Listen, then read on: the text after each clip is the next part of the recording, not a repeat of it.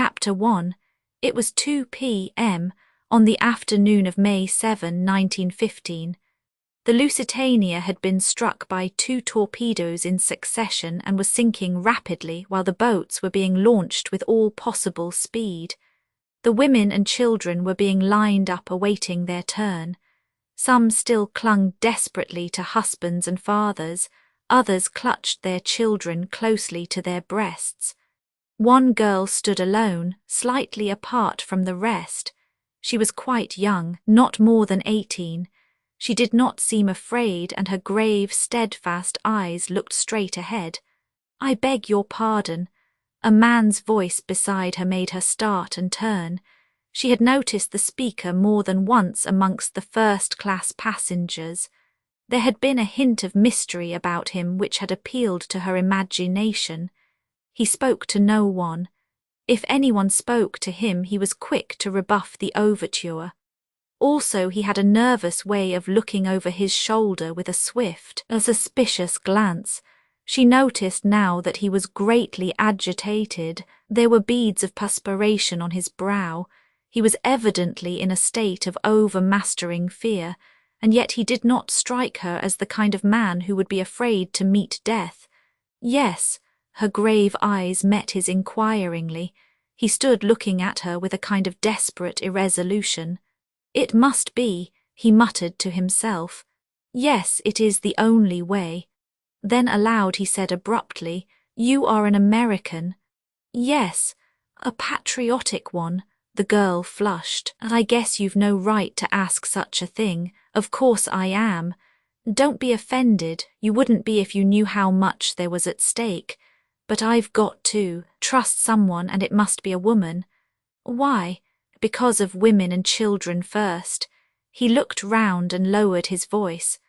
"I'm carrying papers, vitally important papers. They may make all the difference to the Allies in the war, you understand. These papers have got to be saved. They've more chance with you than with me. Will you take them?" The girl held out her hand. "Wait, I must warn you. There may be a risk if I've been followed.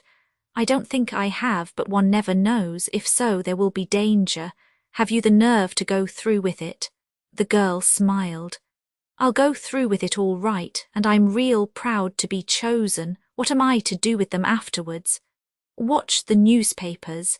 I'll advertise in the personal column of the Times, beginning shipmate. At the end of 3 days, if there's nothing, well, you'll know I'm down and out. Then take the packet to the American embassy and deliver it into the ambassador's own hands. Is that clear?" "Quite clear." "Then be ready, I'm going to say goodbye." He took her hand in his. "Goodbye. Good luck to you," he said in a louder tone. Her hand closed on the oilskin packet that had lain in his palm. The Lusitania settled with a more decided list to starboard. In answer to a quick command, the girl went forward to take her place in the boat. Chapter 2. "Tommy, old thing." "Tuppence, old bean." The 2 young people greeted each other affectionately and momentarily blocked the Dover Street Tube exit in doing so. The adjective old was misleading. Their united ages would certainly not have totaled 45. "Not seen you for simply centuries," continued the young man. "Where are you off to? Come and chew a bun with me. We are getting a bit unpopular here, blocking the gangway as it were. Let's get out of it." The girl assenting, they started walking down Dover Street towards Piccadilly. "Now then," said Tommy, "where shall we go?" The very faint anxiety which underlay his tone did not escape the astute ears of Miss Prudence Cowley, known to her intimate friends for some mysterious reason as Tuppence. She pounced at once. "Tommy, you're stony." "Not a bit of it," declared Tommy unconvincingly. "Rolling in cash." "You always were a shocking liar," said Tuppence severely, "though you did once persuade Sister Greenbank that the doctor had ordered you beer as a tonic but forgotten to write it on the chart. Do you remember?" Tommy chuckled.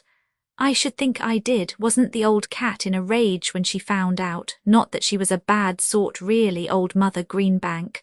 Good old hospital, demobbed like everything else, I suppose. Tuppence sighed.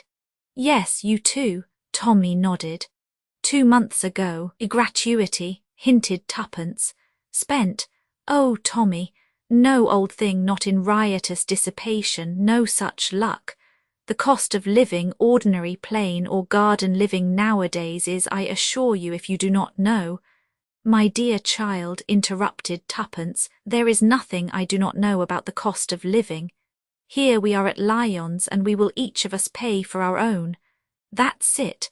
And Tuppence led the way upstairs. The place was full, and they wandered about looking for a table, catching odds and ends of conversation as they did so. And you know, she sat down and cried when I told her she couldn't have the flat after all. It was simply a bargain, my dear, just like the one Mabel Lewis brought from Paris. Funny scraps one does over here, murmured Tommy. I passed 2 Johnnies in the street today talking about someone called Jane Finn. Did you ever hear such a name? But at that moment 2 elderly ladies rose and collected parcels, and Tuppence deftly ensconced herself in one of the vacant seats. Tommy ordered tea and buns. Tuppence ordered tea and buttered toast. And mind the tea comes in separate teapots, she added severely. Tommy sat down opposite her. His bared head revealed a shock of exquisitely slicked-back red hair. His face was pleasantly ugly, nondescript, yet unmistakably the face of a gentleman and a sportsman. His brown suit was well cut, but perilously near the end of its tether. They were an essentially modern-looking couple as they sat there. Tuppence had no claim to beauty, but there was character and charm in the elfin lines of her little face, with its determined chin and large, wide-apart grey eyes that looked mistily out from under straight, black brows. She wore a small bright green toque over her black bobbed hair, and her extremely short and rather shabby skirt revealed a pair of uncommonly dainty ankles. Her appearance presented a valiant attempt at smartness. The tea came at last, and Tuppence, rousing herself from a fit of meditation, poured it out. Now then, said Tommy, taking a large bite of bun, let's get up to date. Remember, I haven't seen you since that time in hospital in 1916. Very well. Tuppence helped herself liberally to buttered toast. Abridged biography of Miss Prudence Cowley, 5th daughter of Archdeacon Cowley of Little Missendell, Suffolk. Miss Cowley left the delights and drudgeries of her home life early in the war and came up to London, where she entered an officers' hospital. First month washed up 648 plates every day. Second month promoted to drying aforesaid plates. Third month promoted to peeling potatoes. Fourth month promoted to cutting bread and butter. 5th month promoted 1 floor up to duties of wardmaid with mop and pail. 6th month promoted to waiting at table. 7th month pleasing appearance and nice manners so striking that am promoted to waiting on the sisters. 8th month slight check in career, Sister Bond 8 Sister Westhaven's egg, Grand Row, wardmaid clearly to blame. Inattention in such important matters cannot be too highly censured. Mop and pail again. How are the mighty fallen?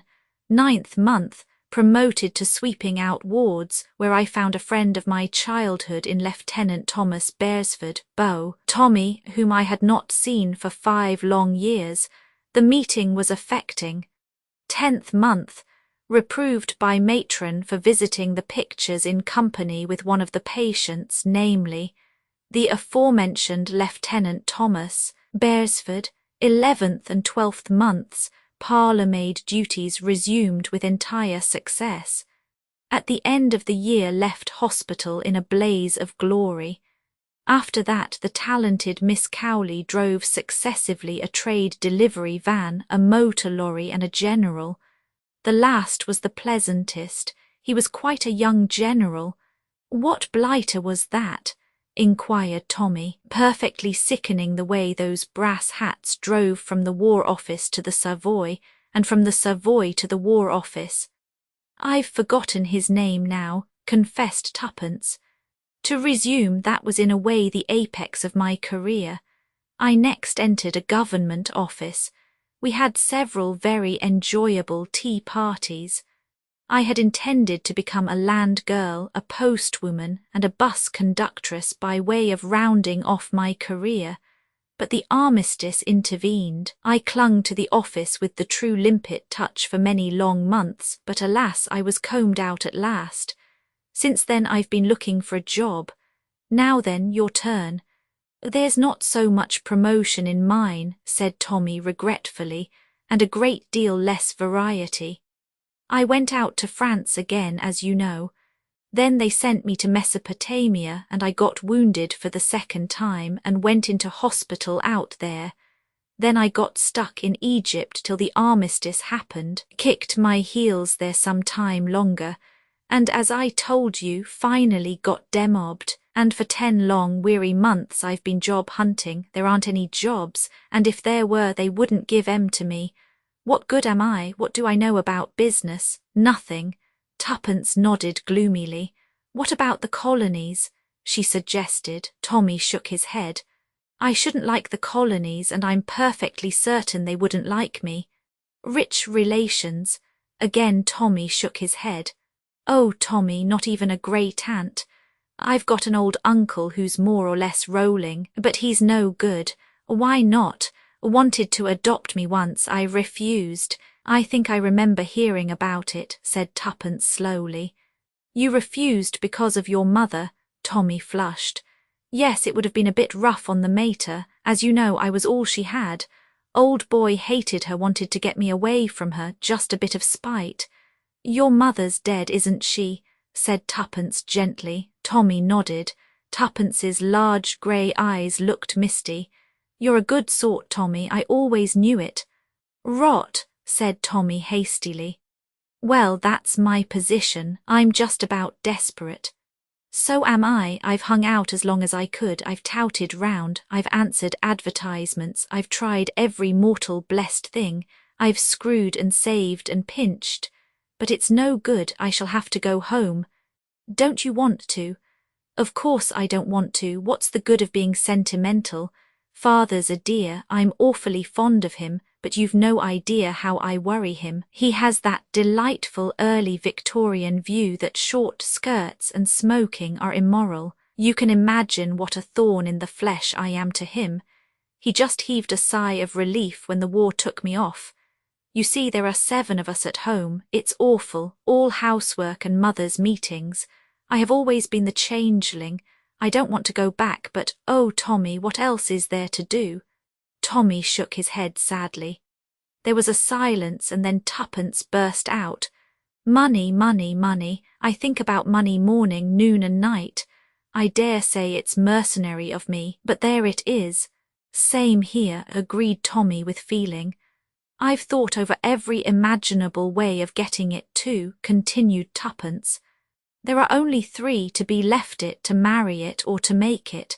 First is ruled out. I haven't got any rich elderly relatives.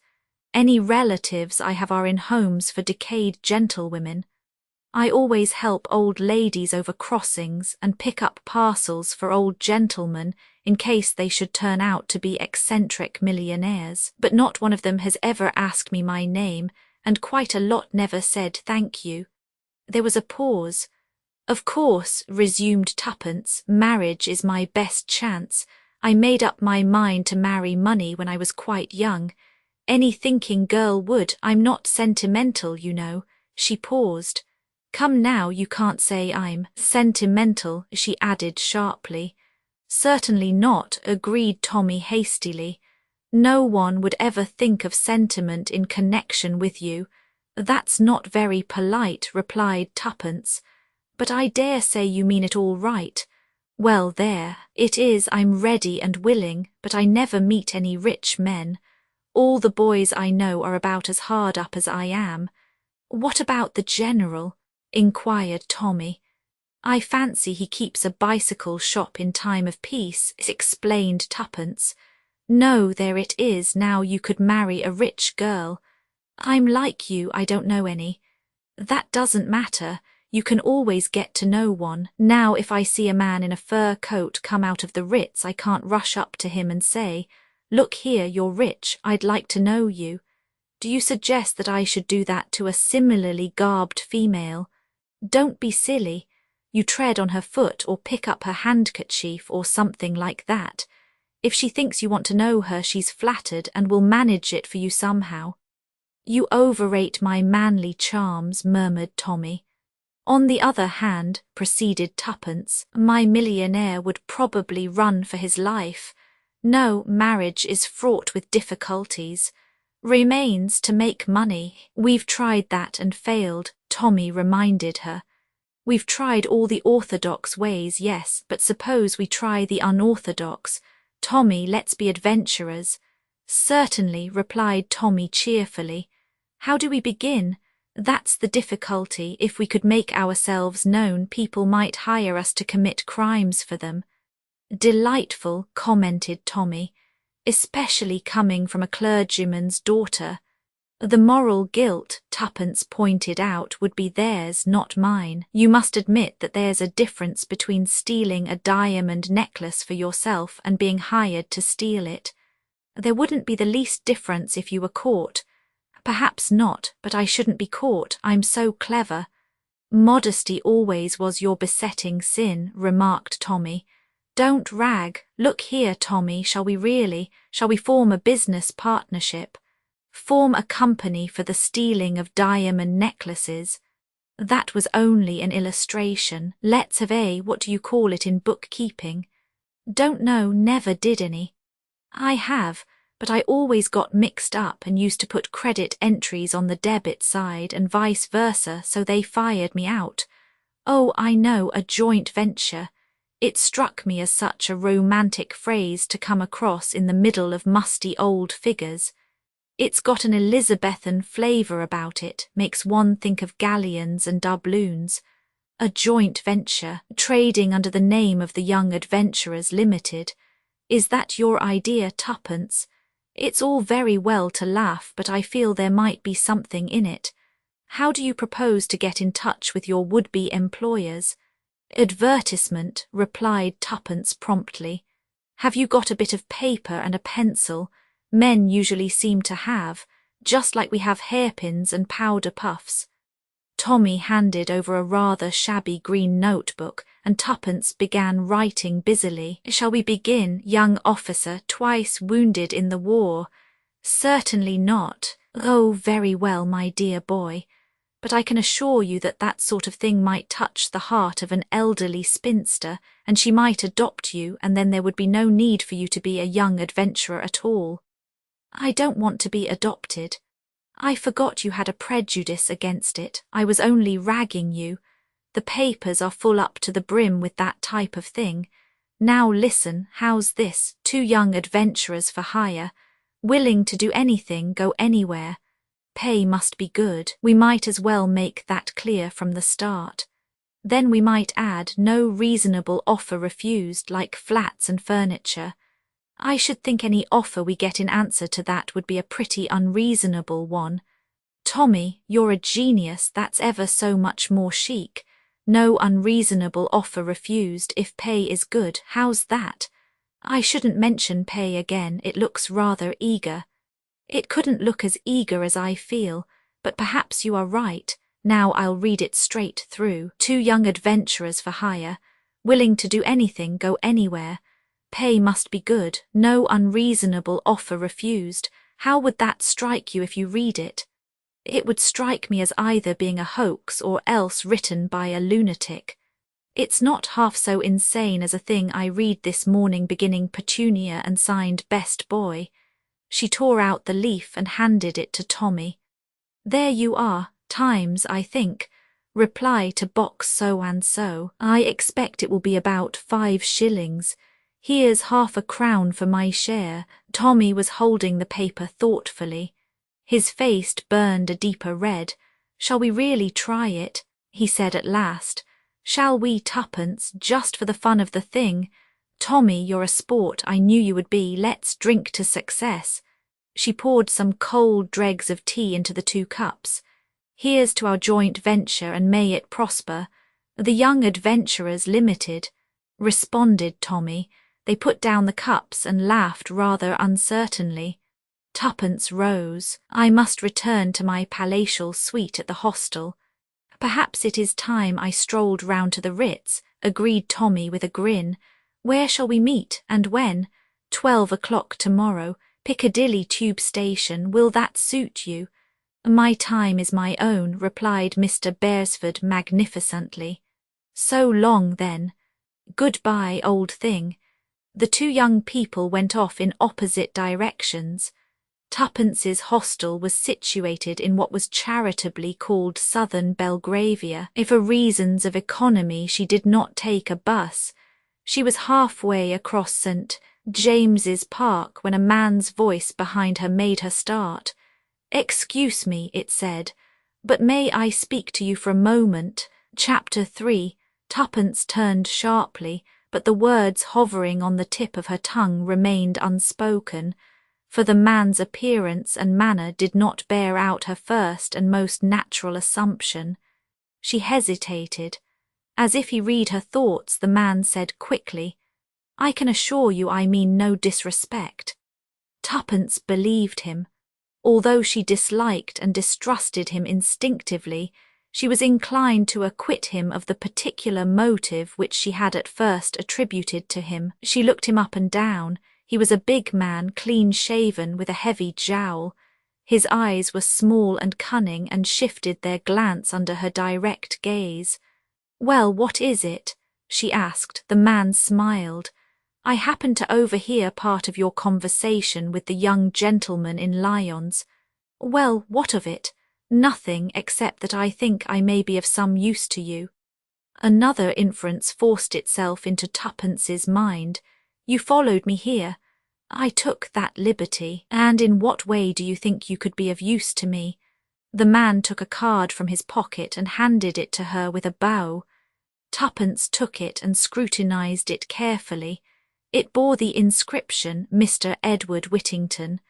Below the name were the words Estonia Glassware Co. and the address of a city office. Mr. Whittington spoke again. If you will call upon me tomorrow morning at 11 o'clock, I will lay the details of my proposition before you.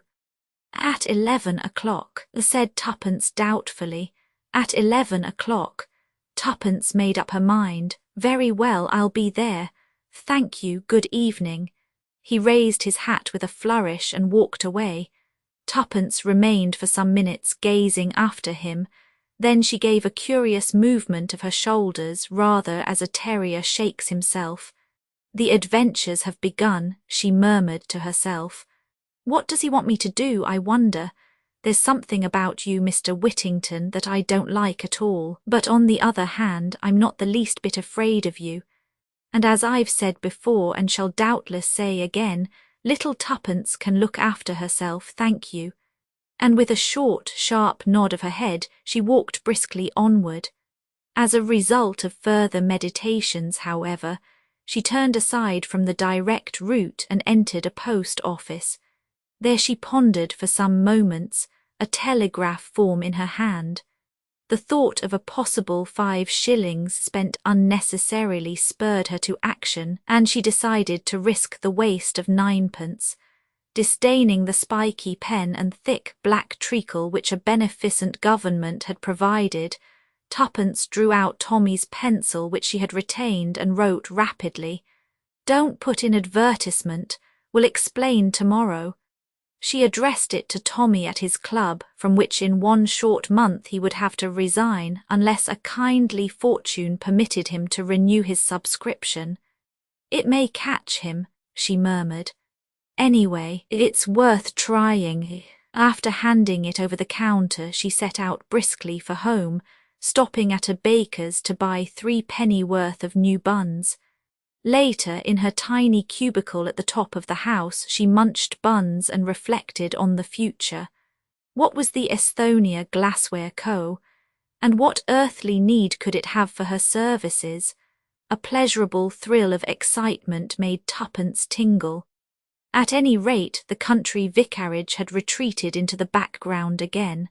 The morrow held possibilities. It was a long time before Tuppence went to sleep that night, and when at length she did, she dreamed that Mr. Whittington had set her to washing up a pile of Esthonia glassware, which bore an unaccountable resemblance to hospital plates. It wanted some 5 minutes to 11 when Tuppence reached the block of buildings in which the offices of the Esthonia Glassware Co. were situated. To arrive before the time would look overeager, so Tuppence decided to walk to the end of the street and back again. She did so. On the stroke of 11 she plunged into the recesses of the building. The Esthonia Glassware Co. was on the top floor. There was a lift, but Tuppence chose to walk up.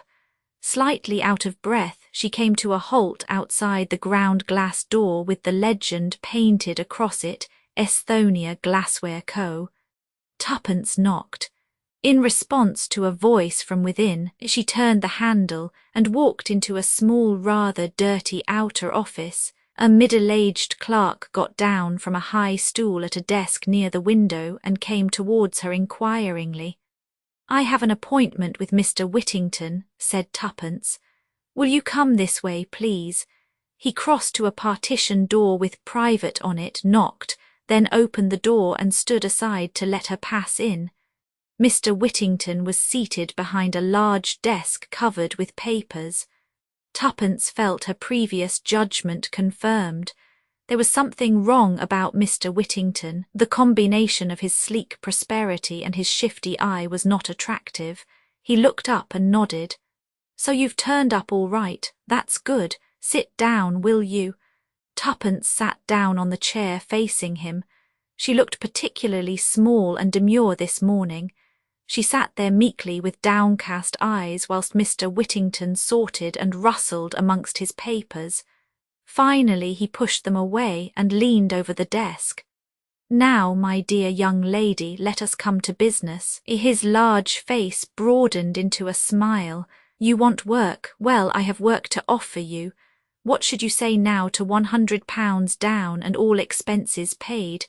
Mr. Whittington leaned back in his chair and thrust his thumbs into the armholes of his waistcoat. Tuppence eyed him warily. "And the nature of the work?" she demanded. "Nominal, purely nominal, a pleasant trip, that is all." "Where to?" Mr. Whittington smiled again. "Paris." "Oh," said Tuppence thoughtfully. To herself she said, "Of course, if father heard that he would have a fit. But somehow I don't see Mr. Whittington in the role of the gay deceiver." "Yes," continued Whittington, "what could be more delightful? To put the clock back a few years, a very few I am sure, and re-enter one of those charming pensionnats de jeunes fills with which Paris abounds." Tuppence interrupted him. "A pensionnat. Exactly. Madame Colombia's in the Avenue de Neuilly." Tuppence knew the name well. Nothing could have been more select. She had had several American friends there. She was more than ever puzzled. "You want me to go to Madame Colombia's? For how long?"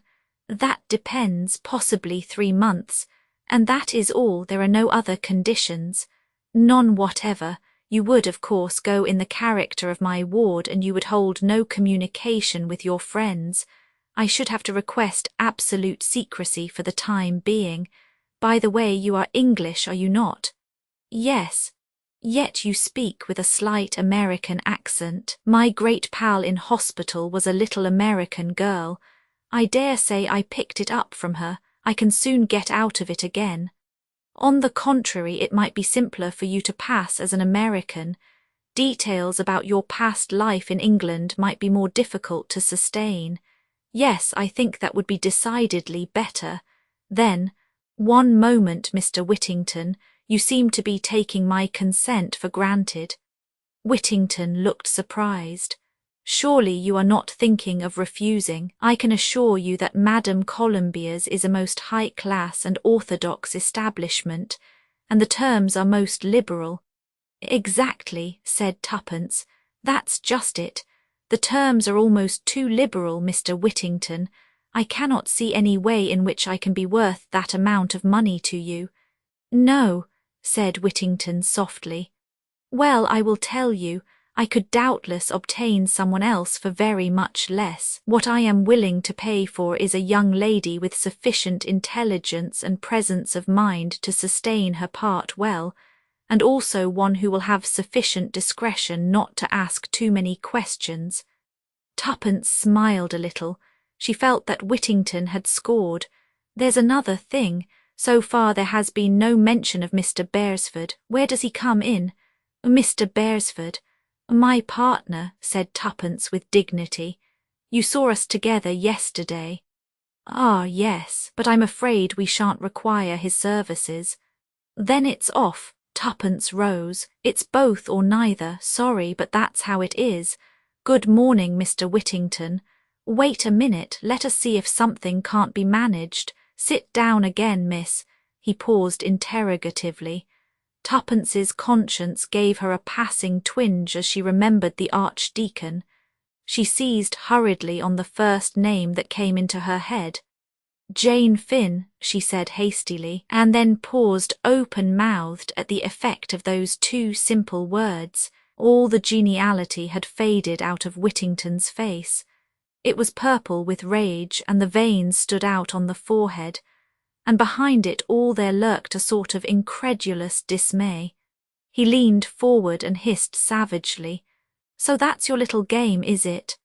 Tuppence, though utterly taken aback, nevertheless kept her head. She had not the faintest comprehension of his meaning, but she was naturally quick-witted, and felt it imperative to keep her end up, as she phrased it. Whittington went on. Been playing with me, have you, all the time, like a cat and mouse? Knew all the time what I wanted you for, but kept up the comedy. Is that it, eh? He was cooling down. The red colour was ebbing out of his face. He eyed her keenly. Who's been blabbing, Rita? Tuppence shook her head. She was doubtful as to how long she could sustain this illusion, but she realised the importance of not dragging an unknown Rita into it. No, she replied with perfect truth. Rita knows nothing about me. His eyes still bored into her like gimlets. How much do you know? He shot out. Very little indeed, answered Tuppence, and was pleased to note that Whittington's uneasiness was augmented instead of allayed. To have boasted that she knew a lot might have raised doubts in his mind. Anyway, snarled Whittington, you knew enough to come in here and plump out that name. It might be my own name, Tuppence pointed out. It's likely, isn't it? Then there would be two girls with a name like that. Or I might just have hit upon it by chance, continued Tuppence, intoxicated with the success of truthfulness. Mr. Whittington brought his fist down upon the desk with a bang. Quit fooling, how much do you know? And how much do you want? The last 5 words took Tuppence's fancy mightily, especially after a meagre breakfast and a supper of buns the night before. Her present part was of the adventuress rather than the adventurous order, but she did not deny its possibilities. She sat up and smiled with the air of one who has the situation thoroughly well in hand. My dear Mr. Whittington, she said, let us by all means lay our cards upon the table, and pray do not be so angry. You heard me say yesterday that I propose to live by my wits. It seems to me that I have now proved I have some wits to live by. I admit I have knowledge of a certain name, but perhaps my knowledge ends there. Yes, and perhaps it doesn't, snarled Whittington. You insist on misjudging me, said Tuppence, and sighed gently. As I said once before, said Whittington angrily, quit fooling and come to the point. You can't play the innocent with me. You know a great deal more than you're willing to admit. Tuppence paused a moment to admire her own ingenuity and then said softly, I shouldn't like to contradict you, Mr. Whittington. So we come to the usual question, how much? Tuppence was in a dilemma. So far she had fooled Whittington with complete success, but to mention a palpably impossible sum might awaken his suspicions. An idea flashed across her brain. Suppose we say a little something down and a fuller discussion of the matter later. Whittington gave her an ugly glance. Blackmail, eh? Tuppence smiled sweetly. Oh no, shall we say payment of services in advance? Whittington grunted. You see, explained Tuppence still sweetly, I'm so very fond of money. You're about the limit, that's what you are, growled Whittington with a sort of unwilling admiration. You took me in all right. Thought you were quite a meek little kid with just enough brains for my purpose. Life, moralized Tuppence, is full of surprises. All the same, continued Whittington, someone's been talking. You say it isn't Rita, was it? Oh, come in. The clerk followed his discreet knock into the room and laid a paper at his master's elbow. Telephone message just come for you, sir. Whittington snatched it up and read it. A frown gathered on his brow. That'll do, Brown, you can go. The clerk withdrew, closing the door behind him. Whittington turned to Tuppence. Come tomorrow at the same time. I'm busy now. Here's 50 to go on with. He rapidly sorted out some notes and pushed them across the table to Tuppence, then stood up, obviously impatient for her to go. The girl counted the notes in a business-like manner, secured them in her handbag, and rose. Good morning, Mr. Whittington, she said politely. At least au revoir, I should say. Exactly, au revoir. Whittington looked almost genial again, a reversion that aroused in Tuppence a faint misgiving. Au revoir, my clever and charming young lady. Tuppence sped lightly down the stairs. A wild elation possessed her. A neighbouring clock showed the time to be 5 minutes to 12. Let's give Tommy a surprise, murmured Tuppence and hailed a taxi. The cab drew up outside the tube station. Tommy was just within the entrance. His eyes opened to their fullest extent as he hurried forward to assist Tuppence to alight. She smiled at him affectionately and remarked in a slightly affected voice, "Pay the thing, will you, old bean? I've got nothing smaller than a £5 note." Chapter 4. The moment was not quite so triumphant as it ought to have been. To begin with, the resources of Tommy's pockets were somewhat limited. In the end the fare was managed, the lady recollecting a plebeian twopence, and the driver, still holding the varied assortment of coins in his hand, was prevailed upon to move on, which he did after one last hoarse demand as to what the gentleman thought he was giving him.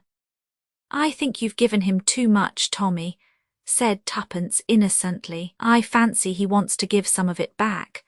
It was possibly this remark which induced the driver to move away. "Well," said Mr. Beresford, at length able to relieve his feelings, "what the dickens did you want to take a taxi for?" "I was afraid I might be late and keep you waiting," said Tuppence gently. "Afraid you might be late? Oh Lord, I give it up," said Mr. Beresford. "And really and truly," continued Tuppence, opening her eyes very wide, "I haven't got anything smaller than a £5 note. You did that part of it very well, old bean, but all the same the fellow wasn't taken in, not for a moment." "No," said Tuppence thoughtfully, "he didn't believe it. That's the curious part about speaking the truth. No one does believe it. I found that out this morning. Now let's go to lunch. How about the Savoy?" Tommy grinned. "How about the Ritz?" "On second thoughts, I prefer the Piccadilly. It's nearer. We shan't have to take another taxi. Come along. Is this a new brand of humour, or is your brain really unhinged?" inquired Tommy. "Your last supposition is the correct one. I have come into money and the shock has been too much for me. For that particular form of mental trouble an eminent physician recommends unlimited hors d'oeuvre, lobster à l'américaine, chicken Newburg and Peach Melba. Let's go and get them." Tuppence, old girl, what has really come over you? Oh, unbelieving one. Tuppence wrenched open her bag. Look here and here and here. Great Jehoshaphat, my dear girl, don't wave fishers aloft like that. They are not fishers. They are 5 times better than fishers, and this one's 10 times better. Tommy groaned. I must have been drinking unawares. Am I dreaming, Tuppence, or do I really behold a large quantity of £5 notes being waved about in a dangerous fashion? Even so, O King, now will you come and have lunch? I'll come anywhere. But what have you been doing? Holding up a bank? All in good time. What an awful place Piccadilly Circus is. There's a huge bus bearing down on us. It would be too terrible if they killed the £5 notes. Grill room? Inquired Tommy as they reached the opposite pavement in safety. The others more expensive, demurred Tuppence. That's mere wicked wanton extravagance.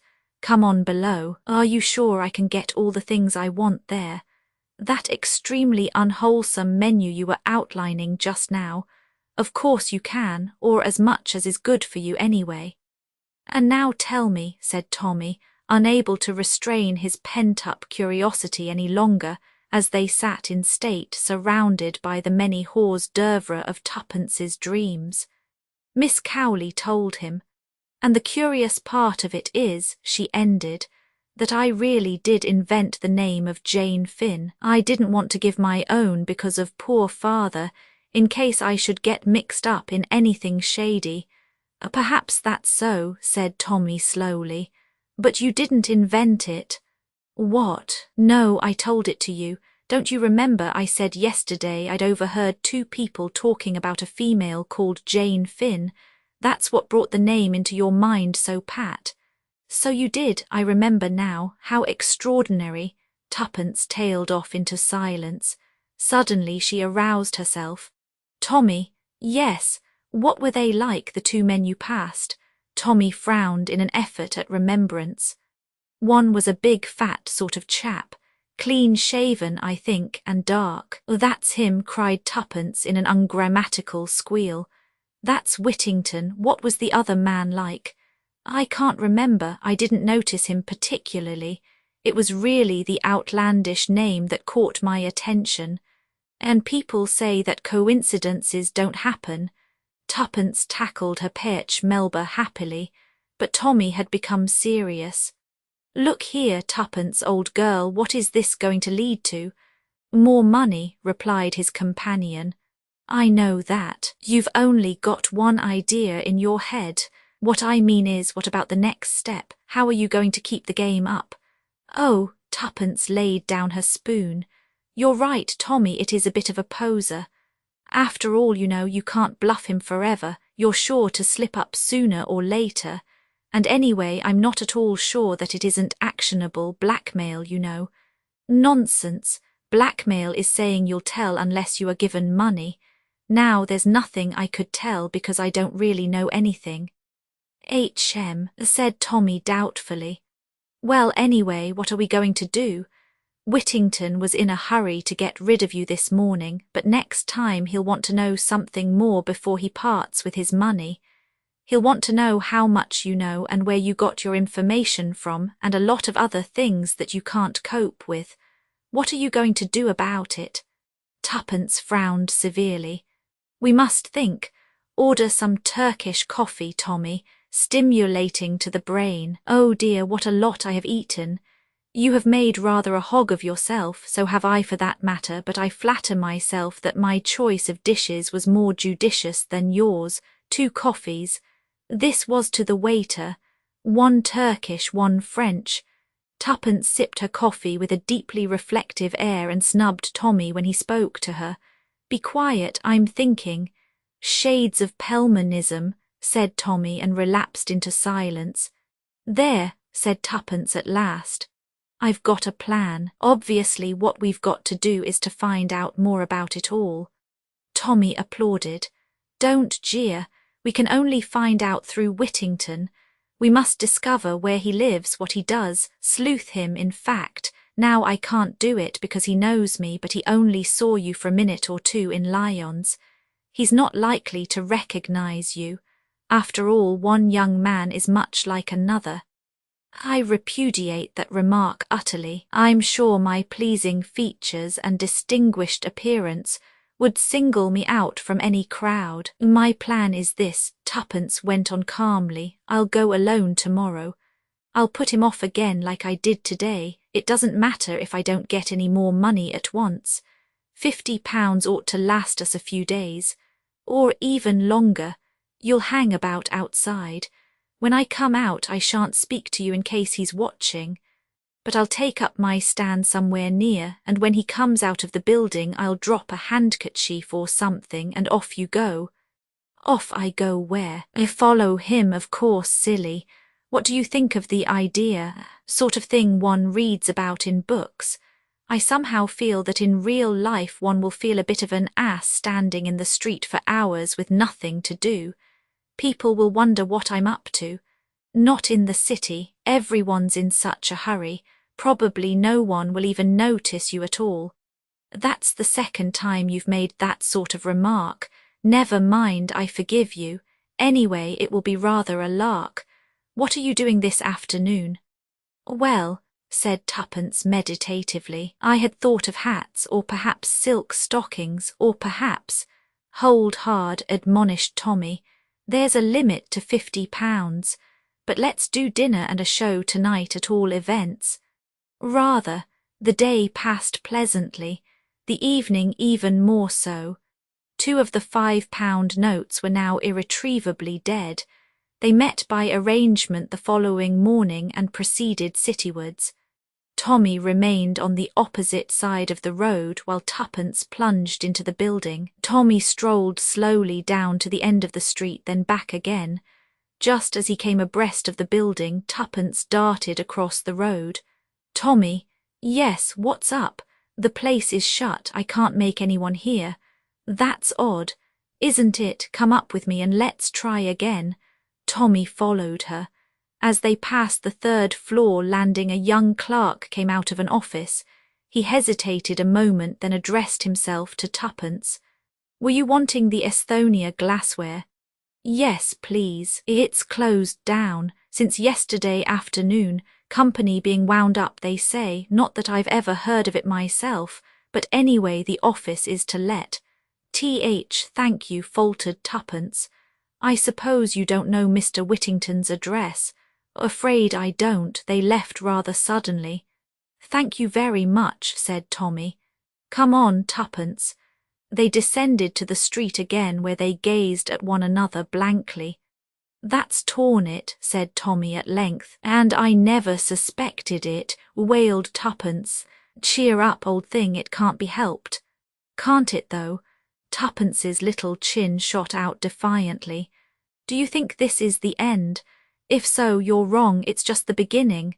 The beginning of what? Of our adventure. Tommy, don't you see, if they are scared enough to run away like this, it shows that there must be a lot in this Jane business. Well, we'll get to the bottom of it. We'll run them down. We'll be sleuths in earnest. Yes, but there's no one left to sleuth. No, that's why we'll have to start all over again. Lend me that bit of pencil. Thanks. Wait a minute, don't interrupt. There. Tuppence handed back the pencil and surveyed the piece of paper on which she had written with a satisfied eye. What's that? Advertisement. You're not going to put that thing in after all. No, it's a different one. She handed him the slip of paper. Tommy read the words on it aloud. Wanted any information respecting Jane Finn? Apply YA. Chapter 5. The next day passed slowly. It was necessary to curtail expenditure. Carefully husbanded £40 will last a long time. Luckily the weather was fine and walking is cheap, dictated Tuppence. An outlying picture house provided them with recreation for the evening. The day of disillusionment had been a Wednesday. On Thursday the advertisement had duly appeared. On Friday letters might be expected to arrive at Tommy's rooms. He had been bound by an honourable promise not to open any such letters if they did arrive, but to repair to the National Gallery, where his colleague would meet him at 10 o'clock. Tuppence was first at the rendezvous. She ensconced herself on a red velvet seat and gazed at the Turners with unseeing eyes until she saw the familiar figure enter the room. "Well, well," returned Mr. Beresford provokingly, "which is your favourite picture? Don't be a wretch. Aren't there any answers?" Tommy shook his head with a deep and somewhat overacted melancholy. "I didn't want to disappoint you, old thing, by telling you right off. It's too bad, good money wasted." He sighed. "Still, there it is, the advertisement has appeared and there are only 2 answers." "Tommy, you devil," almost screamed Tuppence. "Give them to me, how could you be so mean?" "Your language, Tuppence, your language, they're very particular at the National Gallery. Government show, you know, and do remember, as I have pointed out to you before, that as a clergyman's daughter, I ought to be on the stage," finished Tuppence with a snap. "That is not what I intended to say. But if you are sure that you have enjoyed to the full the reaction of joy after despair with which I have kindly provided you free of charge, let us get down to our mail, as the saying goes." Tuppence snatched the 2 precious envelopes from him unceremoniously and scrutinized them carefully. "Thick paper, this one. It looks rich. We'll keep it to the last and open the other first. Right you are. 1, 2, 3, go." Tuppence's little thumb ripped open the envelope and she extracted the contents. "Dear Sir, referring to your advertisement in this morning's paper, I may be able to be of some use to you.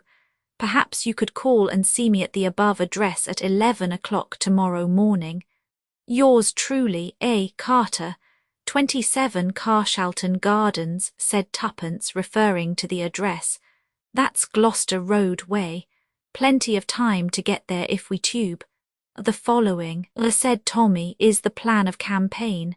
It is my turn to assume the offensive. Ushered into the presence of Mr. Carter, he and I wish each other good morning as is customary. He then says, 'Please take a seat, Mr. to which I reply promptly and significantly, 'Edward Whittington,' whereupon Mr. Carter turns purple in the face and gasps out, 'How much?' Pocketing the usual fee of £50, I rejoin you in the road outside, and we proceed to the next address and repeat the performance. Don't be absurd, Tommy. Now for the other letter. Oh, this is from the Ritz. £100 instead of 50. I'll read it. Dear Sir, re your advertisement. I should be glad if you would call round somewhere about lunchtime. Yours truly, Julius P. Hershamer." "Ha," said Tommy. "Do I smell a botch, or only an American millionaire of unfortunate ancestry? At all events we'll call at lunchtime. It's a good time, frequently leads to free food for 2. Tuppence nodded assent. "Now for Carter, we'll have to hurry." Carshalton Terrace proved to be an unimpeachable row of what Tuppence called ladylike-looking houses. They rang the bell at No. 27 and a neat maid answered the door. She looked so respectable that Tuppence's heart sank. Upon Tommy's request for Mr. Carter, she showed them into a small study on the ground floor where she left them. Hardly a minute elapsed, however, before the door opened, and a tall man with a lean hawk-like face and a tired manner entered the room. "Mr. Y, eh?" he said and smiled. His smile was distinctly attractive. "Do sit down, both of you." They obeyed. He himself took a chair opposite to Tuppence and smiled at her encouragingly. There was something in the quality of his smile that made the girl's usual readiness desert her. As he did not seem inclined to open the conversation, Tuppence was forced to begin. "We wanted to know, that is, would you be so kind as to tell us anything you know about Jane Finn?" "Jane Finn? Ah," Mr. Carter appeared to reflect. "Well, the question is, what do you know about her?" Tuppence drew herself up. I don't see that that's got anything to do with it. No, but it has, you know, really it has. He smiled again in his tired way and continued reflectively. So that brings us down to it again. What do you know about Jane Finn? Come now, he continued as Tuppence remained silent. You must know something to have advertised as you did. He leaned forward a little, his weary voice held a hint of persuasiveness. Suppose you tell me. There was something very magnetic about Mr. Carter's personality. Tuppence seemed to shake herself free of it with an effort as she said, We couldn't do that, could we, Tommy? But to her surprise, her companion did not back her up. His eyes were fixed on Mr. Carter, and his tone when he spoke held an unusual note of deference. I dare say the little we know won't be any good to you, sir, but such as it is, you're welcome to it. Tommy, cried out Tuppence in surprise. Mr. Carter slewed round in his chair, his eyes asked a question. Tommy nodded. Yes, sir, I recognised you at once, saw you in France when I was with the intelligence. As soon as you came into the room, I knew. Mr. Carter held up his hand. No names, please, I'm known as Mr. Carter here. It's my cousin's house, by the way. She's willing to lend it to me sometimes when it's a case of working on strictly unofficial lines. Well now, he looked from one to the other. Who's going to tell me the story? Fire ahead, Tuppence, directed Tommy. It's your yarn. Yes, little lady, out with it. And obediently Tuppence did out with it, telling the whole story from the forming of the Young Adventurers, Limited, downwards. Mr. Carter listened in silence with a resumption of his tired manner. Now and then he passed his hand across his lips, as though to hide a smile. When she had finished he nodded gravely. Not much, but suggestive, quite suggestive. If you'll excuse my saying so, you're a curious young couple. I don't know, you might succeed where others have failed. I believe in luck, you know, always have. He paused a moment and then went on. Well, how about it? You're out for adventure. How would you like to work for me? All quite unofficial, you know, expenses paid and a moderate screw. Tuppence gazed at him, her lips parted, her eyes growing wider and wider. What should we have to do? She breathed. Mr. Carter smiled. Just go on with what you're doing now, find Jane Finn. Yes, but who is Jane Finn? Mr. Carter nodded gravely. Yes, you're entitled to know that, I think. He leaned back in his chair, crossed his legs, brought the tips of his fingers together and began in a low monotone. Secret diplomacy, which, by the way, is nearly always bad policy, does not concern you. It will be sufficient to say that in the early days of 1915 a certain document came into being. It was the draft of a secret agreement, treaty, call it what you like. It was drawn up ready for signature by the various representatives and drawn up in America, at that time a neutral country. It was dispatched to England by a special messenger selected for that purpose, a young fellow called Danvers. It was hoped that the whole affair had been kept so secret that nothing would have leaked out. That kind of hope is usually disappointed. Somebody always talks. Danvers sailed for England on the Lusitania. He carried the precious papers in an oilskin packet which he wore next his skin. It was on that particular voyage that the Lusitania was torpedoed and sunk. Danvers was among the list of those missing. Eventually his body was washed ashore and identified beyond any possible doubt.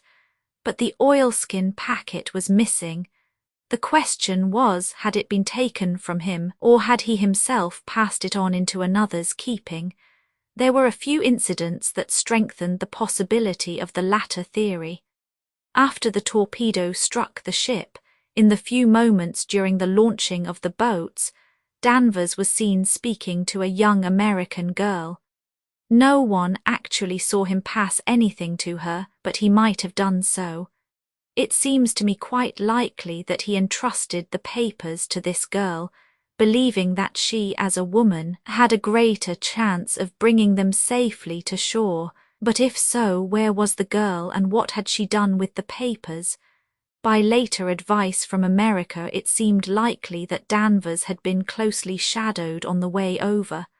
Was this girl in league with his enemies? Or had she, in her turn, been shadowed and either tricked or forced into handing over the precious packet? We set to work to trace her out. It proved unexpectedly difficult. Her name was Jane Finn, and it duly appeared among the list of the survivors, but the girl herself seemed to have vanished completely. Inquiries into her antecedents did little to help us. She was an orphan, and had been what we should call over here a pupil teacher in a small school out west. Her passport had been made out for Paris, where she was going to join the staff of a hospital. She had offered her services voluntarily, and after some correspondence they had been accepted, having seen her name in the list of the saved from the Lusitania. The staff of the hospital were naturally very surprised at her not arriving to take up her billet, and at not hearing from her in any way. Well, every effort was made to trace the young lady, but all in vain. We tracked her across Ireland, but nothing could be heard of her after she set foot in England. No use was made of the draft treaty, as might very easily have been done, and we therefore came to the conclusion that Danvers had, after all, destroyed it. The war entered on another phase, the diplomatic aspect changed accordingly, and the treaty was never redrafted.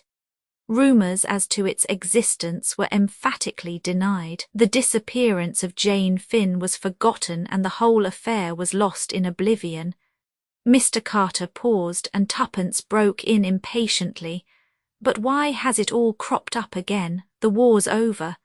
A hint of alertness came into Mr. Carter's manner, because it seems that the papers were not destroyed after all, and that they might be resurrected today with a new and deadly significance. Tuppence stared. Mr. Carter nodded. Yes, 5 years ago that draft treaty was a weapon in our hands. Today it is a weapon against us. It was a gigantic blunder. If its terms were made public, it would mean disaster. It might possibly bring about another war, not with Germany this time. That is an extreme possibility, and I do not believe in its likelihood myself, but that document undoubtedly implicates a number of our statesmen whom we cannot afford to have discredited in any way at the present moment. As a party cry for Labour it would be irresistible, and a Labour government at this juncture would, in my opinion, be a grave disability for British trade, but that is a mere nothing to the real danger. He paused, and then said quietly, "You may perhaps have heard or read that there is Bolshevist influence at work behind the present Labour unrest." Tuppence nodded. "That is the truth. Bolshevist gold is pouring into this country for the specific purpose of procuring a revolution, and there is a certain man, a man whose real name is unknown to us, who is working in the dark for his own ends. The Bolshevists are behind the Labour unrest, but this man is behind the Bolshevists. Who is he? We do not know. He is always spoken of by the unassuming title of Mr. Brown. But one thing is certain, he is the master criminal of this age. He controls a marvellous organisation. Most of the peace propaganda during the war was originated and financed by him. His spies are everywhere." "A naturalised German?" asked Tommy. "On the contrary, I have every reason to believe he is an Englishman. He was pro-German as he would have been pro-Boer. What he seeks to attain we do not know, probably supreme power for himself, of a kind unique in history. We have no clue as to his real personality. It is reported that even his own followers are ignorant of it. Where we have come across his tracks, he has always played a secondary part. Somebody else assumes the chief role, but afterwards we always find that there has been some nonentity, a servant or a clerk who has remained in the background unnoticed, and that the elusive Mr. Brown has escaped us once more. Oh, Tuppence jumped. I wonder. Yes, I remember in Mr. Whittington's office. The clerk, he called him Brown. You don't think? Carter nodded thoughtfully. Very likely. A curious point is that the name is usually mentioned. An idiosyncrasy of genius. Can you describe him at all? I really didn't notice. He was quite ordinary, just like anyone else. Mr. Carter sighed in his tired manner. That is the invariable description of Mr. Brown. Brought a telephone message to the man Whittington, did he? Notice a telephone in the outer office. Tuppence thought. No, I don't think I did. Exactly. That message was Mr. Brown's way of giving an order to his subordinate.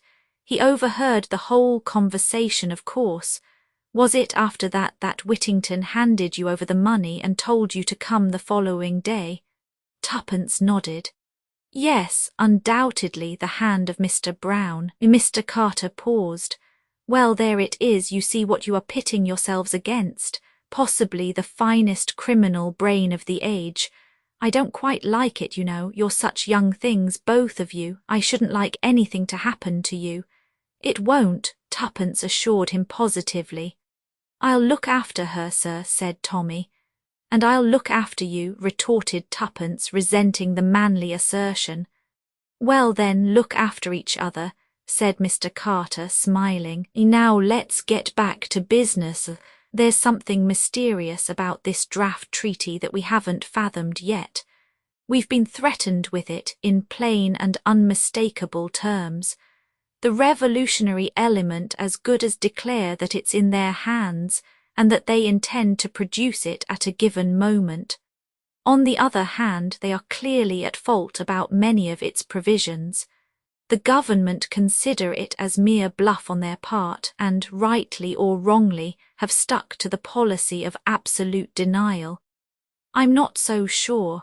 There have been hints, indiscreet allusions that seem to indicate that the menace is a real one. The position is much as though they had got hold of an incriminating document but couldn't read it because it was in cipher. But we know that the draft treaty wasn't in cipher, couldn't be in the nature of things, so that won't wash. But there's something. Of course, Jane Finn may be dead for all we know, but I don't think so. The curious thing is that they are trying to get information about the girl from us. What? Yes, one or two little things have cropped up, and your story, little lady, confirms my idea. They know we are looking for Jane Finn. Well, they'll produce a Jane Finn of their own, say at a pensionnat in Paris. Tuppence gasped and Mr. Carter smiled. No one knows in the least what she looks like, so that's all right. She's primed with a trumped-up tale, and her real business is to get as much information as possible out of us. See the idea? Then you think, Tuppence paused to grasp the supposition fully, that it was as Jane Finn that they wanted me to go to Paris. Mr. Carter smiled more wearily than ever. I believe in coincidences, you know, he said. Chapter 6. Well, said Tuppence, recovering herself, it really seems as though it were meant to be. Carter nodded. I know what you mean. I'm superstitious myself. Luck and all that sort of thing. Fate seems to have chosen you out to be mixed up in this. Tommy indulged in a chuckle. My word, I don't wonder Whittington got the wind up when Tuppence plumped out that name. I should have myself. But look here, sir, we are taking up an awful lot of your time. Have you any tips to give us before we clear out? I think not. My experts working in stereotyped ways have failed. You will bring imagination and an open mind to the task. Don't be discouraged if that too does not succeed. For one thing, there is a likelihood of the pace being forced. Tuppence frowned uncomprehendingly. When you had that interview with Whittington, they had time before them. I have information that the big coup was planned for early in the new year, but the government is contemplating legislative action which will deal effectually with the strike menace. They'll get wind of it soon if they haven't already, and it's possible that that may bring things to a head. I hope it will myself. The less time they have to mature their plans, the better. I'm just warning you that you haven't much time before you and that you needn't be cast down if you fail. It's not an easy proposition anyway. That's all. Tuppence rose. I think we ought to be businesslike. What exactly can we count upon you for, Mr. Carter? Mr. Carter's lips twitched slightly, but he replied succinctly, funds within reason, detailed information on any point, and no official recognition. I mean that if you get yourselves into trouble with the police, I can't officially help you out of it. You're on your own. Tuppence nodded sagely. I quite understand that. I'll write out a list of the things I want to know when I've had time to think. Now, about money. Yes, Miss Tuppence. Do you want to say how much? Not exactly. We've got plenty to go with for the present, but when we want more, it will be waiting for you. Yes, but I'm sure I don't want to be rude about the government if you've got anything to do with it, but you know one really has the devil of a time getting anything out of it. And if we have to fill up a blue form and send it in, and then, after 3 months, they send us a green one and so on, well, that won't be much use, will it? Mr. Carter laughed outright. Don't worry, Miss Tuppence. You will send a personal demand to me here, and the money in notes shall be sent by return of post. As to salary, shall we say at the rate of 300 a year, and an equal sum for Mr. Beresford, of course. Tuppence beamed upon him. How lovely, you are kind. I do love money. I'll keep beautiful accounts of our expenses, all debit and credit, and the balance on the right side, and red line drawn sideways with the totals the same at the bottom. I really know how to do it when I think. I'm sure you do. Well, goodbye and good luck to you both. He shook hands with them, and in another minute they were descending the steps of 27 Carshalton Terrace with their heads in a whirl. Tommy, tell me at once who is Mr. Carter. Tommy murmured a name in her ear. Oh, said Tuppence, impressed, and I can tell you, old bean, he's IT. Oh, said Tuppence again. Then she added reflectively, I like him, don't you? He looks so awfully tired and bored, and yet you feel that underneath he's just like steel, all keen and flashing. Oh, she gave a skip. Pinch me, Tommy, do pinch me. I can't believe it's real. Mr. Beresford obliged. Oh, that's enough. Yes, we're not dreaming. We've got a job. And what a job. The joint venture has really begun. It's more respectable than I thought it would be, said Tuppence thoughtfully. Luckily I haven't got your craving for crime. What time is it? Let's have lunch. Oh, the same thought sprang to the minds of each. Tommy voiced it first. Julius P. Hershamer. We never told Mr. Carter about hearing from him. Well, there wasn't much to tell, not till we've seen him. Come on, we'd better take a taxi. Now who's being extravagant? All expenses paid, remember. Hop in. At any rate, we shall make a better effect arriving this way, said Tuppence, leaning back luxuriously. I'm sure blackmailers never arrive in buses. We've ceased being blackmailers, Tommy pointed out. I'm not sure I have, said Tuppence darkly. On inquiring for Mr. Hershamer, they were at once taken up to his suite. An impatient voice cried, Come in answer to the page boy's knock, and the lad stood aside to let them pass in. Mr. Julius P. Hershamer was a great deal younger than either Tommy or Tuppence had pictured him. The girl put him down as 35. He was of middle height and squarely built to match his jaw. His face was pugnacious but pleasant. No one could have mistaken him for anything but an American, though he spoke with very little accent. Get my note, sit down and tell me right away all you know about my cousin. Your cousin? Sure thing, Jane Finn. Is she your cousin? My father and her mother were brother and sister, explained Mr. Hershamer meticulously. Oh, cried Tuppence, then you know where she is. No, Mr. Hershamer brought down his fist with a bang on the table. I'm darned if I do, don't you? We advertise to receive information, not to give it, said Tuppence severely. I guess I know that, I can read, but I thought maybe it was her back history you were after and that you'd know where she was now. Well, we wouldn't mind hearing her back history, said Tuppence guardedly, but Mr. Hershamer seemed to grow suddenly suspicious. See here, he declared, this isn't Sicily, no demanding ransom or threatening to crop her ears if I refuse. These are the British Isles, so quit the funny business, or I'll just sing out for that beautiful big British policeman I see out there in Piccadilly.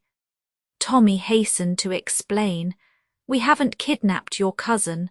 On the contrary, we are trying to find her. We're employed to do so. Mr. Hershamer leant back in his chair.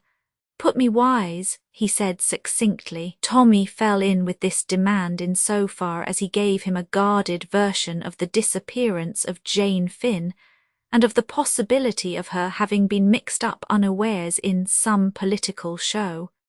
He alluded to Tuppence and himself as private inquiry agents commissioned to find her, and added that they would therefore be glad of any details Mr. Hershamer could give them. That gentleman nodded approval. I guess that's all right. I was just a mite hasty, but London gets my goat. I only know little old New York. Just trot out your questions and I'll answer. For the moment this paralysed the young adventurers, but Tuppence, recovering herself, plunged boldly into the breach with a reminiscence culled from detective fiction. When did you last see the Dissay, your cousin, I mean? Never seen her, responded Mr. Hershamer. What? Demanded Tommy, astonished. Hershamer turned to him. No, sir. As I said before, my father and her mother were brother and sister, just as you might be. Tommy did not correct this view of their relationship, but they didn't always get on together. And when my aunt made up her mind to marry Amos Finn, who was a poor school teacher out west, my father was just mad. Said if he made his pile, as he seemed in a fair way to do, she'd never see a cent of it. Well, the upshot was that Aunt Jane went out west and we never heard from her again. The old man did pile it up. He went into oil, and he went into steel, and he played a bit with railroads, and I can tell you he made Wall Street sit up. He paused, then he died last fall and I got the dollars. Well, would you believe it, my conscience got busy, kept knocking me up and saying, what about your Aunt Jane way out west? It worried me some.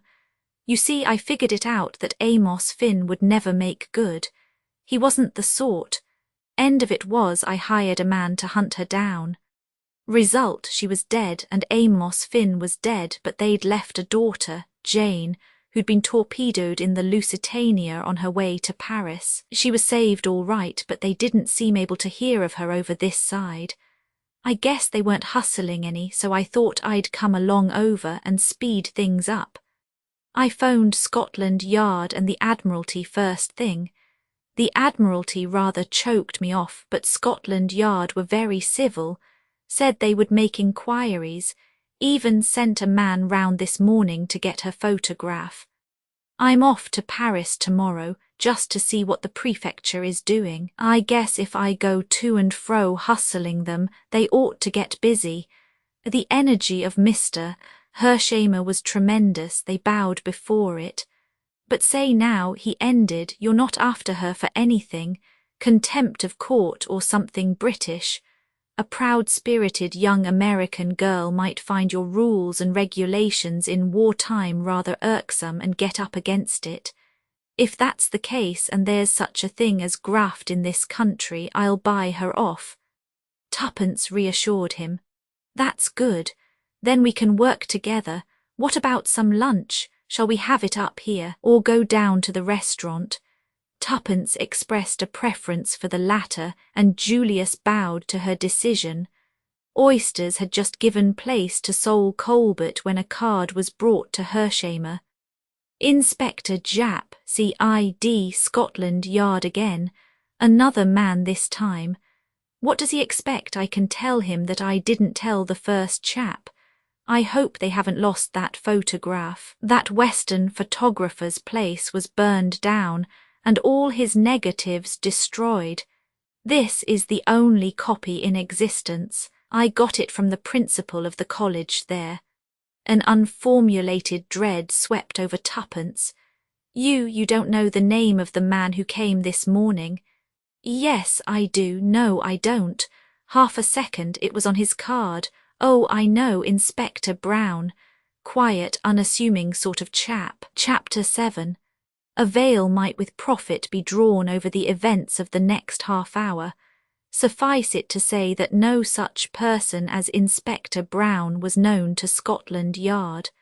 The photograph of Jane Finn, which would have been of the utmost value to the police in tracing her, was lost beyond recovery. Once again, Mr. Brown had triumphed. The immediate result of this setback was to effect a rapprochement between Julius Hersheimer and the young adventurers. All barriers went down with a crash, and Tommy and Tuppence felt they had known the young American all their lives. They abandoned the discreet reticence of private inquiry agents and revealed to him the whole history of the joint venture, whereat the young man declared himself tickled to death. He turned to Tuppence at the close of the narration. I've always had a kind of idea that English girls were just a mite moss-grown. Old-fashioned and sweet, you know, but scared to move round without a footman or a maiden aunt. I guess I'm a bit behind the times. The upshot of these confidential relations was that Tommy and Tuppence took up their abode forthwith at the Ritz in order, as Tuppence put it, to keep in touch with Jane Finn's only living relation. And put like that, she added confidentially to Tommy, nobody could boggle at the expense. Nobody did, which was the great thing. And now, said the young lady on the morning after their installation, to work. Mr. Beresford put down the Daily Mail, which he was reading, and applauded with somewhat unnecessary vigour. He was politely requested by his colleague not to be an ass. Dash it all, Tommy, we've got to do something for our money. Tommy sighed. Yes, I fear even the dear old government will not support us at the Ritz in idleness for ever. Therefore, as I said before, we must do something. Well, said Tommy, picking up the Daily Mail again, do it. I shan't stop you. You see, continued Tuppence, I've been thinking. She was interrupted by a fresh bout of applause. It's all very well for you to sit there being funny, Tommy. It would do you no harm to do a little brain work too. My union, Tuppence, my union, it does not permit me to work before 11 a.m. Tommy, do you want something thrown at you? It is absolutely essential that we should without delay map out a plan of campaign. Hear, hear. Well, let's do it. Tommy laid his paper finally aside. There's something of the simplicity of the truly great mind about you, Tuppence. Fire ahead. I'm listening. To begin with, said Tuppence, what have we to go upon? Absolutely nothing, said Tommy cheerily. Wrong. Tuppence wagged an energetic finger. We have two distinct clues. What are they? First clue, we know one of the gang. Whittington. Yes, I'd recognise him anywhere. Said Tommy doubtfully. I don't call that much of a clue. You don't know where to look for him. And it's about 1,000 to 1 against your running against him by accident. I'm not so sure about that, replied Tuppence thoughtfully. I've often noticed that once coincidences start happening, they go on happening in the most extraordinary way. I dare say it's some natural law that we haven't found out. Still, as you say, we can't rely on that. But there are places in London where simply everyone is bound to turn up sooner or later. Piccadilly Circus, for instance. One of my ideas was to take up my stand there every day with a tray of flags. What about meals? Inquired the practical Tommy. How like a man, what does mere food matter? That's all very well, you've just had a thundering good breakfast. No one's got a better appetite than you have, tuppence, and by tea time you'd be eating the flags, pins and all. But honestly, I don't think much of the idea. Whittington mayn't be in London at all. That's true. Anyway, I think Cluno, too, is more promising. Let's hear it. It's nothing much, only a Christian name, Rita. Whittington mentioned it that day. Are you proposing a third advertisement? Wanted female crook answering to the name of Rita. I am not. I propose to reason in a logical manner. That man Danvers was shadowed on the way over, wasn't he?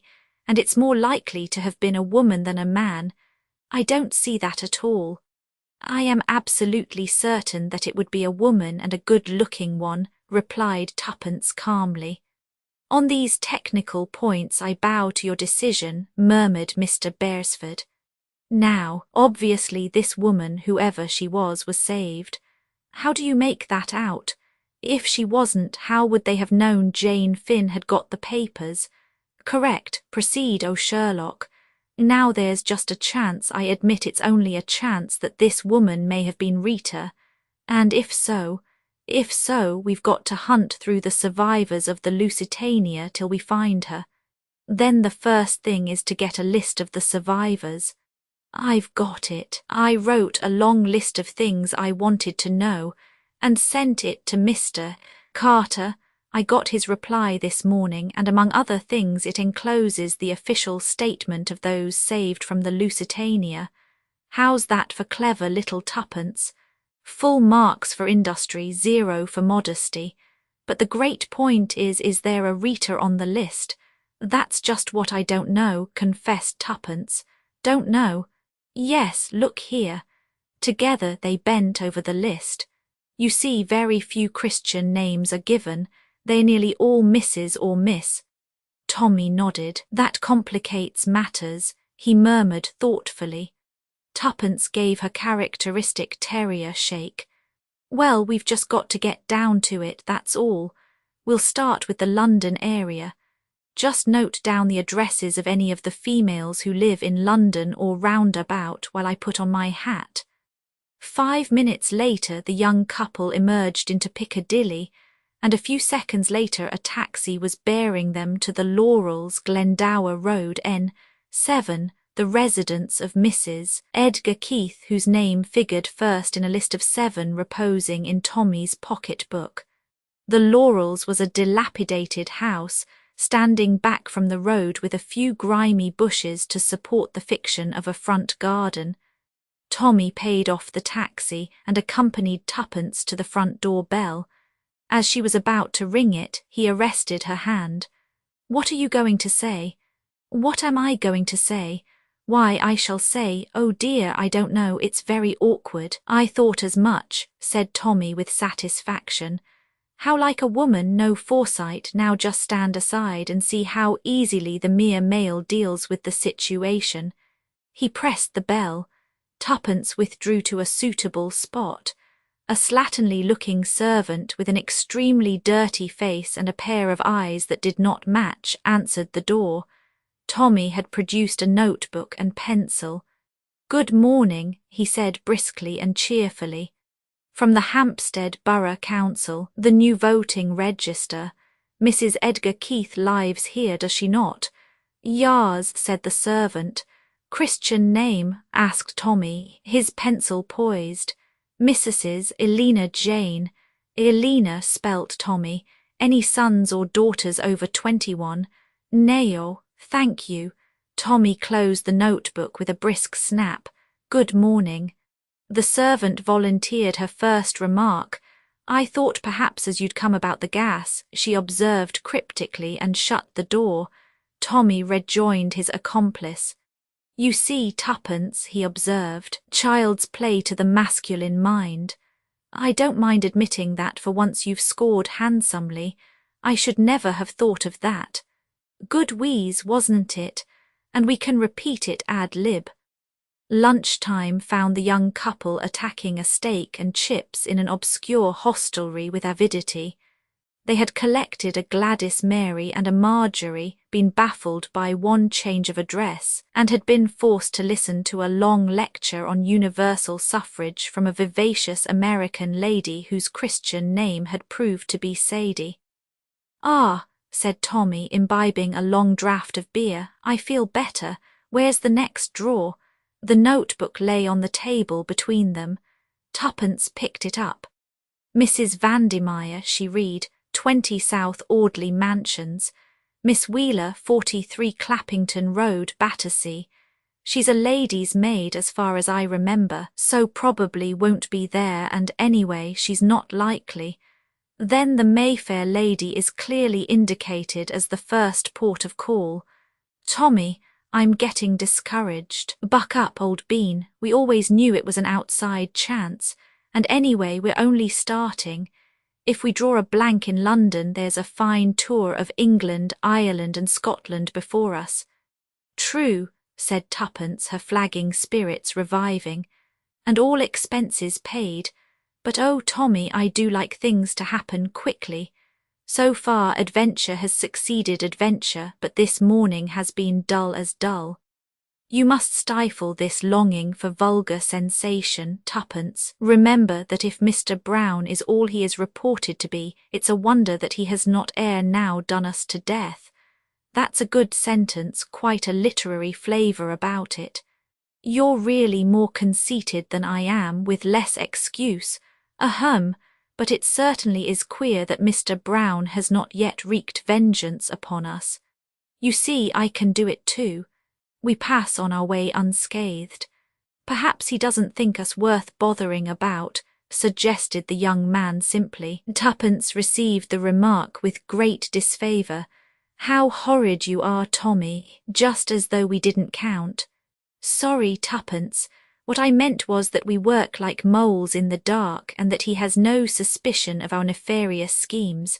"Ha ha, ha ha," echoed Tuppence approvingly as she rose.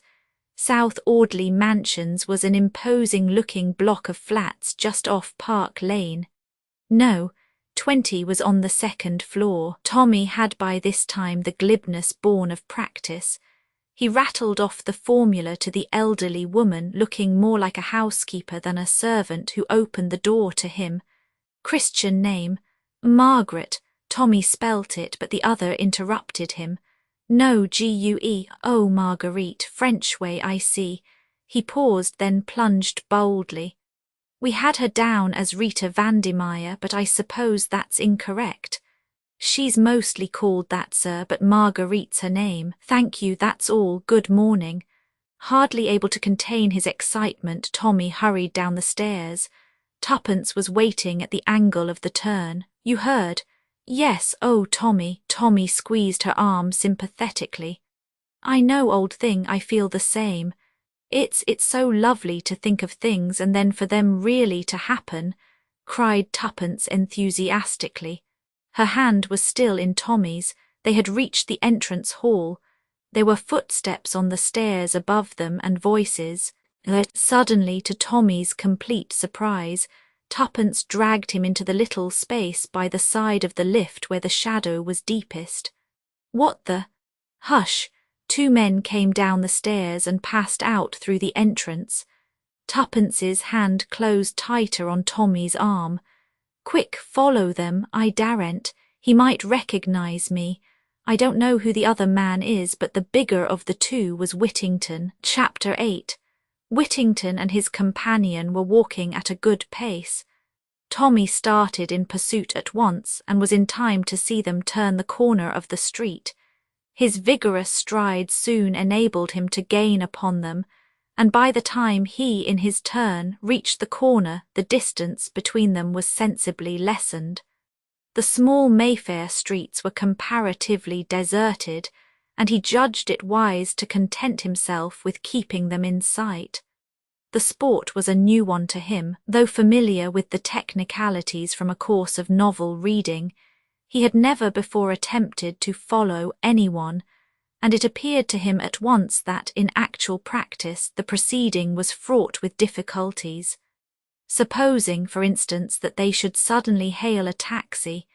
In books you simply leapt into another, promised the driver a sovereign or its modern equivalent, and there you were. In actual fact, Tommy foresaw that it was extremely likely there would be no second taxi. Therefore he would have to run. What happened in actual fact to a young man who ran incessantly and persistently through the London streets? In a main road he might hope to create the illusion that he was merely running for a bus, but in these obscure aristocratic byways he could not but feel that an officious policeman might stop him to explain matters. At this juncture in his thoughts, a taxi with flag erect turned the corner of the street ahead. Tommy held his breath. Would they hail it? He drew a sigh of relief as they allowed it to pass unchallenged. Their course was a zigzag one designed to bring them as quickly as possible to Oxford Street. When at length they turned into it, proceeding in an easterly direction, Tommy slightly increased his pace. Little by little he gained upon them. On the crowded pavement there was little chance of his attracting their notice, and he was anxious if possible to catch a word or two of their conversation. In this he was completely foiled. They spoke low and the din of the traffic drowned their voices effectually. Just before the Bond Street tube station they crossed the road, Tommy, unperceived, faithfully at their heels, and entered the Big Lions. There they went up to the first floor and sat at a small table in the window. It was late and the place was thinning out. Tommy took a seat at the table next to them, sitting directly behind Whittington in case of recognition. On the other hand, he had a full view of the second man and studied him attentively. He was fair, with a weak, unpleasant face, and Tommy put him down as being either a Russian or a Pole. He was probably about 50 years of age. His shoulders cringed a little as he talked, and his eyes, small and crafty, shifted unceasingly. Having already lunched heartily, Tommy contented himself with ordering a Welsh rarebit and a cup of coffee. Whittington ordered a substantial lunch for himself and his companion. Then, as the waitress withdrew, he moved his chair a little closer to the table and began to talk earnestly in a low voice. The other man joined in. Listen as he would, Tommy could only catch a word here and there, but the gist of it seemed to be some directions or orders which the big man was impressing on his companion, and with which the latter seemed from time to time to disagree. Whittington addressed the other as Boris. Tommy caught the word Ireland several times, also propaganda, but of Jane Finn there was no mention. Suddenly, in a lull in the clatter of the room, he got one phrase entire. Whittington was speaking. "Ah, but you don't know Flossie, she's a marvel. An archbishop would swear she was his own mother. She gets the voice right every time, and that's really the principal thing." Tommy did not hear Boris's reply, but in response to it Whittington said something that sounded like, "Of course, only in an emergency." Then he lost the thread again, but presently the phrases became distinct again, whether because the other two had insensibly raised their voices, or because Tommy's ears were getting more attuned, he could not tell. But two words certainly had a most stimulating effect upon the listener. They were uttered by Boris, and they were, "Mr. Brown." Whittington seemed to remonstrate with him, but he merely laughed. "Why not my friend? It is a name most respectable, most common. Did he not choose it for that reason? Ah, I should like to meet him, Mr. Brown." There was a steely ring in Whittington's voice as he replied, "Who knows, you may have met him already." "Bah," retorted the other. "That is children's talk, a fable for the police. Do you know what I say to myself sometimes? That he is a fable invented by the inner ring, a bogey to frighten us with. It might be so. And it might not. I wonder, or is it indeed true that he is with us and amongst us, unknown to all but a chosen few? If so, he keeps his secret well. And the idea is a good one, yes, we never know, we look at each other, one of us is Mr. Brown, which he commands but also he serves, among us in the midst of us, and no one knows which he is. With an effort the Russian shook off the vagary of his fancy. He looked at his watch. Yes, said Whittington, we might as well go. He called the waitress and asked for his bill. Tommy did likewise, and a few moments later was following the two men down the stairs. Outside, Whittington hailed a taxi and directed the driver to go to Waterloo. Taxis were plentiful here, and before Whittington's had driven off another was drawing up to the curb in obedience to Tommy's peremptory hand. Follow that other taxi, directed the young man. Don't lose it. The elderly chauffeur showed no interest. He merely grunted and jerked down his flag. The drive was uneventful.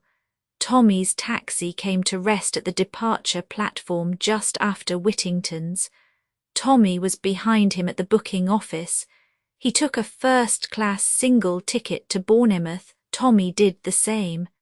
As he emerged, Boris remarked, glancing up at the clock, "You are early, you have nearly half an hour." Boris's words had aroused a new train of thought in Tommy's mind. Clearly Whittington was making the journey alone while the other remained in London. Therefore he was left with a choice as to which he would follow. Obviously he could not follow both of them unless, like Boris, he glanced up at the clock and then to the announcement board of the trains. The Bournemouth train left at 3:30. It was now 10 past. Whittington and Boris were walking up and down by the bookstall. He gave one doubtful look at them, then hurried into an adjacent telephone box. He dared not waste time in trying to get hold of tuppence. In all probability she was still in the neighbourhood of South Audley Mansions, but there remained another ally. He rang up the Ritz and asked for Julius Hershamer. There was a click and a buzz. Oh, if only the young American was in his room. There was another click, and then hello in unmistakable accents came over the wire. "That you, Hershamer? Beresford speaking. I'm at Waterloo.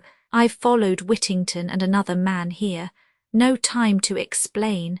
Whittington's off to Bournemouth by the 3:30. Can you get there by then?" The reply was reassuring. "Sure, I'll hustle." The telephone rang off. Tommy put back the receiver with a sigh of relief. His opinion of Julius's power of hustling was high. He felt instinctively that the American would arrive in time. Whittington and Boris were still where he had left them. If Boris remained to see his friend off, all was well. Then Tommy fingered his pocket thoughtfully. In spite of the carte blanche assured to him, he had not yet acquired the habit of going about with any considerable sum of money on him. The taking of the first-class ticket to Bournemouth had left him with only a few shillings in his pocket. It was to be hoped that Julius would arrive better provided. In the meantime the minutes were creeping by. 3:15, 3:20, 3:25, 3:27. Supposing Julius did not get there in time. 3:29. Doors were banging. Tommy felt cold waves of despair pass over him, then a hand fell on his shoulder. "Here I am, son, your British traffic beats description, put me wise to the crooks right away." "That's Whittington there getting in now, that big dark man, the other is the foreign chap he's talking to. I'm on to them, which of the two is my bird?" Tommy had thought out this question. "Got any money with you?" Julius shook his head and Tommy's face fell. "I guess I haven't more than $300 or $400 with me at the moment," explained the American. Tommy gave a faint whoop of relief. "Oh Lord, you millionaires, you don't talk the same language. Climb aboard the lugger. Here's your ticket. Whittington's your man." "Me for Whittington," said Julius darkly.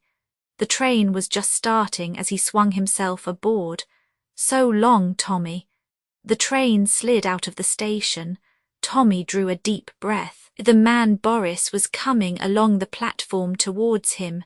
Tommy allowed him to pass and then took up the chase once more. From Waterloo, Boris took the tube as far as Piccadilly Circus. Then he walked up Shaftesbury Avenue, finally turning off into the maze of mean streets round Soho. Tommy followed him at a judicious distance. They reached at length a small dilapidated square. The houses there had a sinister air in the midst of their dirt and decay.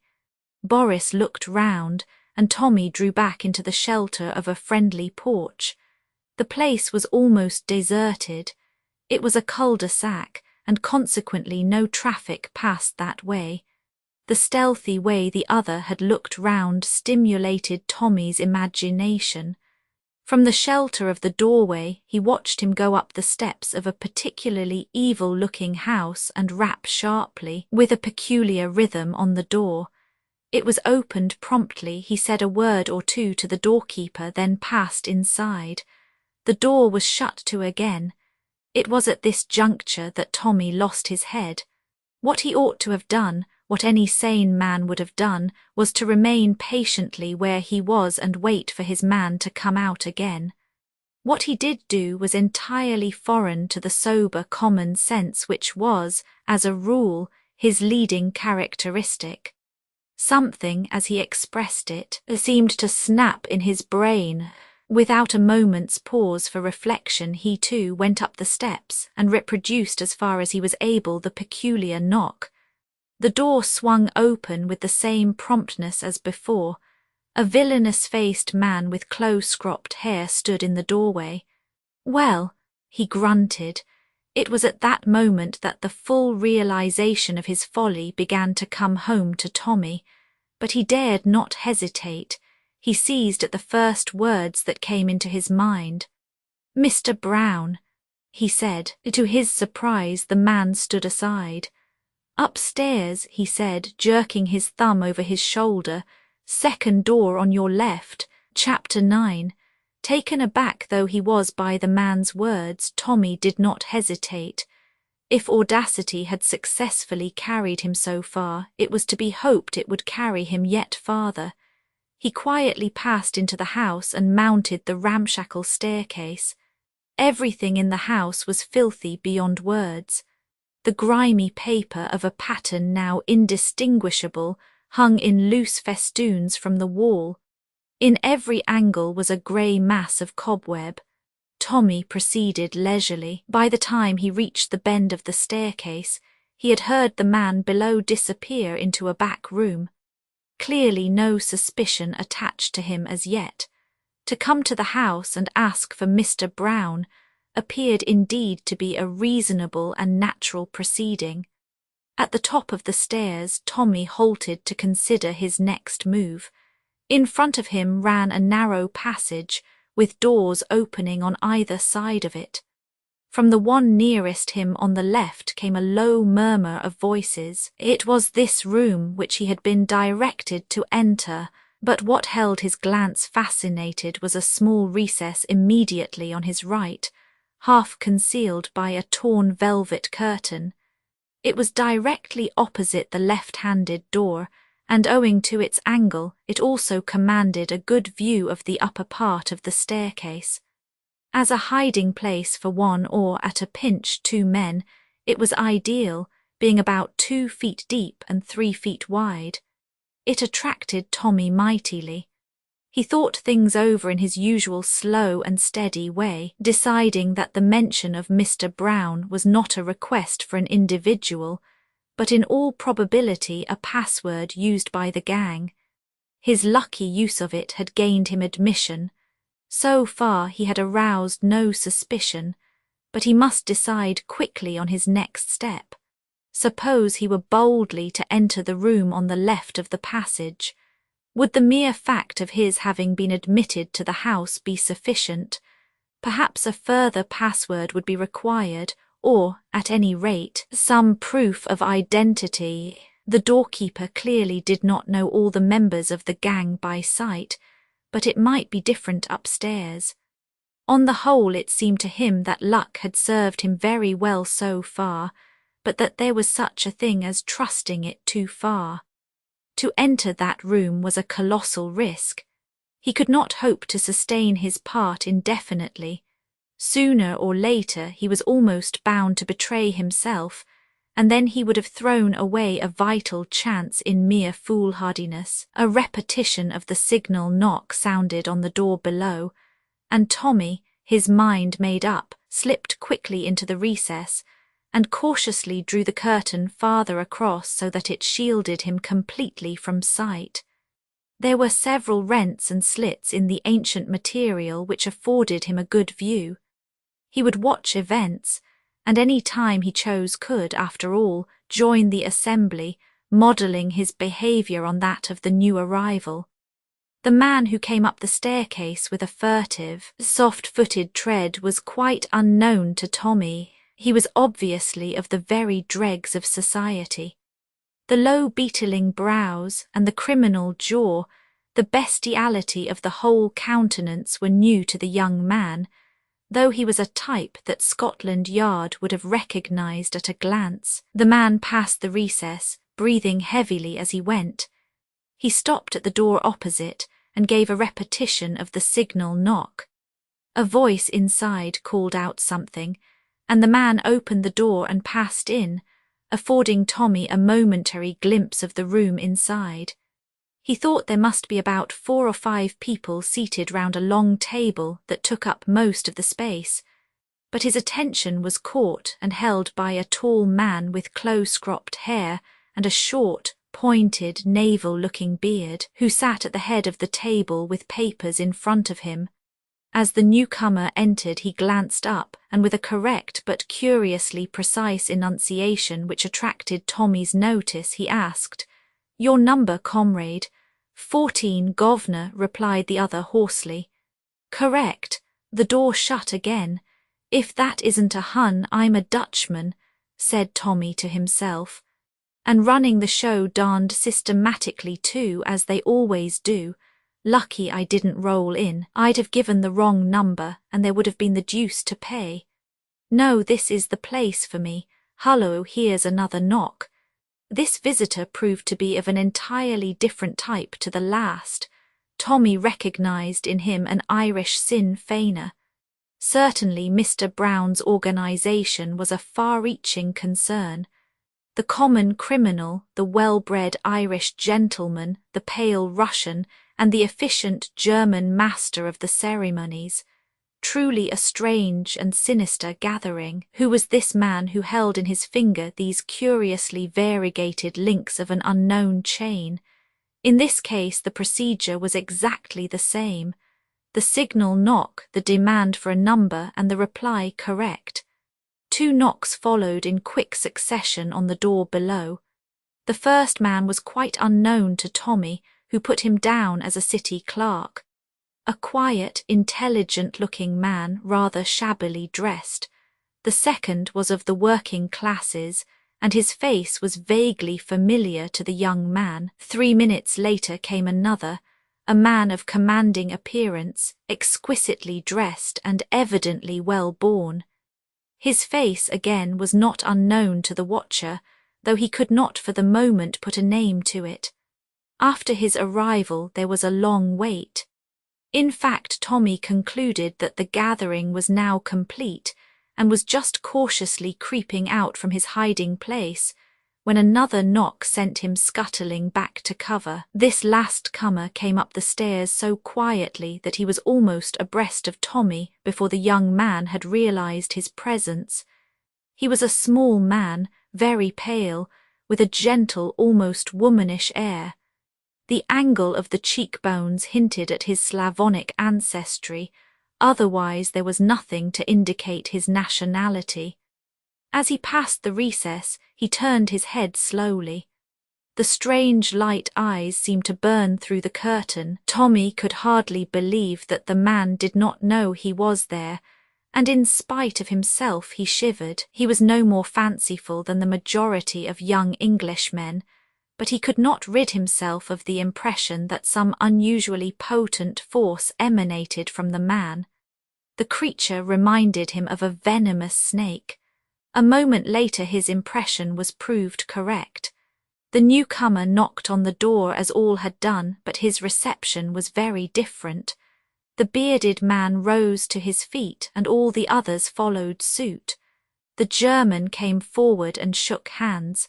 His heels clicked together. "We are honoured," he said. "We are greatly honoured.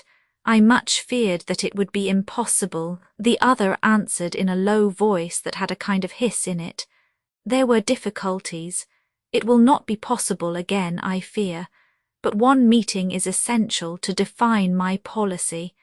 I can do nothing without Mr. Brown. He is here." The change in the German's voice was audible as he replied with slight hesitation. "We have received a message. It is impossible for him to be present in person."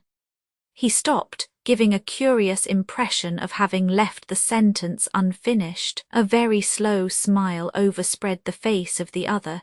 He looked round at a circle of uneasy faces. "Ah, I understand. I have read of his methods. He works in the dark and trusts no one, but all the same it is possible that he is among us now." He looked round him again, and again that expression of fear swept over the group. Each man seemed eyeing his neighbour doubtfully. The Russian tapped his cheek. "So be it, let us proceed." The German seemed to pull himself together. He indicated the place he had been occupying at the head of the table. The Russian demurred, but the other insisted. "It is the only possible place," he said, "for number 1. Perhaps number 14 will shut the door."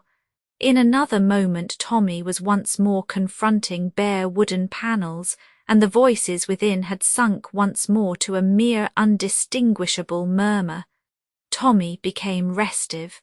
The conversation he had overheard had stimulated his curiosity. He felt that, by hook or by crook, he must hear more. There was no sound from below, and it did not seem likely that the doorkeeper would come upstairs. After listening intently for a minute or two, he put his head round the curtain. The passage was deserted. Tommy bent down and removed his shoes, then, leaving them behind the curtain, he walked gingerly out on his stockinged feet, and kneeling down by the closed door he laid his ear cautiously to the crack. To his intense annoyance he could distinguish little more. Just a chance word here and there if a voice was raised, which merely served to whet his curiosity still farther. He eyed the handle of the door tentatively. Could he turn it by degrees so gently and imperceptibly that those in the room would notice nothing? He decided that with great care it could be done. Very slowly, a fraction of an inch at a time, he moved it round, holding his breath in his excessive care. A little more still, would it never be finished? Ah, at last it would turn no farther. He stayed so for a minute or two, then drew a deep breath and pressed it ever so slightly inward. The door did not budge. Tommy was annoyed. If he had to use too much force, it would almost certainly creak. He waited until the voices rose a little, then he tried again. Still nothing happened. He increased the pressure. Had the beastly thing stuck? Finally, in desperation, he pushed with all his might, but the door remained firm, and at last the truth dawned upon him. It was locked or bolted on the inside. For a moment or two Tommy's indignation got the better of him. "Well, I'm damned," he said. "What a dirty trick." As his indignation cooled, he prepared to face the situation. Clearly the first thing to be done was to restore the handle to its original position. If he let it go suddenly, the men inside would be almost certain to notice it, so with the same infinite pains he reversed his former tactics. All went well, and with a sigh of relief the young man rose to his feet. There was a certain bulldog tenacity about Tommy that made him slow to admit defeat.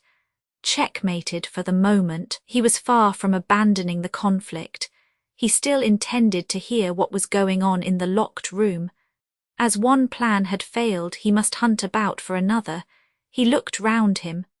A little farther along the passage on the left was a second door. He slipped silently along to it. He listened for a moment or two, then tried the handle. It yielded, and he slipped inside. The room, which was untenanted, was furnished as a bedroom. Like everything else in the house, the furniture was falling to pieces, and the dirt was, if anything, more abundant. But what interested Tommy was the thing he had hoped to find, a communicating door between the two rooms, up on the left by the window. Carefully closing the door into the passage behind him, he stepped across to the other and examined it closely. The bolt was shot across it. It was very rusty and had clearly not been used for some time. By gently wriggling it to and fro, Tommy managed to draw it back without making too much noise. Then he repeated his former manoeuvres with the handle, this time with complete success. The door swung open, a crack a mere fraction, but enough for Tommy to hear what went on. There was a velvet portiere on the inside of this door which prevented him from seeing, but he was able to recognize the voices with a reasonable amount of accuracy. The Sinn Féiner was speaking. His rich Irish voice was unmistakable. "That's all very well, but more money is essential. No money, no results." Another voice, which Tommy rather thought was that of Boris, replied, "Will you guarantee that there are results? In a month from now, sooner or later as you wish, I will guarantee you such a reign of terror in Ireland as shall shake the British Empire to its foundations." There was a pause, and then came the soft, sibilant accents of number 1. "Good, you shall have the money. Boris, you will see to that." Boris asked a question, via the Irish Americans and Mr. Potter as usual. "I guess that'll be all right," said a new voice with a transatlantic intonation, "though I'd like to point out, here and now, that things are getting a mite difficult. There's not the sympathy there was, and a growing disposition to let the Irish settle their own affairs without interference from America." Tommy felt that Boris had shrugged his shoulders as he answered, "Does that matter, since the money only nominally comes from the States? The chief difficulty is the landing of the ammunition," said the Sinn Féiner. "The money is conveyed in easily enough, thanks to our colleague here." Another voice, which Tommy fancied was that of the tall, commanding-looking man whose face had seemed familiar to him, said, "Think of the feelings of Belfast if they could hear you." "That is settled, then," said the sibilant tones. "Now, in the matter of the loan to an English newspaper, you have arranged the details satisfactorily, Boris." "I think so." "That is good. An official denial from Moscow will be forthcoming if necessary." There was a pause, and then the clear voice of the German broke the silence. "I am directed by Mr. Brown to place the summaries of the reports from the different unions before you. That of the miners is most satisfactory. We must hold back the railways. There may be trouble with the ASE." For a long time there was a silence, broken only by the rustle of papers and an occasional word of explanation from the German. Then Tommy heard the light tap-tap of fingers drumming on the table. "And the date, my friend," said number 1. "The 29th. The Russians seem to consider that is rather soon." "I know, but it was settled by the principal Labour leaders and we cannot seem to interfere too much. They must believe it to be entirely their own show." The Russian laughed softly as though amused. "Yes, yes," he said, "that is true. They must have no inkling that we are using them for our own ends. They are honest men, and that is their value to us. It is curious, but you cannot make a revolution without honest men. The instinct of the populace is infallible." He paused and then repeated as though the phrase pleased him, "Every revolution has had its honest men. They are soon disposed of afterwards." There was a sinister note in his voice. The German resumed, Climbs must go, he is too far-seeing. Number 14 will see to that. There was a hoarse murmur. That's all right, governor. And then after a moment or two, suppose I'm nabbed. You will have the best legal talent to defend you, replied the German quietly. But in any case you will wear gloves fitted with the fingerprints of a notorious housebreaker. You have little to fear. Oh, I ain't afraid, governor, all for the good of the cause. The streets is going to run with blood, so they say. He spoke with a grim relish. Dreams of it sometimes I does, and diamonds and pearls rolling about in the gutter for anyone to pick up. Tommy heard a chair shifted, then number 1 spoke. Then all is arranged, we are assured of success. I think so, but the German spoke with less than his usual confidence. Number 1's voice held suddenly a dangerous quality. What has gone wrong? Nothing, but what? The Labour leaders. Without them, as you say, we can do nothing if they do not declare a general strike on the 29th. Why should they not? As you've said, they're honest, and, in spite of everything we've done to discredit the government in their eyes, I'm not sure that they haven't got a sneaking faith and belief in it. But, I know, they abuse it unceasingly. But on the whole, public opinion swings to the side of the government. They will not go against it. Again the Russian's fingers drummed on the table. To the point, my friend. I was given to understand that there was a certain document in existence which assured success. That is so. If that document were placed before the leaders, the result would be immediate. They would publish it broadcast throughout England and declare for the revolution without a moment's hesitation. The government would be broken finally and completely. Then what more do you want? The document itself, said the German bluntly. Ah, it is not in your possession, but you know where it is. No, does anyone know where it is? One person, perhaps, and we are not sure of that even. Who is this person? A girl. Tommy held his breath. A girl, the Russian's voice rose contemptuously. And you have not made her speak. In Russia we have ways of making a girl talk. This case is different, said the German sullenly. How different? He paused a moment, then went on. Where is the girl now? Or the girl? Yes, she is, but Tommy heard no more. A crashing blow descended on his head and all was darkness. Chapter 10. When Tommy set forth on the trail of the 2 men, it took all Tuppence's self-command to refrain from accompanying him. However, she contained herself as best she might, consoled by the reflection that her reasoning had been justified by events. The 2 men had undoubtedly come from the 2nd-floor flat, and that one slender thread of the name, Rita, had set the young adventurers once more upon the track of the abductors of Jane Finn. The question was what to do next. Tuppence hated letting the grass grow under her feet. Tommy was amply employed, and debarred from joining him in the chase, the girl felt at a loose end. She retraced her steps to the entrance hall of the mansions.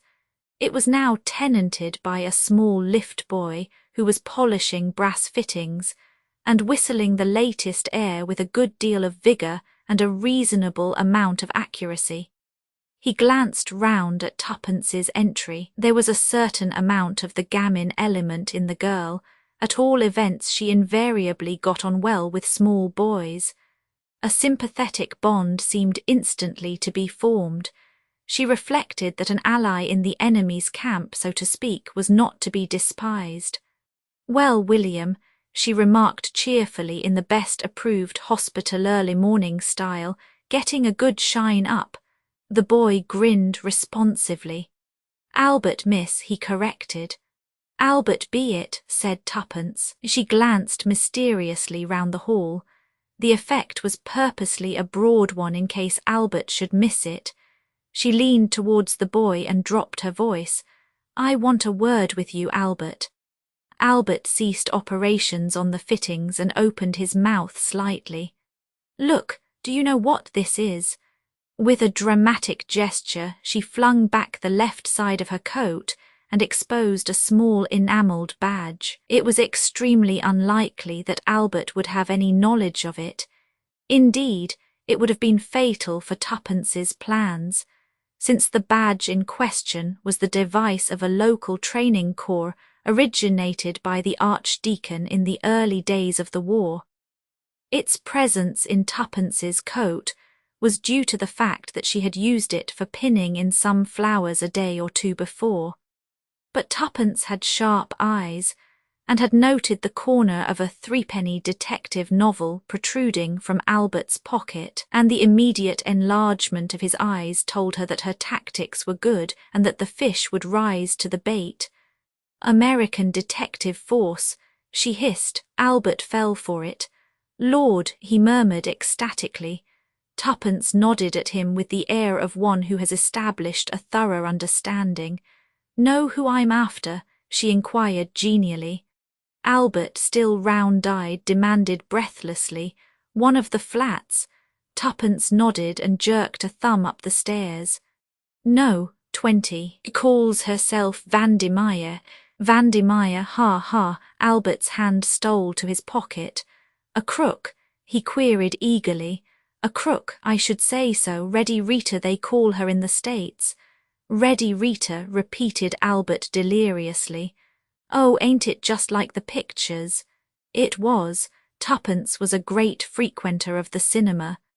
"Annie always said as how she was a bad lot," continued the boy.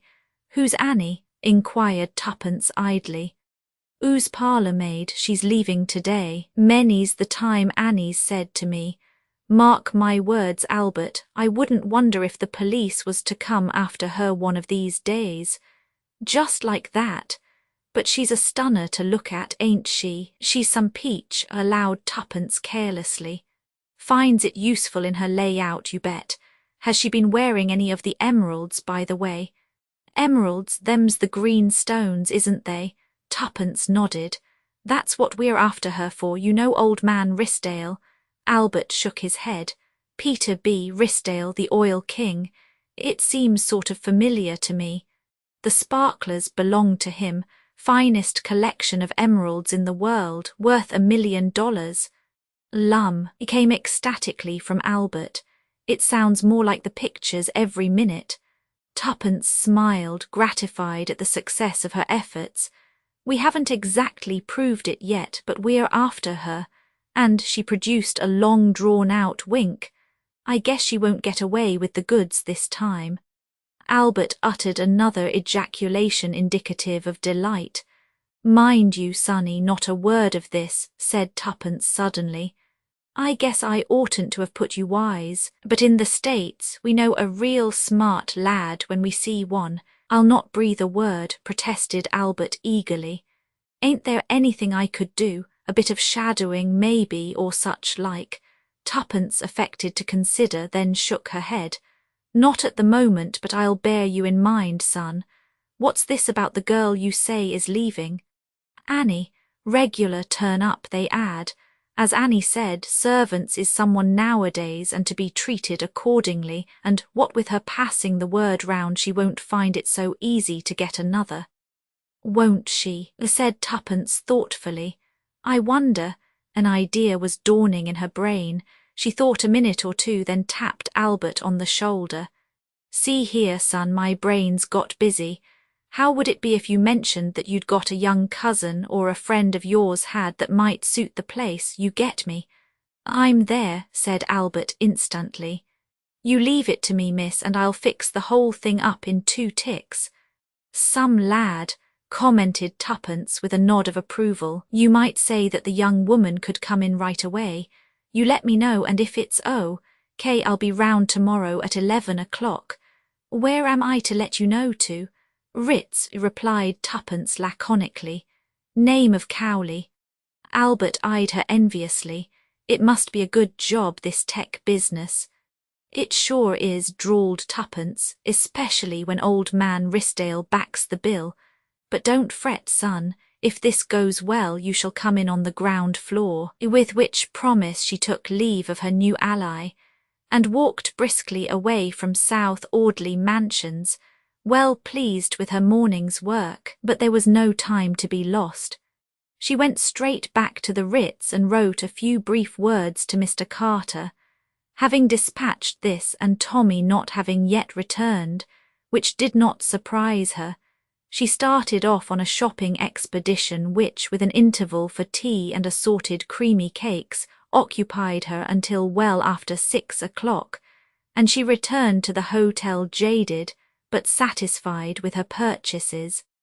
Starting with a cheap clothing store and passing through 1 or 2 second-hand establishments, she had finished the day at a well-known hairdresser's. Now, in the seclusion of her bedroom, she unwrapped that final purchase. 5 minutes later she smiled contentedly at her reflection in the glass. With an actress's pencil she had slightly altered the line of her eyebrows, and that, taken in conjunction with the new luxuriant growth of fair hair above, so changed her appearance that she felt confident that even if she came face to face with Whittington, he would not recognize her. She would wear elevators in her shoes, and the cap and apron would be an even more valuable disguise. From hospital experience she knew only too well that a nurse out of uniform is frequently unrecognized by her patients. "Yes," said Tuppence aloud, nodding at the pert reflection in the glass, "you'll do." She then resumed her normal appearance. Dinner was a solitary meal.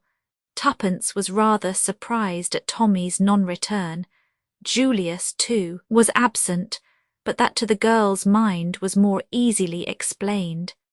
His hustling activities were not confined to London, and his abrupt appearances and disappearances were fully accepted by the young adventurers as part of the day's work.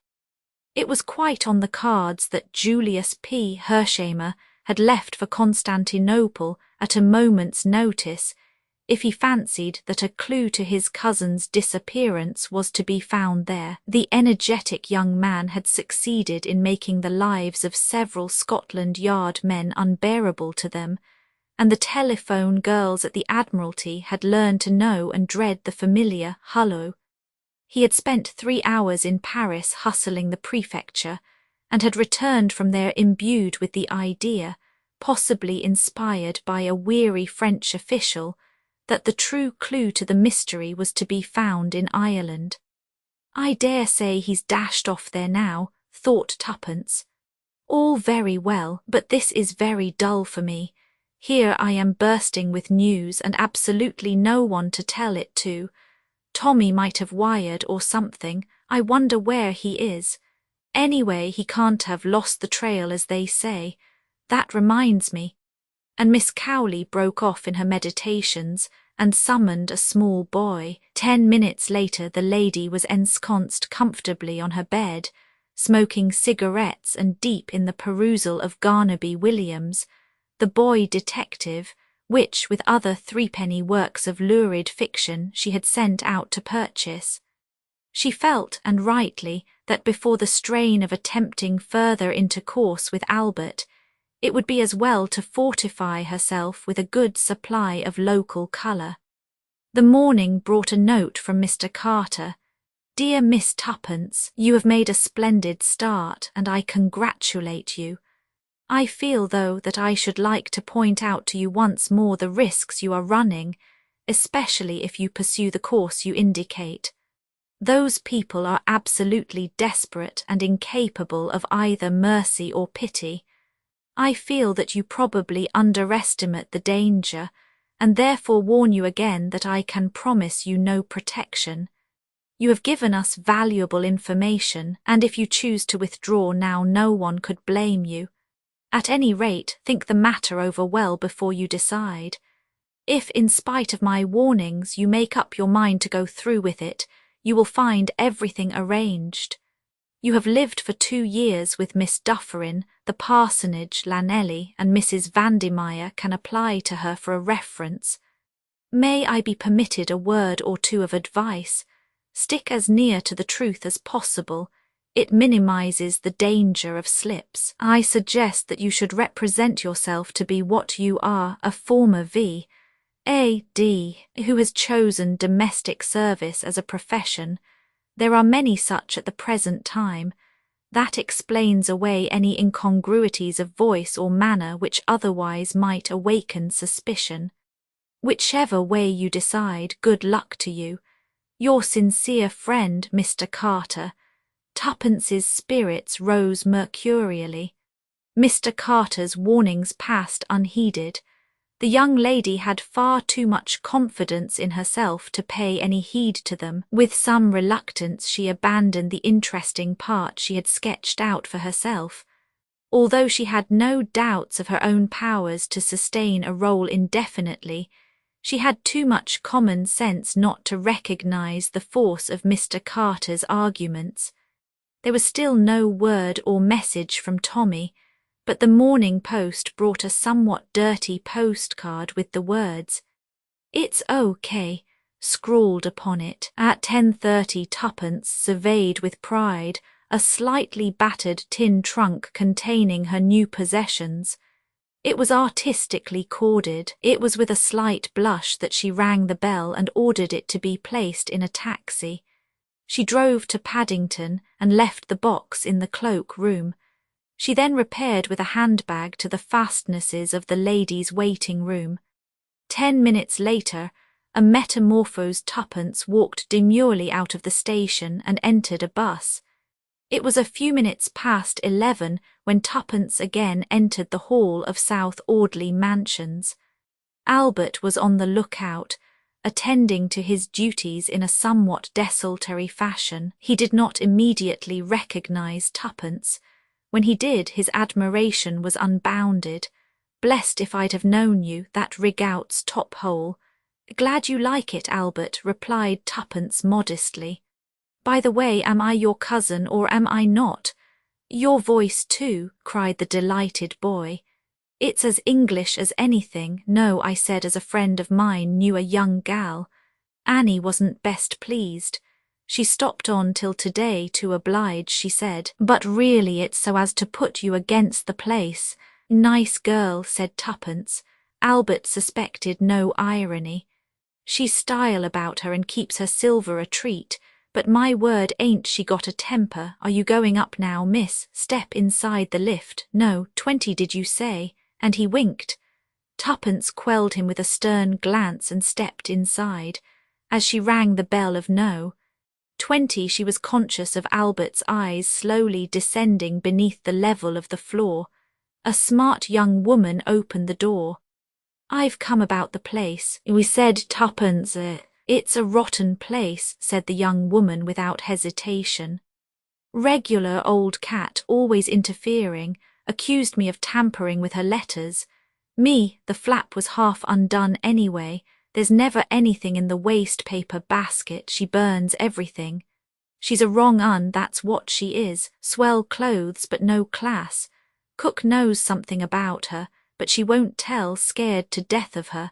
And suspicious. She's on to you in a minute if you as much as speak to a fellow. I can tell you, but what more Annie could tell, Tuppence was never destined to learn, for at that moment a clear voice with a peculiarly steely ring to it called, "Annie." The smart young woman jumped as if she had been shot. "Yes, ma'am. Who are you talking to?" "It's a young woman about the situation, ma'am." "Show her in then. At once." "Yes, ma'am." Tuppence was ushered into a room on the right of the long passage. A woman was standing by the fireplace. She was no longer in her first youth, and the beauty she undeniably possessed was hardened and coarsened. In her youth she must have been dazzling. Her pale gold hair, owing a slight assistance to art, was coiled low on her neck. Her eyes, of a piercing electric blue, seemed to possess a faculty of boring into the very soul of the person she was looking at. Her exquisite figure was enhanced by a wonderful gown of indigo charmeuse, and yet, despite her swaying grace and the almost ethereal beauty of her face, you felt instinctively the presence of something hard and menacing, a kind of metallic strength that found expression in the tones of her voice and in that gimlet-like quality of her eyes. For the first time Tuppence felt afraid. She had not feared Whittington, but this woman was different. As if fascinated, she watched the long, cruel line of the red, curving mouth, and again she felt that sensation of panic pass over her. Her usual self-confidence deserted her. Vaguely she felt that deceiving this woman would be very different to deceiving Whittington. Mr. Carter's warning recurred to her mind. Here indeed she might expect no mercy. Fighting down that instinct of panic which urged her to turn tail and run without further delay, Tuppence returned the lady's gaze firmly and respectfully. As though that first scrutiny had been satisfactory, Mrs. Vandemeyer motioned to a chair. "You can sit down. How did you hear I wanted a house parlour maid?" "Or through a friend who knows the lift boy here. He thought the place might suit me." Again that basilisk glance seemed to pierce her through. "You speak like an educated girl." Glibly enough, Tuppence ran through her imaginary career on the lines suggested by Mr. Carter. It seemed to her as she did so that the tension of Mrs. Vandemeyer's attitude relaxed. "I see," she remarked at length. "Is there anyone I can write to for a reference? I lived last with a Miss Dufferin, the parsonage Lanelli. I was with her 2 years. And then you thought you would get more money by coming to London, I suppose. Well, it doesn't matter to me. I will give you £50, £60, whatever you want. You can come in at once." "Yes, ma'am, today if you like. My box is at Paddington." "Go and fetch it in a taxi then. It's an easy place. I am out a good deal. By the way, what's your name?" "Prudence Cooper, ma'am." "Very well, Prudence, go away and fetch your box. I shall be out to lunch. The cook will show you where everything is." "Thank you, ma'am." Tuppence withdrew. The smart Annie was not in evidence. In the hall below, a magnificent hall porter had relegated Albert to the background. Tuppence did not even glance at him as she passed meekly out. The adventure had begun, but she felt less elated than she had done earlier in the morning.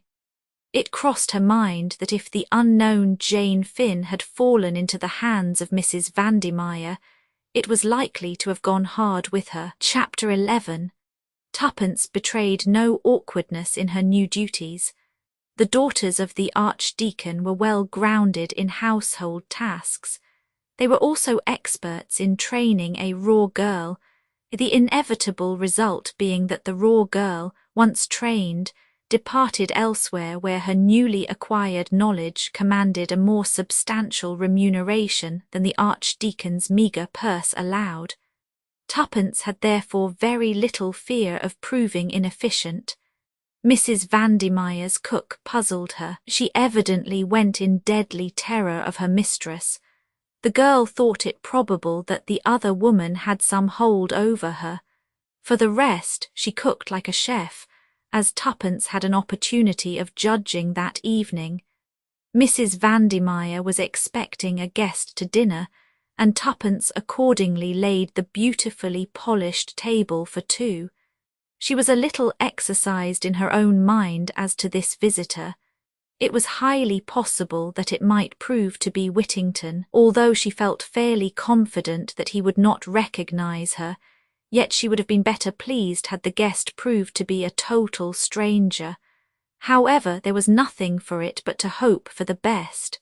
At a few minutes past 8 the front door bell rang, and Tuppence went to answer it with some inward trepidation. She was relieved to see that the visitor was the second of the 2 men whom Tommy had taken upon himself to follow. He gave his name as Count Stepanov. Tuppence announced him, and Mrs. Vandemeyer rose from her seat on a low divan with a quick murmur of pleasure.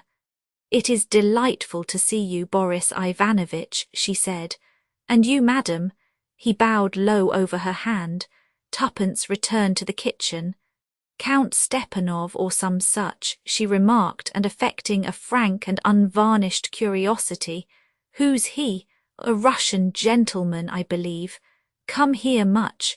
Once in a while. What do you want to know for? Fancied he might be sweet on the missus, that's all, explained the girl, adding with an appearance of sulkiness, How you do take one up. I'm not quite easy in my mind about the soufflé, explained the other. You know something, thought Tuppence to herself, but aloud she only said, Going to dish up now, right-o. Whilst waiting at table, Tuppence listened closely to all that was said. She remembered that this was one of the men Tommy was shadowing when she had last seen him. Already, although she would hardly admit it, she was becoming uneasy about her partner. Where was he? Why had no word of any kind come from him? She had arranged before leaving the Ritz to have all letters or messages sent on at once by special messenger to a small stationer's shop near at hand where Albert was to call infrequently. True, it was only yesterday morning that she had parted from Tommy, and she told herself that any anxiety on his behalf would be absurd. Still, it was strange that he had sent no word of any kind. But listen as she might, the conversation presented no clue. Boris and Mrs. Vandermeyer talked on purely indifferent subjects, plays they had seen, new dances, and the latest society gossip.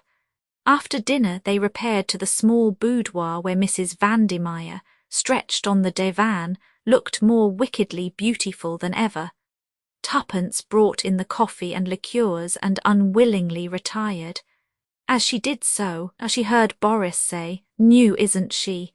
She came in today. The other was a fiend. This girl seems all right. She waits well. Tuppence lingered a moment longer by the door which she had carefully neglected to close and heard him say, Quite safe, I suppose. Really, Boris, you are absurdly suspicious. I believe she's the cousin of the hall porter or something of the kind, and nobody even dreams that I have any connection with our mutual friend Mr. Brown. For heaven's sake, be careful, Rita. That door isn't shut. Well, shut it then, laughed the woman. Tuppence removed herself speedily. She dared not absent herself longer from the back premises, but she cleared away and washed up with a breathless speed acquired in hospital. Then she slipped quietly back to the boudoir door. The cook, more leisurely, was still busy in the kitchen, and if she missed the other, would only suppose her to be turning down the beds. Alas! The conversation inside was being carried on in too low a tone to permit of her hearing anything of it. She dared not reopen the door, however, gently. Mrs. Vandermeyer was sitting almost facing it, and Tuppence respected her mistress's lynx-eyed powers of observation. Nevertheless, she felt she would give a good deal to overhear what was going on. Possibly, if anything unforeseen had happened, she might get news of Tommy. For some moments she reflected desperately, then her face brightened. She went quickly along the passage to Mrs. Vandermeyer's bedroom, which had long French windows leading on to a balcony that ran the length of the flat. Slipping quickly through the window, Tuppence crept noiselessly along till she reached the boudoir window. As she had thought, it stood a little ajar, and the voices within were plainly audible. Tuppence listened attentively, but there was no mention of anything that could be twisted to apply to Tommy. Mrs. Vandermeyer and the Russian seemed to be at variance over some matter, and finally the latter exclaimed bitterly, With your persistent recklessness you will end by ruining us. Bah! Laughed the woman. Notoriety of the right kind is the best way of disarming suspicion. You will realize that one of these days, perhaps sooner than you think. In the meantime, you are going about everywhere with Peel Edgerton. Not only is he perhaps the most celebrated K.C. in England, but his special hobby is criminology. It is madness. I know that his eloquence has saved untold men from the gallows, said Mrs. Vandermeyer calmly.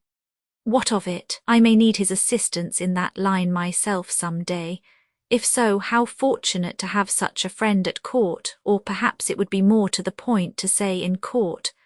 Boris got up and began striding up and down. He was very excited.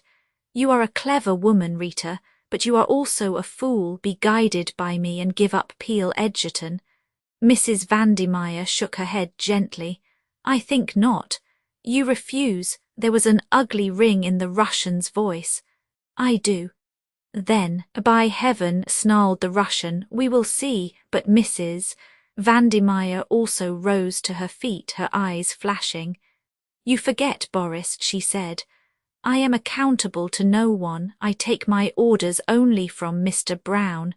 The other threw up his hands in despair. You are impossible, he muttered. Impossible. Already it may be too late. They say Peel Edgerton can smell a criminal. How do we know what is at the bottom of his sudden interest in you?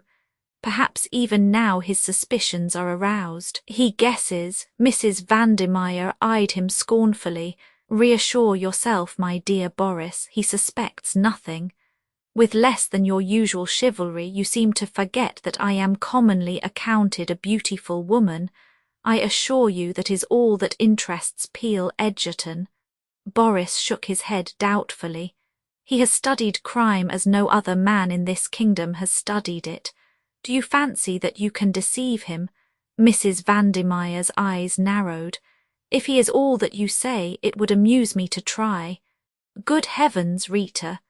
Besides, added Mrs. Vandemeyer, he is extremely rich. I am not one who despises money, the sinews of war, you know, Boris.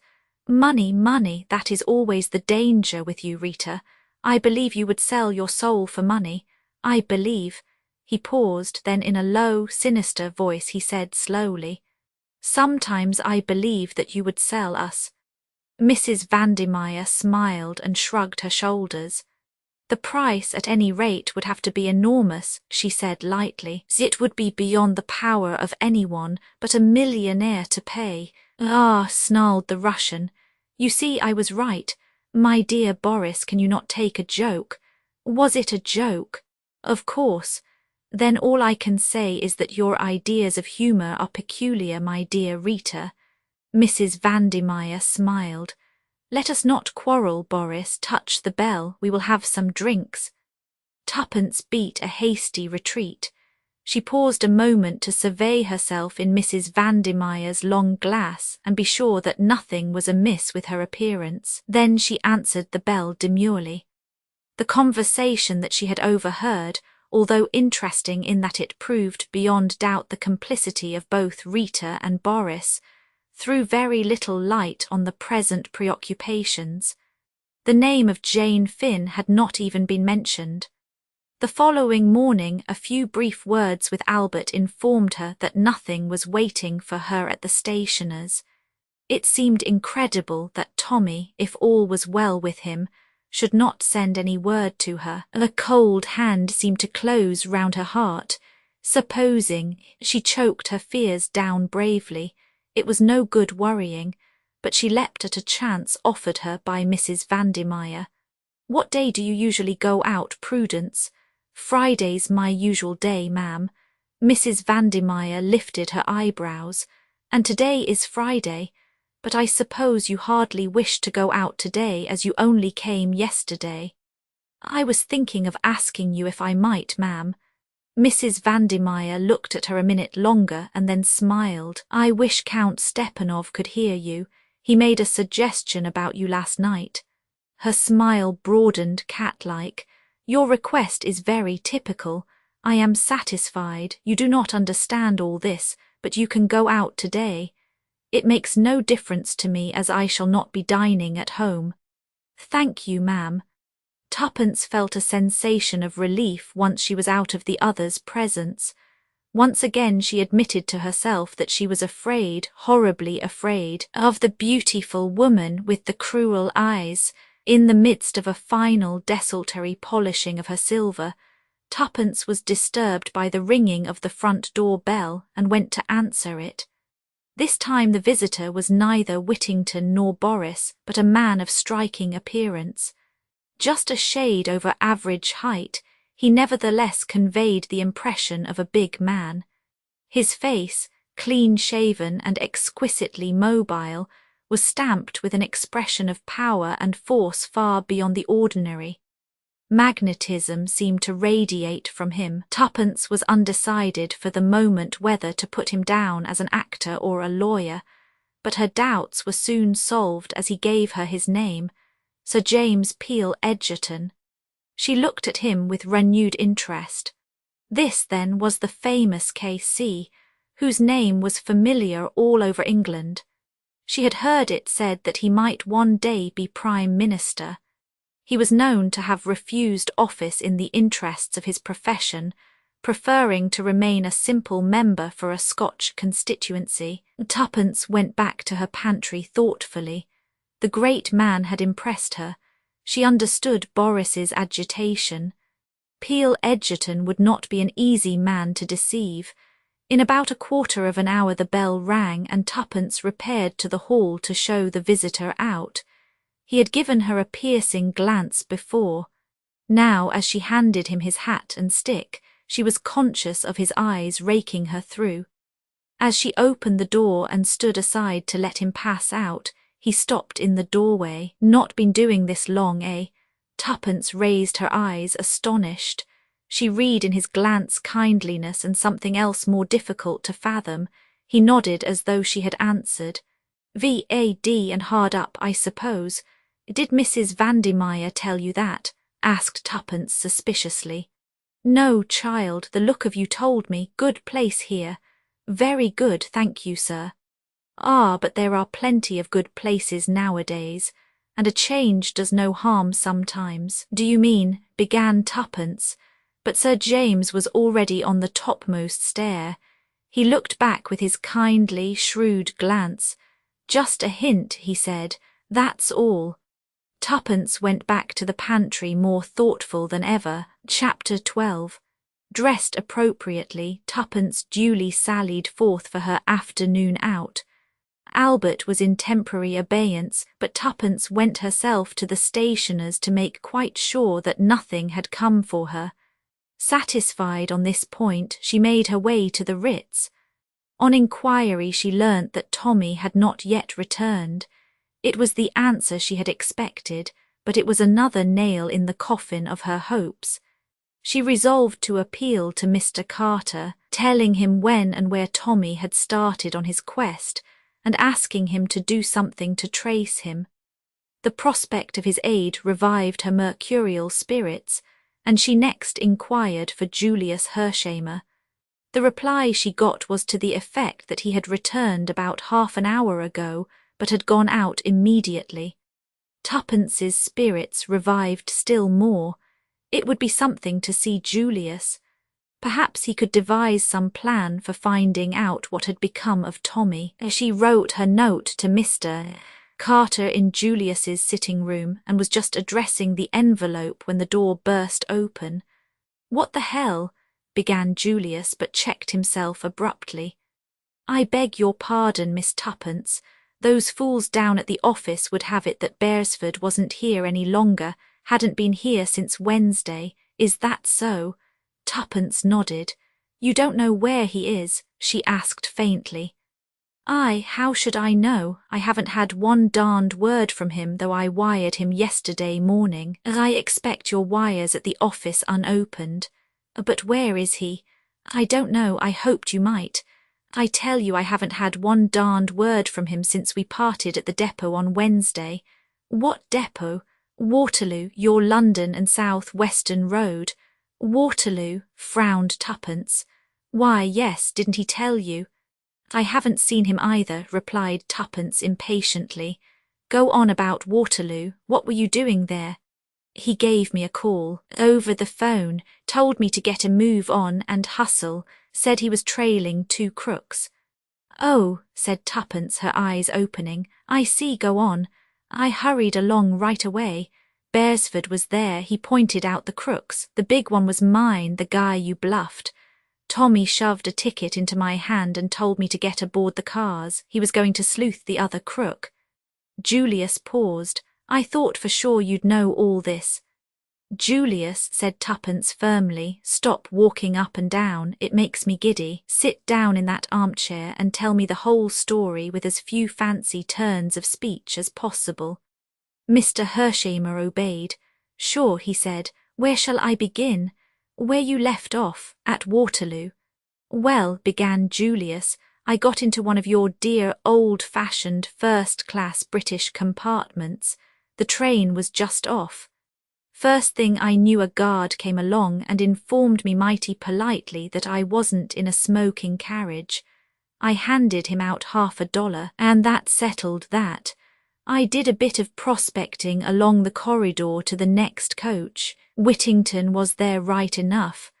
When I saw the skunk with his big, sleek, fat face and thought of poor little Jane in his clutches, I felt real mad that I hadn't got a gun with me. I'd have tickled him up some. We got to Bournemouth all right. Whittington took a cab and gave the name of an hotel. I did likewise, and we drove up within 3 minutes of each other. He hired a room and I hired one too. So far it was all plain sailing. He hadn't the remotest notion that anyone was on to him. Well, he just sat around in the hotel lounge, reading the papers and so on till it was time for dinner. He didn't hurry any over that either. I began to think that there was nothing doing, that he'd just come on the trip for his health, but I remembered that he hadn't changed for dinner, though it was, by way of being a slap-up hotel, so it seemed likely enough that he'd be going out on his real business afterwards. Sure enough, about 9 o'clock, so he did. Took a car across the town. Mighty pretty place, by the way. I guess I'll take Jane there for a spell when I find her. And then paid it off and struck out along those pine woods on the top of the cliff. I was there too, you understand. We walked maybe for half an hour. There's a lot of villas all the way along, but by degrees they seem to get more and more thinned out, and in the end we got to one that seemed the last of the bunch. Big house it was, with a lot of piney grounds around it. It was a pretty black night, and the carriage drive up to the house was dark as pitch. I could hear him ahead, though I couldn't see him. I had to walk carefully in case he might get on to it that he was being followed. I turned a curve and I was just in time to see him ring the bell and get admitted to the house. I just stopped where I was. It was beginning to rain and I was soon pretty near soaked through. Also, it was almighty cold. Whittington didn't come out again, and by I got kind of restive and began to mouch around.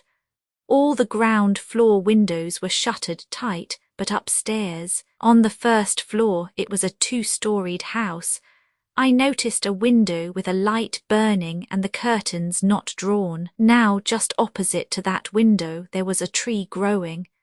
It was about 30 foot away from the house, maybe, and I sort of got it into my head that if I climbed up that tree, I'd very likely be able to see into that room.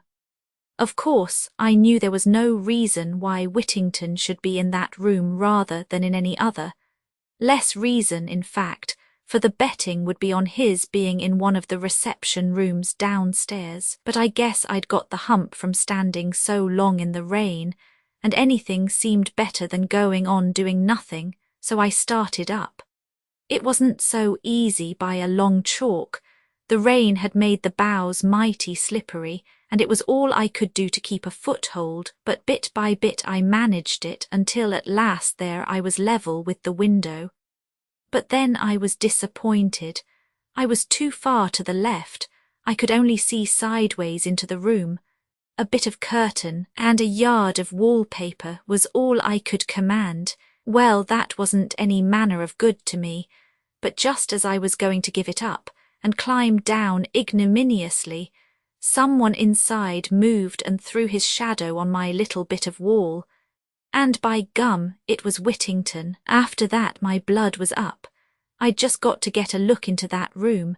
It was up to me to figure out how. I noticed that there was a long branch running out from the tree in the right direction. If I could only swarm about halfway along it, the proposition would be solved. but it was mighty uncertain whether it would bear my weight. I decided I'd just got to risk that, and I started. Very cautiously, inch by inch, I crawled along. The bough creaked and swayed in a nasty fashion, and it didn't do to think of the drop below, but at last I got safely to where I wanted to be. The room was medium-sized, furnished in a kind of bare, hygienic way. There was a table with a lamp on it in the middle of the room, and sitting at that table, facing towards me, was Whittington right enough. He was talking to a woman dressed as a hospital nurse. She was sitting with her back to me, so I couldn't see her face.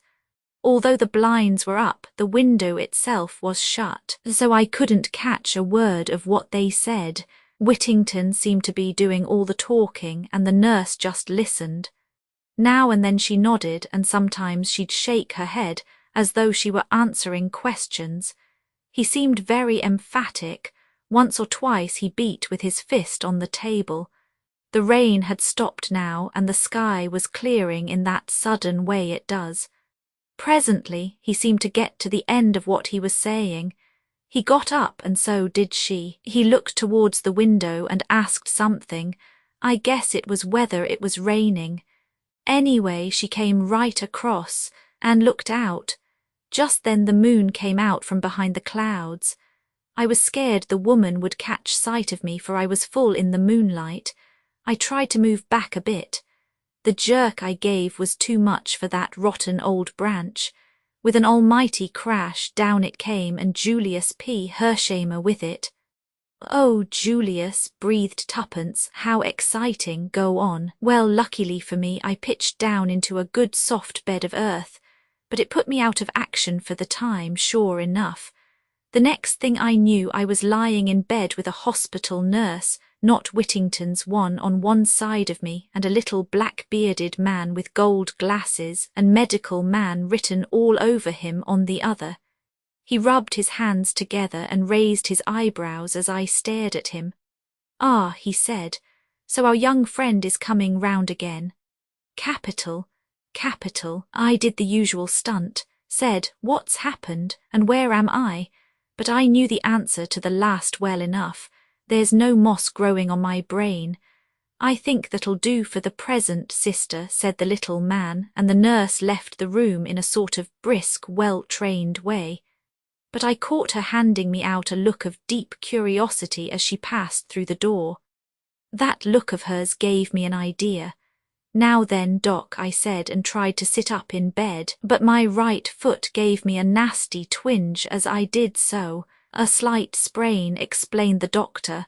"Nothing serious. You'll be about again in a couple of days." "I noticed you walked lame," interpolated Tuppence. Julius nodded and continued. "How did it happen?" I asked again.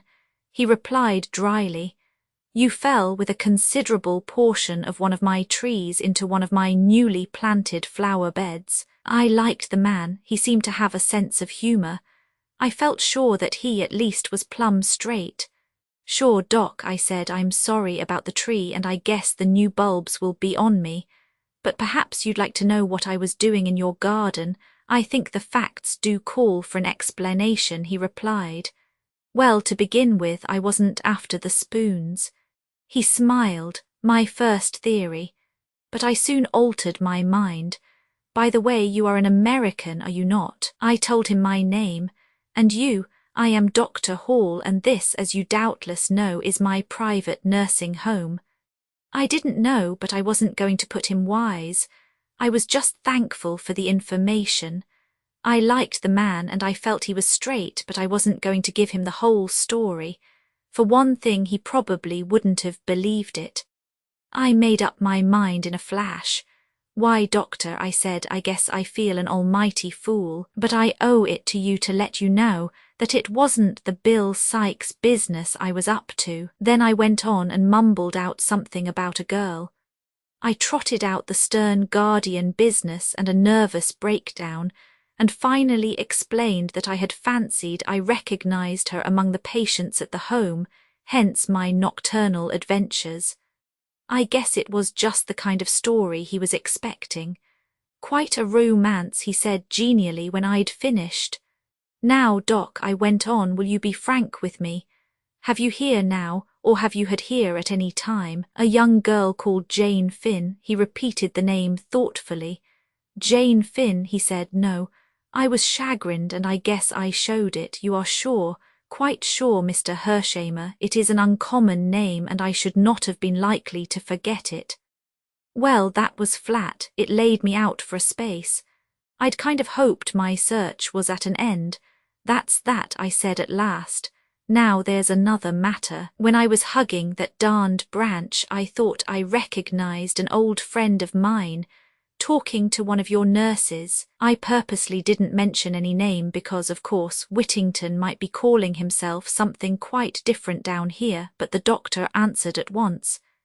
Mr. Whittington, perhaps that's the fellow, I replied. What's he doing down here?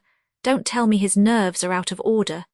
Dr. Hall laughed. No, he came down to see one of my nurses, Nurse Edith, who is a niece of his. Why, fancy that, I exclaimed. Is he still here? No, he went back to town almost immediately. What a pity, I ejaculated. But perhaps I could speak to his niece, Nurse Edith, did you say her name was? But the doctor shook his head. I'm afraid that too is impossible. Nurse Edith left with a patient tonight also.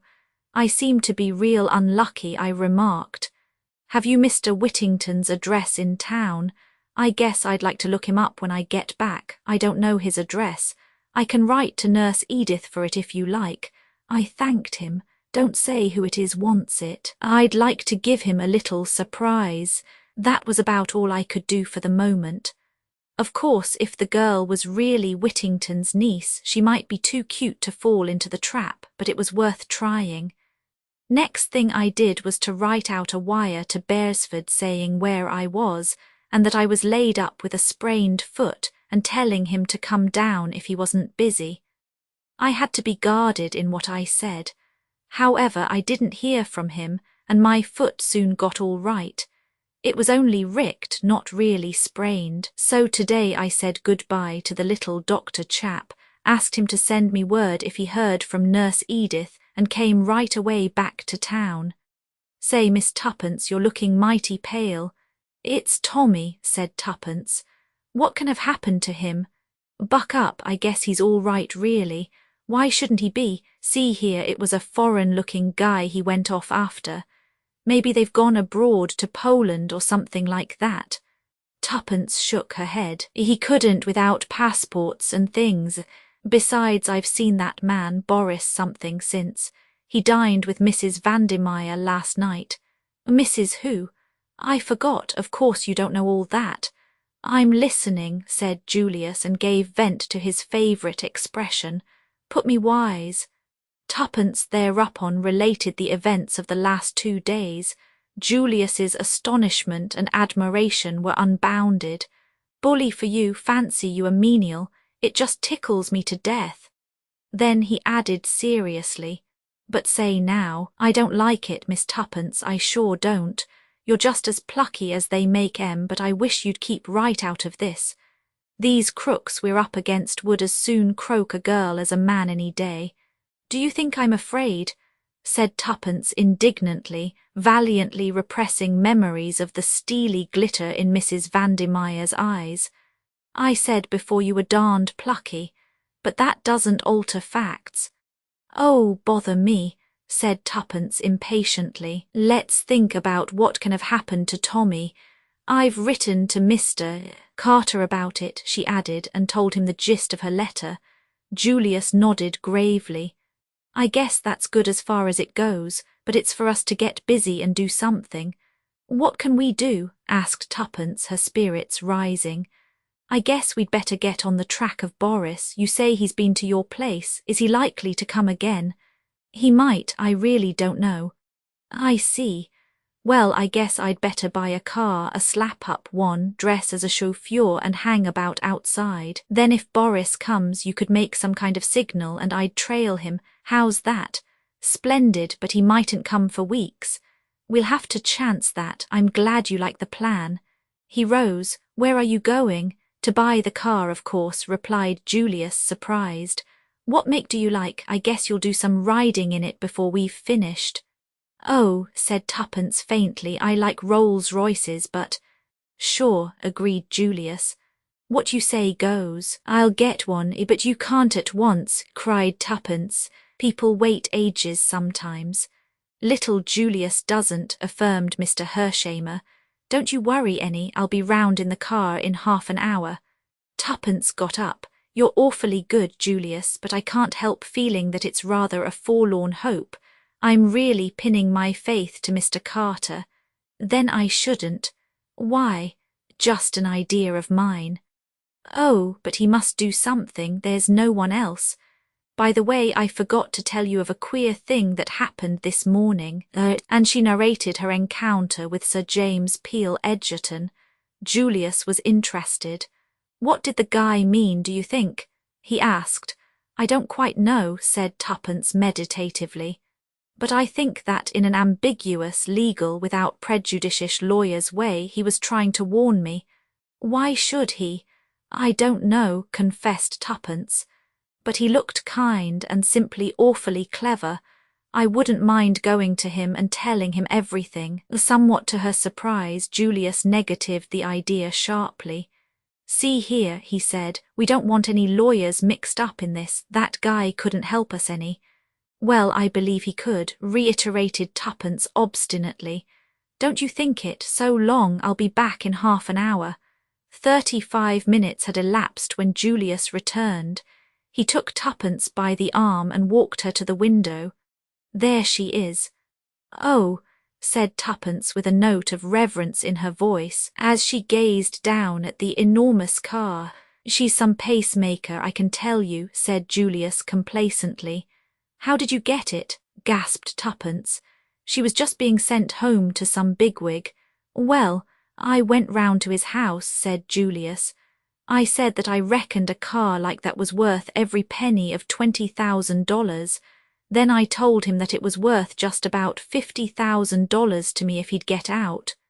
Well, said Tuppence, intoxicated. Well, returned Julius, he got out. That's all. Chapter 13. Friday and Saturday passed uneventfully. Tuppence had received a brief answer to her appeal from Mr. Carter. In it he pointed out that the young adventurers had undertaken the work at their own risk and had been fully warned of the dangers. If anything had happened to Tommy, he regretted it deeply, but he could do nothing. This was cold comfort. Somehow, without Tommy, all the savour went out of the adventure, and for the first time Tuppence felt doubtful of success. While they had been together, she had never questioned it for a minute. Although she was accustomed to take the lead, and to pride herself on her quick-wittedness, in reality she had relied upon Tommy more than she realised at the time. There was something so eminently sober and clear-headed about him.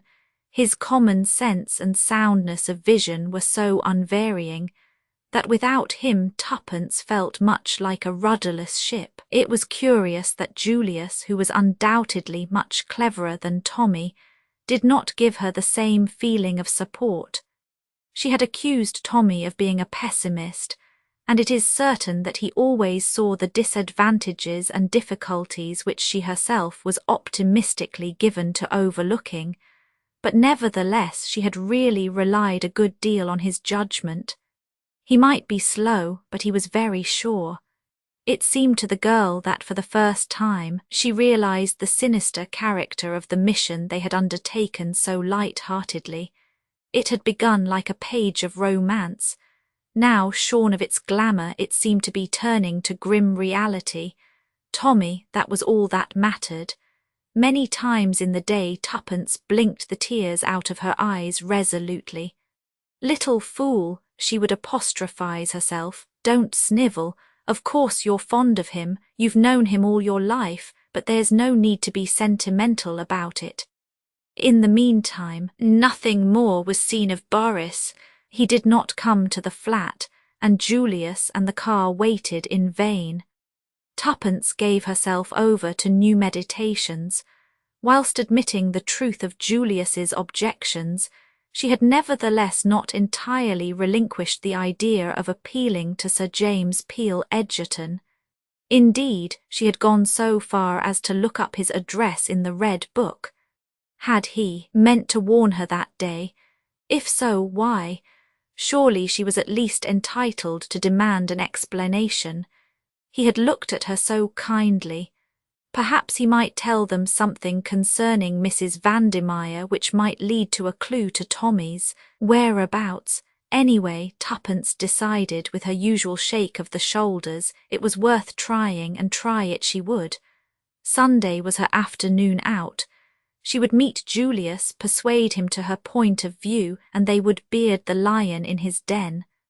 When the day arrived, Julius needed a considerable amount of persuading, but Tuppence held firm. It can do no harm, was what she always came back to. In the end, Julius gave in and they proceeded in the car to Carlton House Terrace. The door was opened by an irreproachable butler. Tuppence felt a little nervous. After all, perhaps it was colossal cheek on her part. She had decided not to ask if Sir James was at home, but to adopt a more personal attitude. "Will you ask Sir James if I can see him for a few minutes? I have an important message for him." The butler retired, returning a moment or two later. "Sir James will see you. Will you step this way?" He ushered them into a room at the back of the house, furnished as a library. The collection of books was a magnificent one, and Tuppence noticed that all one wall was devoted to works on crime and criminology.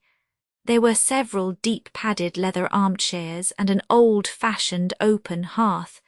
In the window was a big roll-top desk strewn with papers at which the master of the house was sitting. He rose as they entered. "You have a message for me." Ah, he recognized Tuppence with a smile. "It's you, is it? Brought a message from Mrs. Vandemeyer, I suppose." "Not exactly," said Tuppence. "In fact, I'm afraid I only said that to be quite sure of getting in. Oh, by the way, this is Mr. Hershamer, Sir James Peel Edgerton." "Pleased to meet you," said the American, shooting out a hand. "Won't you both sit down?" asked Sir James. He drew forward 2 chairs. "Sir James," said Tuppence, plunging boldly, "I dare say you will think it is most awful cheek of me coming here like this, because of course it's nothing whatever to do with you, and then you're a very important person, and of course Tommy and I are very unimportant." She paused for breath. "Tommy?" queried Sir James, looking across at the American. "No, that's Julius," explained Tuppence. "I'm rather nervous and that makes me tell it badly. What I really want to know is what you meant by what you said to me the other day. Did you mean to warn me against Mrs. Vandemeyer? You did, didn't you?" "My dear young lady, as far as I recollect, I only mentioned that there were equally good situations to be obtained elsewhere." "Yes, I know, but it was a hint, wasn't it?" "Well, perhaps it was," admitted Sir James gravely. "Well, I want to know more. I want to know just why you gave me a hint." Sir James smiled at her earnestness. "Suppose the lady brings a libel action against me for defamation of character." "Of course," said Tuppence, "as I know lawyers are always dreadfully careful, but can't we say without prejudice first, and then say just what we want to?" "Well," said Sir James, still smiling, "without prejudice, then, if I had a young sister forced to earn her living, I should not like to see her in Mrs. Vandemeyer's service. I felt it incumbent on me just to give you a hint. It is no place for a young and inexperienced girl. That is all I can tell you." "I see," said Tuppence thoughtfully. "Thank you very much, but I'm not really inexperienced, you know. I knew perfectly that she was a bad lot when I went there. As a matter of fact, that's why I went." She broke off, seeing some bewilderment on the lawyer's face, and went on. "I think perhaps I'd better tell you the whole story, Sir James. I've a sort of feeling that you'd know in a minute if I didn't tell the truth, and so you might as well know all about it from the beginning. What do you think, Julius? As you're bent on it, I'd go right ahead with the facts, replied the American who had so far sat in silence. Yes, tell me all about it, said Sir James. I want to know who Tommy is. Thus encouraged, Tuppence plunged into her tale, and the lawyer listened with close attention. Very interesting, he said when she finished. A great deal of what you tell me, child, is already known to me. I've had certain theories of my own about this Jane Finn. You've done extraordinarily well so far, but it's rather too bad of. What do you know him as? Mr. Carter to pitchfork you two young things into an affair of this kind. By the way, where did Mr. Hershamer come in originally? You didn't make that clear. Julius answered for himself. I'm Jane's first cousin, he explained, returning the lawyer's keen gaze. Ah, oh, Sir James, broke out Tuppence, what do you think has become of Tommy? The lawyer rose and paced slowly up and down. When you arrived, young lady, I was just packing up my traps, going to Scotland by the night train for a few days fishing. But there are different kinds of fishing. I've a good mind to stay and see if we can't get on the track of that young chap. Oh, Tuppence clasped her hands ecstatically. All the same, as I said before, it's too bad of Carter to set you two babies on a job like this. Now, don't get offended, Miss Cowley, Prudence Cowley, but my friends call me Tuppence. Well, Miss Tuppence, then, as I'm certainly going to be a friend, don't be offended because I think you're young. Youth is a failing only too easily outgrown. Now about this young Tommy of yours. Yes.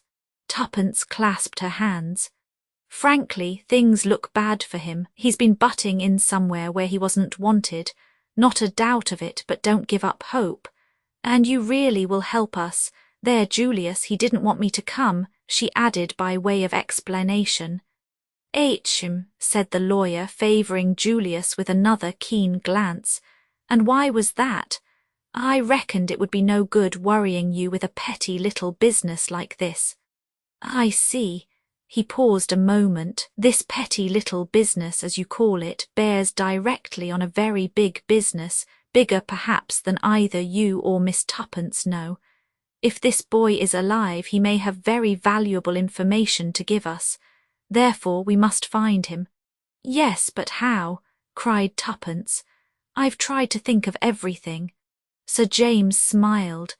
And yet there's one person quite near at hand who in all probability knows where he is, or at all events where he is likely to be.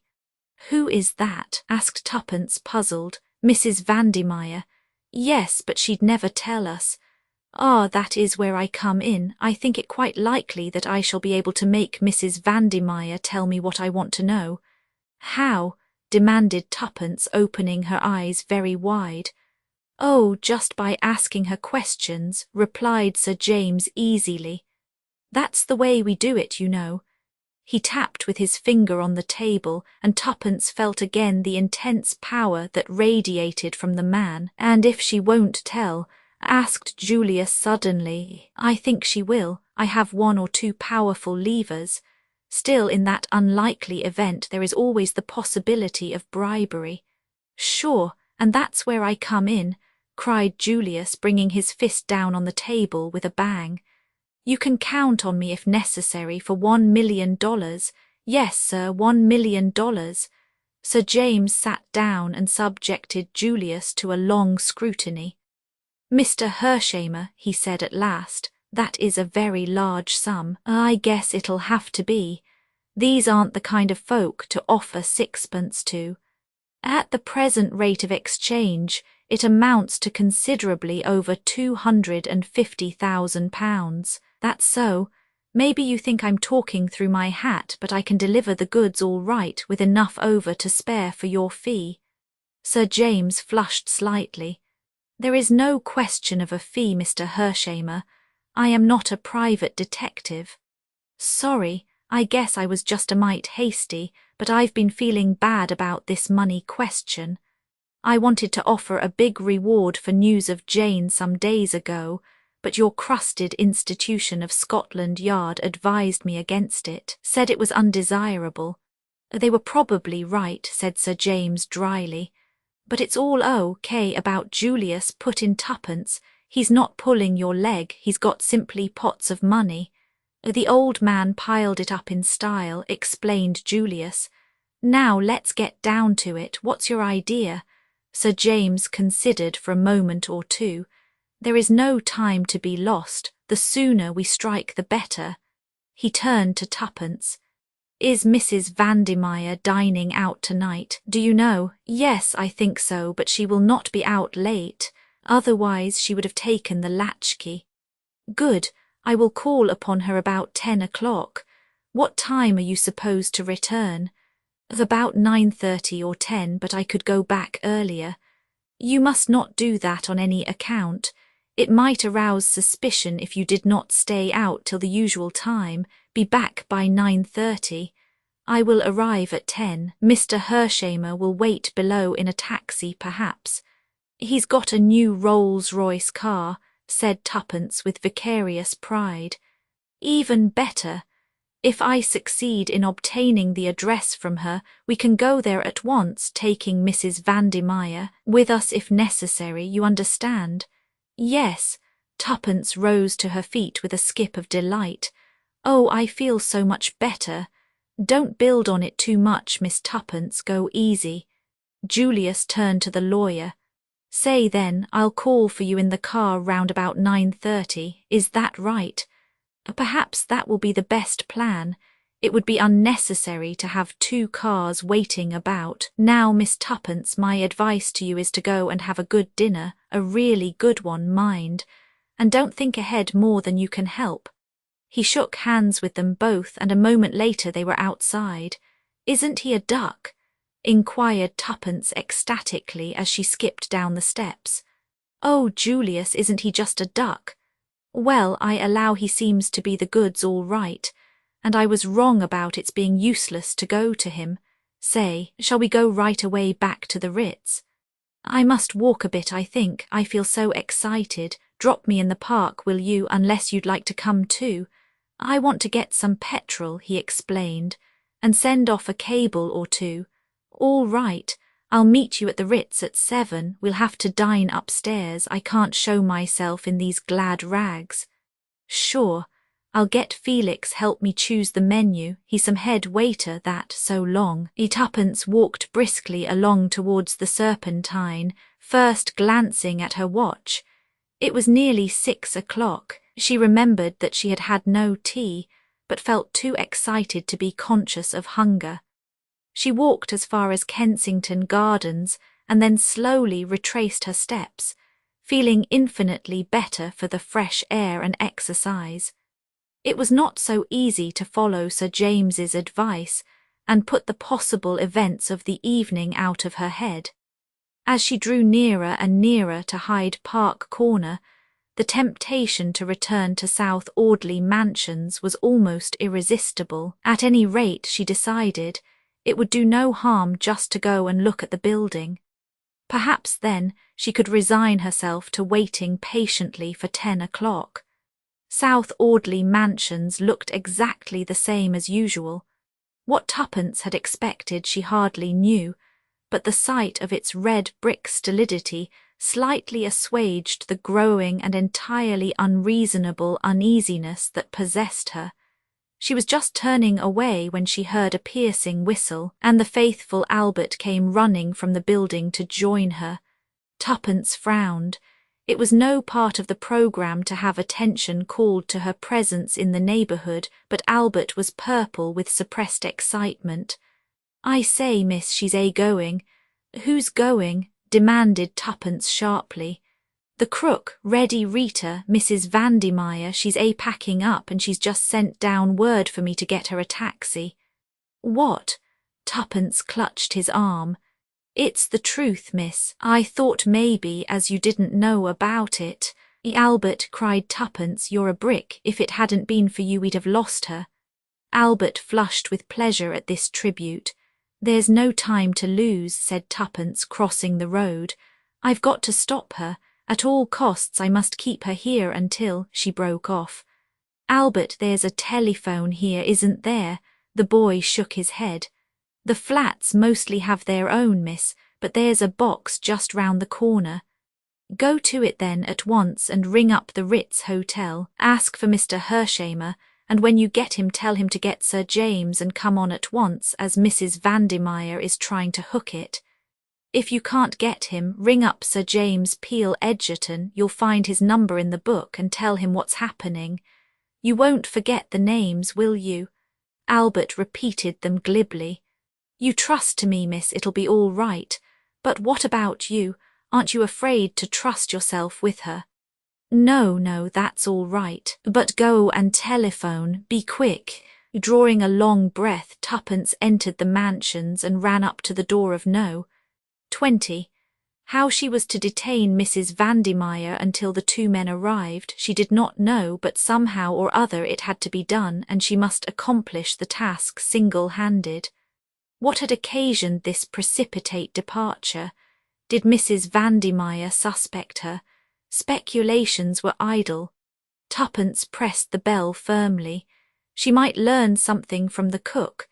Nothing happened, and after waiting some minutes, Tuppence pressed the bell again, keeping her finger on the button for some little while. At last she heard footsteps inside, and a moment later Mrs. Vandermeyer herself opened the door. She lifted her eyebrows at the sight of the girl. "You? I had a touch of toothache, ma'am," said Tuppence glibly. "So thought it better to come home and have a quiet evening." Mrs. Vandermeyer said nothing, but she drew back and let Tuppence pass into the hall. "How unfortunate for you," she said coldly. "You had better go to bed." "Oh, I shall be all right in the kitchen, ma'am. Cook will." "Cook is out," said Mrs. Vandermeyer in a rather disagreeable tone. "I sent her out, so you see you had better go to bed." Suddenly Tuppence felt afraid. There was a ring in Mrs. Vandermeyer's voice that she did not like at all. Also, the other woman was slowly edging her up the passage. Tuppence turned at bay. "I don't want—" Then, in a flash, a rim of cold steel touched her temple, and Mrs. Vandermeyer's voice rose cold and menacing. "You damned little fool! Do you think I don't know? No, don't answer. If you struggle or cry out, I'll shoot you like a dog." The rim of steel pressed a little harder against the girl's temple. "Now then, march," went on Mrs. Vandermeyer. "This way into my room. In a minute, when I've done with you, you'll go to bed as I told you to. And you'll sleep. Oh yes, my little spy, you'll sleep all right." There was a sort of hideous geniality in the last words which Tuppence did not at all like. For the moment there was nothing to be done, and she walked obediently into Mrs. Vandermeyer's bedroom. The pistol never left her forehead. The room was in a state of wild disorder. Clothes were flung about right and left. A suitcase and a hat box, half packed, stood in the middle of the floor. Tuppence pulled herself together with an effort. Her voice shook a little, but she spoke out bravely. "Come now," she said. "This is nonsense. You can't shoot me. Why, everyone in the building would hear the report." "I'd risk that," said Mrs. Vandermeyer cheerfully. "But as long as you don't sing out for help, you're all right, and I don't think you will. You're a clever girl. You deceived me all right. I hadn't a suspicion of you. So I've no doubt that you understand perfectly well that this is where I'm on top and you're underneath. Now then, sit on the bed. Put your hands above your head, and if you value your life, don't move them." Tuppence obeyed passively. Her good sense told her that there was nothing else to do but accept the situation. If she shrieked for help, there was very little chance of anyone hearing her, whereas there was probably quite a good chance of Mrs. Vandermeyer's shooting her. In the meantime, every minute of delay gained was valuable. Mrs. Vandermeyer laid down the revolver on the edge of the washstand within reach of her hand, and still eyeing Tuppence like a lynx in case the girl should attempt to move, she took a little stoppered bottle from its place on the marble and poured some of its contents into a glass which she filled up with water. What's that? Asked Tuppence sharply. Something to make you sleep soundly. Tuppence paled a little. Are you going to poison me? She asked in a whisper. Perhaps, said Mrs. Vandemeyer, smiling agreeably. Then I shan't drink it, said Tuppence firmly. I'd much rather be shot, at any rate that would make a row and someone might hear it, but I won't be killed off quietly like a lamb. Mrs. Vandemeyer stamped her foot. Don't be a little fool. Do you really think I want a hue and cry for murder out after me? If you've any sense at all, you'll realise that poisoning you wouldn't suit my book at all. It's a sleeping draught, that's all. You'll wake up tomorrow morning none the worse.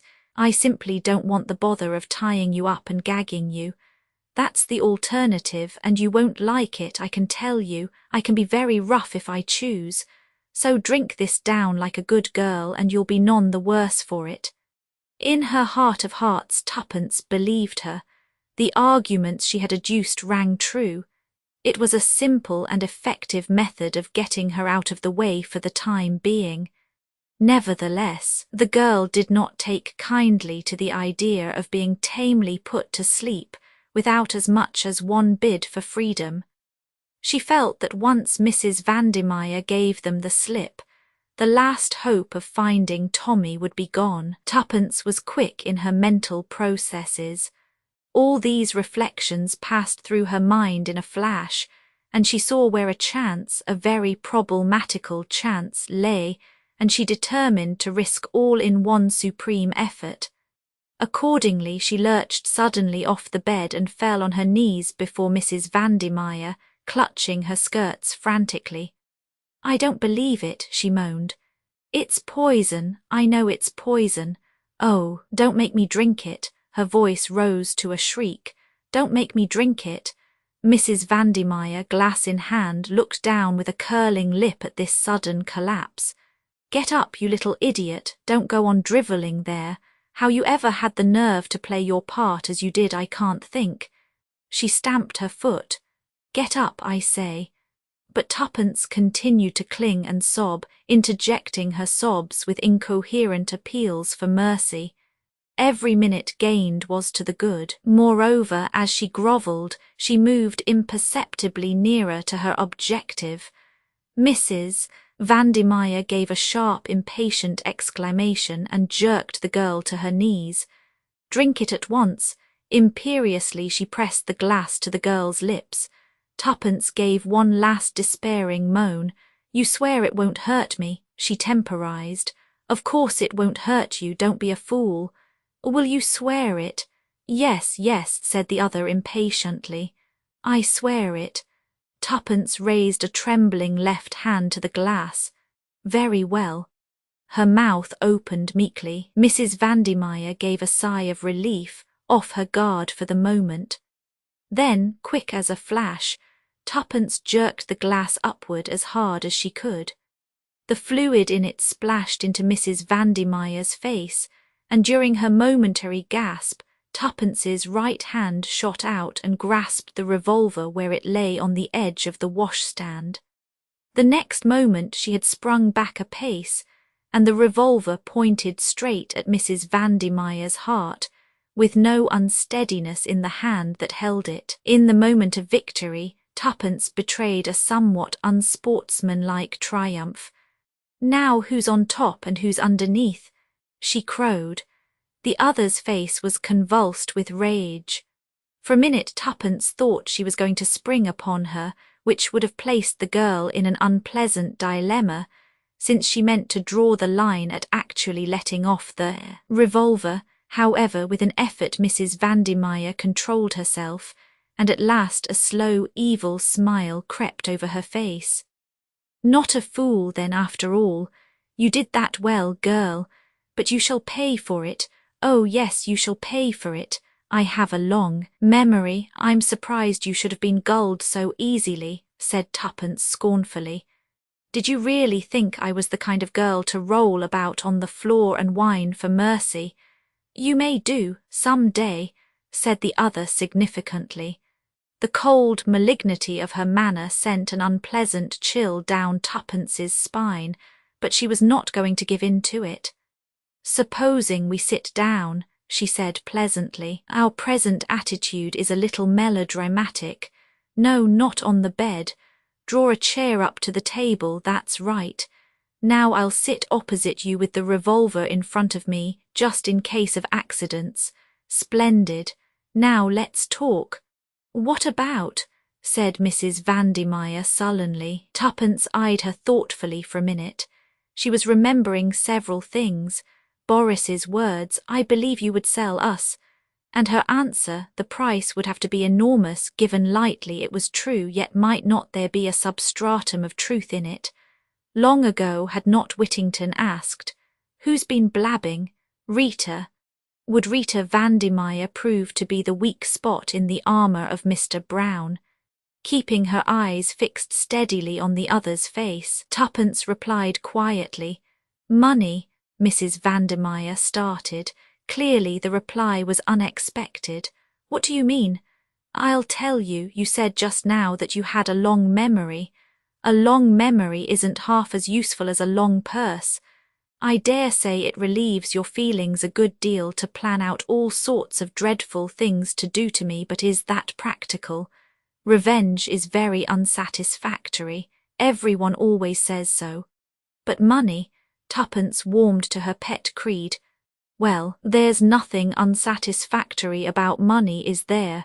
Do you think," said Mrs. Vandemeyer scornfully, "that I am the kind of woman to sell my friends?" "Yes," said Tuppence promptly, "if the price was big enough. A paltry £100 or so." "No," said Tuppence, "I should suggest 100,000.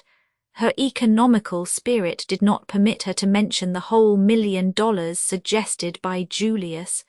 A flush crept over Mrs. Vandemeyer's face. "What did you say?"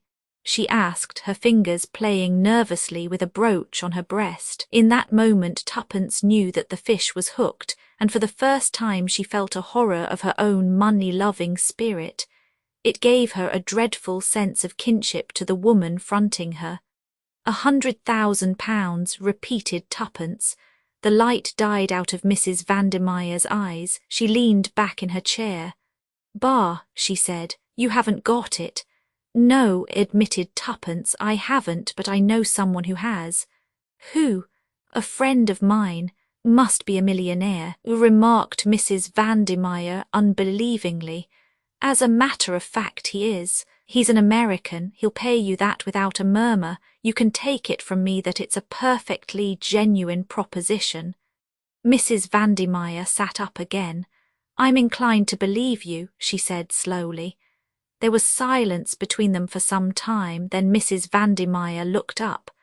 "What does he want to know, this friend of yours?" Tuppence went through a momentary struggle, but it was Julius's money and his interests must come first. "He wants to know where Jane Finn is," she said boldly. Mrs. Vandemeyer showed no surprise. "I'm not sure where she is at the present moment," she replied, "but you could find out." "Oh, yes," returned Mrs. Vandemeyer carelessly. "There would be no difficulty about that." Then Tuppence's voice shook a little. "There's a boy, a friend of mine. I'm afraid something's happened to him through your pal Boris." "What's his name?" "Tommy Beresford." "Never heard of him, but I'll ask Boris. He'll tell me anything he knows." "Oh, thank you." Tuppence felt a terrific rise in her spirits. It impelled her to more audacious efforts. "There's one thing more." "Well," Tuppence leaned forward and lowered her voice. "Who is Mr. Brown?" Her quick eyes saw the sudden paling of the beautiful face. With an effort Mrs. Vandemeyer pulled herself together and tried to resume her former manner, but the attempt was a mere parody. She shrugged her shoulders. "You can't have learnt much about us if you don't know that nobody knows who Mr. Brown is." "You do," said Tuppence quietly. Again the colour deserted the other's face. "What makes you think that?" "I don't know," said the girl truthfully, "but I'm sure." Mrs. Vandemeyer stared in front of her for a long time.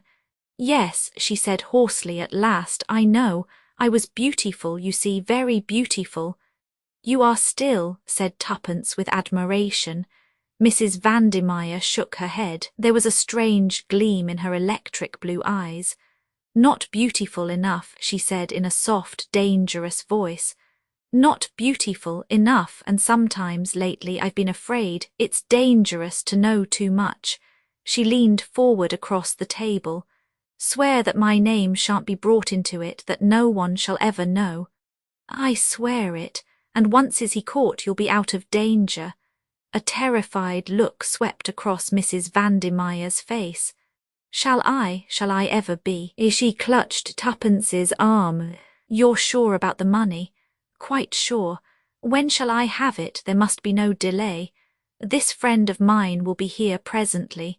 He may have to send cables or something like that, but there won't be any delay. He's a terrific hustler. A resolute look settled on Mrs. Vandermeyer's face.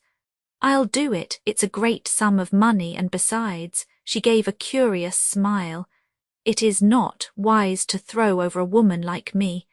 For a moment or two she remained smiling and lightly tapping her fingers on the table. Suddenly she started and her face blanched. What was that? I heard nothing. Mrs. Vandermeyer gazed round her fearfully. If there should be someone listening. Nonsense, who could there be? Even the walls might have ears, whispered the other.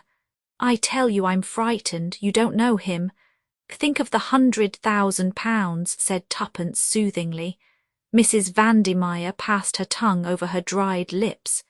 You don't know him, as she reiterated hoarsely. He's With a shriek of terror she sprang to her feet. Her outstretched hand pointed over Tuppence's head. Then she swayed to the ground in a dead faint. Tuppence looked round to see what had startled her. In the doorway were Sir James Peel Egerton and Julius Hershamer. Chapter 14. Sir James brushed past Julius and hurriedly bent over the fallen woman. Heart, he said sharply. Seeing us so suddenly must have given her a shock. Brandy, and quickly, or she'll slip through our fingers. Julius hurried to the washstand. Not there, said Tuppence over her shoulder. In the Tantalus in the dining room. Second door down the passage. Between them Sir James and Tuppence lifted Mrs. Vandermeyer and carried her to the bed. There they dashed water on her face, but with no result. The lawyer fingered her pulse. Touch and go, he muttered. I wish that young fellow would hurry up with the brandy. At that moment Julius re-entered the room, carrying a glass half full of the spirit which he handed to Sir James. While Tuppence lifted her head, the lawyer tried to force a little of the spirit between her closed lips. Finally the woman opened her eyes feebly. Tuppence held the glass to her lips. Drink this. Mrs. Vandermeyer complied. The brandy brought the colour back to her white cheeks and revived her in a marvellous fashion. She tried to sit up, then fell back with a groan, her hand to her side. It's my heart, she whispered. I mustn't talk. She lay back with closed eyes. Sir James kept his finger on her wrist a minute longer, then withdrew it with a nod. She'll do now. All three moved away and stood together talking in low voices. One and all were conscious of a certain feeling of anticlimax. Clearly any scheme for cross-questioning the lady was out of the question for the moment. For the time being they were baffled and could do nothing. Tuppence related how Mrs. Vandermeyer had declared herself willing to disclose the identity of Mr. Brown, and how she had consented to discover and reveal to them the whereabouts of Jane Finn. Julius was congratulatory. That's all right, Miss Tuppence. Splendid. I guess that £100,000 will look just as good in the morning to the lady as it did overnight. There's nothing to worry over. She won't speak without the cash anyway, you bet. There was certainly a good deal of common sense in this, and Tuppence felt a little comforted. What you say is true, said Sir James meditatively. I must confess, however, that I cannot help wishing we had not interrupted at the minute we did. Still, it cannot be helped, it is only a matter of waiting until the morning. He looked across at the inert figure on the bed. Mrs. Vandemeyer lay perfectly passive with closed eyes. He shook his head. "Well," said Tuppence with an attempt at cheerfulness, "we must wait until the morning, that's all, but I don't think we ought to leave the flat. What about leaving that bright boy of yours on guard? Albert, and suppose she came round again and hooked it. Albert couldn't stop her. I guess she won't want to make tracks away from the dollars. She might. She seemed very frightened of Mr. Brown." "What, real plumb scared of him?" "Yes." She looked round and said even walls had ears. "Maybe she meant a dictaphone," said Julius with interest. "Miss Tuppence is right," said Sir James quietly. "We must not leave the flat if only for Mrs. Vandemeyer's sake." Julius stared at him. "You think he'd get after her? Between now and tomorrow morning? How could he know even?" "You forget your own suggestion of a dictaphone," said Sir James dryly. "We have a very formidable adversary. I believe if we exercise all due care that there is a very good chance of his being delivered into our hands. But we must neglect no precaution. We have an important witness, but she must be safeguarded. I would suggest that Miss Tuppence should go to bed and that you and I, Mr. Hershamer, should share the vigil." Tuppence was about to protest, but happening to glance at the bed, she saw Mrs. Vandemeyer, her eyes half open, with such an expression of mingled fear and malevolence on her face that it quite froze the words on her lips.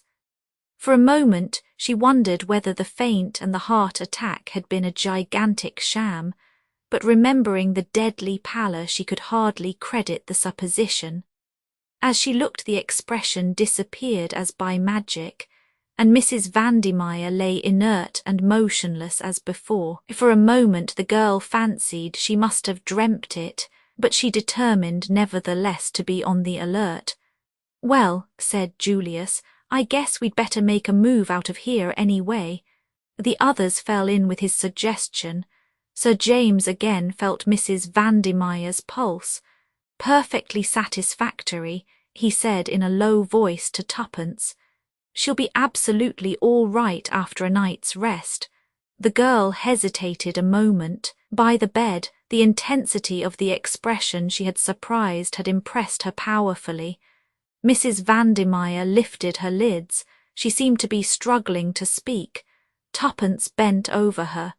"Don't leave." She seemed unable to proceed, murmuring something that sounded like sleepy. Then she tried again. Tuppence bent lower still. It was only a breath. "Mr. Brown," the voice stopped, but the half-closed eyes seemed still to send an agonized message. Moved by a sudden impulse, the girl said quickly, "I shan't leave the flat. I shall sit up all night." A flash of relief showed before the lids descended once more. Apparently Mrs. Vandemeyer slept, but her words had awakened a new uneasiness in Tuppence. What had she meant by that low murmur? "Mr. Brown." Tuppence caught herself nervously looking over her shoulder. The big wardrobe loomed up in a sinister fashion before her eyes. Plenty of room for a man to hide in that. Half ashamed of herself, Tuppence pulled it open and looked inside. No one of course. She stooped down and looked under the bed. There was no other possible hiding place. Tuppence gave her familiar shake of the shoulders. It was absurd, this giving way to nerves. Slowly she went out of the room. Julius and Sir James were talking in a low voice. Sir James turned to her. "Lock the door on the outside, please, Miss Tuppence, and take out the key. There must be no chance of anyone entering that room." The gravity of his manner impressed them, and Tuppence felt less ashamed of her attack of nerves. "Say," remarked Julius suddenly, "there's Tuppence's bright boy. I guess I'd better go down and ease his young mind. That's some lad, Tuppence. How did you get in, by the way?" asked Tuppence suddenly. "I forgot to ask. Well, Albert got me on the phone all right. I ran round for Sir James here and we came right on. The boy was on the lookout for us and was just a mite worried about what might have happened to you. He'd been listening outside the door of the flat but couldn't hear anything. Anyhow, he suggested sending us up in the coal lift instead of ringing the bell. And sure enough we landed in the scullery and came right along to find you. Albert's still below and must be just hopping mad by this time. With which Julius departed abruptly.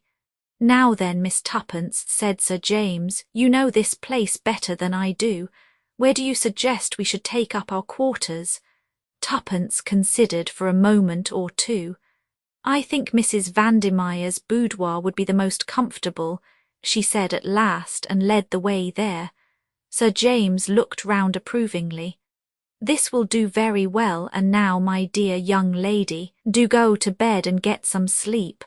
Tuppence shook her head resolutely. I couldn't, thank you, Sir James. I should dream of Mr. Brown all night. But you'll be so tired, child. No, I shan't. I'd rather stay up, really. The lawyer gave in. Julius reappeared some minutes later, having reassured Albert and rewarded him lavishly for his services. Having in his turn failed to persuade Tuppence to go to bed, he said decisively, At any rate, you've got to have something to eat right away. Where's the larder? Tuppence directed him, and he returned in a few minutes with a cold pie and 3 plates. After a hearty meal, the girl felt inclined to pooh-pooh her fancies of half an hour before. The power of the money bribe could not fail. And now, Miss Tuppence, said Sir James, we want to hear your adventures. That's so, agreed Julius. Tuppence narrated her adventures with some complacence. Julius occasionally interjected an admiring bully. Sir James said nothing until she had finished, when his quiet, well done, Miss Tuppence, made her flush with pleasure. There's one thing I don't get clearly, said Julius. What put her up to clearing out? I don't know, confessed Tuppence. Sir James stroked his chin thoughtfully. The room was in great disorder. That looks as though her flight was unpremeditated, almost as though she got a sudden warning to go from someone. Mr. Brown, I suppose, said Julius scoffingly. The lawyer looked at him deliberately for a minute or two. Why not? He said. Remember, you yourself have once been worsted by him. Julius flushed with vexation. I feel just mad when I think of how I handed out Jane's photograph to him like a lamb. Gee, if I ever lay hands on it again, I'll freeze on to it like hell. That contingency is likely to be a remote one, said the other dryly. I guess you're right, said Julius frankly. And in any case, it's the original I'm out after. Where do you think she can be, Sir James? Or the lawyer shook his head. Impossible to say, but I've a very good idea where she has been. You have, where? Sir James smiled. At the scene of your nocturnal adventures, the Bournemouth nursing home. There, impossible, I asked. No, my dear sir, you asked if anyone of the name of Jane Finn had been there. Now, if the girl had been placed there, it would almost certainly be under an assumed name. Bully for you, cried Julius. I never thought of that. It was fairly obvious, said the other. Perhaps the doctor's in it too, suggested Tuppence. Julius shook his head. I don't think so. I took to him at once. No, I'm pretty sure Dr. Hall's all right. Hall, did you say? Asked Sir James. That is curious, really very curious. Why? Demanded Tuppence. Because I happened to meet him this morning. I've known him slightly on and off for some years, and this morning I ran across him in the street, staying at the Metropole, he told me. He turned to Julius. Didn't he tell you he was coming up to town? Julius shook his head. Curious, mused Sir James. You did not mention his name this afternoon, or I would have suggested your going to him for further information with my card as introduction. I guess I'm a mutt, said Julius with unusual humility. I ought to have thought of the false name stunt. How could you think of anything after falling out of that tree? Cried Tuppence. I'm sure anyone else would have been killed right off. Well, I guess it doesn't matter now. Anyway, said Julius, we've got Mrs. Vandemeyer on a string and that's all we need. Yes, said Tuppence, but there was a lack of assurance in her voice. A silence settled down over the party. Little by little the magic of the night began to gain a hold on them. There were sudden creaks of the furniture, imperceptible rustlings in the curtains. Suddenly Tuppence sprang up with a cry. I can't help it. I know Mr. Brown's somewhere in the flat. I can feel him. Sure, Tuppence, how could he be? This door's open into the hall. No one could have come in by the front door without our seeing and hearing him. I can't help it. I feel he's here. She looked appealingly at Sir James, who replied gravely, with due deference to your feelings, Miss Tuppence, and mine as well for that matter, I do not see how it is humanly possible for anyone to be in the flat without our knowledge. The girl was a little comforted by his words. Sitting up at night is always rather jumpy, or she confessed. Yes, said Sir James, we are in the condition of people holding a séance. Perhaps if a medium were present we might get some marvellous results. Do you believe in spiritualism? Asked Tuppence, opening her eyes wide. The lawyer shrugged his shoulders. There is some truth in it without a doubt, but most of the testimony would not pass muster in the witness box. The hours drew on.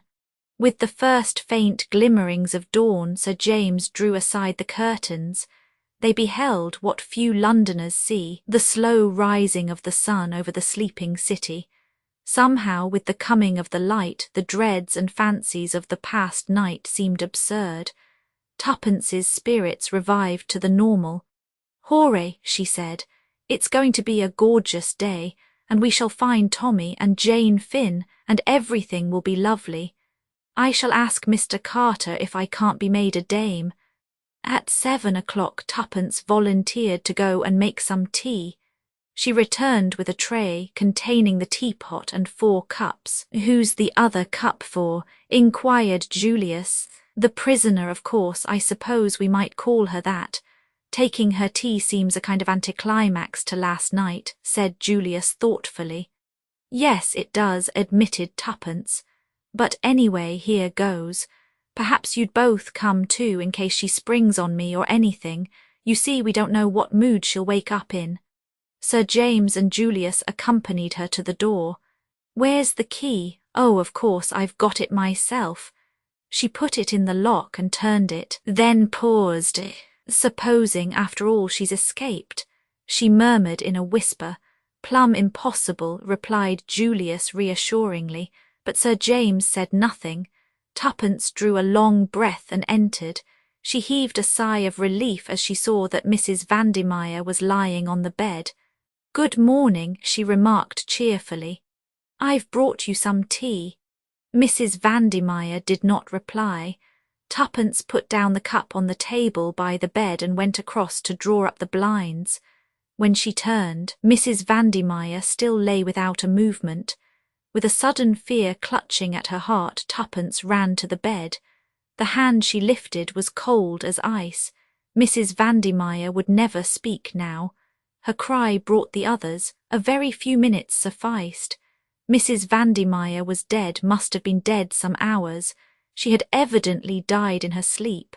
If that isn't the cruelest luck, cried Julius in despair. The lawyer was calmer, but there was a curious gleam in his eyes. If it is luck, he replied, you don't think but say that's plumb impossible, no one could have got in.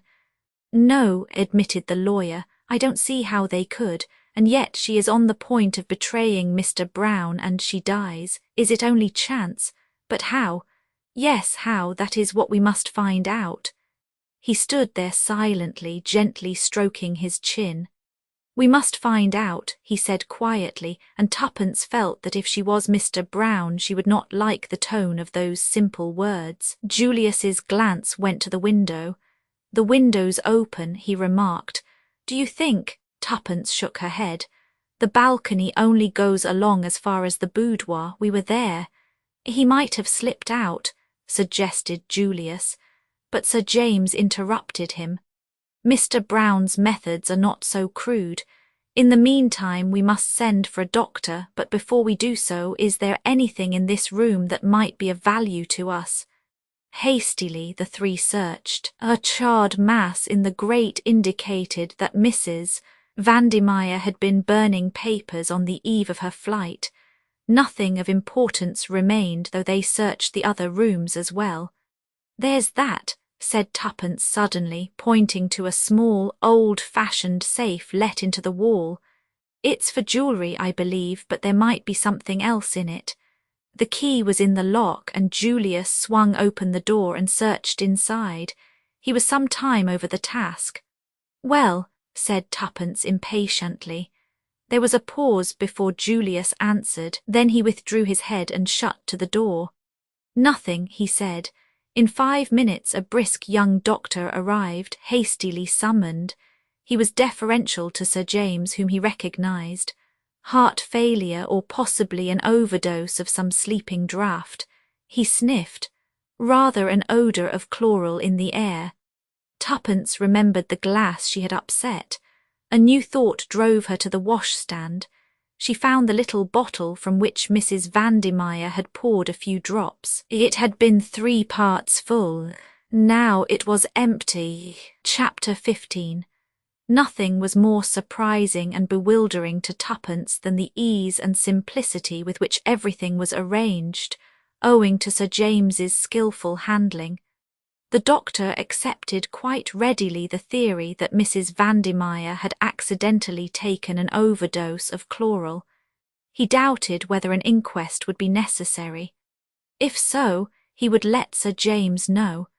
He understood that Mrs. Vandemeyer was on the eve of departure for abroad, and that the servants had already left. Sir James and his young friends had been paying a call upon her when she was suddenly stricken down, and they had spent the night in the flat, not liking to leave her alone. Did they know of any relatives? They did not, but Sir James referred him to Mrs. Vandemeyer's solicitor. Shortly afterwards a nurse arrived to take charge, and the other left the ill-omened building. "And what now?" asked Julius with a gesture of despair. "I guess we are down and out for good." Sir James stroked his chin thoughtfully. "No," he said quietly. "There is still the chance that Dr. Hall may be able to tell us something. Gee, I'd forgotten him. The chance is slight, but it must not be neglected. I think I told you that he is staying at the Metropole. I should suggest that we call upon him there as soon as possible. Shall we say after a bath and breakfast?" It was arranged that Tuppence and Julius should return to the Ritz and call for Sir James in the car. This programme was faithfully carried out, and a little after 11 they drew up before the Metropole. They asked for Dr. Hall, and a page boy went in search of him. In a few minutes the little doctor came hurrying towards them. "Can you spare us a few minutes, Dr. Hall?" said Sir James pleasantly. "Let me introduce you to Miss Cowley. Mr. Hershamer, I think, you already know." A quizzical gleam came into the doctor's eye as he shook hands with Julius. "Ah, yes, my young friend of the tree episode. Ankle all right, eh? I guess it's cured owing to your skilful treatment, Doc. And the heart trouble, ha. Still searching," said Julius briefly. "To come to the point, can we have a word with you in private?" asked Sir James. "Certainly. I think there is a room here where we shall be quite undisturbed." He led the way and the others followed him. They sat down and the doctor looked inquiringly at Sir James. "Dr. Hall, I am very anxious to find a certain young lady for the purpose of obtaining a statement from her. I have reason to believe that she has been at one time or another in your establishment at Bournemouth. I hope I am transgressing no professional etiquette in questioning you on the subject. I suppose it is a matter of testimony." Sir James hesitated a moment, then he replied, "Yes, I shall be pleased to give you any information in my power. What is the young lady's name?" "Mr. Hershamer asked me, I remember." He half turned to Julius. "The name," said Sir James bluntly, "is really immaterial. She would be almost certainly sent to you under an assumed one, but I should like to know if you are acquainted with a Mrs. Vandemeyer. Mrs. Vandemeyer of 20 South Audley Mansions. I know her slightly." "You are not aware of what has happened? What do you mean? You do not know that Mrs. Vandemeyer is dead?" "Dear, dear, I had no idea of it. When did it happen?" "She took an overdose of chloral last night. Purposely, accidentally, it is believed. I should not like to say myself. Anyway, she was found dead this morning. Very sad. A singularly handsome woman. I presume she was a friend of yours, since you are acquainted with all these details." "I am acquainted with the details because, well, it was I who found her dead." "Indeed," said the doctor, starting. "Yes," said Sir James, and stroked his chin reflectively. "This is very sad news, but you will excuse me if I say that I do not see how it bears on the subject of your inquiry. It bears on it in this way. Is it not a fact that Mrs. Vandemeyer committed a young relative of hers to your charge?" Julius leaned forward eagerly. "That is the case," said the doctor quietly.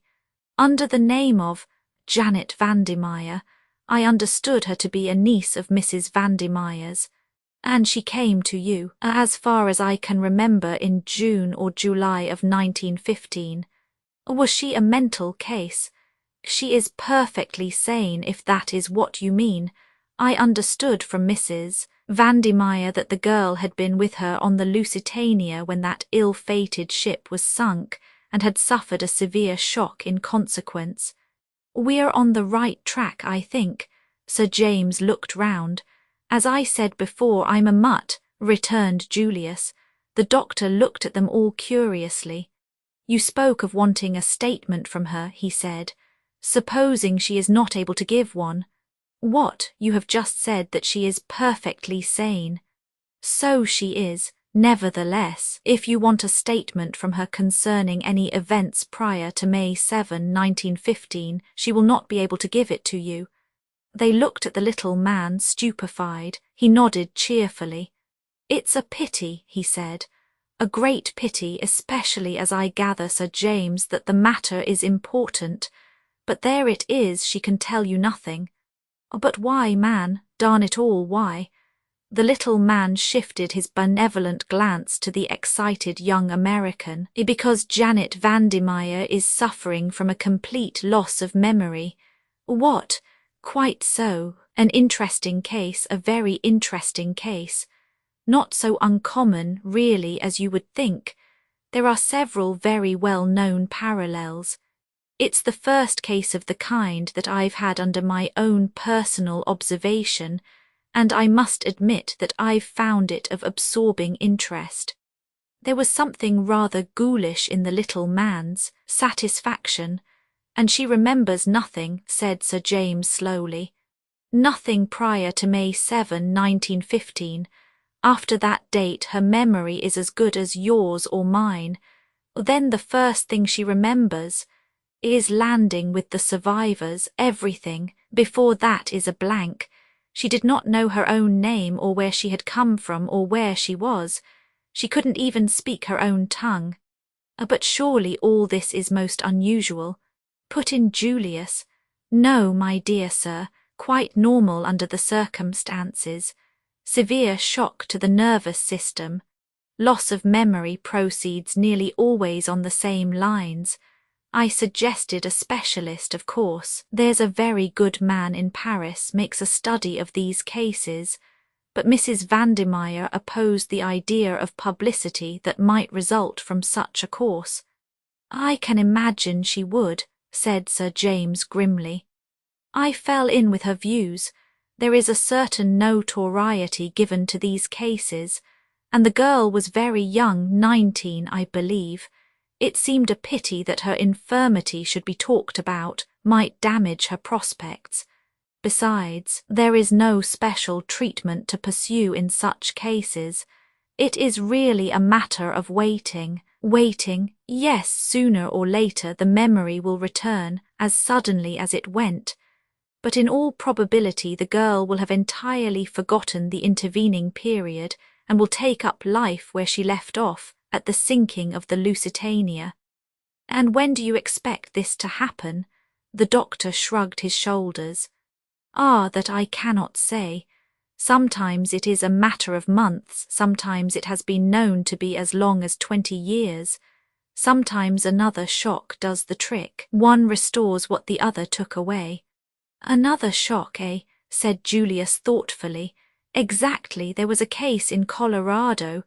The little man's voice trailed on, voluble, mildly enthusiastic. Julius did not seem to be listening. He had relapsed into his own thoughts and was frowning. Suddenly he came out of his brown study and hit the table such a resounding bang with his fist that everyone jumped, the doctor most of all. "I've got it, I guess, Doc. I'd like your medical opinion on the plan I'm about to outline. Say Jane was to cross the herring pond again, and the same thing was to happen. The submarine, the sinking ship, everyone to take to the boats, and so on. Wouldn't that do the trick? Wouldn't it give a mighty big bump to her subconscious self, or whatever the jargon is, and start it functioning again right away? A very interesting speculation, Mr. Hersheimer. In my own opinion, it would be successful. It is unfortunate that there is no chance of the conditions repeating themselves as you suggest. Not by nature, perhaps, Doc, but I'm talking about art. Art? Why, yes, what's the difficulty? Hire a liner. A liner, murmured Dr. Hall faintly. Hire some passengers, hire a submarine, that's the only difficulty, I guess. Governments are apt to be a bit hidebound over their engines of war. They won't sell to the first comer. Still, I guess that can be got over. Ever heard of the word graft, sir? Well, graft gets there every time.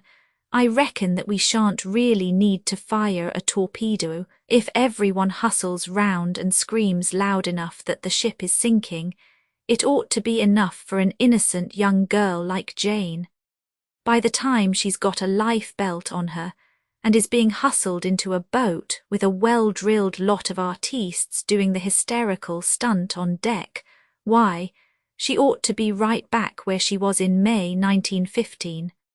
How's that for the bare outline?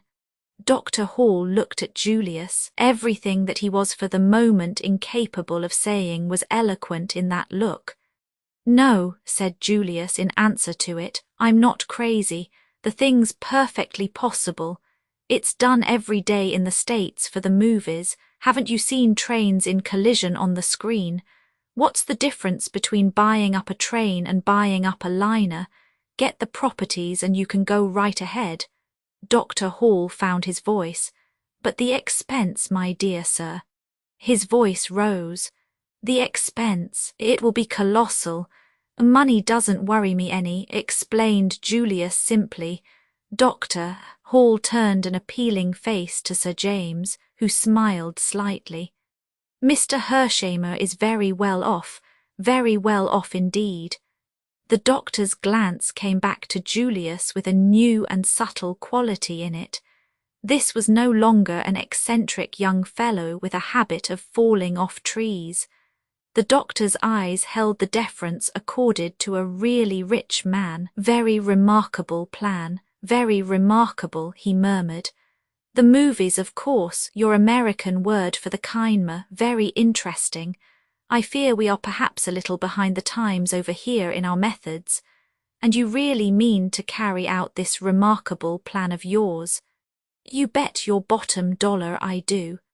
The doctor believed him, which was a tribute to his nationality. If an Englishman had suggested such a thing, he would have had grave doubts as to his sanity. I cannot guarantee a cure, he pointed out. Perhaps I ought to make that quite clear. Sure, that's all right, said Julius. You just trot out Jane and leave the rest to me. Jane, Miss Janet Vandermeyer, then. Can we get on the long distance to your place right away and ask them to send her up, or shall I run down and fetch her in my car?" The doctor stared. "I beg your pardon, Mr. Hershamer, I thought you understood." "Understood what?" "That Miss Vandermeyer is no longer under my care." Chapter 16. Julius sprang up. "What? I thought you were aware of that. When did she leave?" "Let me see, today is Monday, is it not? It must have been last Wednesday. Why, surely, yes, it was the same evening that you, fell out of my tree." "That evening, before or after?" "Let me see, oh yes, afterwards." A very urgent message arrived from Mrs. Vandermeyer. The young lady and the nurse who was in charge of her left by the night train. Julius sank back again into his chair. "Nurse Edith left with a patient, I remember," he muttered. "My God, to have been so near." Dr. Hall looked bewildered. "I don't understand. Is the young lady not with her aunt after all?" Tuppence shook her head. She was about to speak when a warning glance from Sir James made her hold her tongue. The lawyer rose. "I'm much obliged to you, Hall. We're very grateful for all you've told us. I'm afraid we are now in the position of having to track Miss Vandermeyer anew. What about the nurse who accompanied her? I suppose you don't know where she is." The doctor shook his head. "We've not heard from her as it happens. I understood she was to remain with Miss Vandermeyer for a while. But what can have happened? Surely the girl has not been kidnapped." "That remains to be seen," said Sir James gravely. The other hesitated. "You do not think I ought to go to the police?" "No, no. In all probability the young lady is with other relations." The doctor was not completely satisfied, but he saw that Sir James was determined to say no more, and realized that to try and extract more information from the famous K.C. would be mere waste of labour. Accordingly, he wished them good-bye and they left the hotel. For a few minutes they stood by the car talking. "How maddening!" cried Tuppence. "To think that Julius must have been actually under the same roof with her for a few hours." "I was a darned idiot," muttered Julius gloomily. "You couldn't know," Tuppence consoled him. "Could he?" She appealed to Sir James. "I should advise you not to worry," said the latter kindly. "No use crying over spilt milk, you know. The great thing is what to do next," added Tuppence the practical. Sir James shrugged his shoulders. "You might advertise for the nurse who accompanied the girl. That is the only course I can suggest, and I must confess I do not hope for much result. Otherwise there is nothing to be done." "Nothing," said Tuppence blankly. "And Tommy?" "We must hope for the best," said Sir James. "Oh yes, we must go on hoping." But over her downcast head his eyes met Julius's, and almost imperceptibly he shook his head. Julius understood. The lawyer considered the case hopeless. The young American's face grew grave. Sir James took Tuppence's hand. "You must let me know if anything further comes to light. Letters will always be forwarded." Tuppence stared at him blankly. "You are going away, as I told you. Don't you remember, to Scotland?" "Yes, but I thought—" The girl hesitated. Sir James shrugged his shoulders. "My dear young lady, I can do nothing more, I fear. Our clues have all ended in thin air. You can take my word for it that there is nothing more to be done. If anything should arise, I shall be glad to advise you in any way I can." His words gave Tuppence an extraordinarily desolate feeling. "I suppose you're right," she said. "Anyway, thank you very much for trying to help us. Goodbye." Julius was bending over the car. A momentary pity came into Sir James's keen eyes as he gazed into the girl's downcast face. "Don't be too disconsolate, Miss Tuppence," he said in a low voice.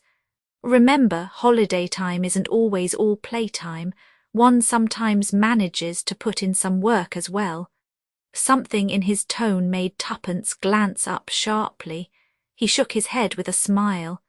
"No, I shan't say any more. Great mistake to say too much. Remember that. Never tell all you know, not even to the person you know best. Understand. Goodbye." He strode away. Tuppence stared after him. She was beginning to understand Sir James's methods. Once before he had thrown her a hint in the same careless fashion.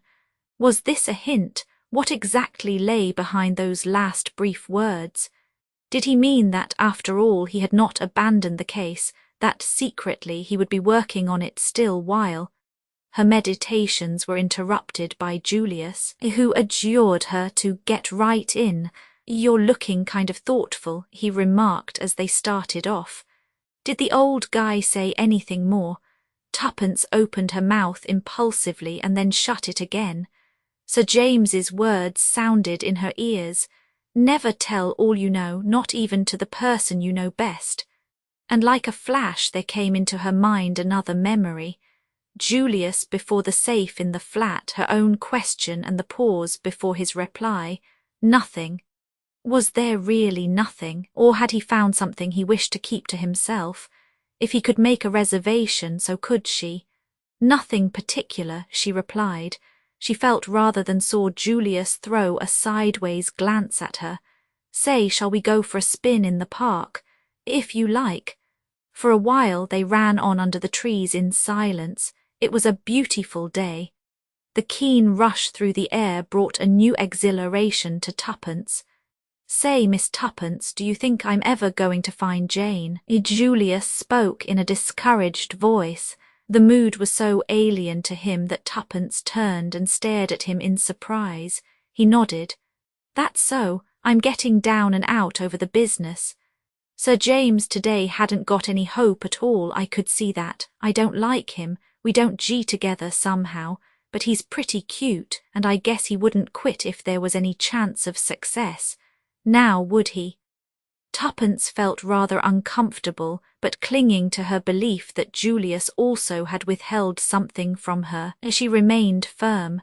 He suggested advertising for the nurse. She reminded him.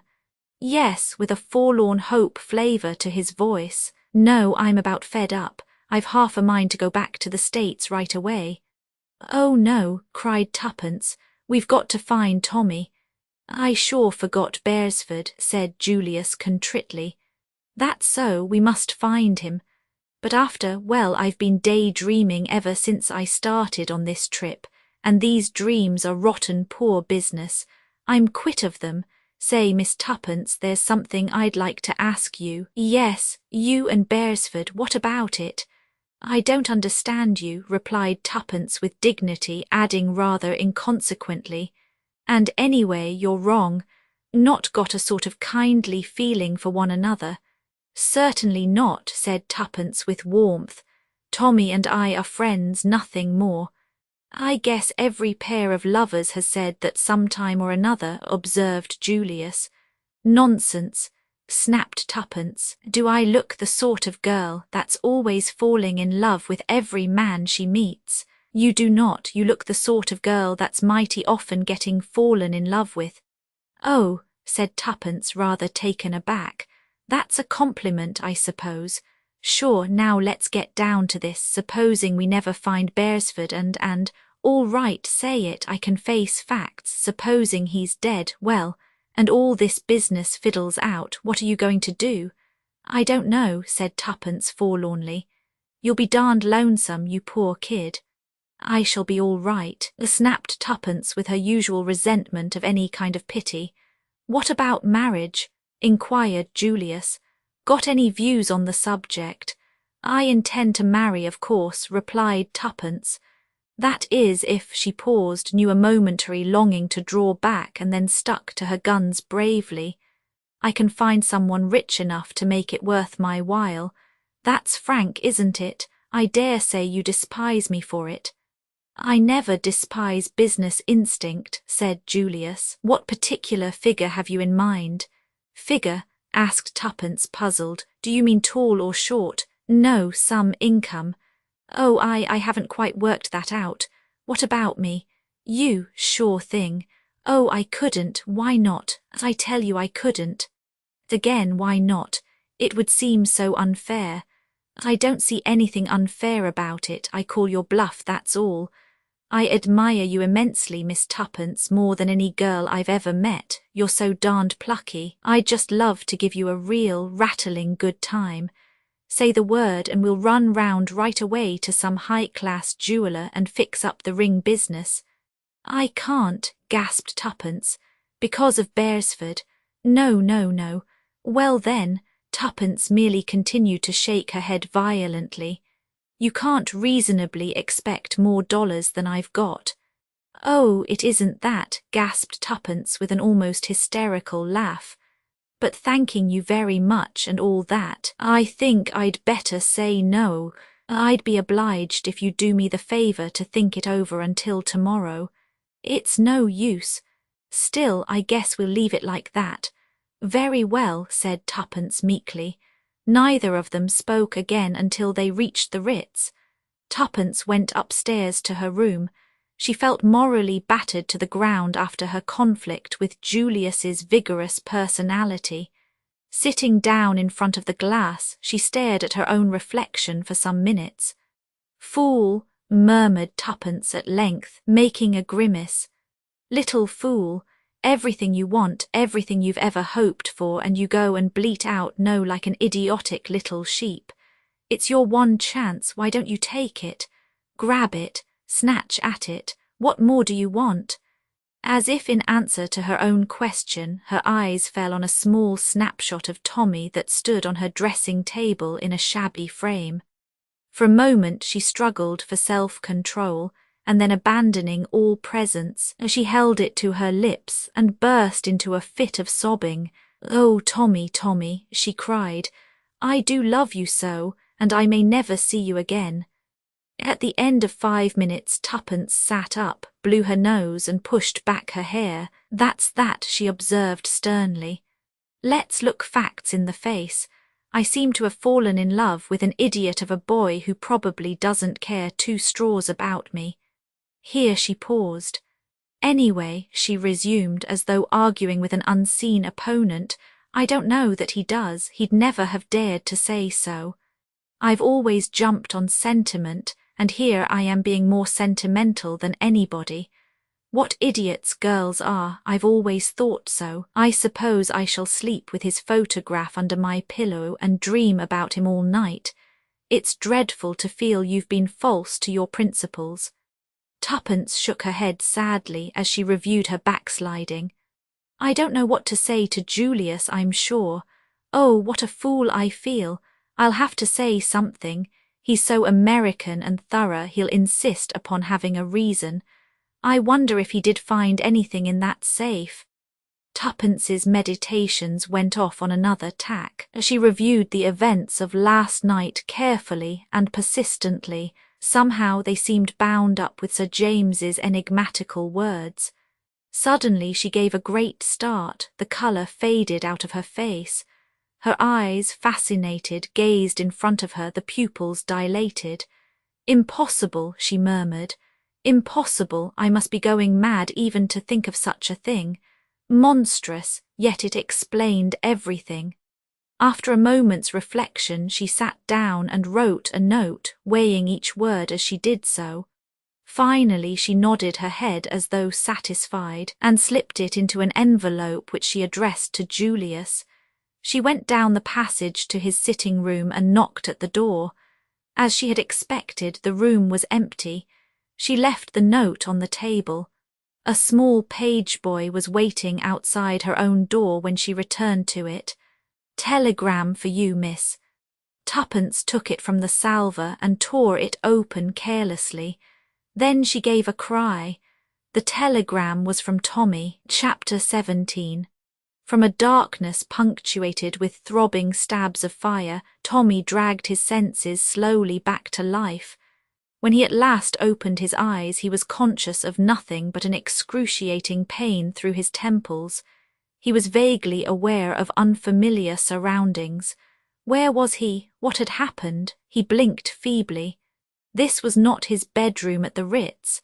And what the devil was the matter with his head? Damn, said Tommy and tried to sit up. He had remembered. He was in that sinister house in Soho. He uttered a groan and fell back. Through his almost closed lids he reconnoitred carefully. "He is coming to," remarked a voice very near Tommy's ear. He recognized it at once for that of the bearded and efficient German and lay artistically inert. He felt that it would be a pity to come round too soon, and until the pain in his head became a little less acute, he felt quite incapable of collecting his wits. Painfully, he tried to puzzle out what had happened. Obviously, somebody must have crept up behind him as he listened and struck him down with a blow on the head. They knew him now for a spy and would in all probability give him short shrift. Undoubtedly, he was in a tight place. Nobody knew where he was, therefore he need expect no outside assistance and must depend solely on his own wits. "Well, here goes," murmured Tommy to himself and repeated his former remark. "Damn," he observed, and this time succeeded in sitting up. In a minute the German stepped forward and placed a glass to his lips with the brief command, "Drink." Tommy obeyed. The potency of the draught made him choke, but it cleared his brain in a marvellous manner. He was lying on a couch in the room in which the meeting had been held. On one side of him was the German, on the other the villainous-faced doorkeeper who had let him in. The others were grouped together at a little distance away. But Tommy missed one face. The man known as Number 1 was no longer of the company. "Feel better?" asked the German as he removed the empty glass. "Yes, thanks," returned Tommy cheerfully. "Ah, my young friend, it is lucky for you your skull is so thick." The good Conrad struck hard. He indicated the evil-faced doorkeeper by a nod. The man grinned. Tommy twisted his head round with an effort. "Oh," he said, "so you're Conrad, are you? It strikes me the thickness of my skull was lucky for you too. When I look at you I feel it's almost a pity I've enabled you to cheat the hangman." The man snarled, and the bearded man said quietly, "He would have run no risk of that." "Just as you like," replied Tommy. "I know it's the fashion to run down the police. I rather believe in them myself." His manner was nonchalant to the last degree. Tommy Beresford was one of those young Englishmen not distinguished by any special intellectual ability, but who are emphatically at their best in what is known as a tight place. Their natural diffidence and caution fall from them like a glove. Tommy realized perfectly that in his own wits lay the only chance of escape, and behind his casual manner he was racking his brains furiously. The cold accents of the German took up the conversation. "Have you anything to say before you are put to death as a spy?" "Simply lots of things," replied Tommy with the same urbanity as before. "Do you deny that you were listening at that door?" "I do not. I must really apologize, but your conversation was so interesting that it overcame my scruples." "How did you get in?" "Dear old Conrad here." Tommy smiled deprecatingly at him. "I hesitate to suggest pensioning off a faithful servant, but you really ought to have a better watchdog." Conrad snarled impotently and said sullenly as the man with the beard swung round upon him, "He gave the word. How was I to know?" "Yes," Tommy chimed in. "How was he to know? Don't blame the poor fellow. His hasty action has given me the pleasure of seeing you all face to face." He fancied that his words caused some discomposure among the group, but the watchful German stilled it with a wave of his hand. "Dead men tell no tales," he said evenly. "Ah," said Tommy, "but I'm not dead yet." "You soon will be, my young friend," said the German. An assenting murmur came from the others. Tommy's heart beat faster, but his casual pleasantness did not waver. "I think not," he said firmly. "I should have a great objection to dying." He had got them puzzled, he saw that by the look on his captor's face. "Can you give us any reason why we should not put you to death?" asked the German. "Several," replied Tommy. "Look here, you've been asking me a lot of questions. Let me ask you one for a change. Why didn't you kill me off at once before I regained consciousness?" The German hesitated, and Tommy seized his advantage. Because you didn't know how much I knew, and where I obtained that knowledge. If you kill me now, you never will know. But here the emotions of Boris became too much for him. He stepped forward, waving his arms. You hellhound of a spy, he screamed. We will give you short shrift. Kill him, kill him. There was a roar of applause. You hear, said the German, his eyes on Tommy. What have you to say to that? Say. Tommy shrugged his shoulders. Pack of fools. Let them ask themselves a few questions. How did I get into this place? Remember what dear old Conrad said with your own password, wasn't it? How did I get hold of that? You don't suppose I came up those steps haphazard and said the first thing that came into my head? Tommy was pleased with the concluding words of this speech. His only regret was that Tuppence was not present to appreciate its full flavour. That is true, said the working man suddenly. Comrades, we have been betrayed. An ugly murmur arose. Tommy smiled at them encouragingly. That's better. How can you hope to make a success of any job if you don't use your brains? You will tell us who has betrayed us, said the German. But that shall not save you. Oh no, you shall tell us all that you know. Boris here knows pretty ways of making people speak. Bah, said Tommy scornfully, fighting down a singularly unpleasant feeling in the pit of his stomach. You will neither torture me nor kill me. And why not? He asked Boris. Because you'd kill the goose that lays the golden eggs, replied Tommy quietly. There was a momentary pause. It seemed as though Tommy's persistent assurance was at last conquering. They were no longer completely sure of themselves. The man in the shabby clothes stared at Tommy searchingly. He's bluffing you, Boris, he said quietly. Tommy hated him. Had the man seen through him? The German, with an effort, turned roughly to Tommy. What do you mean? What do you think I mean? Parried Tommy, searching desperately in his own mind.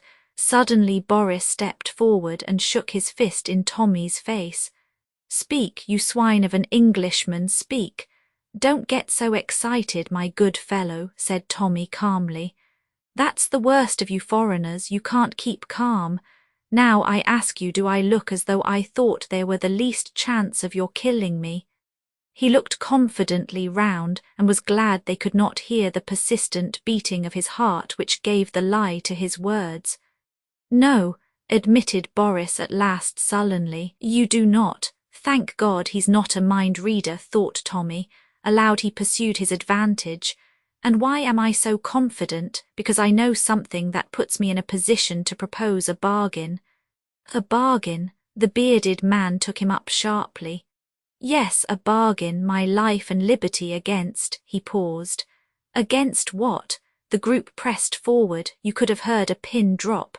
Slowly Tommy spoke.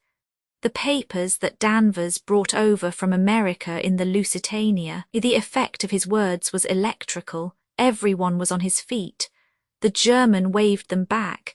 He leaned over Tommy, his face purple with excitement. Himmel, you have got them then. With magnificent calm Tommy shook his head. You know where they are, persisted the German. Again Tommy shook his head. Not in the least. Then, angry and baffled, the words failed him. Tommy looked round. He saw anger and bewilderment on every face, but his calm assurance had done its work. No one doubted but that something lay behind his words. I don't know where the papers are, but I believe that I can find them. I have a theory. Pa, Tommy raised his hand and silenced the clamours of disgust. I call it a theory, but I'm pretty sure of my facts that are known to no one but myself. In any case, what do you lose? If I can produce the papers, you give me my life and liberty in exchange. Is it a bargain? And if we refuse, said the German quietly. Tommy lay back on the couch. The 29th, he said thoughtfully, is less than a fortnight ahead. For a moment the German hesitated. Then he made a sign to Conrad. Take him into the other room. For 5 minutes Tommy sat on the bed in the dingy room next door. His heart was beating violently. He had risked all on this throw. How would they decide? And all the while that this agonized questioning went on within him, he talked flippantly to Conrad, enraging the cross-grained doorkeeper to the point of homicidal mania. At last the door opened, and the German called imperiously to Conrad to return. "Let's hope the judge hasn't put his black cap on," remarked Tommy frivolously. "That's right, Conrad, march me in. The prisoner is at the bar, gentlemen." The German was seated once more behind the table. He motioned to Tommy to sit down opposite to him. "We accept," he said harshly, "on terms. The papers must be delivered to us before you go free." "Idiot," said Tommy amiably. "How do you think I can look for them if you keep me tied by the leg here? What do you expect, then? I must have liberty to go about the business in my own way." The German laughed. "Do you think we are little children to let you walk out of here leaving us a pretty story full of promises?" "No," said Tommy thoughtfully. "Though infinitely simpler for me, I did not really think you would agree to that plan. Very well, we must arrange a compromise. How would it be if you attached little Conrad here to my person? He's a faithful fellow and very ready with the fist." "We prefer," said the German coldly, "that you should remain here. One of our number will carry out your instructions minutely. If the operations are complicated, he will return to you with a report and you can instruct him further." "You're tying my hands," complained Tommy. "It's a very delicate affair and the other fellow will muff it up as likely as not, and then where shall I be? I don't believe one of you has got an ounce of tact." The German rapped the table. "Those are our terms, otherwise death." Tommy leaned back wearily. "I like your style, curt but attractive, so be it then. But one thing is essential, I must see the girl." "What girl? Jane Finn, of course." The other looked at him curiously for some minutes, then he said slowly, and as though choosing his words with care, "Do you not know that she can tell you nothing?" Tommy's heart beat a little faster. Would he succeed in coming face to face with the girl he was seeking? "I shall not ask her to tell me anything," he said quietly. "Not in so many words, that is." "Then why see her?" Tommy paused. "To watch her face when I ask her one question," he replied at last. Again there was a look in the German's eyes that Tommy did not quite understand. "She will not be able to answer your question." "That does not matter. I shall have seen her face when I ask it." "And you think that will tell you anything?" He gave a short, disagreeable laugh. More than ever, Tommy felt that there was a factor somewhere that he did not understand. The German looked at him searchingly. "I wonder whether, after all, you know as much as we think," he said softly. Tommy felt his ascendancy less sure than a moment before. His hold had slipped a little, but he was puzzled. What had he said wrong? He spoke out on the impulse of the moment. "There may be things that you know which I do not. I have not pretended to be aware of all the details of your show. But equally I've got something up my sleeve that you don't know about, and that's where I mean to score. Danvers was a damned clever fellow." He broke off as if he had said too much, but the German's face had lightened a little. "Danvers," he murmured. "I see." He paused a minute, then waved to Conrad. "Take him away, upstairs, you know." "Wait a minute," said Tommy. "What about the girl? That may perhaps be arranged." "It must be. We will see about it. Only one person can decide that." "Who?" asked Tommy, but he knew the answer. "Mr. Brown. Shall I see him? Perhaps." "Come," said Conrad harshly. Tommy rose obediently. Outside the door, his jailer motioned to him to mount the stairs. He himself followed close behind. On the floor above Conrad opened a door and Tommy passed into a small room. Conrad lit a hissing gas burner and went out. Tommy heard the sound of the key being turned in the lock. He set to work to examine his prison. It was a smaller room than the one downstairs, and there was something peculiarly airless about the atmosphere of it.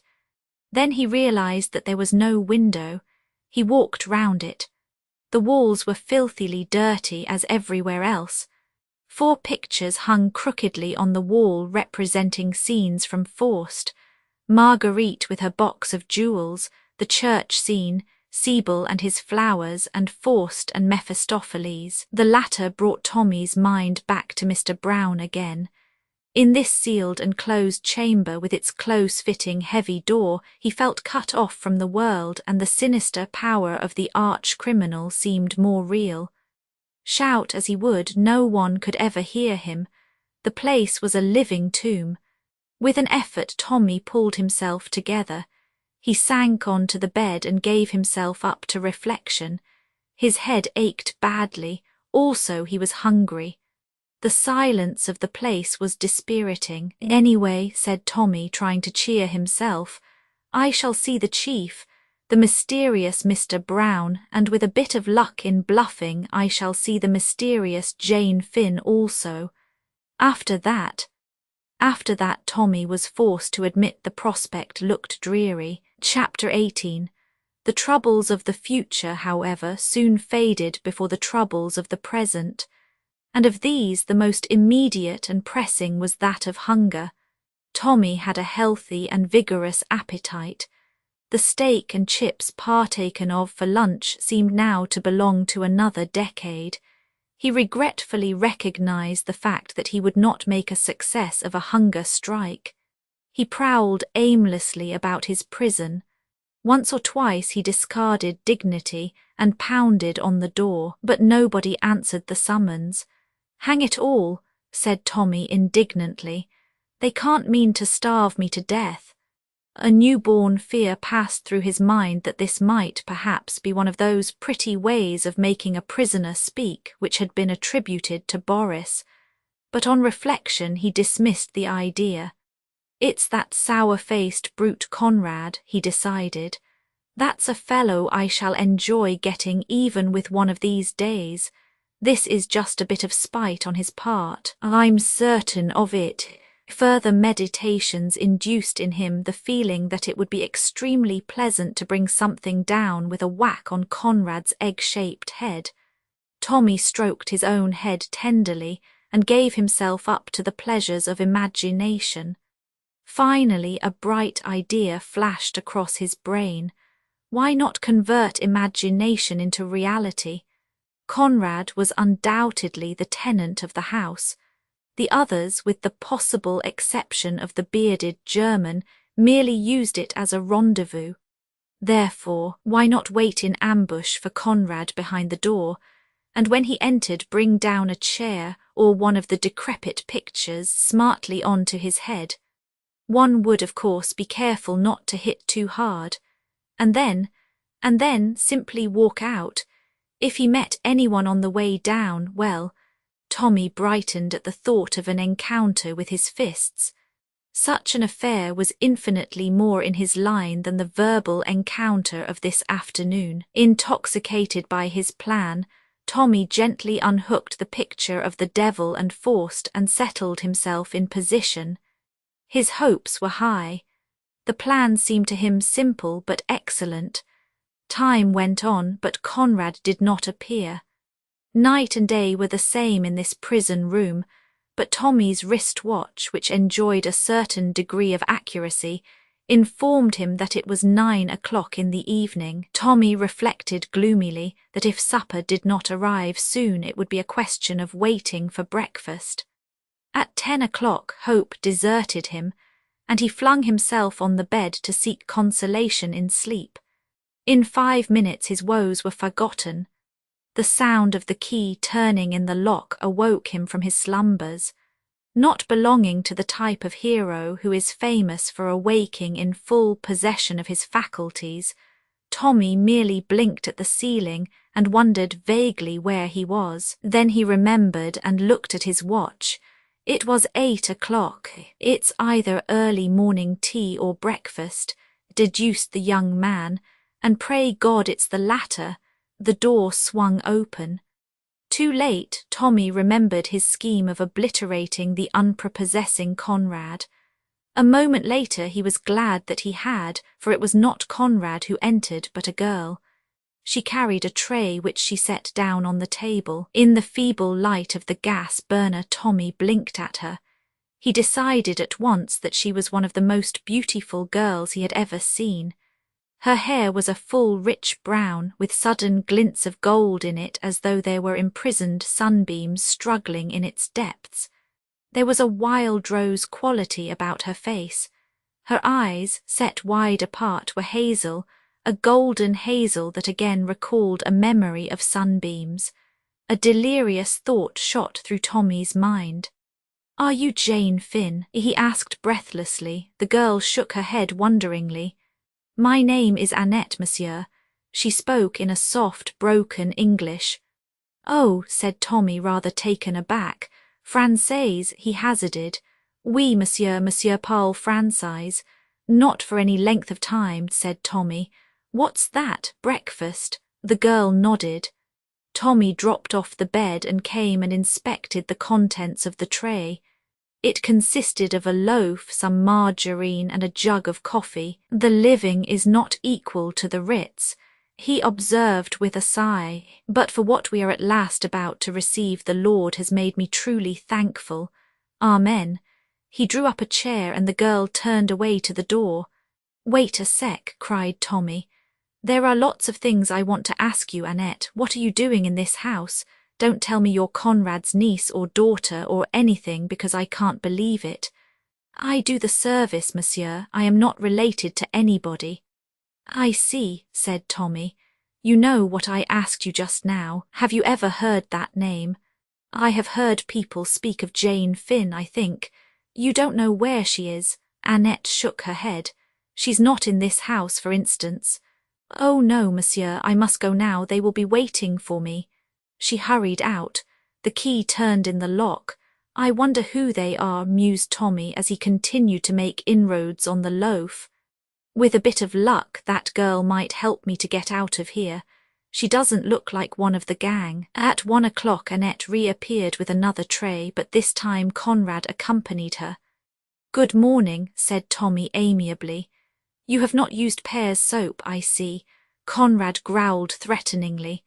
"No light repartee, have you, old bean? There, we can't always have brains as well as beauty." "What have we for lunch? Stew? How did I know? Elementary, my dear Watson. The smell of onions is unmistakable." "Talk away," grunted the man. "It's little enough time you'll have to talk in, maybe." The remark was unpleasant in its suggestion, but Tommy ignored it. He sat down at the table. "Retire, varlet," he said with a wave of his hand. "Prate not to thy betters." That evening Tommy sat on the bed and cogitated deeply.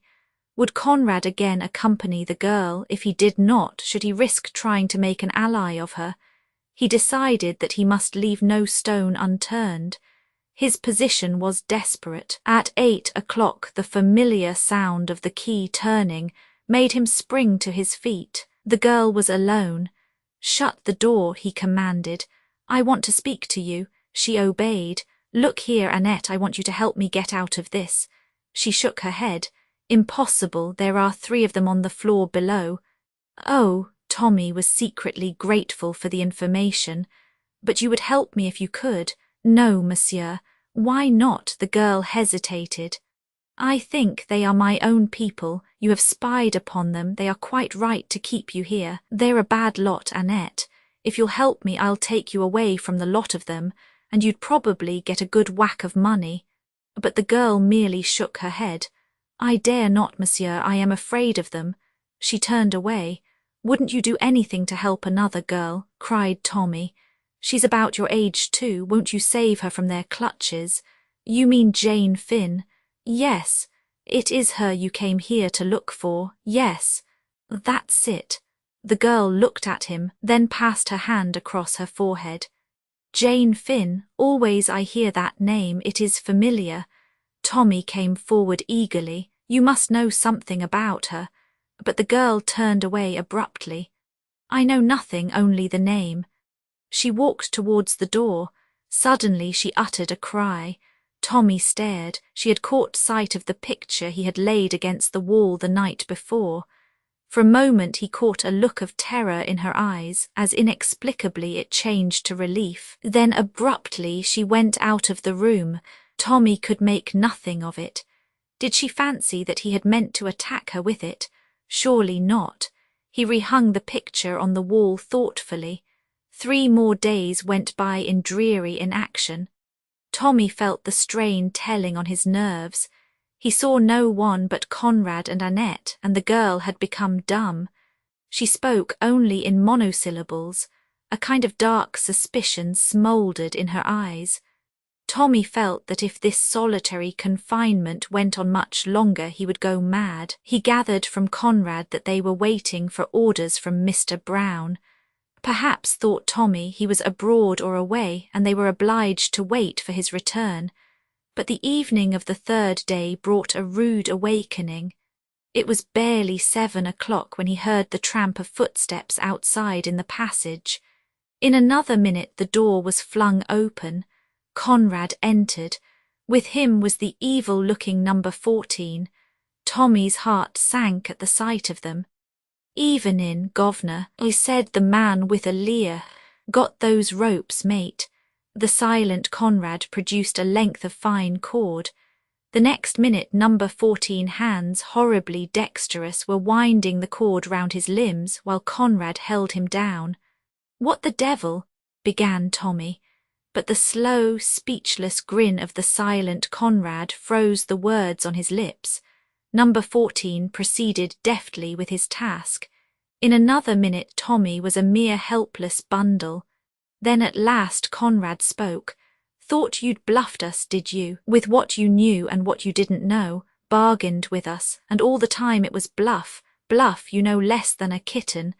But your number's up now all right, you be, swine." Tommy lay silent. There was nothing to say. He had failed. Somehow or other the omnipotent Mr. Brown had seen through his pretensions. Suddenly a thought occurred to him.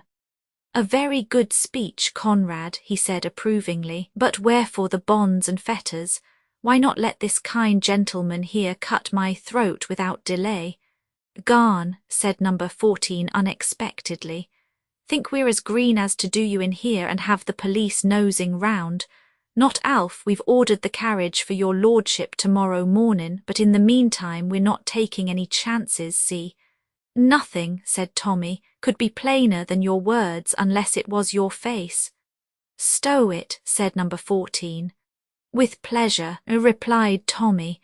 "You're making a sad mistake, but yours will be the loss. You don't kid us that way again," said number 14.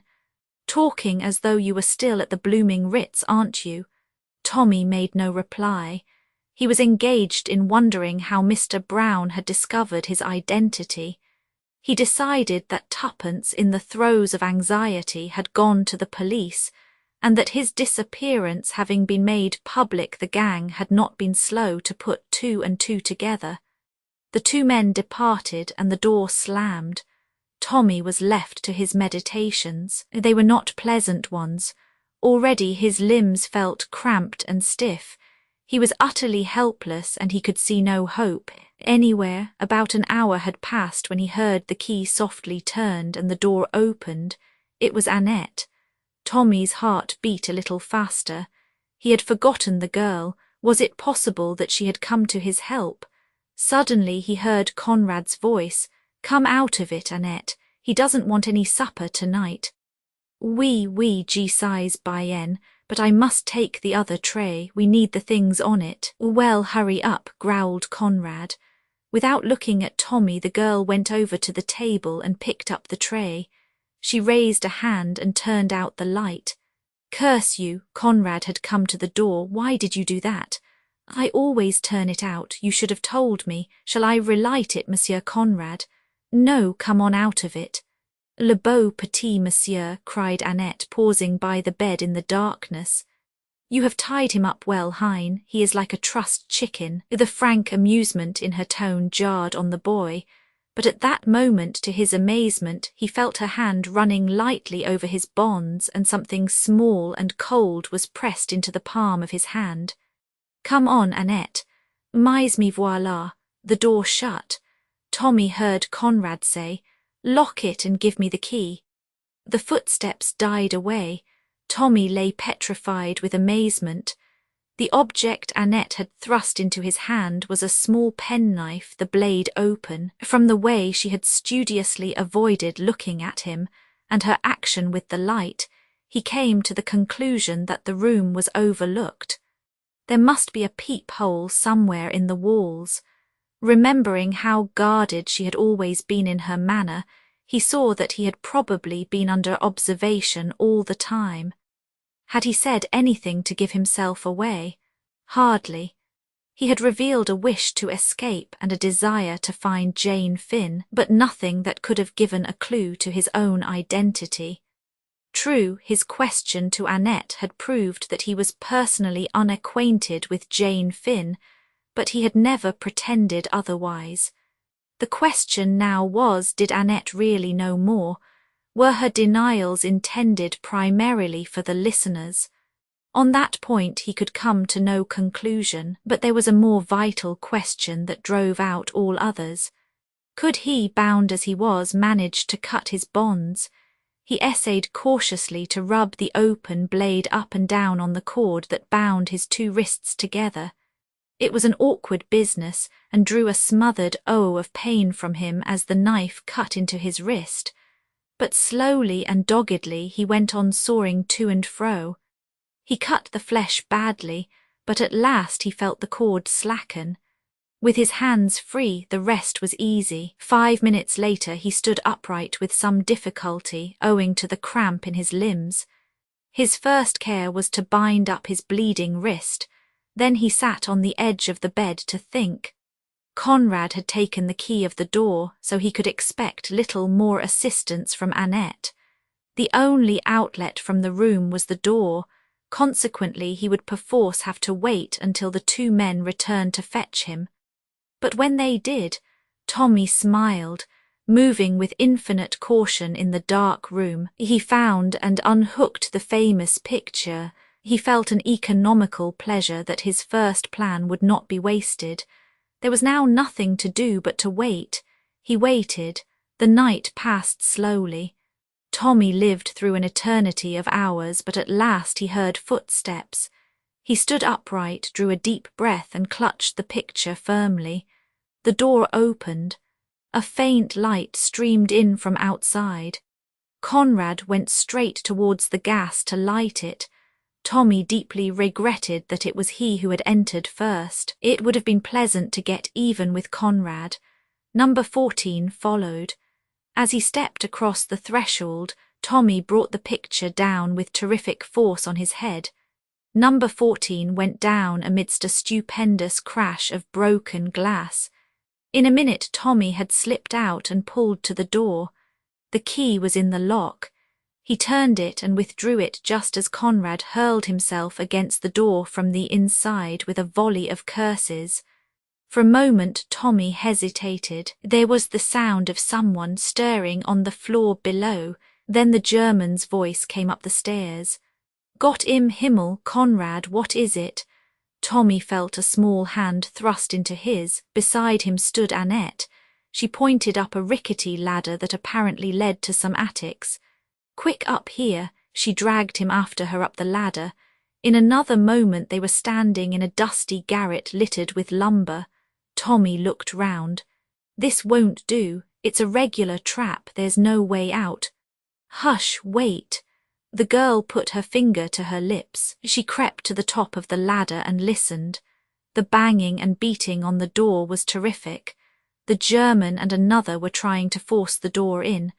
Annette explained in a whisper, "They will think you are still inside. They cannot hear what Conrad says. The door is too thick." "I thought you could hear what went on in the room." "There is a peephole into the next room. It was clever of you to guess. But they will not think of that. They are only anxious to get in." "Oh, yes, but look here. Leave it to me." She bent down. To his amazement, Tommy saw that she was fastening the end of a long piece of string to the handle of a big cracked jug. She arranged it carefully, then turned to Tommy. "Have you the key of the door?" "Yes." "Give it to me." He handed it to her. "I am going down. Do you think you can go halfway and then swing yourself down behind the ladder so that they will not see you?"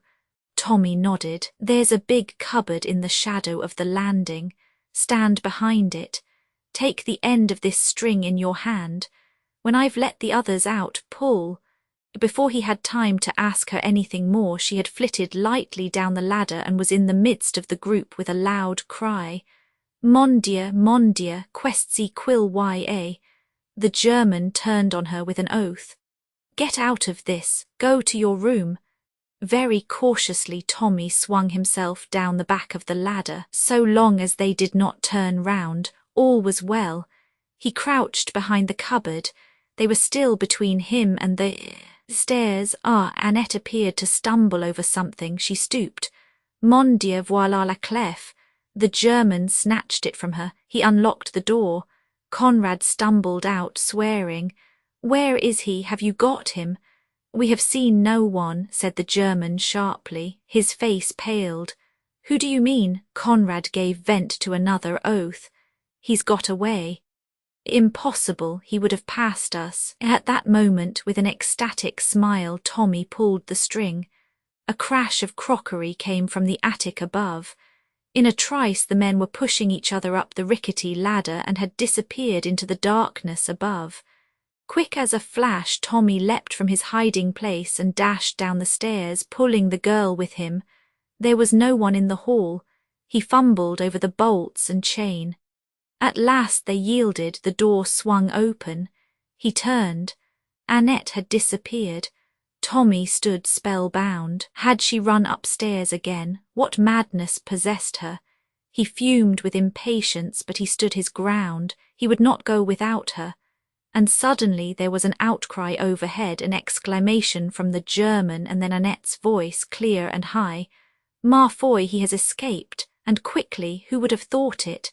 Tommy still stood rooted to the ground. Was that a command to him to go? He fancied it was. And then, louder still, the words floated down to him.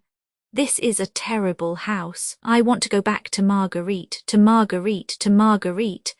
Tommy had run back to the stairs. She wanted him to go and leave her. But why? At all costs he must try and get her away with him. Then his heart sank. Conrad was leaping down the stairs, uttering a savage cry at the sight of him. After him came the others. Tommy stopped Conrad's rush with a straight blow with his fist. It caught the other on the point of the jaw and he fell like a log. The second man tripped over his body and fell. From higher up the staircase there was a flash and a bullet grazed Tommy's ear.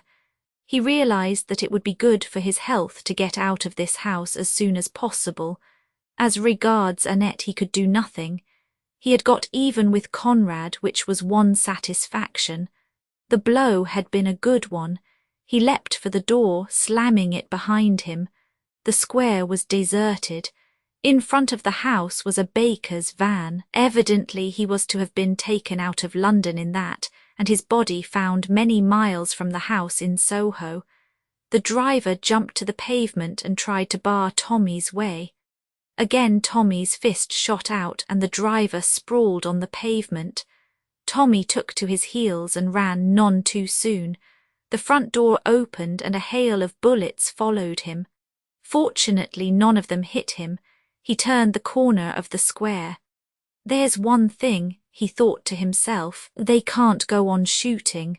They'll have the police after them if they do. I wonder they dared to there." He heard the footsteps of his pursuers behind him and redoubled his own pace. Once he got out of these byways he would be safe. There would be a policeman about somewhere. Not that he really wanted to invoke the aid of the police if he could possibly do without it. It meant explanations and general awkwardness. In another moment he had reason to bless his luck. He stumbled over a prostrate figure. which started up with a yell of alarm and dashed off down the street. Tommy drew back into a doorway. In a minute he had the pleasure of seeing his two pursuers, of whom the German was one, industriously tracking down the red herring. Tommy sat down quietly on the doorstep and allowed a few moments to elapse while he recovered his breath. Then he strolled gently in the opposite direction. He glanced at his watch. It was a little after 5:30. It was rapidly growing light.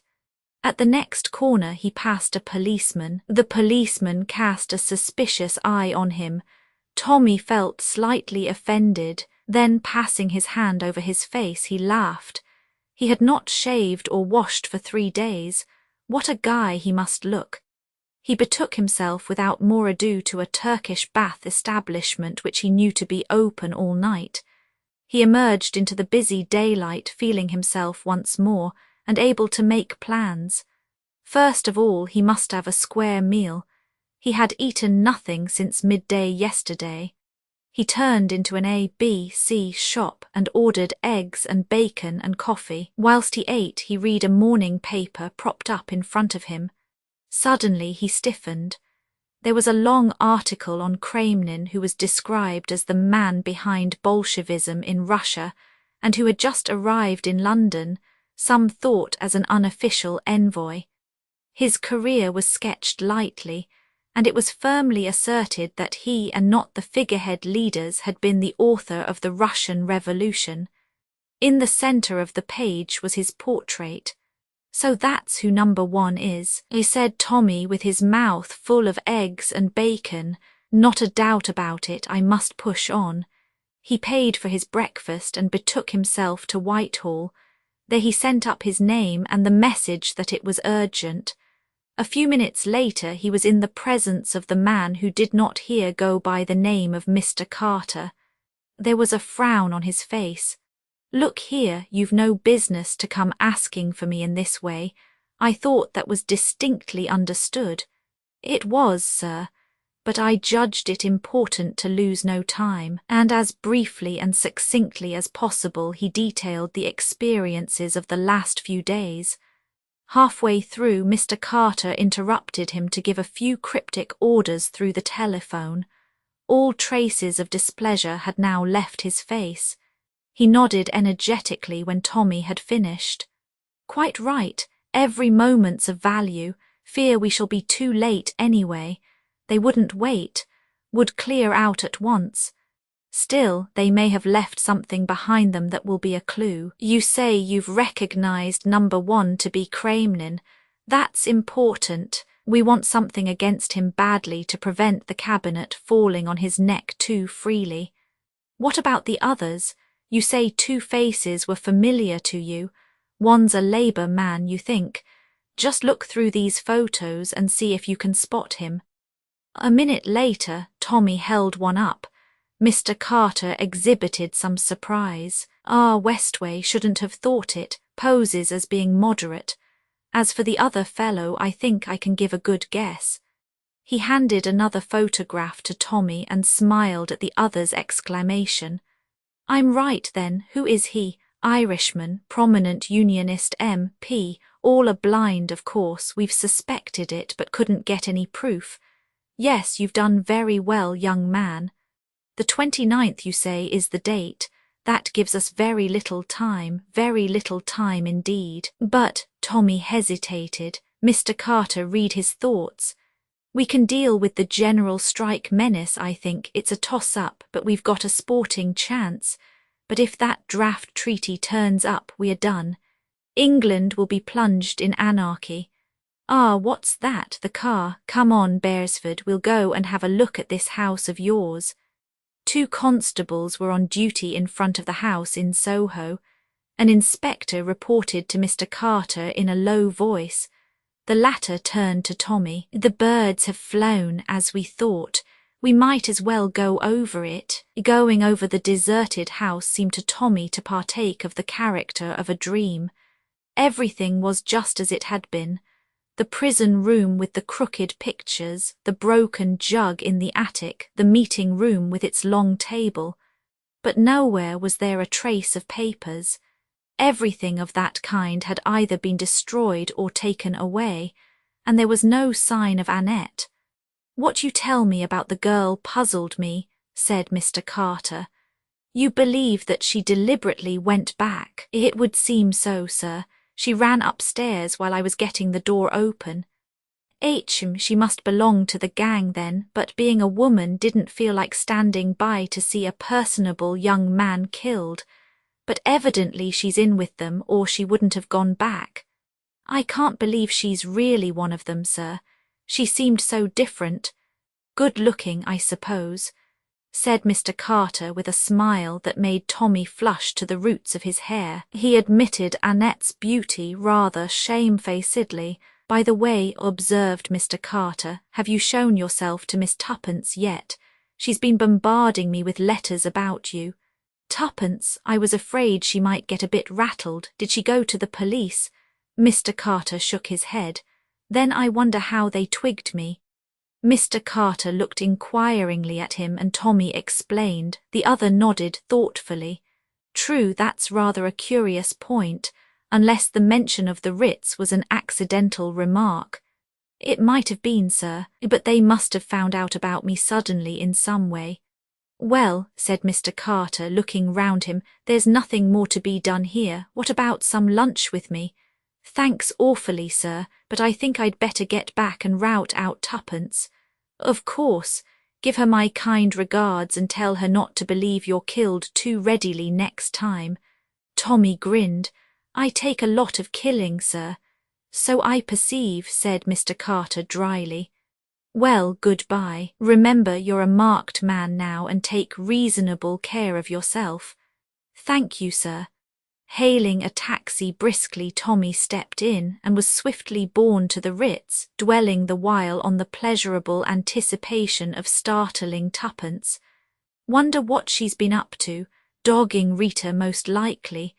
By the way, I suppose that's who Annette meant by Marguerite. I didn't get it at the time." The thought saddened him a little, for it seemed to prove that Mrs. Vandemeyer and the girl were on intimate terms. The taxi drew up at the Ritz. Tommy burst into its sacred portals eagerly, but his enthusiasm received a check. He was informed that Miss Cowley had gone out a quarter of an hour ago. Chapter 19. Baffled for the moment, Tommy strolled into the restaurant and ordered a meal of surpassing excellence. His 4 days' imprisonment had taught him anew to value good food. He was in the middle of conveying a particularly choice morsel of sole à la Ginette to his mouth when he caught sight of Julius entering the room. Tommy waved a menu cheerfully and succeeded in attracting the other's attention. At the sight of Tommy, Julius's eyes seemed as though they would pop out of his head. He strode across and pump-handled Tommy's hand with what seemed to the latter quite unnecessary vigour. "Holy snakes!" he ejaculated. "Is it really you?" "Of course it is. Why shouldn't it be?" "Why shouldn't it be? Say, man, don't you know you've been given up for dead? I guess we'd have had a solemn requiem for you in another few days." "Who thought I was dead?" demanded Tommy. "Tuppence." She remembered the proverb about the good dying young, I suppose. There must be a certain amount of original sin in me to have survived. Where is Tuppence, by the way? "Isn't she here?" "No, the fellows at the office said she'd just gone out." "Gone shopping, I guess. I dropped her here in the car about an hour ago." "But say, can't you shed that British calm of yours and get down to it? What on God's earth have you been doing all this time?" "If you're feeding here," replied Tommy, "order now. It's going to be a long story." Julius drew up a chair to the opposite side of the table, summoned a hovering waiter and dictated his wishes. Then he turned to Tommy. "Fire ahead. I guess you've had some few adventures." "1 or 2, replied Tommy modestly and plunged into his recital. Julius listened spellbound. Half the dishes that were placed before him he forgot to eat. At the end he heaved a long sigh. "Bully for you, reads like a dime novel." "And now for the home front," said Tommy, stretching out his hand for a peach. "Well," drawled Julius, "I don't mind admitting we've had some adventures too." He, in his turn, assumed the role of narrator. Beginning with his unsuccessful reconnoitring at Bournemouth, he passed on to his return to London, the buying of the car, the growing anxieties of Tuppence, the call upon Sir James, and the sensational occurrences of the previous night. "But who killed her?" asked Tommy. "I don't quite understand." "The doctor kidded himself she took it herself," replied Julius dryly. "And Sir James, what did he think? Being a legal luminary, he is likewise a human oyster," replied Julius. "I should say he reserved judgment." He went on to detail the events of the morning. "Lost her memory, eh?" said Tommy with interest. "By Jove, that explains why they looked at me so queerly when I spoke of questioning her. Bit of a slip on my part, that. But it wasn't the sort of thing a fellow would be likely to guess." "They didn't give you any sort of hint as to where Jane was?" Tommy shook his head regretfully. "Not a word. I'm a bit of an ass, as you know. I ought to have got more out of them somehow." "I guess you're lucky to be here at all. That bluff of yours was the goods all right. How you ever came to think of it all so, Pat beats me to a frazzle. I was in such a funk I had to think of something," said Tommy simply. There was a moment's pause, and then Tommy reverted to Mrs. Vandemeyer's death. "There's no doubt it was chloral." "I believe not. At least they call it heart failure induced by an overdose or some such claptrap. It's all right, we don't want to be worried with an inquest, but I guess Tuppence and I and even the highbrow Sir James have all got the same idea." "Mr. Brown," hazarded Tommy. "Sure thing." Tommy nodded. "All the same," he said thoughtfully, "Mr. Brown hasn't got wings. I don't see how he got in and out. How about some high-class thought transference stunt, some magnetic influence that irresistibly impelled Mrs. Vandermeyer to commit suicide?" Tommy looked at him with respect. "Good, Julius, distinctly good, especially the phraseology. But it leaves me cold. I yearn for a real Mr. Brown of flesh and blood. I think the gifted young detectives must get to work, study the entrances and exits, and tap the bumps on their foreheads until the solution of the mystery dawns on them. Let's go round to the scene of the crime. I wish we could get hold of Tuppence. The Ritz would enjoy the spectacle of the glad reunion." Inquiry at the office revealed the fact that Tuppence had not yet returned. "All the same, I guess I'll have a look round upstairs," said Julius. "She might be in my sitting room." He disappeared. Suddenly a diminutive boy spoke at Tommy's elbow. "The young lady, she's gone away by train, I think, sir," he murmured shyly. "What?" Tommy wheeled round upon him. The small boy became pinker than before. "The taxi, sir. I heard her tell the driver Charing Cross and to look sharp." Tommy stared at him, his eyes opening wide in surprise. Emboldened, the small boy proceeded. "So I thought, having asked for an A, B, C and a Bradshaw." Tommy interrupted him. "When did she ask for an A, B, C and a Bradshaw?" "When I took her the telegram, sir." "The telegram?" "Yes, sir." "When was that?" "About 12:30, sir." "Tell me exactly what happened." The small boy drew a long breath. "I took up a telegram to know. 891, the lady was there. She opened it and gave a gasp, and then she said, very jolly-like, 'Bring me up a Bradshaw and an A, B, C, and look sharp, Henry.' My name isn't Henry, but—" "Never mind your name," said Tommy impatiently. "Go on." "Yes, sir, I brought them and she told me to wait and looked up something. And then she looks up at the clock and hurry up, she says. Tell them to get me a taxi, and she begins shoving on of her hat in front of the glass, and she was down in 2 ticks almost as quick as I was, and I seed her going down the steps and into the taxi, and I heard her call out what I told you." The small boy stopped and replenished his lungs. Tommy continued to stare at him. At that moment Julius rejoined him. He held an open letter in his hand. I say, Hershamer, Tommy turned to him. Tuppence has gone off sleuthing on her own. Shucks. Yes, she has. She went off in a taxi to Charing Cross in the deuce of a hurry after getting a telegram. His eye fell on the letter in Julius's hand. Oh, she left a note for you. That's all right. Where's she off to?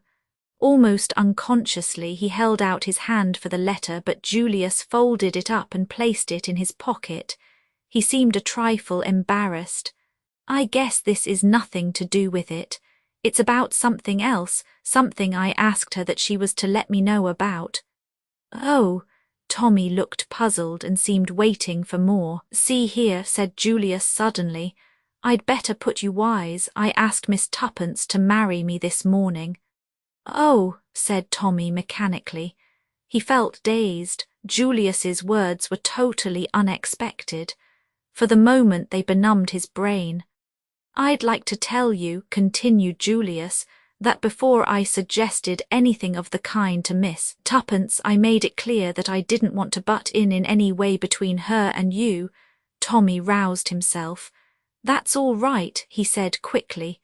Tuppence and I have been pals for years, nothing more. He lit a cigarette, with a hand that shook ever so little. That's quite all right. Tuppence always said that she was looking out for.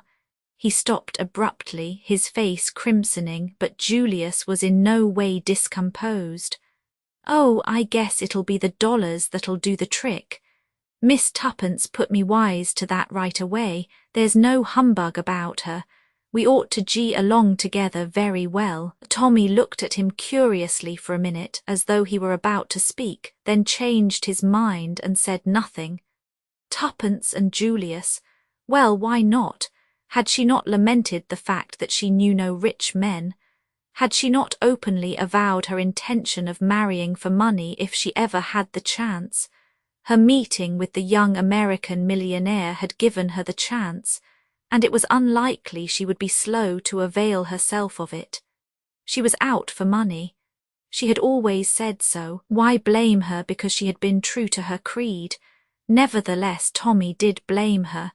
He was filled with a passionate and utterly illogical resentment.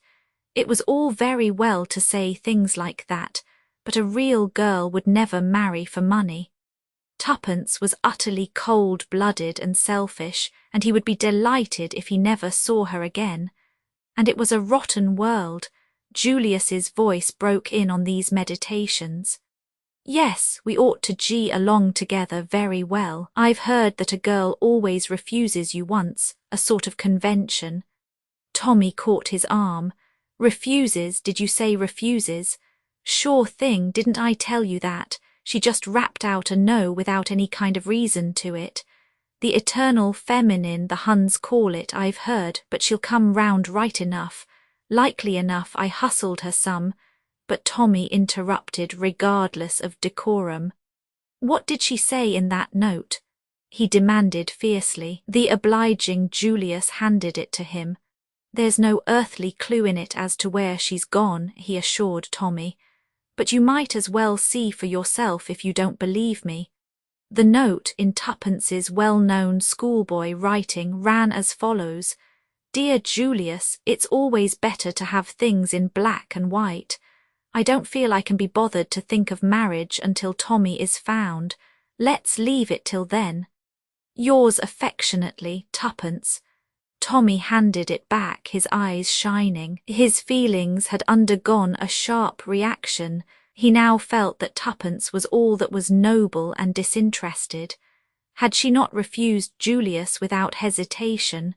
True, the note betokened signs of weakening, but he could excuse that. It read almost like a bribe to Julius to spur him on in his efforts to find Tommy, but he supposed she had not really meant it that way. Darling Tuppence, there was not a girl in the world to touch her. When he saw her, his thoughts were brought up with a sudden jerk. As you say, he remarked, pulling himself together, there's not a hint here as to what she's up to. Hi, Henry. The small boy came obediently. Tommy produced 5 shillings. One thing more, do you remember what the young lady did with the telegram? Henry gasped and spoke. She crumpled it up into a ball and threw it into the grate and made a sort of noise like whoop, sir. Very graphic, Henry, said Tommy. Here's your 5 shillings. Come on, Julius, we must find that telegram. They hurried upstairs. Tuppence had left the key in her door. The room was as she had left it. In the fireplace was a crumpled ball of orange and white. Tommy disentangled it and smoothed out the telegram.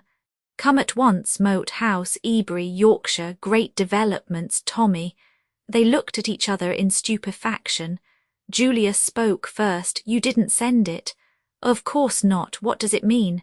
I guess it means the worst, said Julius quietly. They've got her. What? Sure thing, they signed your name and she fell into the trap like a lamb. My God, what shall we do? Get busy and go after her. Right now there's no time to waste. It's almighty luck that she didn't take the wire with her. If she had, we'd probably never have traced her. But we've got to hustle. Where's that Bradshaw? The energy of Julius was infectious. Left to himself, Tommy would probably have sat down to think things out for a good half-hour before he decided on a plan of action. But with Julius Hershamer about, hustling was inevitable. After a few muttered imprecations, he handed the Bradshaw to Tommy as being more conversant with its mysteries. Tommy abandoned it in favour of an ABC. Here we are, Ebury, Yorks, from King's Cross or St Pancras. Boy must have made a mistake. It was King's Cross, not Charing Cross. 12:50, that's the train she went by. 2:10, that's gone. 3:20 is the next, and a damned slow train too. What about the car? Tommy shook his head. Send it up if you like, but we'd better stick to the train. The great thing is to keep calm. Julius groaned. That's so. But it gets my goat to think of that innocent young girl in danger. Tommy nodded abstractedly. He was thinking. In a moment or two he said, I say, Julius, what do they want her for anyway? I don't get you. What I mean is that I don't think it's their game to do her any harm, explained Tommy, puckering his brow with the strain of his mental processes. She's a hostage, that's what she is. She's in no immediate danger, because if we tumble on to anything, she'd be damned useful to them. As long as they've got her, they've got the whip hand of us. See? Sure thing, said Julius thoughtfully. That's so. Besides, added Tommy as an afterthought, I've great faith in Tuppence. The journey was wearisome, with many stops and crowded carriages. They had to change twice, once at Doncaster, once at a small junction. Ebury was a deserted station with a solitary porter to whom Tommy addressed himself. Can you tell me the way to the Moat House? The Moat House? It's a tidy step from here. The big house near the sea, you mean? Tommy assented brazenly. After listening to the porter's meticulous but perplexing directions, they prepared to leave the station. It was beginning to rain, and they turned up the collars of their coats as they trudged through the slush of the road. Suddenly Tommy halted. Wait a moment. He ran back to the station and tackled the porter anew. Look here, do you remember a young lady who arrived by an earlier train, the 12:50 from London? She'd probably ask you the way to the Moat House. He described Tuppence as well as he could, but the porter shook his head. Several people had arrived by the train in question. He could not call to mind one young lady in particular, but he was quite certain that no one had asked him the way to the Moat House. Tommy rejoined Julius and explained. Depression was settling on him like a leaden weight. He felt convinced that their quest was going to be unsuccessful. The enemy had over 3 hours' start. 3 hours was more than enough for Mr. Brown. He would not ignore the possibility of the telegram having been found. The way seemed endless. Once they took the wrong turning and went nearly half a mile out of their direction. It was past 7 o'clock when a small boy told them that T Moat House was just past the next corner, a rusty iron gate swinging dismally on its hinges, an overgrown drive thick with leaves.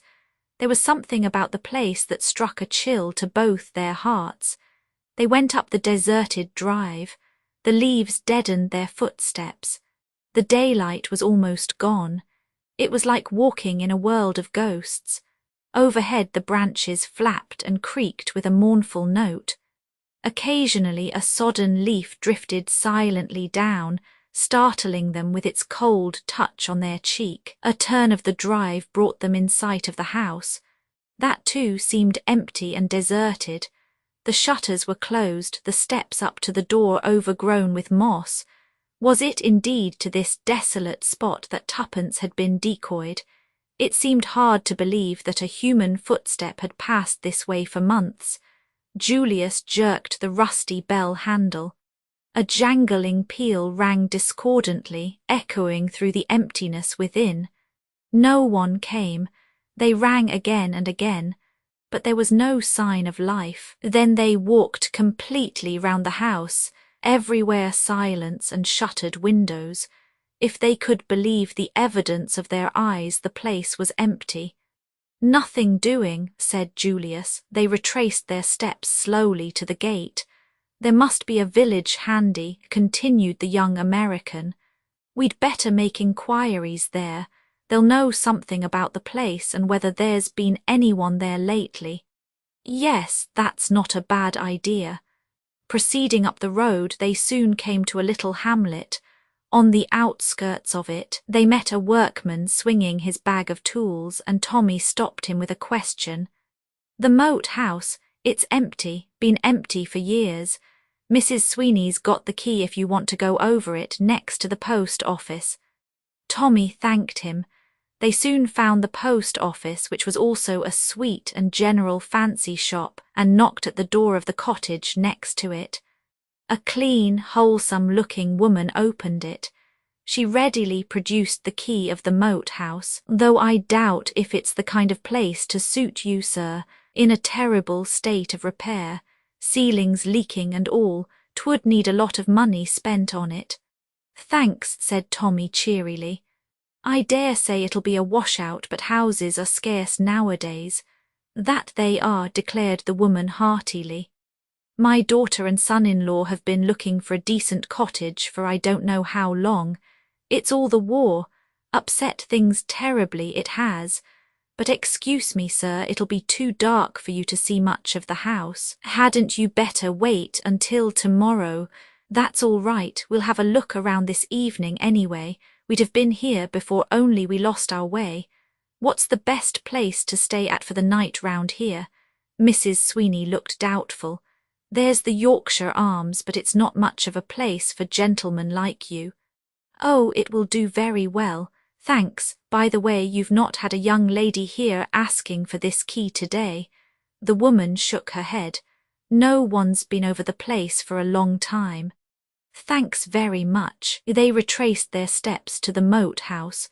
As the front door swung back on its hinges, protesting loudly, Julius struck a match and examined the floor carefully. Then he shook his head. "I'd swear no one's passed this way. Look at the dust, thick, not a sign of a footmark."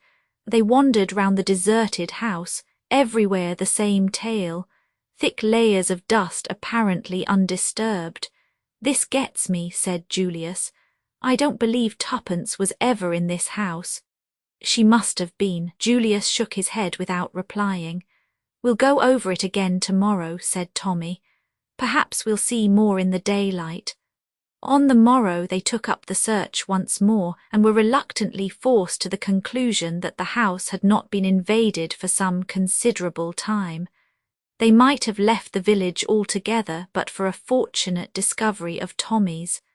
As they were retracing their steps to the gate, he gave a sudden cry, and stooping, picked something up from among the leaves, and held it out to Julius. It was a small gold brooch. "That's Tuppence's, are you sure?" "Absolutely, I've often seen her wear it." Julius drew a deep breath. "I guess that settles it. She came as far as here anyway. We'll make that pub our headquarters and raise hell round here until we find her. Somebody must have seen her." Forthwith the campaign began. Tommy and Julius worked separately and together, but the result was the same. Nobody answering to Tuppence's description had been seen in the vicinity. They were baffled but not discouraged. Finally they altered their tactics. Tuppence had certainly not remained long in the neighbourhood of the moat house. That pointed to her having been overcome and carried away in a car. They renewed inquiries. Had anyone seen a car standing somewhere near the moat house that day? Again they met with no success. Julius wired to town for his own car, and they scoured the neighbourhood daily with unflagging zeal. A grey limousine on which they had set high hopes was traced to Harrogate, and turned out to be the property of a highly respectable maiden lady. Each day saw them set out on a new quest. Julius was like a hound on the leash.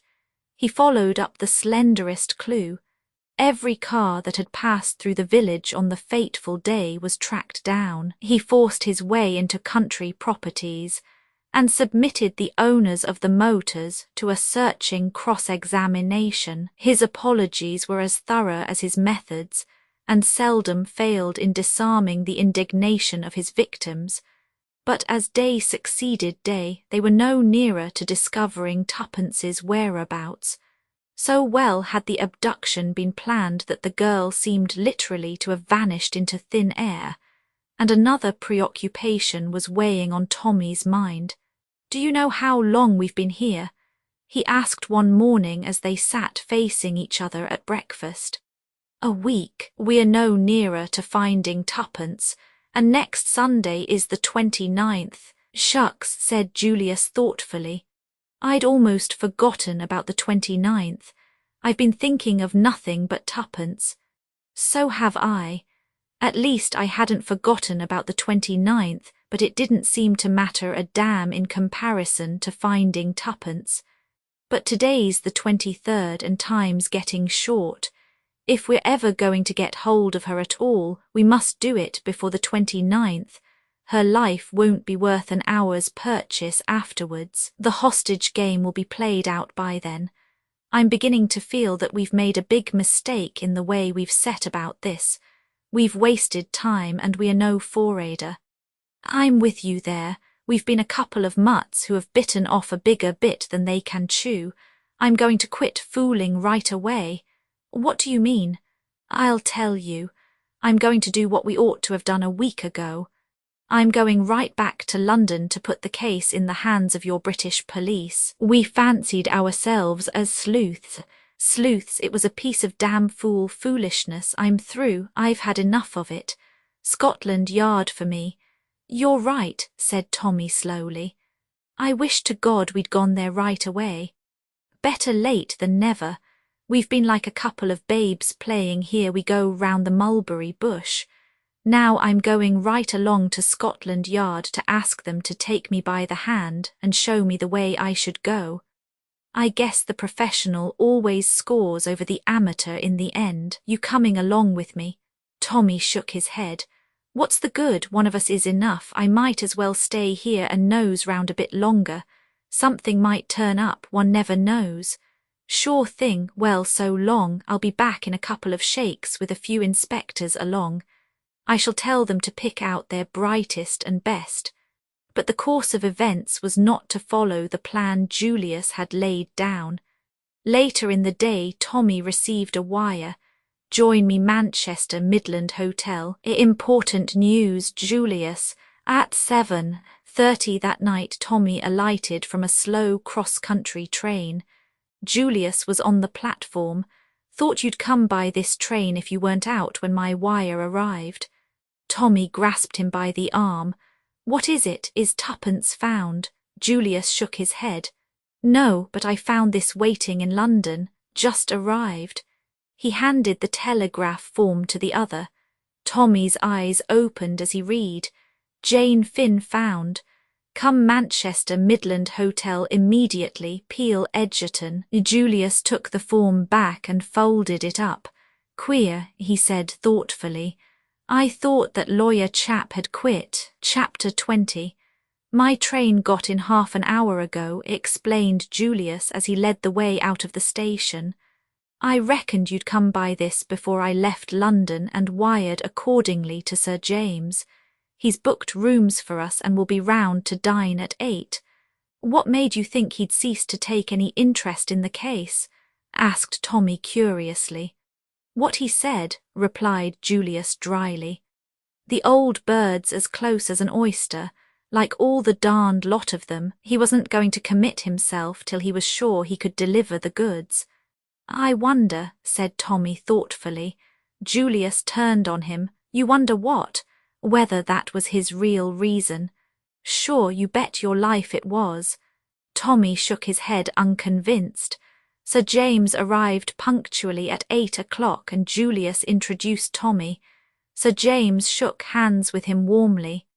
I am delighted to make your acquaintance, Mr. Beresford. I have heard so much about you from Miss Tuppence, he smiled involuntarily, that it really seems as though I already know you quite well.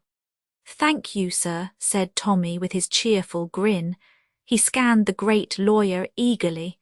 Like Tuppence, he felt the magnetism of the other's personality. He was reminded of Mr. Carter. The two men, totally unlike so far as physical resemblance went, produced a similar effect. Beneath the weary manner of the one and the professional reserve of the other lay the same quality of mind, keen-edged like a rapier. In the meantime he was conscious of Sir James's close scrutiny. When the lawyer dropped his eyes, the young man had the feeling that the other had read him through and through like an open book.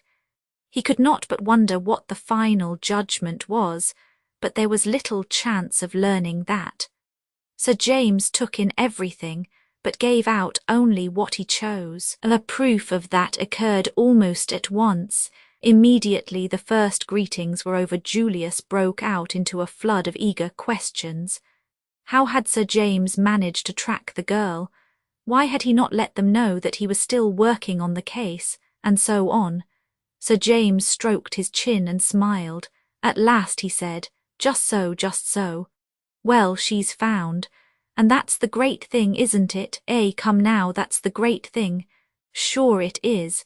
But just how did you strike her trail? Miss Tuppence and I thought you'd quit for good and all. Ah, the lawyer shot a lightning glance at him, then resumed operations on his chin. You thought that, did you? Did you really? Dear me. But I guess I can take it we were wrong, pursued Julius. Well, I don't know that I should go so far as to say that, but it's certainly fortunate for all parties that we've managed to find the young lady. But where is she? Demanded Julius, his thoughts flying off on another tack. I thought you'd be sure to bring her along. That would hardly be possible, said Sir James gravely. Why? Because the young lady was knocked down in a street accident and has sustained slight injuries to the head. She was taken to the infirmary and on recovering consciousness gave her name as Jane Finn. When, I heard that, I arranged for her to be removed to the house of a doctor, a friend of mine, and wired at once for you. She relapsed into unconsciousness and has not spoken since. She's not seriously hurt. Oh, a bruise and a cut or two. Really, from a medical point of view, absurdly slight injuries to have produced such a condition. Her state is probably to be attributed to the mental shock consequent on recovering her memory. It's come back, cried Julius excitedly. Sir James tapped the table rather impatiently. Undoubtedly, Mr. Hershamer, since she was able to give her real name. I thought you had appreciated that point. And you just happened to be on the spot, said Tommy. Seems quite like a fairy tale. But Sir James was far too wary to be drawn. Coincidences are curious things, he said dryly. Nevertheless, Tommy was now certain of what he had before only suspected. Sir James's presence in Manchester was not accidental. Far from abandoning the case, as Julius supposed, He had by some means of his own successfully run the missing girl to earth. The only thing that puzzled Tommy was the reason for all this secrecy. He concluded that it was a foible of the legal mind. Julius was speaking. "After dinner," he announced, "I shall go right away and see Jane." "That will be impossible, I fear," said Sir James. "It is very unlikely they would allow her to see visitors at this time of night. I should suggest tomorrow morning about 10 o'clock. Julius flushed. There was something in Sir James which always stirred him to antagonism. It was a conflict of two masterful personalities. "All the same, I reckon I'll go round there tonight and see if I can't ginger them up to break through their silly rules." "It will be quite useless, Mr. Hershamer." The words came out like the crack of a pistol, and Tommy looked up with a start. Julius was nervous and excited. The hand with which he raised his glass to his lips shook slightly, but his eyes held Sir James's defiantly. For a moment the hostility between the two seemed likely to burst into flame, but in the end Julius lowered his eyes, defeated. "For the moment, I reckon you're the boss." "Thank you," said the other. "We will say 10 o'clock then." With consummate ease of manner he turned to Tommy. "I must confess, Mr. Beresford, that it was something of a surprise to me to see you here this evening. The last I heard of you was that your friends were in grave anxiety on your behalf. Nothing had been heard of you for some days, and Miss Tuppence was inclined to think you had got into difficulties." "I had, sir." Tommy grinned reminiscently. "I was never in a tighter place in my life." Helped out by questions from Sir James, he gave an abbreviated account of his adventures. The lawyer looked at him with renewed interest as he brought the tale to a close. "You got yourself out of a tight place very well," he said gravely. "I congratulate you. You displayed a great deal of ingenuity and carried your part through well." Tommy blushed, his face assuming a prawn-like hue at the praise. "I couldn't have got away but for the girl, sir." "No," Sir James smiled a little. "It was lucky for you she happened to take a fancy to you." Tommy appeared about to protest, but Sir James went on. "There's no doubt about her being one of the gang, I suppose." "I'm afraid not, sir. I thought perhaps they were keeping her there by force, but the way she acted didn't fit in with that. You see, she went back to them when she could have got away." Sir James nodded thoughtfully. "What did she say? Something about wanting to be taken to Marguerite." "Yes, sir, I suppose she meant Mrs. Vandemeyer. She always signed herself Rita Vandemeyer. All her friends spoke of her as Rita. Still, I suppose the girl must have been in the habit of calling her by her full name. And at the moment she was crying out to her, Mrs. Vandemeyer was either dead or dying. Curious. There are one or two points that strike me as being obscure. Their sudden change of attitude towards yourself, for instance. By the way, the house was raided." "Of course, yes, sir, but they'd all cleared out." "Naturally," said Sir James dryly, "and not a clue left behind. I wonder," the lawyer tapped the table thoughtfully. Something in his voice made Tommy look up. Would this man's eyes have seen something where theirs had been blind? He spoke impulsively.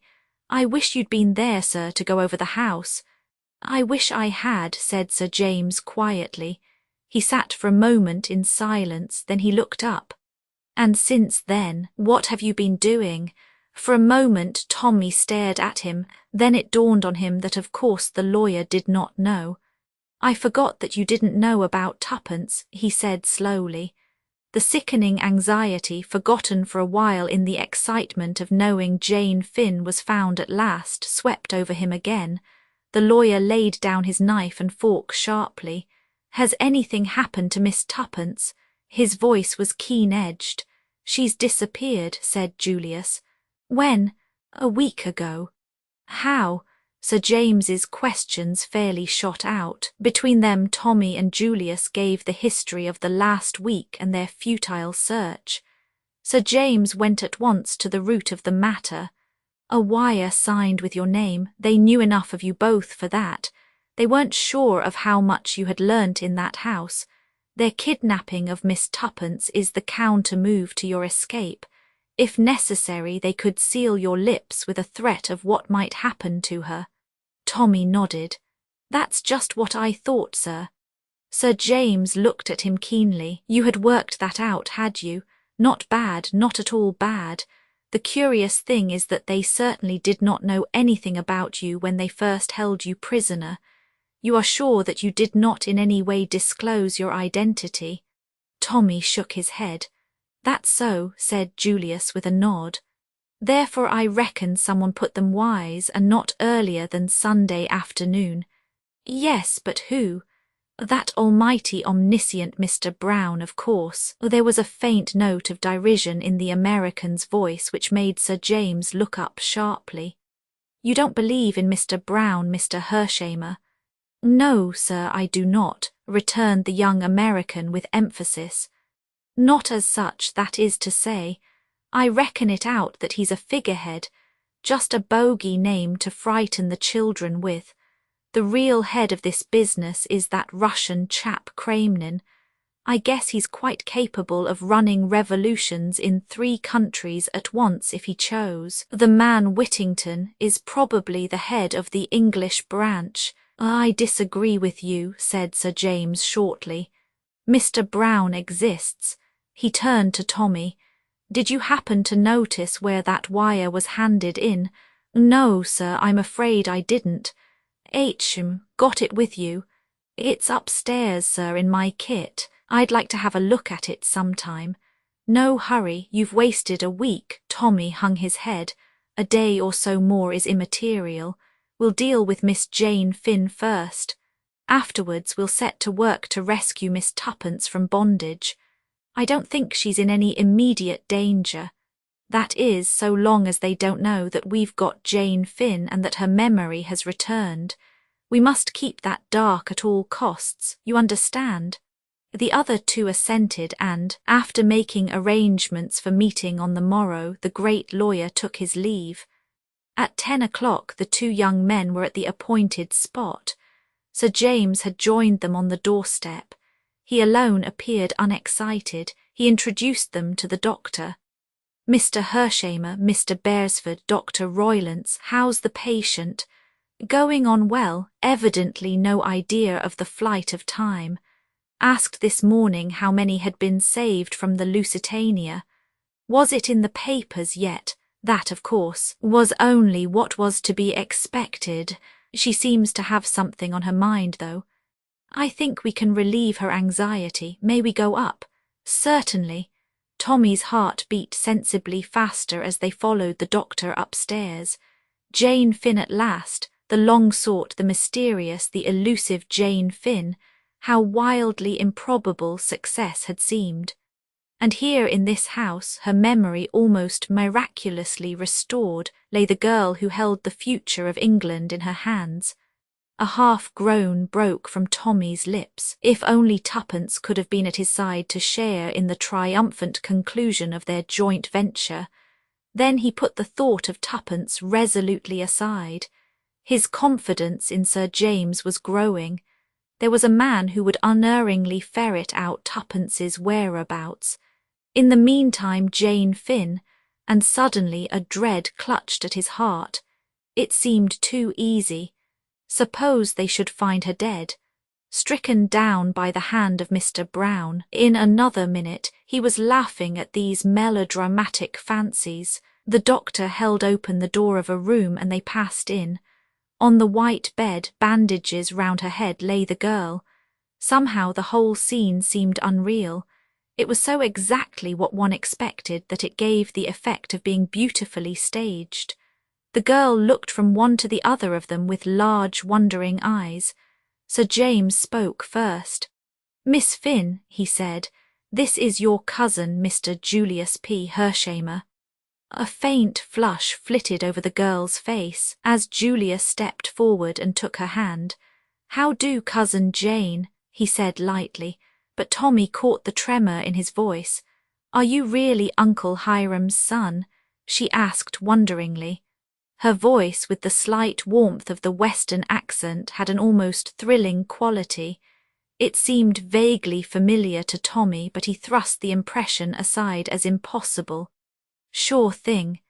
We used to read about Uncle Hiram in the papers, continued the girl in her low, soft tones. But I never thought I'd meet you one day. Mother figured it out that Uncle Hiram would never get over being mad with her. The old man was like that, admitted Julius. But I guess the new generation's sort of different. Got no use for the family feud business. First thing I thought about soon as the war was over was to come along and hunt you up. A shadow passed over the girl's face. They've been telling me things, dreadful things that my memory went, and that there are years I shall never know about, years lost out of my life. You didn't realize that yourself. The girl's eyes opened wide. Why, no. It seems to me as though it were no time since we were being hustled into those boats. I can see it all now. She closed her eyes with a shudder. Julius looked across at Sir James, who nodded. Don't worry, Annie. It isn't worth it. Now see here, Jane, there's something we want to know about. There was a man aboard that boat with some mighty important papers on him, and the big guns in this country have got a notion that he passed on the goods to you. Is that so? The girl hesitated, her glance shifting to the other two. Julius understood. Mr. Beresford is commissioned by the British government to get those papers back. Sir James Peel Edgerton is an English member of Parliament and might be a big gun in the cabinet if he liked. It's owing to him that we've ferreted you out at last. So you can go right ahead and tell us the whole story. Did Danvers give you the papers? Oh, yes, he said they'd have a better chance with me because they would save the women and children first. Just as we thought, said Sir James. He said they were very important, that they might make all the difference to the Allies. But if it's all so long ago and the war's over, what does it matter now? I guess history repeats itself, Jane. First there was a great hue and cry over those papers, then it all died down, and now the whole caboodle started all over again for rather different reasons. Then you can hand them over to us right away. But I can't. What? I haven't got them. You haven't got them. Julius punctuated the words with little pauses. No, I hid them. You hid them. Yes, I got uneasy. People seemed to be watching me. It scared me badly. She put her hand to her head. It's almost the last thing I remember before waking up in the hospital. Go on, said Sir James in his quiet, penetrating tones. What do you remember? She turned to him obediently. It was at Holyhead. I came that way. I don't remember why. That doesn't matter. Go on. In the confusion on the quay I slipped away. Nobody saw me. I took a car, told the man to drive me out of the town. I watched when we got on the open road. No other car was following us. I saw a path at the side of the road. I told the man to wait. She paused, then went on. The path led to the cliff and down to the sea between big yellow gorse bushes. They were like golden flames. I looked round. There wasn't a soul in sight. But just level with my head there was a hole in the rock. It was quite small. I could only just get my hand in, but it went a long way back. I took the oilskin packet from round my neck and shoved it right in as far as I could. Then I tore off a bit of gorse, but it did prick, and plugged the hole with it so that you'd never guess there was a crevice of any kind there. Then I marked the place carefully in my own mind so that I'd find it again. There was a queer boulder in the path just there, for all the world like a dog sitting up begging. Then I went back to the road. The car was waiting and I drove back.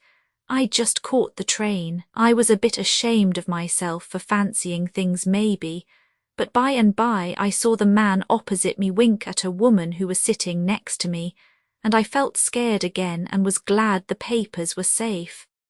I went out in the corridor to get a little air. I thought I'd slip into another carriage, But the woman called me back, said I'd dropped something, and when I stooped to look, something seemed to hit me, here." She placed her hand to the back of her head. "I don't remember anything more until I woke up in the hospital." There was a pause.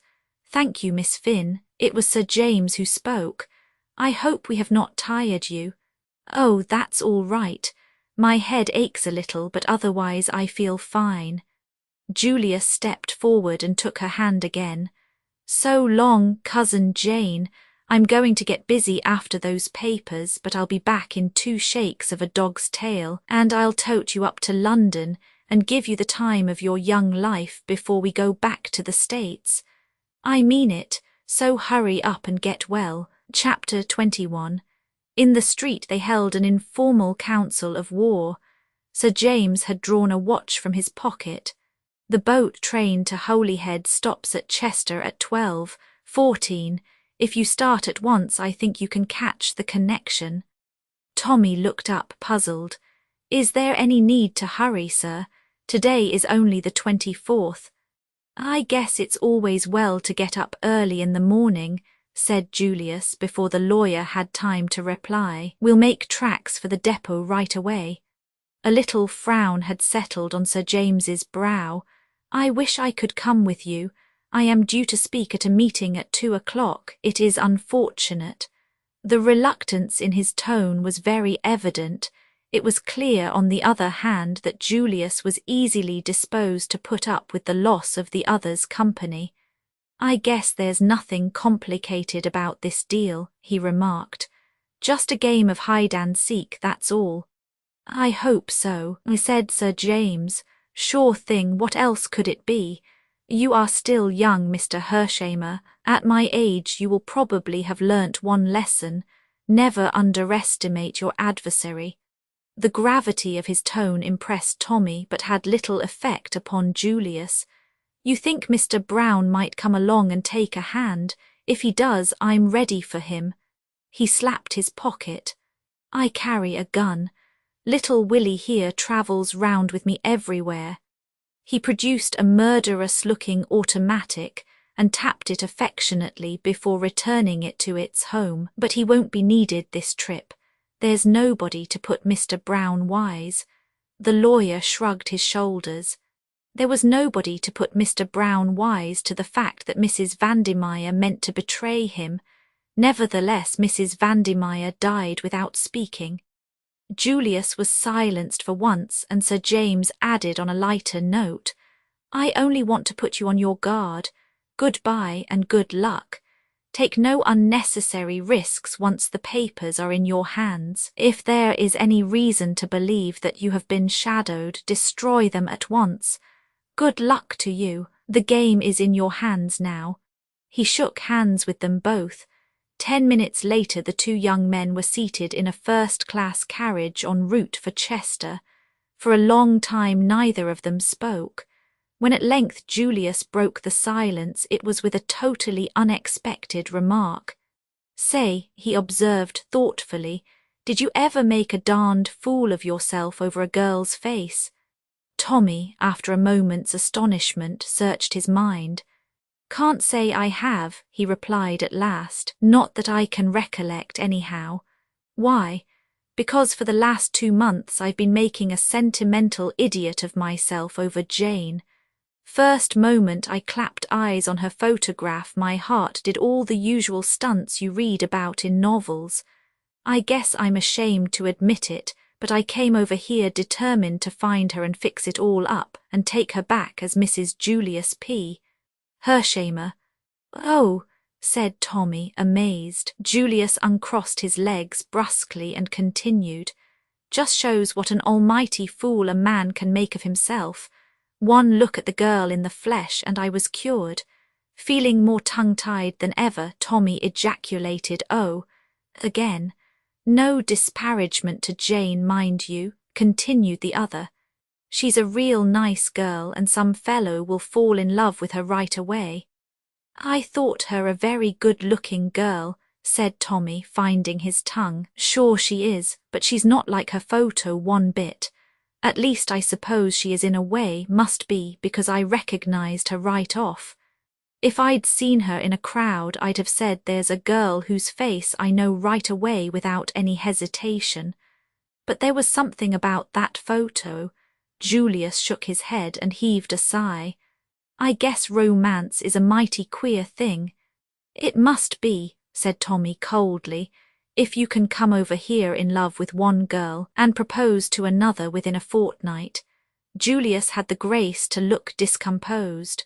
Well, you see, I'd got a sort of tired feeling that I'd never find Jane and that it was all plumb foolishness anyway. And then, oh well, the French, for instance, are much more sensible in the way they look at things. They keep romance and marriage apart. Tommy flushed. Well, I'm damned if that's... Julius hastened to interrupt.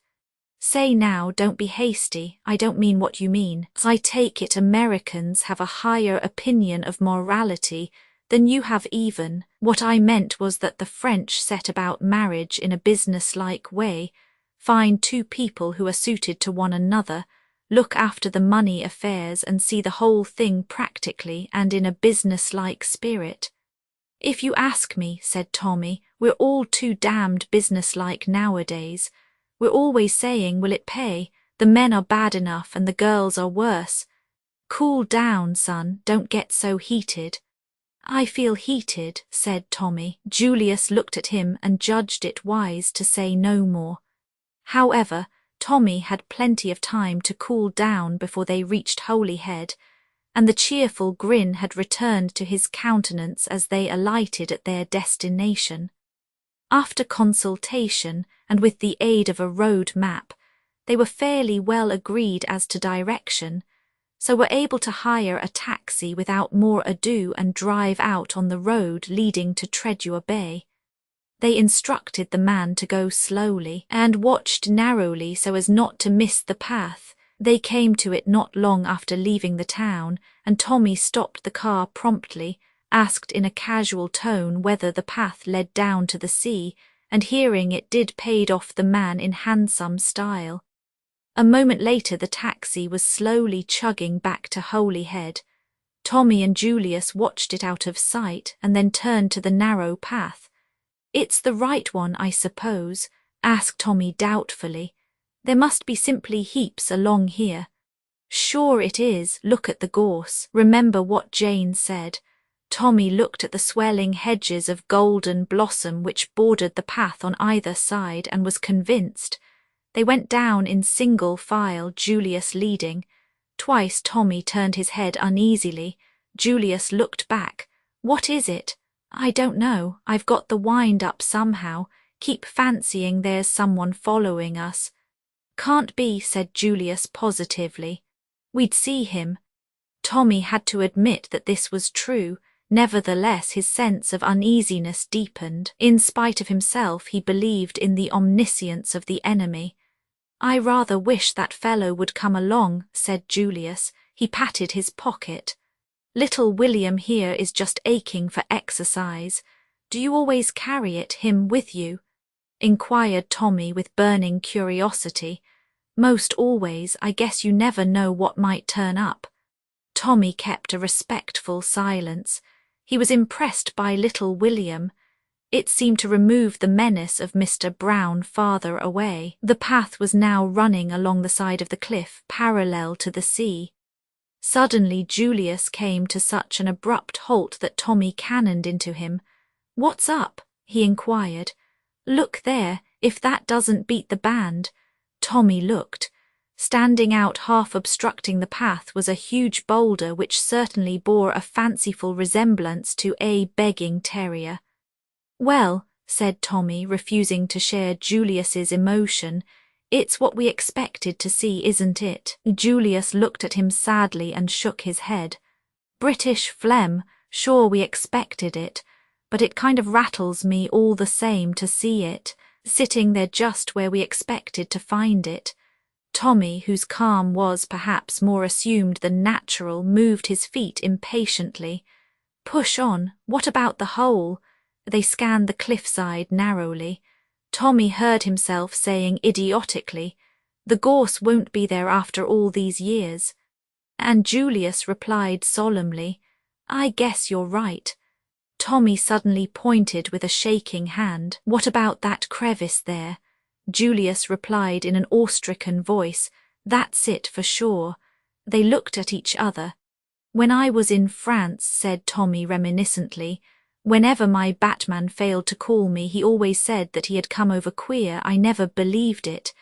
But whether he felt it or not, there is such a sensation. I've got it now, badly. He looked at the rock with a kind of agonized passion. Damn it, he cried. It's impossible. 5 years, think of it. Birds nesting, boys, picnic parties, thousands of people passing. It can't be there. It's 100 to 1 against its being there. It's against all reason. Indeed, he felt it to be impossible, more perhaps because he could not believe in his own success where so many others had failed. The thing was too easy, therefore it could not be. The hole would be empty. Julius looked at him with a widening smile. I guess you're rattled now, all right, he drawled with some enjoyment. Well, here goes. He thrust his hand into the crevice and made a slight grimace. It's a tight fit. Jane's hand must be a few sizes smaller than mine. I don't feel anything, no, say, what's this, gee whiz? And with a flourish he waved aloft a small discoloured packet. It's the goods all right, sewn up in oilskin. Hold it while I get my penknife. The unbelievable had happened. Tommy held the precious packet tenderly between his hands. They had succeeded. It's queer, he murmured idly. You'd think the stitches would have rotted. They look just as good as new. They cut them carefully and ripped away the oilskin. Inside was a small folded sheet of paper. With trembling fingers they unfolded it. The sheet was blank. They stared at each other, puzzled. A dummy, hazarded Julius. Was Danvers just a decoy? Tommy shook his head. That solution did not satisfy him. Suddenly his face cleared. I've got it, sympathetic ink. You think so, or worth trying anyhow. Heat usually does the trick. Get some sticks, we'll make a fire. In a few minutes the little fire of twigs and leaves was blazing merrily. Tommy held the sheet of paper near the glow. The paper curled a little with the heat, nothing more.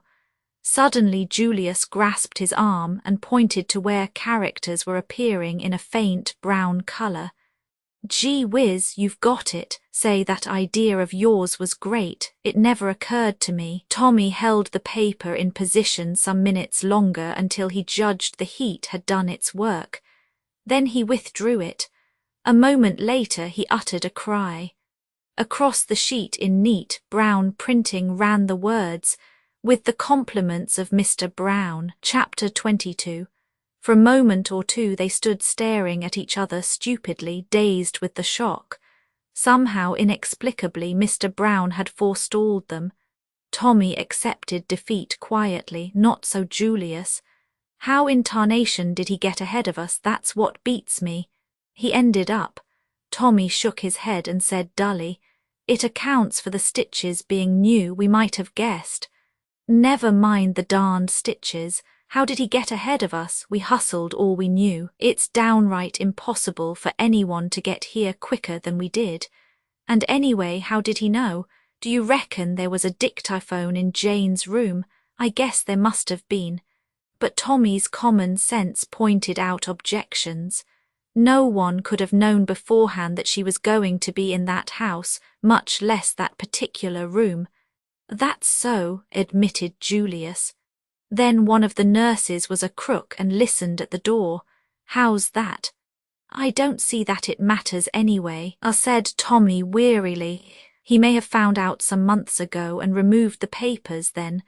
No, by Jove, that won't wash. They'd have been published at once. Sure thing they would. No, someone's got ahead of us today by an hour or so, but how they did it gets my goat. I wish that chap Peel Edgerton had been with us, said Tommy thoughtfully. Why? Julius stared. The mischief was done when we came. Yes, Tommy hesitated. He could not explain his own feeling, the illogical idea that the K.C.'s presence would somehow have averted the catastrophe. He reverted to his former point of view. It's no good arguing about how it was done. The game's up. We've failed. There's only one thing for me to do. What's that? Get back to London as soon as possible. Mr. Carter must be warned. It's only a matter of hours now before the blow falls, but at any rate he ought to know the worst. The duty was an unpleasant one, but Tommy had no intention of shirking it. He must report his failure to Mr. Carter. After that his work was done. He took the midnight mail to London. Julius elected to stay the night at Holyhead. Half an hour after arrival, haggard and pale, Tommy stood before his chief. "I've come to report, sir. I've failed badly." Mr. Carter eyed him sharply. "You mean that the treaty is in the hands of Mr. Brown, sir?" "Ah," said Mr. Carter quietly. The expression on his face did not change, but Tommy caught the flicker of despair in his eyes. It convinced him as nothing else had done that the outlook was hopeless. "Well," said Mr. Carter after a minute or two, "we mustn't sag at the knees, I suppose. I'm glad to know definitely. We must do what we can." Through Tommy's mind flashed the assurance, "It's hopeless, and he knows it's hopeless." The other looked up at him. "Don't take it to heart, lad," he said kindly. "You did your best. You were up against one of the biggest brains of the century, and you came very near success. Remember that." "Thank you, sir. It's awfully decent of you. I blame myself. I have been blaming myself ever since I heard this other news." Something in his tone attracted Tommy's attention. A new fear gripped at his heart. "Is there something more, sir?" "I'm afraid so," said Mr. Carter gravely. He stretched out his hand to a sheet on the table. "Tuppence," faltered Tommy. "Read for yourself." The typewritten words danced before his eyes. The description of a green toque, a coat with a handkerchief in the pocket marked PLC. He looked an agonized question at Mr. Carter. The latter replied to it. "Washed up on the Yorkshire coast near Ebury. I'm afraid it looks very much like foul play." "My God," gasped Tommy. "Tuppence, those devils, I'll never rest till I've got even with them. I'll hunt them down. The pity on Mr. Carter's face stopped him. "I know what you feel like, my poor boy, but it's no good. You'll waste your strength uselessly. It may sound harsh, but my advice to you is, cut your losses. Time's merciful, you'll forget." "Forget Tuppence, never." Mr. Carter shook his head. "So you think now? Well, it won't bear thinking of that brave little girl. I'm sorry about the whole business, confoundedly sorry." Tommy came to himself with a start. "I'm taking up your time, sir," he said with an effort. "There's no need for you to blame yourself. I dare say we were a couple of young fools to take on such a job. You warned us all right. But I wish to God I'd been the one to get it in the neck. Goodbye, sir." Back at the Ritz, Tommy packed up his few belongings mechanically, his thoughts far away. He was still bewildered by the introduction of tragedy into his cheerful, commonplace existence. What fun they had had together, he and Tuppence. And now, oh, he couldn't believe it, it couldn't be true. Tuppence dead, little Tuppence, brimming over with life. It was a dream, a horrible dream, nothing more. They brought him a note, a few kind words of sympathy from Peel Edgerton, who had read the news in the paper. There had been a large headline, XV.A.D. feared drowned. The letter ended with the offer of a post on a ranch in the Argentine, where Sir James had considerable interests. "Kind old beggar," muttered Tommy as he flung it aside.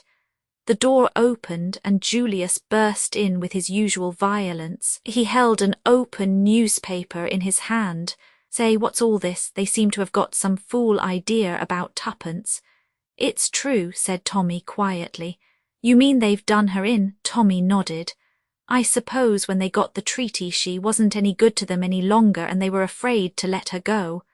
"Well, I'm darned," said Julius. Little Tuppence, she sure was the pluckiest little girl. But suddenly something seemed to crack in Tommy's brain. He rose to his feet. Oh, get out, you don't really care, damn you. You asked her to marry you in your rotten, cold-blooded way, but I loved her. I'd have given the soul out of my body to save her from harm. I'd have stood by without a word and let her marry you because you could have given her the sort of time she ought to have had, and I was only a poor devil without a penny to bless himself with. But it wouldn't have been because I didn't care. See here, began Julius temperately. Oh, go to the devil. I can't stand your coming here and talking about little Tuppence. Go and look after your cousin. Tuppence is my girl. I've always loved her from the time we played together as kids. We grew up and it was just the same. I shall never forget when I was in hospital and she came in that ridiculous cap and apron. It was like a miracle to see the girl I loved turn up in a nurse's kit. But Julius interrupted him. A nurse's kit? Gee whiz, I must be going to Colney Hatch. I could swear I've seen Jane in a nurse's cap too, and that's plumb impossible. No, by gum, I've got it. It was her I saw talking to Whittington at that nursing home in Bournemouth. She wasn't a patient there, she was a nurse. I dare say, said Tommy angrily. She's probably been in with them from the start. I shouldn't wonder if she stole those papers from Danvers to begin with. I'm darned if she did, shouted Julius. She's my cousin and as patriotic a girl as ever stepped. I don't care a damn what she is, but get out of here, retorted Tommy, also at the top of his voice. The young men were on the point of coming to blows. But suddenly, with an almost magical abruptness, Julius's anger abated. All right, son, he said quietly. I'm going. I don't blame you any for what you've been saying. It's mighty lucky you did say it. I've been the most almighty blithering darned idiot that it's possible to imagine. Calm down, Tommy had made an impatient gesture. I'm going right away now, going to the London and North Western Railway depot if you want to know. I don't care a damn where you're going, growled Tommy. As the door closed behind Julius, he returned to his suitcase. That's the lot, he murmured and rang the bell. Take my luggage down. Yes, sir, going away, sir. I'm going to the devil, said Tommy, regardless of the menial's feelings. That functionary, however, merely replied respectfully.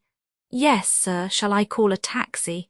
Tommy nodded. Where was he going? He hadn't the faintest idea. Beyond a fixed determination to get even with Mr. Brown, he had no plans. He reread Sir James's letter and shook his head. Tuppence must be avenged. Still, it was kind of the old fellow. Better answer it, I suppose. He went across to the writing table. With the usual perversity of bedroom stationery, there were innumerable envelopes and no paper. He rang.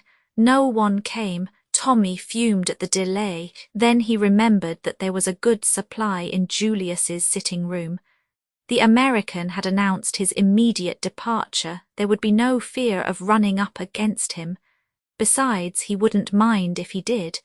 He was beginning to be rather ashamed of the things he had said.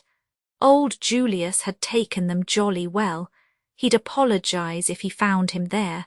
But the room was deserted. Tommy walked across to the writing table and opened the middle drawer. A photograph, carelessly thrust in face upwards, caught his eye. For a moment he stood rooted to the ground. Then he took it out, shut the drawer, walked slowly over to an armchair, and sat down, still staring at the photograph in his hand. What on earth was a photograph of the French girl Annette doing in Julius Hershamer's writing table? Chapter 23. The Prime Minister tapped the desk in front of him with nervous fingers. His face was worn and harassed. He took up his conversation with Mr. Carter at the point it had broken off. I don't understand, he said. Do you really mean that things are not so desperate after all? So this lad seems to think. Let's have a look at his letter again. Mr. Carter handed it over. It was written in a sprawling boyish hand. Dear Mr. Carter, something's turned up that has given me a jar. Of course I may be simply making an awful ass of myself, but I don't think so. If my conclusions are right, that girl at Manchester was just a plant. The whole thing was prearranged, sham packet and all, with the object of making us think the game was up. Therefore I fancy that we must have been pretty hot on the scent. I think I know who the real Jane Finn is, and I've even got an idea where the papers are. That last's only a guess, of course, but I've a sort of feeling it'll turn out right. Anyhow, I enclose it in a sealed envelope for what it's worth. I'm going to ask you not to open it until the very last moment, midnight on the 28th, in fact. You'll understand why in a minute. You see, I've figured it out that those things of tuppences are a plant too, and she's no more drowned than I am. The way I reason is this. As a last chance, they'll let Jane Finn escape in the hope that she's been shamming this memory stunt, and that once she thinks she's free, she'll go right away to the cash. Of course, it's an awful risk for them to take, because she knows all about them, but they are pretty desperate to get hold of that treaty. But if they know that the papers have been recovered by us, neither of those two girls' lives will be worth an hour's purchase. I must try and get hold of tuppence before Jane escapes. I want a repeat of that telegram that was sent to tuppence at the Ritz. Sir James Peel Edgerton said you would be able to manage that for me. He's frightfully clever. One last thing, please have that house in Soho watched day and night. Yours, etc., Thomas Beresford. The Prime Minister looked up. The enclosure. Mr. Carter smiled dryly. In the vaults of the bank, I am taking no chances. You don't think, the Prime Minister hesitated a minute, that it would be better to open it now? Surely we ought to secure the document that is, provided the young man's guess turns out to be correct at once. We can keep the fact of having done so quite secret. Can we? I'm not so sure. There are spies all round us. Once it's known, I wouldn't give that. He snapped his fingers. For the life of those two girls. No, the boy trusted me and I shan't let him down. Well, well, we must leave it at that then. What's he like, this lad? Outwardly, he's an ordinary, clean-limbed, rather block-headed young Englishman, slow in his mental processes. On the other hand, it's quite impossible to lead him astray through his imagination. He hasn't got any, so he's difficult to deceive. He worries things out slowly, and once he's got hold of anything, he doesn't let go. The little lady's quite different, more intuition and less common sense. They make a pretty pair working together, pace and stamina.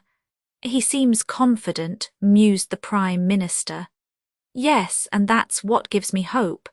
He's the kind of diffident youth who would have to be very sure before he ventured an opinion at all. A half-smile came to the other's lips, and it is this boy who will defeat the master criminal of our time.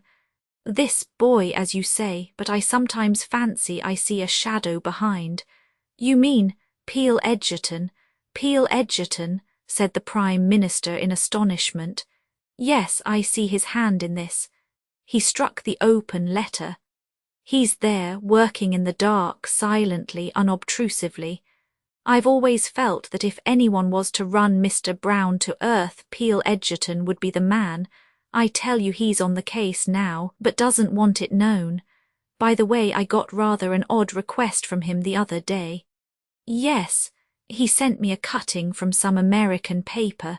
It referred to a man's body found near the docks in New York about 3 weeks ago. He asked me to collect any information on the subject I could. Well, Carter shrugged his shoulders. I couldn't get much. Young fellow about 35, poorly dressed, face very badly disfigured. He was never identified, and you fancy that the two matters are connected in some way. Somehow I do. I may be wrong, of course. There was a pause, then Mr. Carter continued. I asked him to come round here. Not that we'll get anything out of him he doesn't want to tell. His legal instincts are too strong, but there's no doubt he can throw light on one or two obscure points in young Beresford's letter. Ah, here he is. The two men rose to greet the newcomer. A half-whimsical thought flashed across the Premier's mind. My successor, perhaps. We've had a letter from young Beresford, said Mr. Carter, coming to the point at once. You've seen him, I suppose. You suppose wrong, said the lawyer. Oh, Mr. Carter was a little nonplussed. Sir James smiled and stroked his chin. He rang me up, he volunteered. Would you have any objection to telling us exactly what passed between you? Not at all. He thanked me for a certain letter which I had written to him. As a matter of fact, I had offered him a job. Then he reminded me of something I had said to him at Manchester respecting that bogus telegram which lured Miss Cowley away. I asked him if anything untoward had occurred. He said it had, that in a drawer in Mr. Hershamer's room he had discovered a photograph. The lawyer paused, then continued. I asked him if the photograph bore the name and address of a Californian photographer. He replied, "You're on to it, sir." It had. Then he went on to tell me something I didn't know. The original of that photograph was the French girl Annette who saved his life. What? Exactly. I asked the young man with some curiosity what he had done with the photograph. He replied that he had put it back where he found it. The lawyer paused again. That was good, you know, distinctly good. He can use his brains, that young fellow. I congratulated him. The discovery was a providential one, of course. From the moment that the girl in Manchester was proved to be a plant, everything was altered. Young Beresford saw that for himself without my having to tell it him. But he felt he couldn't trust his judgment on the subject of Miss Cowley. Did I think she was alive? I told him, duly weighing the evidence, that there was a very decided chance in favour of it. That brought us back to the telegram. Yes, I advised him to apply to you for a copy of the original wire. It had occurred to me as probable that, after Miss Cowley flung it on the floor, certain words might have been erased and altered with the express intention of setting searchers on a false trail. Carter nodded. He took a sheet from his pocket and read aloud. Come at once, Astley Priors, Gatehouse, Kent. Great developments, Tommy. Very simple, said Sir James, and very ingenious. Just a few words to alter, and the thing was done, and the one important clue they overlooked. What was that? The page boy's statement that Miss Cowley drove to Charing Cross. They were so sure of themselves that they took it for granted he had made a mistake. Then young Beresford is now at Gatehouse, Kent, unless I am much mistaken. Mr. Carter looked at him curiously. I rather wonder you're not there too, Peel Edgerton. Ah, I'm busy on a case. I thought you were on your holiday. Oh, I've not been briefed. Perhaps it would be more correct to say I'm preparing a case. Any more facts about that American chap for me? I'm afraid not. Is it important to find out who he was? Oh, I know who he was, said Sir James easily. I can't prove it yet, but I know. The other two asked no questions. They had an instinct that it would be mere waste of breath. But what, I don't understand, said the Prime Minister suddenly, is how that photograph came to be in Mr. Hershamer's drawer. Perhaps it never left it, suggested the lawyer gently. But the bogus inspector, Inspector Brown. Ah, said Sir James. Thoughtfully he rose to his feet. I mustn't keep you. Go on with the affairs of the nation. I must get back to my case. 2 days later Julius Hershamer returned from Manchester. A note from Tommy lay on his table. Dear Hershamer, sorry I lost my temper. In case I don't see you again, goodbye. I've been offered a job in the Argentine and might as well take it. Yours, Tommy Beresford. A peculiar smile lingered for a moment on Julius's face. He threw the letter into the waste paper basket. "The darned fool," he murmured. Chapter 24. After ringing up Sir James, Tommy's next procedure was to make a call at South Audley Mansions. He found Albert discharging his professional duties and introduced himself without more ado as a friend of Tuppence's. Albert unbent immediately. "Things has been very quiet here lately," he said wistfully. "Hope the young lady's keeping well, sir." "That's just the point, Albert. She's disappeared." "You don't mean as the crooks have got her?" "They have. In the underworld." "No, dash it all, in this world." "It's a H expression, sir," explained Albert. "At the pictures the crooks always have a restaurant in the underworld. But do you think as they've done her in, sir?" "I hope not. By the way, have you by any chance an aunt, a cousin, a grandmother, or any other suitable female relation who might be represented as being likely to kick the bucket?" A delighted grin spread slowly over Albert's countenance. "I'm on, sir. My poor aunt what lives in the country has been mortal bad for a long time, and she's asking for me with her dying breath." Tommy nodded approval. "Can you report this in the proper quarter and meet me at Charing Cross in an hour's time?" "I'll be there, sir. You can count on me." As Tommy had judged, the faithful Albert proved an invaluable ally. The two took up their quarters at the inn in Gatehouse. To Albert fell the task of collecting information. There was no difficulty about it. Astley Priors was the property of a Dr. Adams. The doctor no longer practised, had retired, the landlord believed, but he took a few private patients. Here the good fellow tapped his forehead knowingly.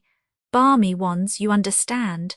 The doctor was a popular figure in the village, subscribed freely to all the local sports. A very pleasant, affable gentleman. "Been there long?" "Oh, a matter of 10 years or so, might be longer."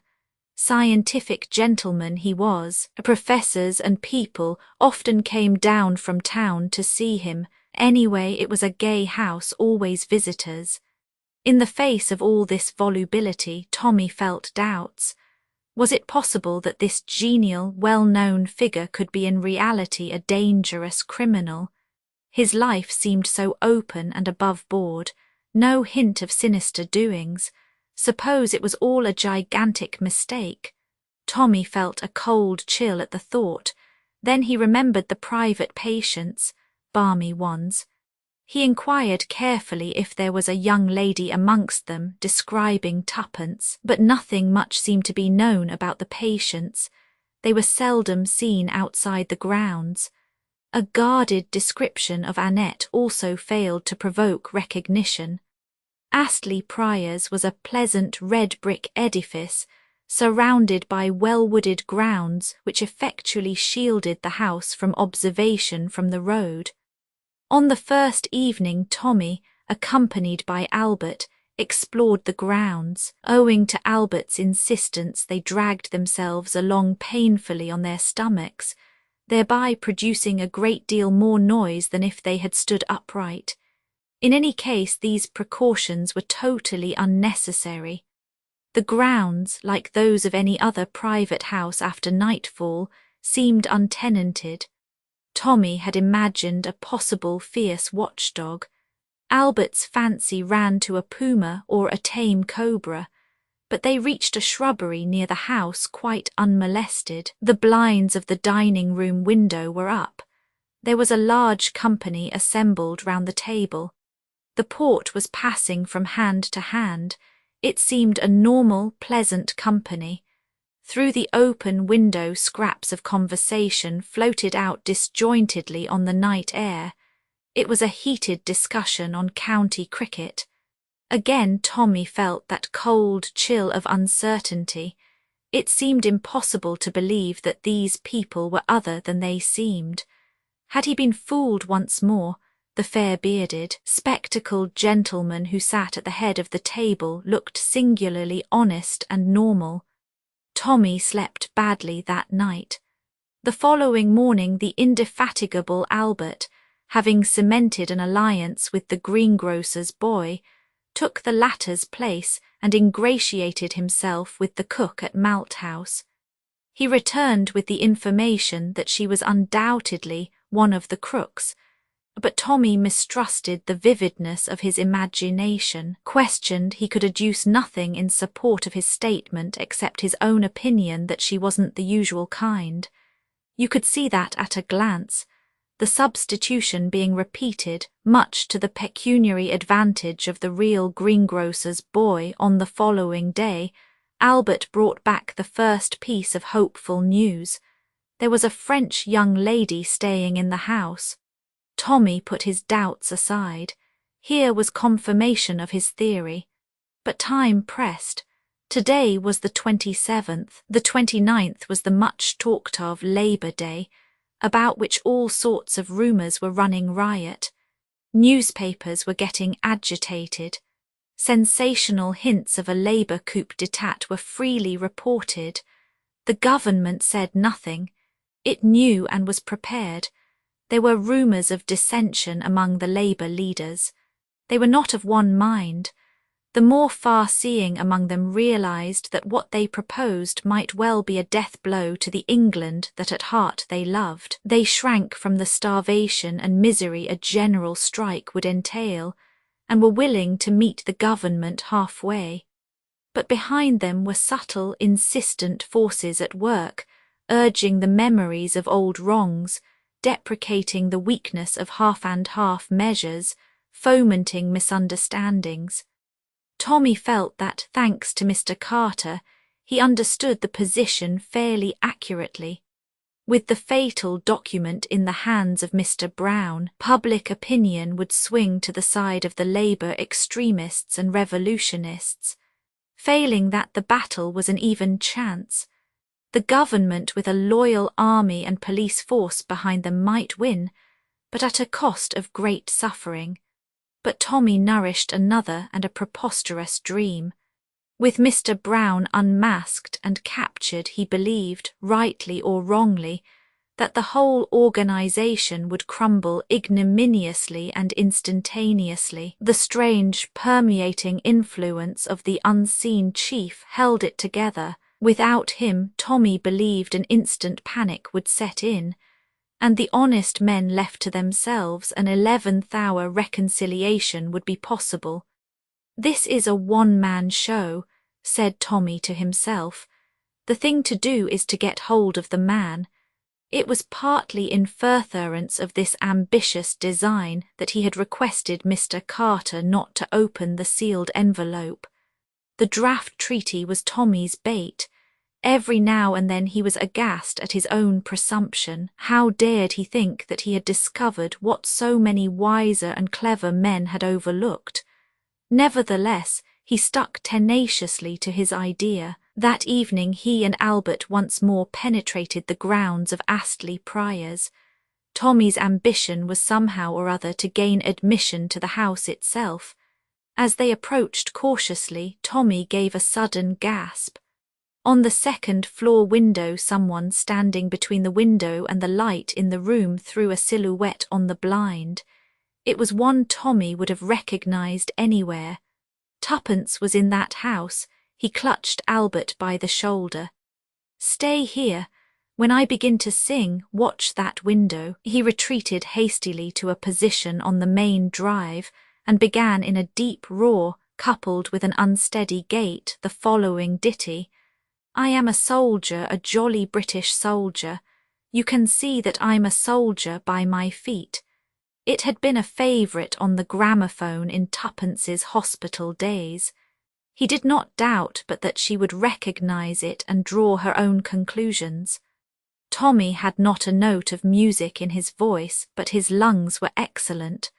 The noise he produced was terrific. Presently an unimpeachable butler, accompanied by an equally unimpeachable footman, issued from the front door. The butler remonstrated with him. Tommy continued to sing, addressing the butler affectionately as "dear old Whiskers." The footman took him by one arm, the butler by the other. They ran him down the drive and neatly out of the gate. The butler threatened him with the police if he intruded again. It was beautifully done, soberly and with perfect decorum. Anyone would have sworn that the butler was a real butler, the footman a real footman, only as it happened the butler was Whittington. Tommy retired to the inn and waited for Albert's return. At last that worthy made his appearance. "Well," cried Tommy eagerly, "it's all right. While they was a running of you out, the window opened and something was chucked out." He handed a scrap of paper to Tommy. It was wrapped round a letter weight. On the paper were scrawled 3 words, "Tomorrow same time." "Good egg," cried Tommy, "we are getting going." "I wrote a message on a piece of paper, wrapped it round a stone and chucked it through the window," continued Albert breathlessly.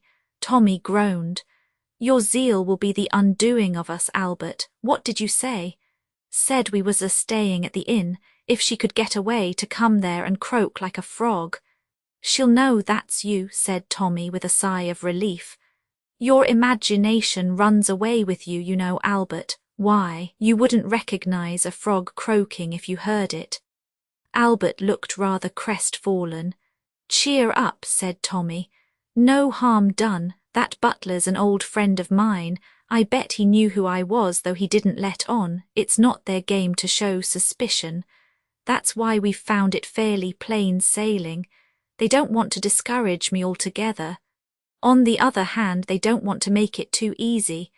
I'm a pawn in their game, Albert, that's what I am. You see, if the spider lets the fly walk out too easily, the fly might suspect it was a put-up job, hence the usefulness of that promising youth, Mr. T. Beresford, who's blundered in just at the right moment for them.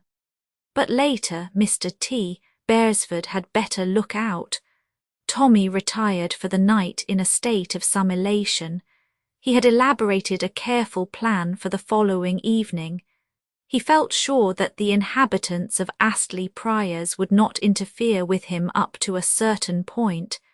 It was after that Tommy proposed to give them a surprise. About 12 o'clock, however, his calm was rudely shaken. He was told that someone was demanding him in the bar. The applicant proved to be a rude-looking carter well coated with mud. "Well, my good fellow, what is it?" asked Tommy. "Might this be for you, sir?" The carter held out a very dirty folded note, on the outside of which was written, "Take this to the gentleman at the inn near Astley Priors. He will give you 10 shillings. The handwriting was tuppence's. Tommy appreciated her quick-wittedness in realizing that he might be staying at the inn under an assumed name. He snatched at it. "That's all right." The man withheld it. "What about my 10 shillings?" Tommy hastily produced a 10-shilling note and the man relinquished his find. Tommy unfastened it. "Dear Tommy, I knew it was you last night. Don't go this evening. They'll be lying in wait for you. They're taking us away this morning. I heard something about Wales, Holyhead, I think. I'll drop this on the road if I get a chance. Annette told me how you'd escaped. Buck up. Yours 2d." Tommy raised a shout for Albert before he had even finished perusing this characteristic epistle.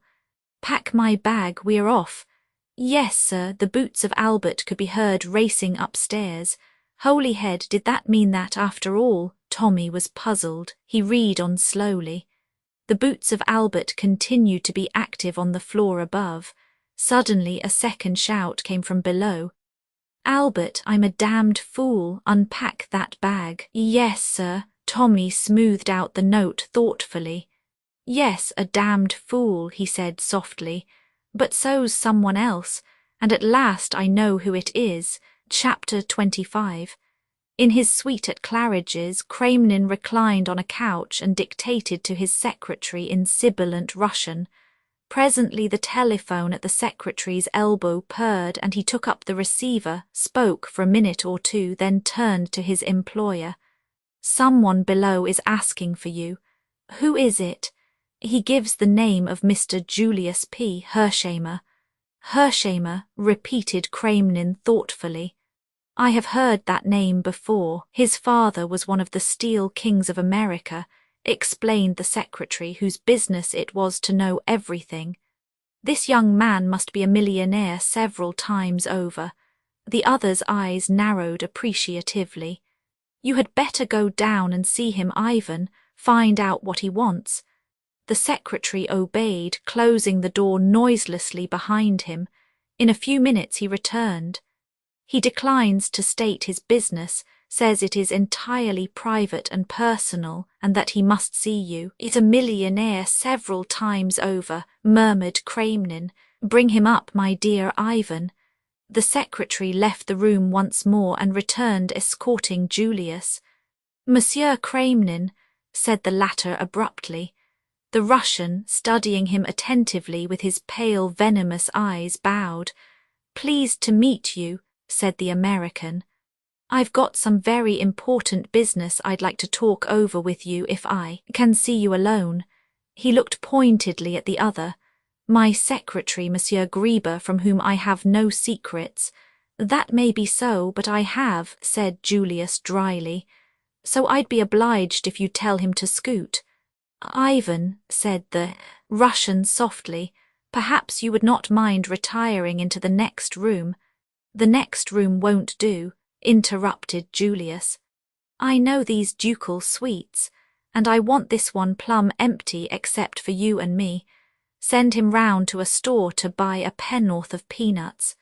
Though not particularly enjoying the American's free and easy manner of speech, Kremlin was devoured by curiosity. Will your business take long to state? Might be an all-night job if you caught on. Very good, Ivan, I shall not require you again this evening. Go to the theatre, take a night off. Thank you, Your Excellency. The secretary bowed and departed. Julius stood at the door watching his retreat. Finally, with a satisfied sigh, he closed it and came back to his position in the centre of the room. Now, Mr. Hersheimer, perhaps you will be so kind as to come to the point. I guess that won't take a minute, drawled Julius. Then, with an abrupt change of manner, hands up or I shoot. For a moment Kremlin stared blindly into the big automatic, then, with almost comical haste, he flung up his hands above his head. In that instant Julius had taken his measure. The man he had to deal with was an abject physical coward. The rest would be easy. This is an outrage, cried the Russian in a high, hysterical voice. An outrage? Do you mean to kill me?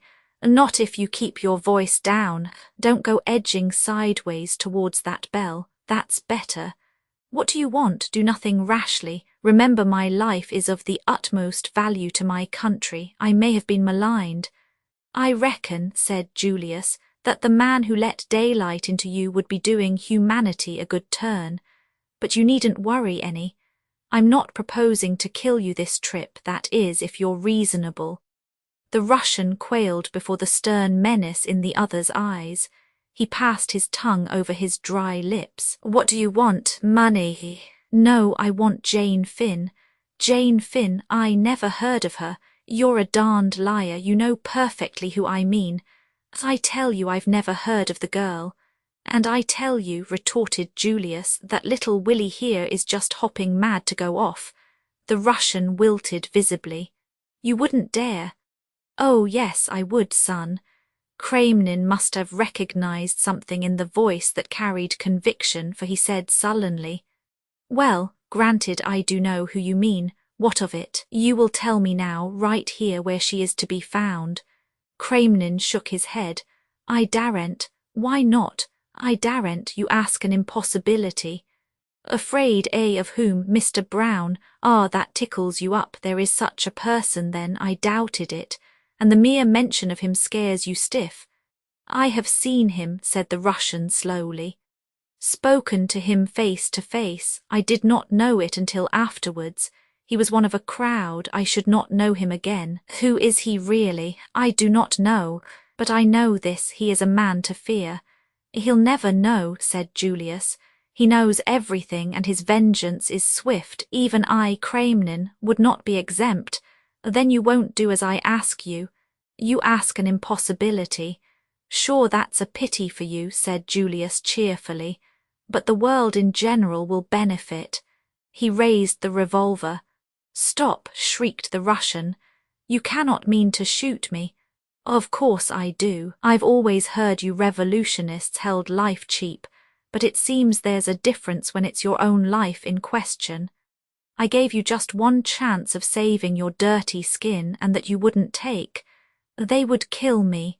"Well," said Julius pleasantly, "it's up to you, but I'll just say this.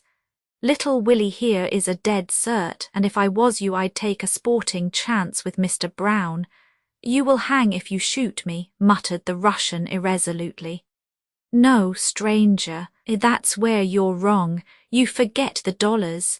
A big crowd of solicitors will get busy, and they'll get some highbrow doctors on the job, and the end of it all will be that they'll say my brain was unhinged. I shall spend a few months in a quiet sanatorium. My mental health will improve. The doctors will declare me sane again, and all will end happily for little Julius. I guess I can bear a few months' retirement in order to rid the world of you, but don't you kid yourself, I'll hang for it." The Russian believed him. Corrupt himself, he believed implicitly in the power of money. He had read of American murder trials running much on the lines indicated by Julius. He had bought and sold justice himself. This virile young American with the significant drawling voice had the whip hand of him. "I'm going to count 5, continued Julius, "and I guess if you let me get past 4 you needn't worry any about Mr. Brown. Maybe he'll send some flowers to the funeral, but you won't smell them. Are you ready? I'll begin. 1, 2, 3, 4, the Russian interrupted with a shriek. "Do not shoot, I will do all you wish." Julius lowered the revolver. "I thought you'd hear sense. Where is the girl?" "At Gatehouse in Kent, Astley Priors the place is called." "Is she a prisoner there?" "She's not allowed to leave the house, though it's safe enough really. The little fool has lost her memory, curse her. That's been annoying for you and your friends, I reckon. What about the other girl, the one you decoyed away over a week ago?" "She's there too," said the Russian sullenly. "That's good," said Julius. "Isn't it all panning out beautifully, and a lovely night for the run?" "What run?" demanded Kremlin with a stare.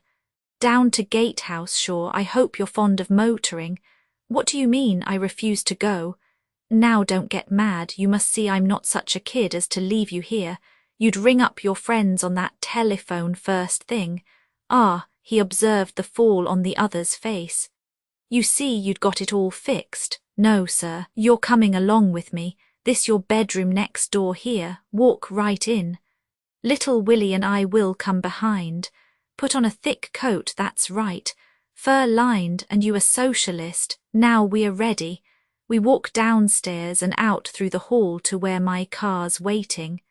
"And don't you forget I've got you covered every inch of the way. I can shoot just as well through my coat pocket. One word or a glance even at one of those liveried menials, and there'll sure be a strange face in the sulphur and brimstone works." Together they descended the stairs and passed out to the waiting car. The Russian was shaking with rage. The hotel servants surrounded them. A cry hovered on his lips, but at the last minute his nerve failed him. The American was a man of his word. When they reached the car, Julius breathed a sigh of relief. The danger zone was past. Fear had successfully hypnotized the man by his side. "Get in," he ordered. Then, as he caught the other's sidelong glance, "No, the chauffeur won't help you any. Naval man, was on a submarine in Russia when the revolution broke out. A brother of his was murdered by your people. George." "Yes, sir." The chauffeur turned his head. "This gentleman is a Russian Bolshevik. We don't want to shoot him, but it may be necessary. You understand?" "Perfectly, sir. I want to go to Gatehouse in Kent. Know the road at all?" "Yes, sir, it will be about an hour and a half's run." "Make it an hour. I'm in a hurry." "I'll do my best, sir." The car shot forward through the traffic. Julius ensconced himself comfortably by the side of his victim. He kept his hand in the pocket of his coat, but his manner was urbane to the last degree. "There was a man I shot once in Arizona," he began cheerfully. "At the end of the hour's run, the unfortunate Kremlin was more dead than alive." In succession to the anecdote of the Arizona man, there had been a tough from Frisco and an episode in the Rockies. Julius's narrative style, if not strictly accurate, was picturesque. Slowing down, the chauffeur called over his shoulder that they were just coming into Gatehouse. Julius bade the Russian direct them. His plan was to drive straight up to the house. Their Kremlin was to ask for the two girls. Julius explained to him that little Willie would not be tolerant of failure. Kremlin by this time was as putty in the other's hands. The terrific pace they had come had still further unmanned him. He had given himself up for dead at every corner. The car swept up the drive and stopped before the porch. The chauffeur looked round for orders. "Turn the car first, George, then ring the bell and get back to your place. Keep the engine going and be ready to scoot like hell when I give the word." "Very good, sir."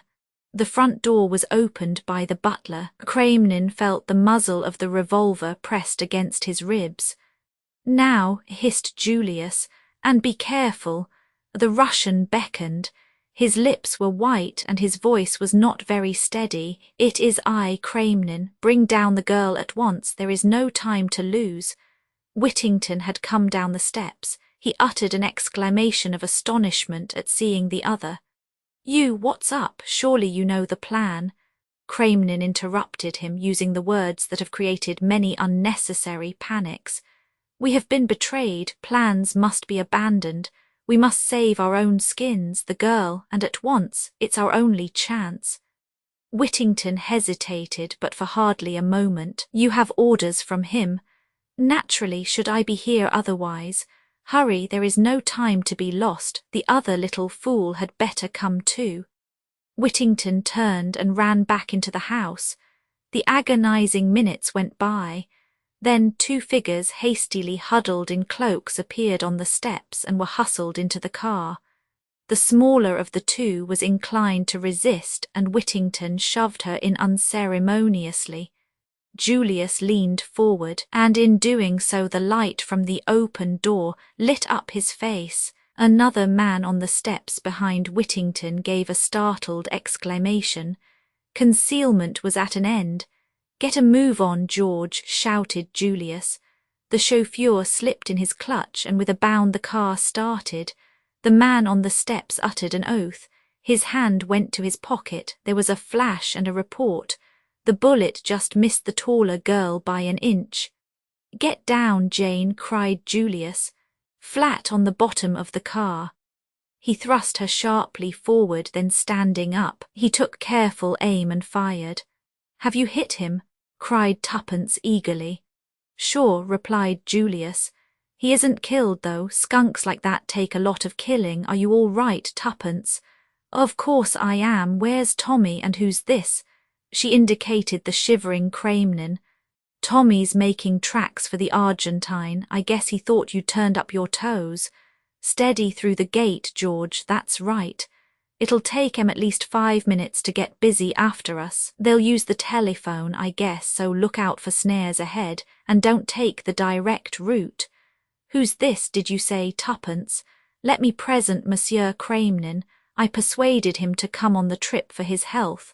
The Russian remained mute, still livid with terror. "But what made them let us go?" demanded Tuppence suspiciously. "I reckon Monsieur Kremlin here asked them so prettily they just couldn't refuse." This was too much for the Russian. He burst out vehemently. Curse you, they know now that I betrayed them. My life won't be safe for an hour in this country." "That's so," assented Julius. "I'd advise you to make tracks for Russia right away." "Let me go, then," cried the other. "I have done what you asked. Why do you still keep me with you?" "Not for the pleasure of your company. I guess you can get right off now if you want to. I thought you'd rather I tooled you back to London." "You may never reach London," snarled the other. Let me go here and now. Sure thing, pull up, George. The gentleman's not making the return trip. If I ever come to Russia, Monsieur Kremlin, I shall expect a rousing welcome and— But before Julius had finished his speech and before the car had finally halted, the Russian had swung himself out and disappeared into the night. Just a mite impatient to leave us, commented Julius as the car gathered way again. And no idea of saying goodbye politely to the ladies. Say, Jane, you can get up on the seat now. For the first time the girl spoke. How did you persuade him? She asked. Julius tapped his revolver. Little Willie here takes the credit. Splendid, cried the girl. The colour surged into her face. Her eyes looked admiringly at Julius. Annette and I didn't know what was going to happen to us, said Tuppence. Old Whittington hurried us off. We thought it was lambs to the slaughter. Annette, said Julius, is that what you call her? His mind seemed to be trying to adjust itself to a new idea. It's her name, said Tuppence, opening her eyes very wide. Shucks, retorted Julius. She may think it's her name because her memory's gone, poor kid, but it's the one real and original Jane Finn we've got here. What? Cried Tuppence, but she was interrupted.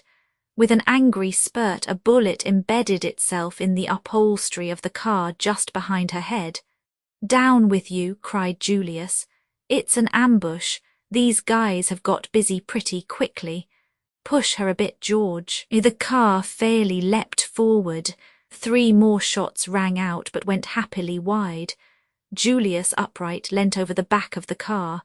Nothing to shoot at, he announced gloomily. But I guess there'll be another little picnic soon. Ah, he raised his hand to his cheek. You are hurt, said Annette quickly. Only a scratch. The girl sprang to her feet. Let me out, I say, stop the car. It is me they are after. I'm the one they want. You shall not lose your lives because of me. Let me go. She was fumbling with the fastenings of the door. Julius took her by both arms and looked at her. She had spoken with no trace of foreign accent. Sit down, kid, he said gently. I guess there's nothing wrong with your memory. Been fooling them all the time, eh? The girl looked at him, nodded, and then suddenly burst into tears. Julius patted her on the shoulder. There, just you sit tight. We're not going to let you quit. Through her sobs, the girl said indistinctly, You're from home. I can tell by your voice. It makes me homesick. Sure I'm from home. I'm your cousin, Julius Hershamer. I came over to Europe on purpose to find you, and a pretty dance you've led me. The car slackened speed. George spoke over his shoulder. Crossroads here, sir. I'm not sure of the way. The car slowed down till it hardly moved. As it did so, a figure climbed suddenly over the back and plunged head first into the midst of them. Sorry, said Tommy, extricating himself. A mass of confused exclamations greeted him. He replied to them severally. Was in the bushes by the drive, hung on behind. Couldn't let you know before at the pace you were going. It was all I could do to hang on. Now then, you girls, get out. Get out. Yes, there's a station just up that road. Train due in 3 minutes. You'll catch it if you hurry. What the devil are you driving at? Demanded Julius. Do you think you can fool them by leaving the car? You and I aren't going to leave the car. Only the girls. You're crazed, Beresford. Stark staring mad. You can't let those girls go off alone. It'll be the end of it if you do. Tommy turned to Tuppence. Get out at once, Tuppence. Take her with you and do just as I say. No one will do you any harm. You're safe. Take the train to London. Go straight to Sir James Peel Edgerton. Mr. Carter lives out of town, but you'll be safe with him. Darn you, cried Julius. You're mad. Jane, you stay where you are. With a sudden, swift movement, Tommy snatched the revolver from Julius's hand and levelled it at him. Now will you believe I'm in earnest? Get out, both of you, and do as I say, or I'll shoot. Tuppence sprang out, dragging the unwilling Jane after her. Come on, it's all right. If Tommy's sure, he's sure. Be quick, we'll miss the train.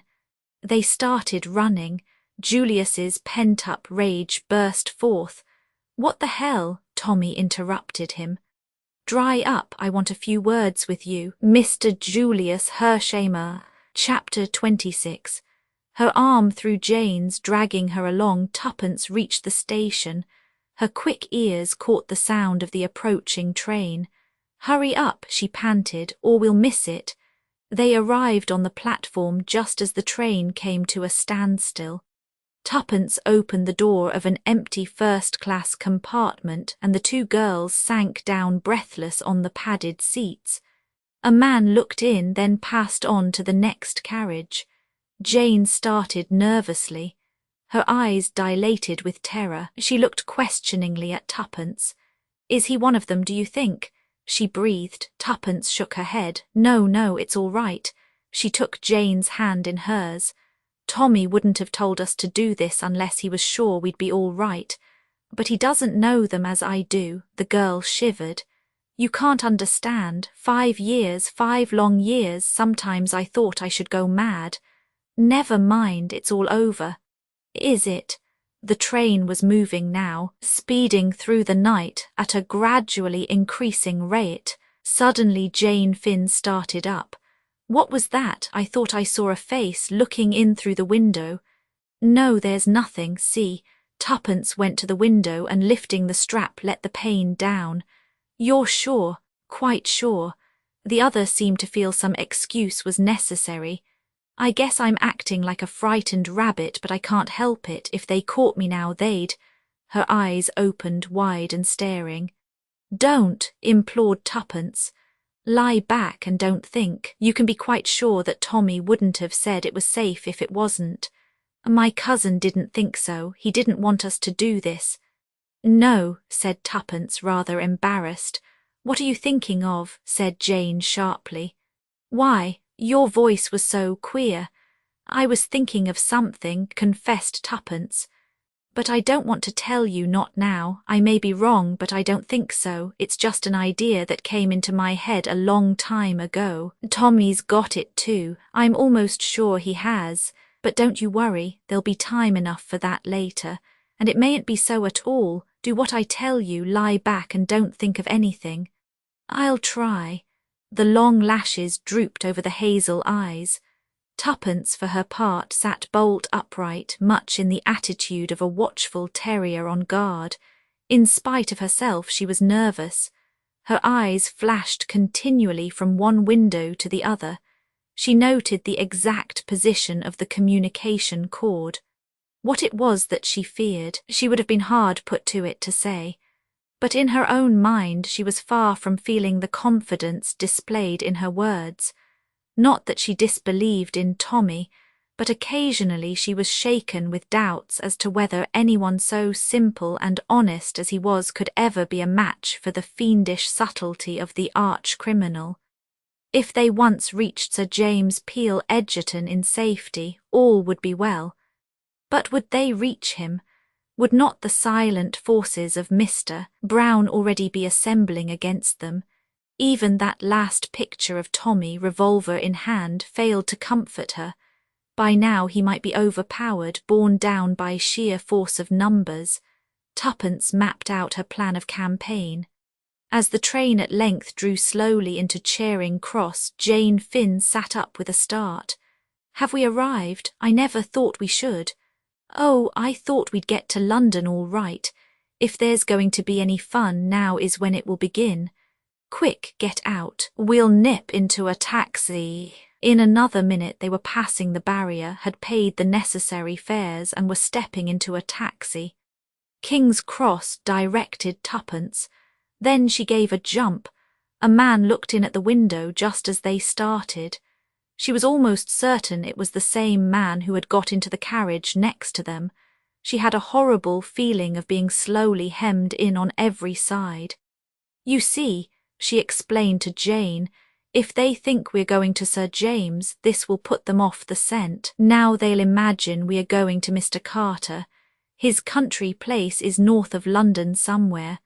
Crossing Holborn there was a block and the taxi was held up. This was what Tuppence had been waiting for. "Quick," she whispered. "Open the right-hand door." The two girls stepped out into the traffic. 2 minutes later they were seated in another taxi and were retracing their steps, this time direct to Carlton House Terrace. "There," said Tuppence with great satisfaction. "This ought to do them. I can't help thinking that I'm really rather clever. How that other taxi man will swear. But I took his number and I'll send him a postal order tomorrow so that he won't lose by it if he happens to be genuine. What's this thing swerving? Oh, there was a grinding noise and a bump. Another taxi had collided with them. In a flash, Tuppence was out on the pavement. A policeman was approaching. Before he arrived, Tuppence had handed the driver 5 shillings, and she and Jane had merged themselves in the crowd. "It's only a step or two now," said Tuppence breathlessly. The accident had taken place in Trafalgar Square. "Do you think the collision was an accident or done deliberately?" "I don't know, it might have been either." Hand in hand the two girls hurried along. "It may be my fancy," said Tuppence suddenly, "but I feel as though there was someone behind us." "Hurry," murmured the other. Oh, hurry. They were now at the corner of Carlton House Terrace, and their spirits lightened. Suddenly a large and apparently intoxicated man barred their way. "Good evening, ladies," he hiccuped. "Whither away so fast?" "Let us pass, please," said Tuppence imperiously. "Just a word with your pretty friend here." He stretched out an unsteady hand and clutched Jane by the shoulder. Tuppence heard other footsteps behind. She did not pause to ascertain whether they were friends or foes. Lowering her head, she repeated a manoeuvre of childish days and butted their aggressor full in the capacious middle. The success of these unsportsmanlike tactics was immediate. The man sat down abruptly on the pavement. Tuppence and Jane took to their heels. The house they sought was some way down. Other footsteps echoed behind them. Their breath was coming in choking gasps as they reached Sir James's door. Tuppence seized the bell and Jane the knocker. The man who had stopped them reached the foot of the steps. For a moment he hesitated, and as he did so the door opened. They fell into the hall together. Sir James came forward from the library door. "Hullo, what's this?" He stepped forward and put his arm round Jane as she swayed uncertainly. He half carried her into the library and laid her on the leather couch. From a tantalus on the table he poured out a few drops of brandy and forced her to drink them. With a sigh she sat up, her eyes still wild and frightened. "It's all right. Don't be afraid, my child, you're quite safe." Her breath came more normally and the colour was returning to her cheeks. Sir James looked at Tuppence quizzically. "So you're not dead, Miss Tuppence, any more than that Tommy boy of yours was.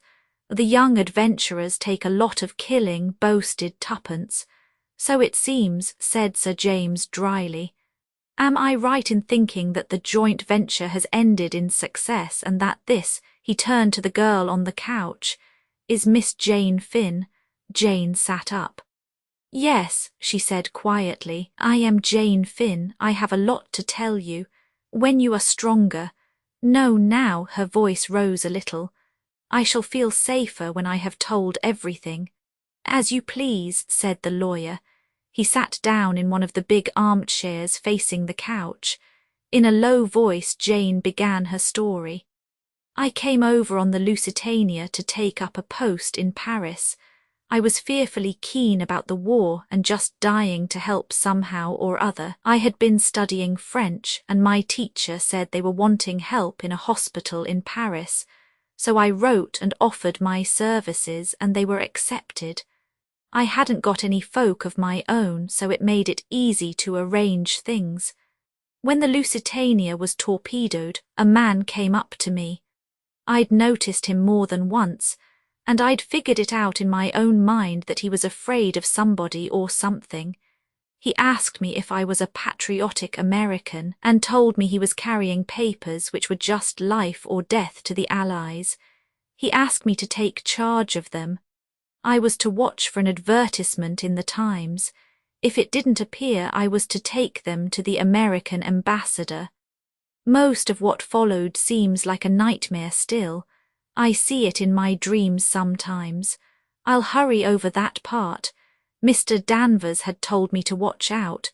He might have been shadowed from New York, but he didn't think so. At first I had no suspicions, but on the boat to Holyhead I began to get uneasy. There was one woman who had been very keen to look after me and chum up with me generally, a Mrs. Vandemeyer. At first I'd been only grateful to her for being so kind to me, but all the time I felt there was something about her I didn't like, and on the Irish boat I saw her talking to some queer-looking men, and from the way they looked I saw that they were talking about me. I remembered that she'd been quite near me on the Lusitania when Mr. Danvers gave me the packet, and before that she'd tried to talk to him once or twice. I began to get scared, but I didn't quite see what to do. I had a wild idea of stopping at Holyhead and not going on to London that day, but I soon saw that that would be plumb foolishness. The only thing was to act as though I'd noticed nothing and hope for the best. I couldn't see how they could get me if I was on my guard. One thing I'd done already as a precaution: ripped open the oilskin packet and substituted blank paper, and then sewn it up again, so if anyone did manage to rob me of it, it wouldn't matter.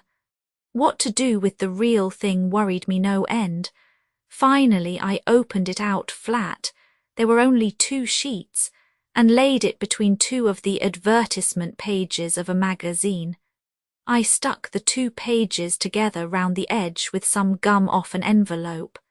I carried the magazine carelessly stuffed into the pocket of my ulster. At Holyhead I tried to get into a carriage with people that looked all right, but in a queer way there seemed always to be a crowd round me shoving and pushing me just the way I didn't want to go. There was something uncanny and frightening about it. In the end I found myself in a carriage with Mrs. Vandemeyer after all. I went out into the corridor, but all the other carriages were full, so I had to go back and sit down. I consoled myself with the thought that there were other people in the carriage. There was quite a nice-looking man and his wife sitting just opposite, so I felt almost happy about it until just outside London. I had leaned back and closed my eyes. I guess they thought I was asleep, but my eyes weren't quite shut, and suddenly I saw the nice-looking man get something out of his bag and hand it to Mrs. Vandemeyer, and as he did so he winked. I can't tell you how that wink sort of froze me through and through. My only thought was to get out in the corridor as quick as ever I could. I got up trying to look natural and easy. Perhaps they saw something, I don't know, but suddenly Mrs. Vandemeyer said now and flung something over my nose and mouth as I tried to scream. At the same moment I felt a terrific blow on the back of my head. She shuddered. Sir James murmured something sympathetically. In a minute she resumed. I don't know how long it was before I came back to consciousness. I felt very ill and sick. I was lying on a dirty bed. There was a screen round it, but I could hear 2 people talking in the room. Mrs. Vandemeyer was one of them. I tried to listen, but at first I couldn't take much in. When at last I did begin to grasp what was going on, I was just terrified. I wonder I didn't scream right out there and then. They hadn't found the papers. They'd got the oilskin packet with the blanks and they were just mad. They didn't know whether I'd changed the papers or whether Danvers had been carrying a dummy message while the real one was sent another way. They spoke of, she closed her eyes, torturing me to find out. I'd never known what fear, really sickening fear, was before, once they came to look at me. I shut my eyes and pretended to be still unconscious, but I was afraid they'd hear the beating of my heart. However, they went away again. I began thinking madly. What could I do? I knew I wouldn't be able to stand up against torture very long. Suddenly something put the thought of loss of memory into my head. The subject had always interested me and I'd read an awful lot about it. I had the whole thing at my fingertips. If only I could succeed in carrying the bluff through, it might save me. I said a prayer and drew a long breath. Then I opened my eyes and started babbling in French. Mrs. Vandermeyer came round the screen at once. Her face was so wicked I nearly died, but I smiled up at her doubtfully and asked her in French where I was. It puzzled her, I could see. She called the man she had been talking to. He stood by the screen with his face in shadow. He spoke to me in French. His voice was very ordinary and quiet, but somehow, I don't know why, he scared me worse than the woman. I felt he'd seen right through me, but I went on playing my part. I asked again where I was, and then went on that there was something I must remember, only for the moment it was all gone. I worked myself up to be more and more distressed. He asked me my name. I said I didn't know, that I couldn't remember anything at all. Suddenly he caught my wrist and began twisting it. The pain was awful. I screamed. He went on. I screamed and screamed, but I managed to shriek out things in French. I don't know how long I could have gone on, but luckily I fainted. The last thing I heard was his voice saying, "That's not bluff." Anyway, a kid of her age wouldn't know enough. I guess he forgot American girls are older for their age than English ones and take more interest in scientific subjects. When I came to, Mrs. Vandermeyer was sweet as honey to me. She'd had her orders, I guess. She spoke to me in French, told me I'd had a shock and been very ill. I should be better soon. I pretended to be rather dazed, murmured something about the doctor having hurt my wrist. She looked relieved when I said that. By and by she went out of the room altogether. I was suspicious still and lay quite quiet for some time. In the end, however, I got up and walked round the room examining it. I thought that even if anyone was watching me from somewhere, it would seem natural enough under the circumstances. It was a squalid, dirty place. There were no windows, which seemed queer. I guessed the door would be locked, but I didn't try it. There were some battered old pictures on the walls, representing scenes from Faust. Jane's two listeners gave a simultaneous "ah." The girl nodded. Yes, it was the place in Soho where Mr. Beresford was imprisoned.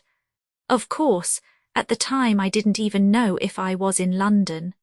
One thing was worrying me dreadfully, but my heart gave a great throb of relief when I saw my ulster lying carelessly over the back of a chair. And the magazine was still rolled up in the pocket. If only I could be certain that I was not being overlooked. I looked carefully round the walls. There didn't seem to be a peephole of any kind. Nevertheless, I felt kind of sure there must be. All of a sudden I sat down on the edge of the table and put my face in my hands, sobbing out a "Mon Dieu, mon Dieu, I've got very sharp ears." I distinctly heard the rustle of a dress and slight creak. That was enough for me. I was being watched. I lay down on the bed again, and by Mrs. Vandermeyer brought me some supper. She was still sweet as they make them. I guess she'd been told to win my confidence. Presently she produced the oilskin packet and asked me if I recognized it, watching me like a lynx all the time. I took it and turned it over in a puzzled sort of way. Then I shook my head. I said that I felt I ought to remember something about it, that it was just as though it was all coming back, and then, before I could get hold of it, it went again. Then she told me that I was her niece, and that I was to call her Aunt Rita. I did obediently, and she told me not to worry. My memory would soon come back. That was an awful night. I'd made my plan whilst I was waiting for her. The papers were safe so far, but I couldn't take the risk of leaving them there any longer. They might throw that magazine away any minute. I lay awake waiting until I judged it must be about 2 o'clock in the morning.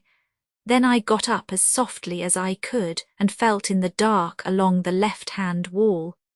Very gently I unhooked one of the pictures from its nail, Marguerite with her casket of jewels. I crept over to my coat and took out the magazine and an odd envelope or two that I had shoved in. Then I went to the washstand and damped the brown paper at the back of the picture all round. Presently I was able to pull it away. I had already torn out the 2 stuck-together pages from the magazine, and now I slipped them with their precious enclosure between the picture and its brown paper backing. A little gum from the envelopes helped me to stick the latter up again. No one would dream the picture had ever been tampered with. I rehung it on the wall, put the magazine back in my coat pocket, and crept back to bed. I was pleased with my hiding place. They'd never think of pulling to pieces one of their own pictures.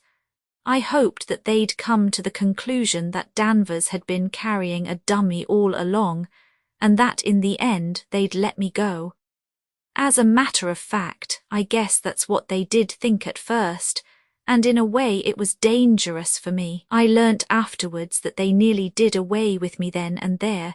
There was never much chance of their letting me go, but the first man who was the boss preferred to keep me alive on the chance of my having hidden them and being able to tell where if I recovered my memory. They watched me constantly for weeks. Sometimes they'd ask me questions by the hour. I guess there was nothing they didn't know about the 3rd degree. But somehow I managed to hold my own. The strain of it was awful, though. They took me back to Ireland, and over every step of the journey again, in case I'd hidden it somewhere en route. Mrs. Vandemeyer and another woman never left me for a moment. They spoke of me as a young relative of Mrs. Vandemeyer's whose mind was affected by the shock of the Lusitania. There was no one I could appeal to for help without giving myself away to them, and if I risked it and failed, and Mrs. Vandemeyer looked so rich and so beautifully dressed that I felt convinced they'd take her word against mine, and think it was part of my mental trouble to think myself persecuted. I felt that the horrors in store for me would be too awful once they knew I'd been only shamming. Sir James nodded comprehendingly. Mrs. Vandemeyer was a woman of great personality. With that and her social position, she would have had little difficulty in imposing her point of view in preference to yours. Your sensational accusations against her would not easily have found credence. That's what I thought. It ended in my being sent to a sanatorium at Bournemouth. I couldn't make up my mind at first whether it was a sham affair or genuine. A hospital nurse had charge of me. I was a special patient. She seemed so nice and normal that at last I determined to confide in her. A merciful providence just saved me in time from falling into the trap. My door happened to be ajar and I heard her talking to someone in the passage. She was one of them. They still fancied it might be a bluff on my part, and she was put in charge of me to make sure. After that my nerve went completely. I dared trust nobody. I think I almost hypnotized myself. After a while I almost forgot that I was really Jane Finn. I was so bent on playing the part of Janet Vandemeyer that my nerves began to play me tricks. I became really ill. For months I sank into a sort of stupor. I felt sure I should die soon, and that nothing really mattered. A sane person shut up in a lunatic asylum often ends by becoming insane, they say. I guess I was like that. Playing my part had become second nature to me. I wasn't even unhappy in the end, just apathetic. Nothing seemed to matter, and the years went on. And then suddenly things seemed to change. Mrs. Vandemeyer came down from London. She and the doctor asked me questions, experimented with various treatments. There was some talk of sending me to a specialist in Paris. In the end, they did not dare risk it. I overheard something that seemed to show that other people, friends, were looking for me. I learnt later that the nurse who had looked after me went to Paris and consulted a specialist, representing herself to be me. He put her through some searching tests and exposed her loss of memory to be fraudulent, but she had taken a note of his methods and reproduced them on me. I dare say I couldn't have deceived the specialist for a minute.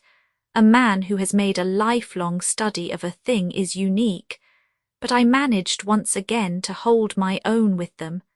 The fact that I'd not thought of myself as Jane Finn for so long made it easier. One night I was whisked off to London at a moment's notice.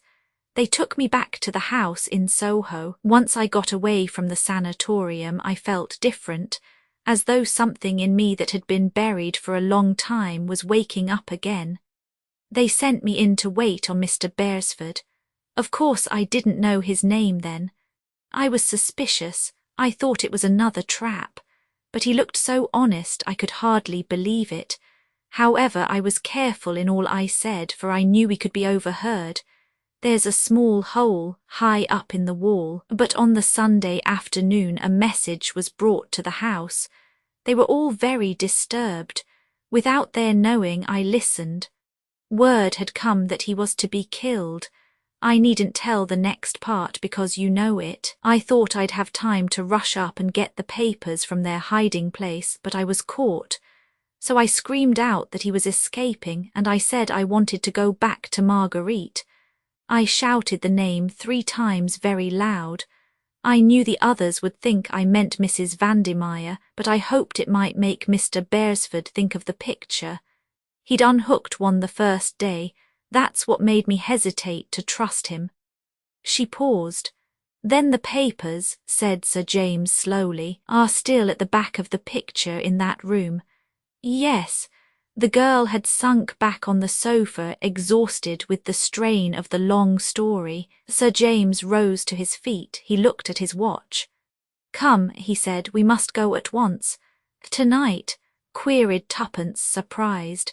"Tomorrow may be too late," said Sir James gravely. "Besides, by going tonight we have the chance of capturing that great man and super-criminal, Mr. Brown." There was dead silence, and Sir James continued, "You have been followed here, not a doubt of it. When we leave the house we shall be followed again, but not molested, for it is Mr. Brown's plan that we are to lead him. But the Soho house is under police supervision night and day. There are several men watching it. When we enter that house, Mr. Brown will not draw back. He will risk all on the chance of obtaining the spark to fire his mine. And he fancies the risk not great, since he will enter in the guise of a friend." Tuppence flushed, then opened her mouth impulsively. "But there's something you don't know, that we haven't told you." Her eyes dwelt on Jane in perplexity. "What is that?" asked the other sharply. "No hesitations, Miss Tuppence, we need to be sure of our going." But Tuppence for once seemed tongue-tied. "It's so difficult, you see, if I'm wrong. Oh, it would be dreadful." She made a grimace at the unconscious Jane. "Never forgive me," she observed cryptically. "You want me to help you out, eh?" "Yes, please, you know who Mr. Brown is, don't you?" "Yes," said Sir James gravely. "At last I do." "At last?" queried Tuppence doubtfully. "Oh, but I thought—" she paused. "You thought correctly, Miss Tuppence. I have been morally certain of his identity for some time, ever since the night of Mrs. Vandermeyer's mysterious death." "Ah," breathed Tuppence, "for there we are up against the logic of facts. There are only 2 solutions. Either the chloral was administered by her own hand, which theory I reject utterly, or else—" "Yes. Or else it was administered in the brandy you gave her. Only 3 people touched that brandy, you, Miss Tuppence, I myself, and one other, Mr. Julius Hershamer." Jane Finn stirred and sat up, regarding the speaker with wide, astonished eyes. At first the thing seemed utterly impossible. Mr. Hershamer, as the son of a prominent millionaire, was a well-known figure in America. It seemed utterly impossible that he and Mr. Brown could be one and the same, but you cannot escape from the logic of facts. Since the thing was so, it must be accepted. Remember Mrs. Vandemeyer's sudden and inexplicable agitation. Another proof if proof was needed. I took an early opportunity of giving you a hint. From some words of Mr. Hershamer's at Manchester, I gathered that you had understood and acted on that hint. Then I set to work to prove the impossible possible. Mr. Beresford rang me up and told me what I had already suspected, that the photograph of Miss Jane Finn had never really been out of Mr. Hershamer's possession. But the girl interrupted. Springing to her feet, she cried out angrily, "What do you mean? What are you trying to suggest? That Mr. Brown is Julius, my own cousin?" "No, Miss Finn," said Sir James unexpectedly. "Not your cousin. The man who calls himself Julius Hershamer is no relation to you whatsoever." Chapter 27. Sir James's words came like a bombshell. Both girls looked equally puzzled. The lawyer went across to his desk and returned with a small newspaper cutting which he handed to Jane. "Tuppence, read it over her shoulder." Mr. Carter would have recognized it. It referred to the mysterious man found dead in New York. "As I was saying to Miss Tuppence," resumed the lawyer, "I set to work to prove the impossible possible. The great stumbling block was the undeniable fact that Julius Hershamer was not an assumed name. When I came across this paragraph, my problem was solved. Julius Hershamer set out to discover what had become of his cousin. He went out west, where he obtained news of her and her photograph to aid him in his search. On the eve of his departure from New York he was set upon and murdered. His body was dressed in shabby clothes, and the face disfigured to prevent identification. Mr. Brown took his place. He sailed immediately for England. None of the real Hershamer's friends or intimates saw him before he sailed, though indeed it would hardly have mattered if they had, the impersonation was so perfect. Since then he had been hand and glove with those sworn to hunt him down. Every secret of theirs has been known to him. Only once did he come near disaster. Mrs. Vandemeyer knew his secret. It was no part of his plan that that huge bribe should ever be offered to her. But for Miss Tuppence's fortunate change of plan, she would have been far away from the flat when we arrived there. Exposure stared him in the face. He took a desperate step, trusting in his assumed character to avert suspicion. He nearly succeeded, but not quite. "I can't believe it," murmured Jane. "He seemed so splendid." The real Julius Hershamer was a splendid fellow, and Mr. Brown is a consummate actor, but ask Miss Tuppence if she also has not had her suspicions. Jane turned mutely to Tuppence. The latter nodded. "I didn't want to say it, Jane. I knew it would hurt you. And after all, I couldn't be sure. I still don't understand why, if he's Mr. Brown, he rescued us. Was it Julius Hershamer who helped you to escape?" Tuppence recounted to Sir James the exciting events of the evening ending up. "But I can't see why." "Can't you? I can. So can young Beresford by his actions. As a last hope, Jane Finn was to be allowed to escape, and the escape must be managed so that she harbours no suspicions of its being a put-up job. They're not averse to young Beresford's being in the neighbourhood and, if necessary, communicating with you. They'll take care to get him out of the way at the right minute. Then Julius Hershamer dashes up and rescues you in true melodramatic style. Bullets fly, but don't hit anybody. What would have happened next? You would have driven straight to the house in Soho and secured the document which Miss Finn would probably have entrusted to her cousin's keeping, or if he conducted the search, he would have pretended to find the hiding place already rifled. He would have had a dozen ways of dealing with the situation, but the result would have been the same. and I rather fancy some accident would have happened to both of you. You see, you know rather an inconvenient amount. That's a rough outline. I admit I was caught napping, but somebody else wasn't." "Tommy," said Tuppence softly. "Yes, evidently when the right moment came to get rid of him, he was too sharp for them. All the same, I'm not too easy in my mind about him." "Why?" "Because Julius Hershamer is Mr. Brown," said Sir James dryly. "And it takes more than one man and a revolver to hold up Mr. Brown." Tuppence paled a little. "What can we do?" "Nothing until we've been to the house in Soho. If Beresford has still got the upper hand, there's nothing to fear. If otherwise, our enemy will come to find us, and he will not find us unprepared." From a drawer in the desk, he took a service revolver and placed it in his coat pocket. "Now we are ready. I know better than even to suggest going without you, Miss Tuppence. I should think so indeed, but I do suggest that Miss Finn should remain here. She will be perfectly safe, and I am afraid she is absolutely worn out with all she has been through." But to Tuppence's surprise, Jane shook her head. "No, I guess I'm going too. Those papers were my trust. I must go through with this business to the end. I'm heaps better now anyway." Sir James's car was ordered round. During the short drive, Tuppence's heart beat tumultuously. In spite of momentary qualms of uneasiness respecting Tommy, she could not but feel exultation. They were going to win. The car drew up at the corner of the square and they got out. Sir James went up to a plainclothes man who was on duty with several others and spoke to him. Then he rejoined the girls. "No one has gone into the house so far. It is being watched at the back as well, so they are quite sure of that. Anyone who attempts to enter after we have done so will be arrested immediately. Shall we go in?" A policeman produced a key. They all knew Sir James well. They had also had orders respecting Tuppence. Only the third member of the party was unknown to them. The three entered the house, pulling the door to behind them.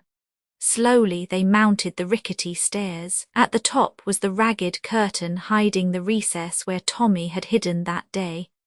Tuppence had heard the story from Jane in her character of Annette. She looked at the tattered velvet with interest.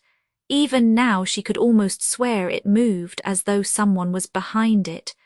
So strong was the illusion that she almost fancied she could make out the outline of a form. Supposing Mr. Brown, Julius, was there waiting. Impossible, of course, yet she almost went back to put the curtain aside and make sure. Now they were entering the prison room. No place for anyone to hide here, thought Tuppence with a sigh of relief, then chided herself indignantly. She must not give way to this foolish fancying, this curious, insistent feeling that Mr. Brown was in the house. Hark! What was that? A stealthy footstep on the stairs. There was someone in the house. Absurd. She was becoming hysterical. Jane had gone straight to the picture of Marguerite. She unhooked it with a steady hand. The dust lay thick upon it, and festoons of cobwebs lay between it and the wall. Sir James handed her a pocket-knife, and she ripped away the brown paper from the back. The advertisement page of a magazine fell out. Jane picked it up. Holding apart the frayed inner edges, she extracted 2 thin sheets covered with writing. No dummy this time, the real thing. "We've got it," said Tuppence. At last, the moment was almost breathless in its emotion. Forgotten the faint creakings, the imagined noises of a minute ago. None of them had eyes for anything but what Jane held in her hand. Sir James took it and scrutinized it attentively. "Yes," he said quietly, "this is the ill-fated draft treaty." "We've succeeded," said Tuppence. There was awe and an almost wondering unbelief in her voice. Sir James echoed her words as he folded the paper carefully and put it away in his pocket-book. Then he looked curiously round the dingy room. "It was here that our young friend was confined for so long, was it not?" he said. A truly sinister room. You notice the absence of windows and the thickness of the close-fitting door. Whatever took place here would never be heard by the outside world. Tuppence shivered. His words woke a vague alarm in her. What if there was someone concealed in the house? Someone who might bar that door on them and leave them to die like rats in a trap. Then she realized the absurdity of her thought.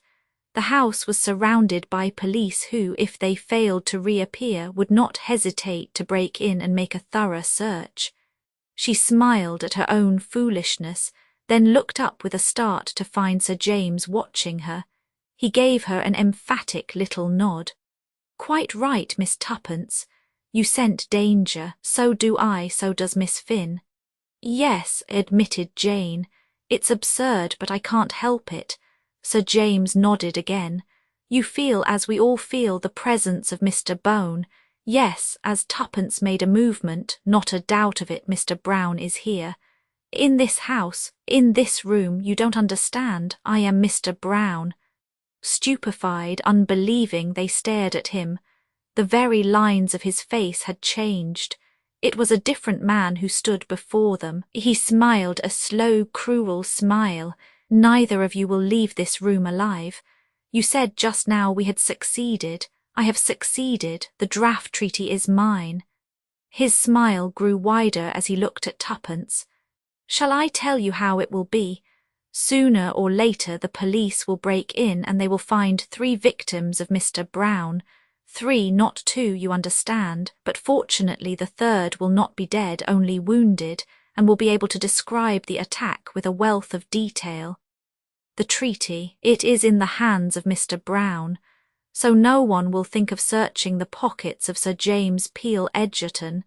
He turned to Jane. "You outwitted me. I make my acknowledgments, but you will not do it again." There was a faint sound behind him, but, intoxicated with success, he did not turn his head. He slipped his hand into his pocket. "Checkmate to the young adventurers," he said, and slowly raised the big automatic. But even as he did so, he felt himself seized from behind in a grip of iron. The revolver was wrenched from his hand, and the voice of Julius Hershamer said drawlingly, "I guess you're caught red-handed with the goods upon you." The blood rushed to the K.C.'s face, but his self-control was marvellous as he looked from one to the other of his 2 captors. He looked longest at Tommy. "You," he said beneath his breath. "You I might have known." Seeing that he was disposed to offer no resistance, their grip slackened. Quick as a flash his left hand, the hand which bore the big signet ring, was raised to his lips.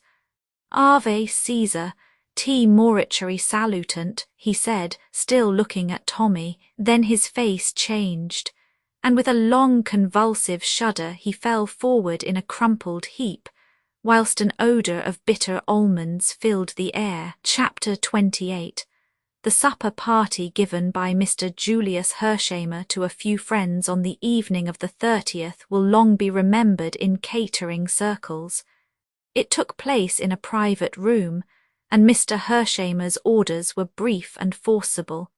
He gave carte blanche, and when a millionaire gives carte blanche he usually gets it. Every delicacy out of season was duly provided. Waiters carried bottles of ancient and royal vintage with loving care. The floral decorations defied the seasons, and fruits of the earth as far apart as May and November found themselves miraculously side by side. The list of guests was small and select.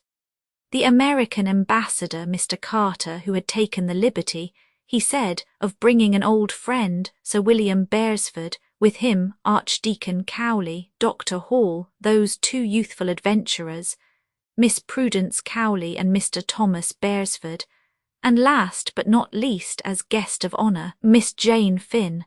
Julius had spared no pains to make Jane's appearance a success. A mysterious knock had brought Tuppence to the door of the apartment she was sharing with the American girl. It was Julius. In his hand he held a cheque. "Say, Tuppence," he began, "will you do me a good turn? Take this and get Jane regularly togged up for this evening. You're all coming to supper with me at the Savoy. See, spare no expense, you get me."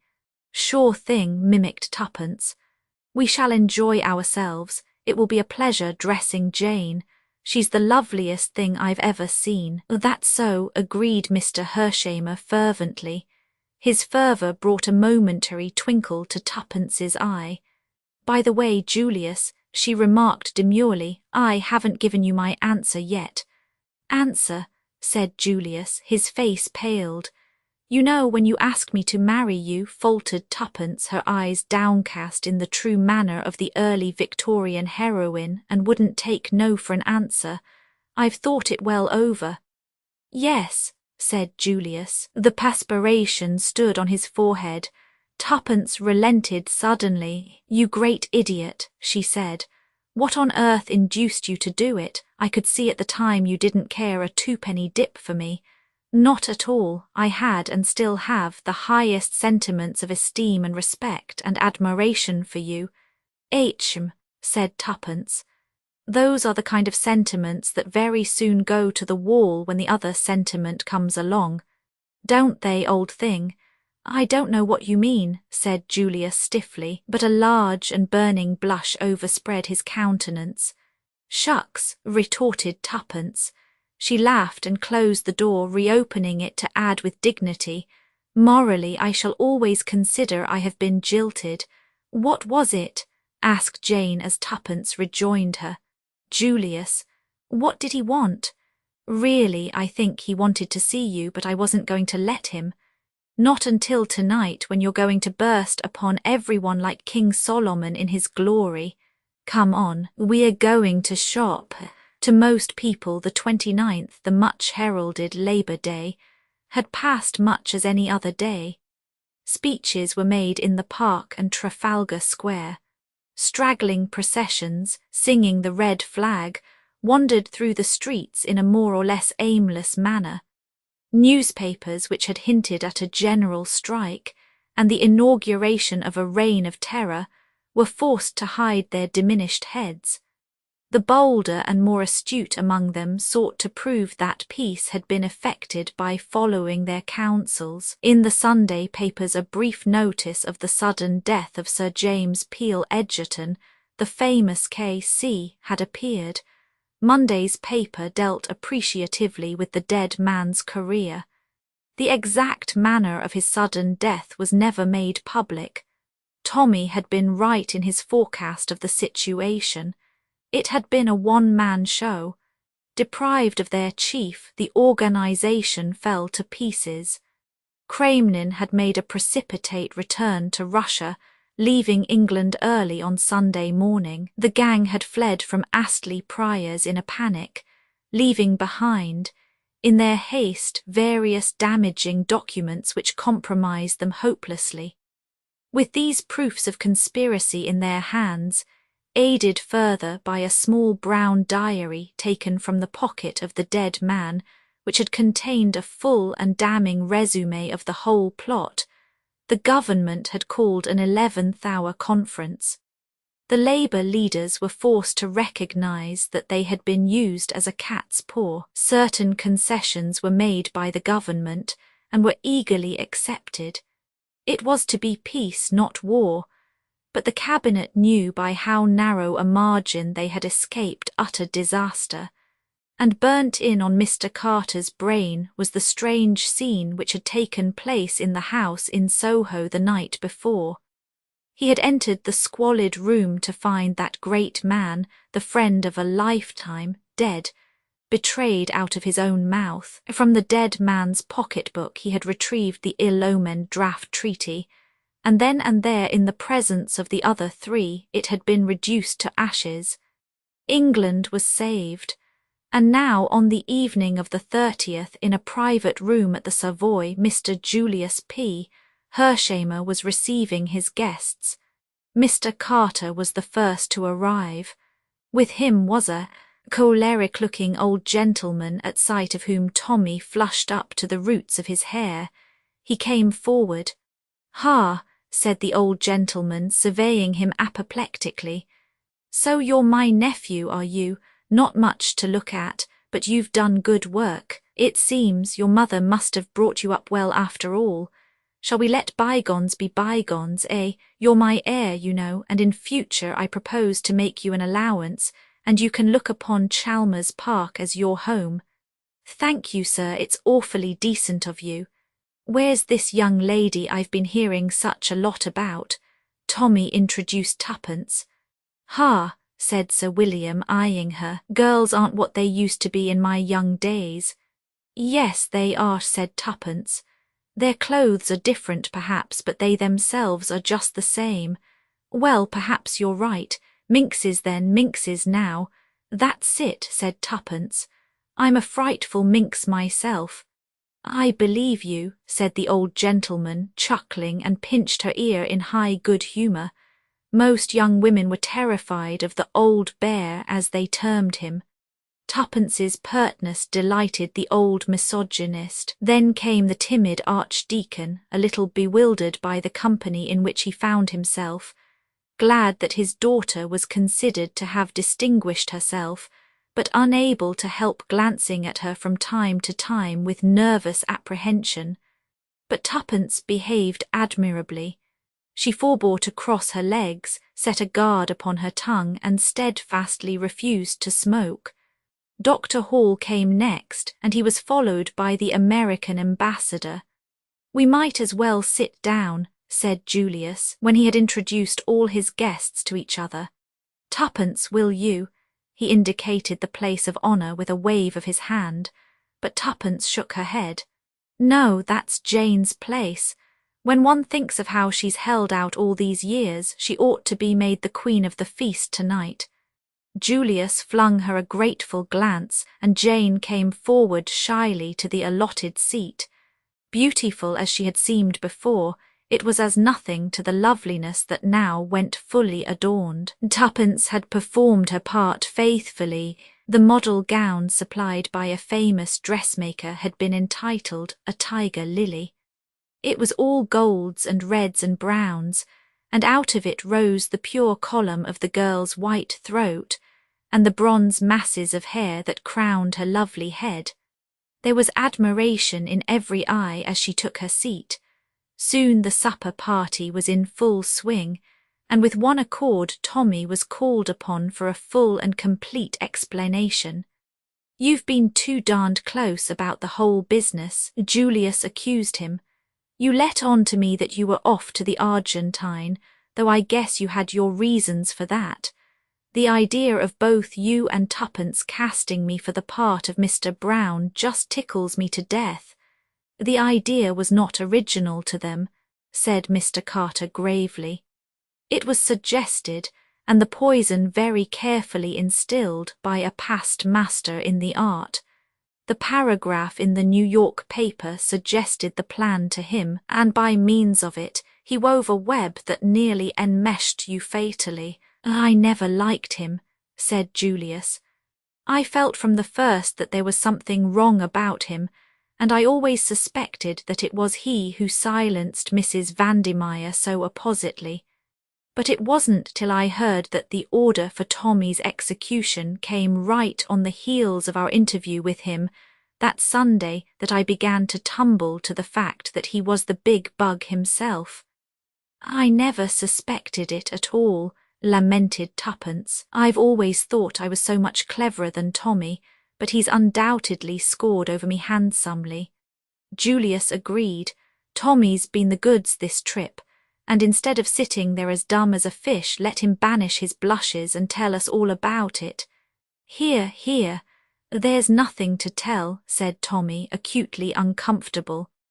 "I was an awful mug, right up to the time I found that photograph of Annette and realized that she was Jane Finn. Then I remembered how persistently she had shouted out that word Marguerite, and I thought of the pictures, and, well, that's that.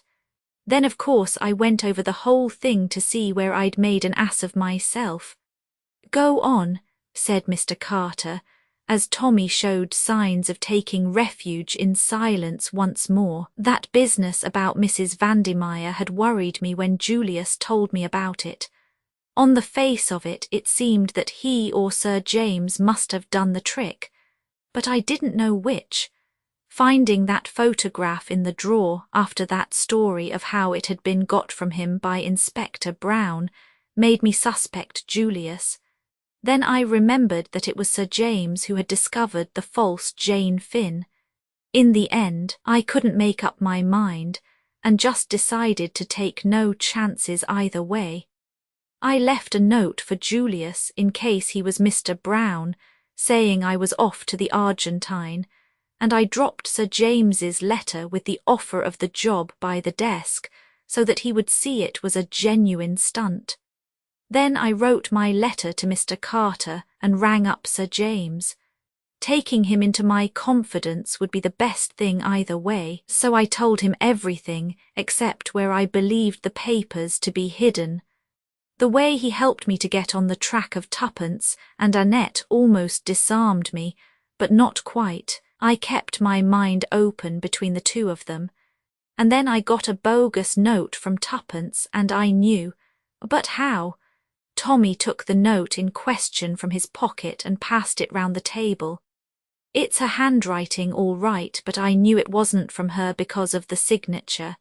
She'd never spell her name twopence, but anyone who'd never seen it written might quite easily do so. Julius had seen it. He showed me a note of hers to him once, but Sir James hadn't. After that everything was plain sailing. I sent off Albert post-haste to Mr. Carter. I pretended to go away but doubled back again. When Julius came bursting up in his car, I felt it wasn't part of Mr. Brown's plan, and that there would probably be trouble. Unless Sir James was actually caught in the act, so to speak, I knew Mr. Carter would never believe it of him on my bare word. I didn't, interposed Mr. Carter ruefully. That's why I sent the girls off to Sir James. I was sure they'd fetch up at the house in Soho sooner or later. I threatened Julius with the revolver, because I wanted Tuppence to repeat that to Sir James, so that he wouldn't worry about us. The moment the girls were out of sight, I told Julius to drive like hell for London, and as we went along I told him the whole story. We got to the Soho house in plenty of time and met Mr. Carter outside. After arranging things with him, we went in and hid behind the curtain in the recess. The policemen had orders to say, if they were asked, that no one had gone into the house, that's all. And Tommy came to an abrupt halt. There was silence for a moment. By the way, said Julius suddenly, you're all wrong about that photograph of Jane. It was taken from me, but I found it again. Where? Cried Tuppence. In that little safe on the wall in Mrs. Vandermeyer's bedroom. I knew you found something, said Tuppence reproachfully. To tell you the truth, that's what started me off suspecting you. Why didn't you say? I guess I was a mite suspicious too. It had been got away from me once, and I determined I wouldn't let on I'd got it until a photographer had made a dozen copies of it. We all kept back something or other, said Tuppence thoughtfully. I suppose Secret Service work makes you like that. In the pause that ensued, Mr. Carter took from his pocket a small shabby brown book. Beresford has just said that I would not have believed Sir James Peel Edgerton to be guilty unless, so to speak, he was caught in the act. That is so. Indeed, not until I read the entries in this little book could I bring myself fully to credit the amazing truth. This book will pass into the possession of Scotland Yard, but it will never be publicly exhibited. Sir James's long association with the law would make it undesirable. But to you, who know the truth, I propose to read certain passages which will throw some light on the extraordinary mentality of this great man. He opened the book and turned the thin pages. It is madness to keep this book, I know that. It is documentary evidence against me, but I have never shrunk from taking risks, and I feel an urgent need for self-expression. The book will only be taken from my dead body. From an early age I realized that I had exceptional abilities. Only a fool underestimates his capabilities. My brain power was greatly above the average. I know that I was born to succeed. My appearance was the only thing against me. I was quiet and insignificant, utterly nondescript. When I was a boy, I heard a famous murder trial. I was deeply impressed by the power and eloquence of the counsel for the defense. For the first time, I entertained the idea of taking my talents to that particular market. Then I studied the criminal in the dock. The man was a fool. He had been incredibly, unbelievably stupid. Even the eloquence of his counsel was hardly likely to save him. I felt an immeasurable contempt for him. Then it occurred to me that the criminal standard was a low one. It was the wastrels, the failures, the general riffraff of civilization who drifted into crime. Strange that men of brains had never realized its extraordinary opportunities. I played with the idea. What a magnificent field, what unlimited possibilities. It made my brain reel. I read standard works on crime and criminals. They all confirmed my opinion. Degeneracy, disease, never the deliberate embracing of a career by a far-seeing man. Then I considered, supposing my utmost ambitions were realized, that I was called to the bar and rose to the height of my profession, that I entered politics, say even that I became Prime Minister of England. What then was that power, hampered at every turn by my colleagues, fettered by the democratic system of which I should be the mere figurehead? No, the power I dreamed of was absolute, an autocrat, a dictator, and such power could only be obtained by working outside the law. To play on the weaknesses of human nature, then on the weaknesses of nations, to get together and control a vast organization, and finally to overthrow the existing order and rule. The thought intoxicated me. I saw that I must lead two lives. A man like myself is bound to attract notice. I must have a successful career which would mask my true activities. Also, I must cultivate a personality. I modelled myself upon famous KCS. I reproduced their mannerisms, their magnetism. If I had chosen to be an actor, I should have been the greatest actor living. No disguises, no grease paint, no false beards, personality. I put it on like a glove. When I shed it, I was myself, quiet, unobtrusive, a man like every other man. I called myself Mr. Brown. There are hundreds of men called Brown. There are hundreds of men looking just like me. I succeeded in my false career. I was bound to succeed. I shall succeed in the other. A man like me cannot fail. I have been reading a life of Napoleon. He and I have much in common. I make a practice of defending criminals. A man should look after his own people. Once or twice I have felt afraid. The first time was in Italy. There was a dinner given. Professor D, the great alienist, was present. The talk fell on insanity. He said a great many men are mad, and no one knows it. They do not know it themselves. I do not understand why he looked at me when he said that. His glance was strange. I did not like it. The war has disturbed me. I thought it would further my plans. The Germans are so efficient. Their spy system, too, was excellent. The streets are full of these boys in khaki, all empty-headed young fools, yet I do not know they won the war. It disturbs me. My plans are going well. A girl butted in. I do not think she really knew anything. But we must give up the Estonia. No risks now. All goes well. The loss of memory is vexing. It cannot be a fake. No girl could deceive me. The 29th, that is very soon. Mr. Carter paused. I will not read the details of the coup that was planned, but there are just two small entries that refer to the three of you. In the light of what happened, they are interesting. By inducing the girl to come to me of her own accord, I have succeeded in disarming her, but she has intuitive flashes that might be dangerous. She must be got out of the way. I can do nothing with the American. He suspects and dislikes me, but he cannot know. I fancy my armour is impregnable. Sometimes I fear I have underestimated the other boy. He is not clever, but it is hard to blind his eyes to facts. Mr. Carter shut the book. A great man, he said. Genius or insanity, who can say? There was silence. Then Mr. Carter rose to his feet. I will give you a toast. The joint venture which has so amply justified itself by success. It was drunk with acclamation. There's something more we want to hear, continued Mr. Carter.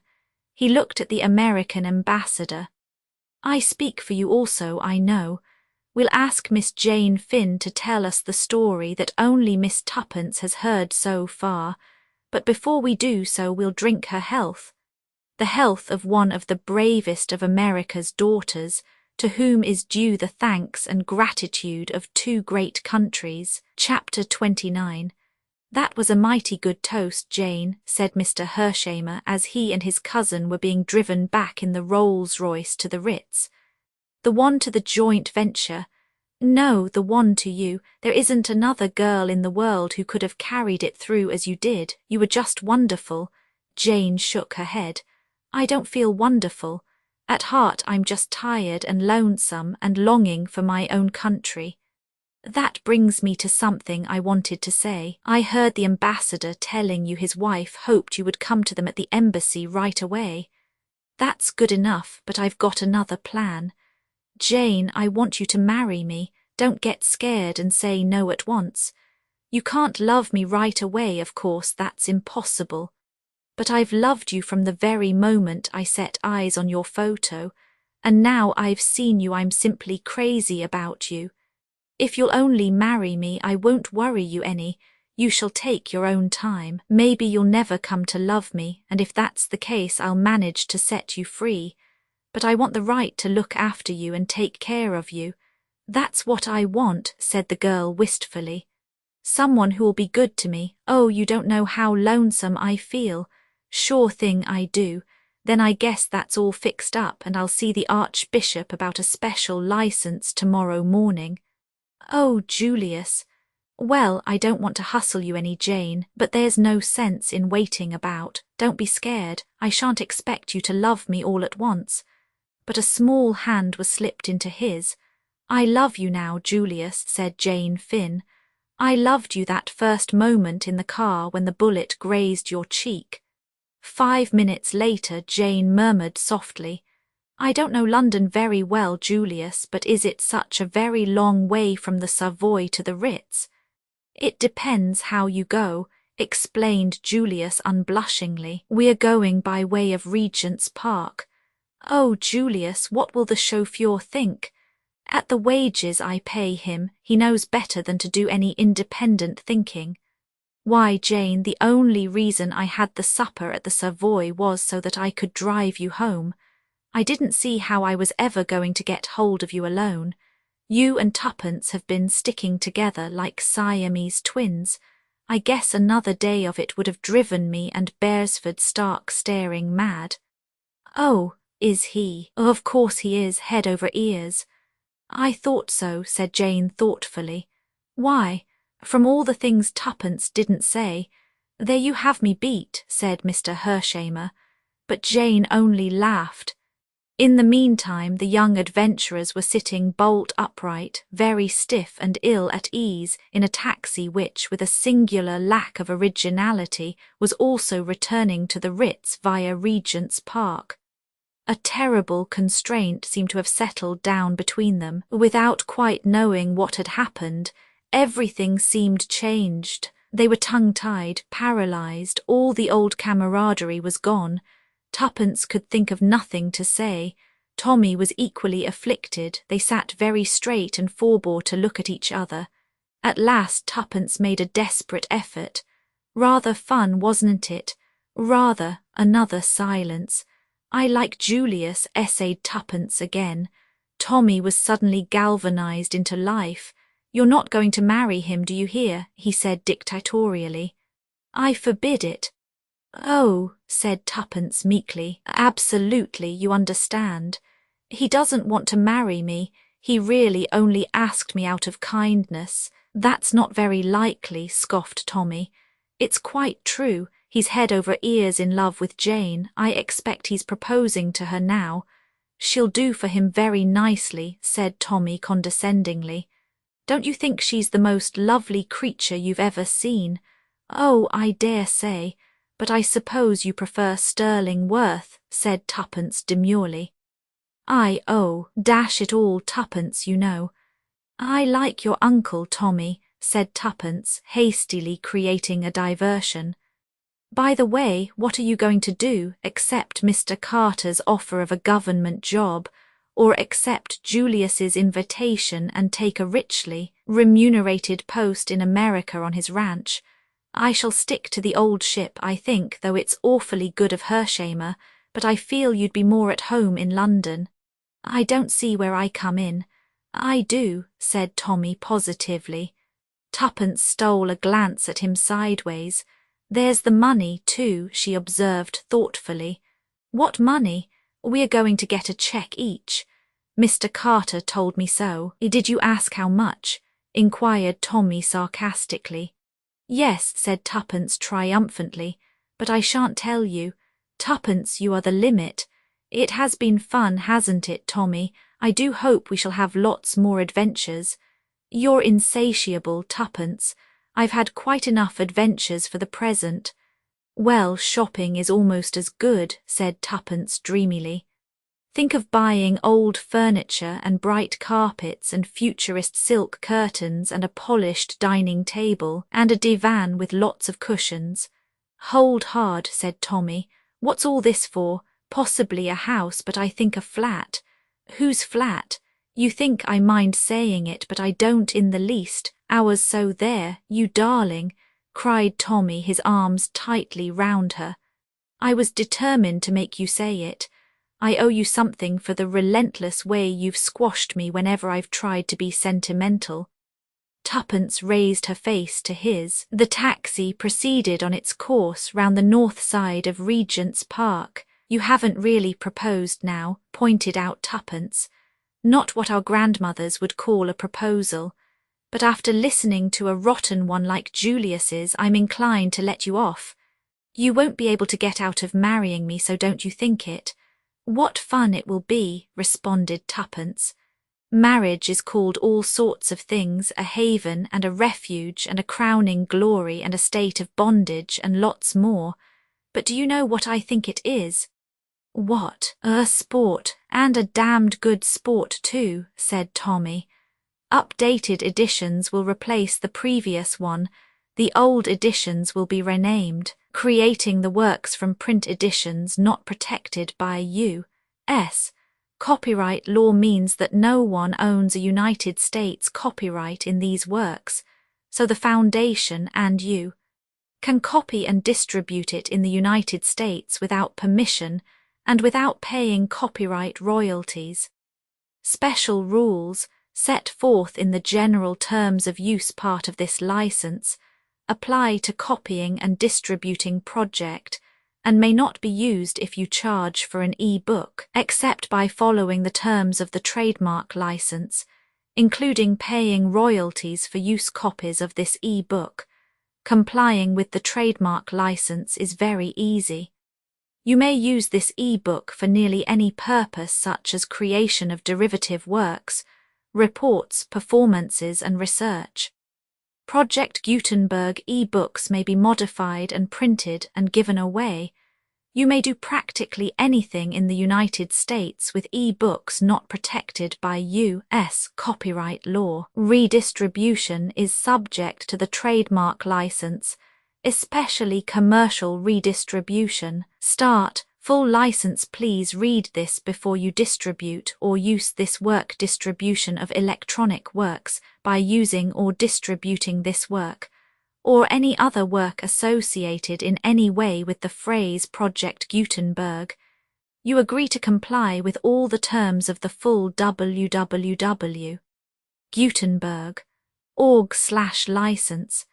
Electronic works. Electronic work. You indicate that you have read, understand, agree to and accept all the terms of this license and intellectual property, trademark/copyright agreement. If you do not agree to abide by all the terms of this agreement, you must cease using and return or possession. If you paid a fee for obtaining a copy of or access to by the terms of this agreement, you may obtain a refund from the person or entity to whom you paid the fee as set forth in paragraph 1. 8. Used on or associated in any way with an electronic work by people who agree to be bound by the terms of this agreement. There are a few even without complying with the full terms of this agreement. See paragraph 1. See below. There are a lot of things you can do with Project Gutenberg electronic works if you follow the terms of this electronic works. See paragraph 1. Below. Foundation or PGLAF owns a compilation copyright in the collection. Works in the collection are in the public domain in the United States. If an individual work is unprotected by copyright law in the United States and you are located in the United States, we do not claim a right to prevent you from copying, distributing, performing, displaying or creating derivative works based on the work as long as works in compliance with the terms of this agreement, for keeping the comply with the terms of this agreement, by keeping this work in the you share it without charge with others. 1. D. The copyright laws of the place where you are located also govern what you can do with this work. Copyright laws in most countries are in a constant state of change. If you are outside the United States, check the laws of your country in addition to the terms of this agreement before downloading, copying, displaying, performing, distributing or creating derivative works based on this work, or any representations concerning the copyright status of any work in any country other than the United States. 1. 1. The following sentence with active links to or other performed, viewed, copied or distributed. This e-book is for the use of anyone anywhere in the United States and most other parts of the world at no cost and with almost no restrictions whatsoever. You may copy it, give it away or reuse it under the terms at www.gutenberg.org. If you are not located in the United States, you will have to check the laws of the country where you are located before using this e-book. Derived from texts not protected by U.S. copyright law does not contain a notice indicating that it is posted with permission of the copyright holder. The work can be copied and distributed to anyone in the United States without paying any fees or charges.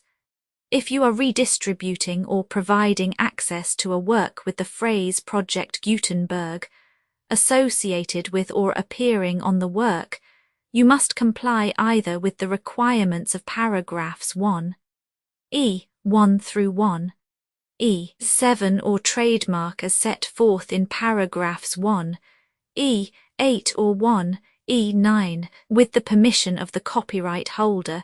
Your use and distribution must comply with both paragraphs 1, 1 through 1, 7 and any additional terms imposed by the copyright holder. Additional terms posted with the permission of the copyright holder found at the beginning of this work.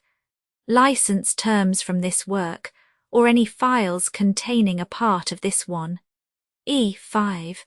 Do not copy, display, perform, distribute or redistribute this electronic work or any part of this electronic work without prominently displaying the sentence set forth in paragraph 1. 1 with active links or immediate access to the full terms of the Project Gutenberg license. 1(6). You may convert to and distribute this work in any binary, compressed, marked up, non-proprietary or proprietary form, including any word processing or hypertext form. However, if you provide access other than plain vanilla ASCII or other format used in the official www. Gutenberg.org, you must at no additional cost, fee or expense to the user provide a copy, a means of exporting a copy or a means of obtaining a copy upon request of the work in its original plain vanilla ASCII or other form. Any alternate format must include the one. E7. Do not charge a fee for access to viewing displaying unless you comply with paragraph 1. E8 or 1. E9. 1. E8. You may charge a reasonable fee for copies of or provided that you pay a royalty fee of 20% of the gross profits you derive from you, already used to calculate your applicable taxes. The fee is owed agreed to donate royalties under this paragraph to the Project Gutenberg Literary Archive Foundation. Royalty payments must be paid within 60 days following each date on which you prepare, or are legally required to prepare, your periodic tax returns. Royalty payments should be clearly marked as such and sent to the Project Gutenberg Literary Archive Foundation at the address specified in Literary Archive Foundation. You provide a full refund of any money paid by a user who notifies you in writing or by email within 30 days of receipt that S/he license. You must require such a user to return or destroy all copies of the works possessed in a physical medium and discontinue works you provide, in accordance with paragraph 1. F3. A full refund of any money paid for a work or a replacement copy if a defect in the electronic work is discovered and reported to you within 90 days of receipt of the work. You comply with all other terms of this agreement for free. 1E9. If you wish to charge a fee or distribute a Project Gutenberg trademark electronic work or group of works on different terms than are set forth in this agreement, you must obtain permission in writing forth in section 3 below. 1.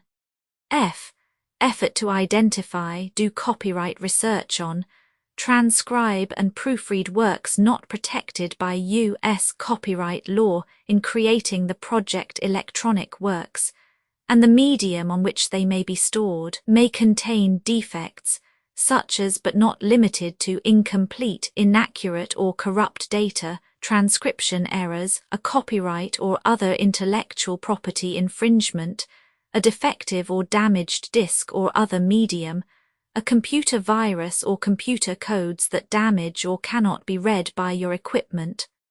1. F2.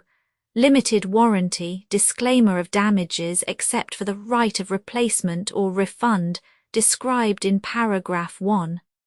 F3. The Project Gutenberg Literary Archive Foundation, the owner of the Project Gutenberg trademark, and any other party distributing a Project Gutenberg trademark electronic work under this agreement, disclaim all liability to you for damages, costs and expenses, including legal fees.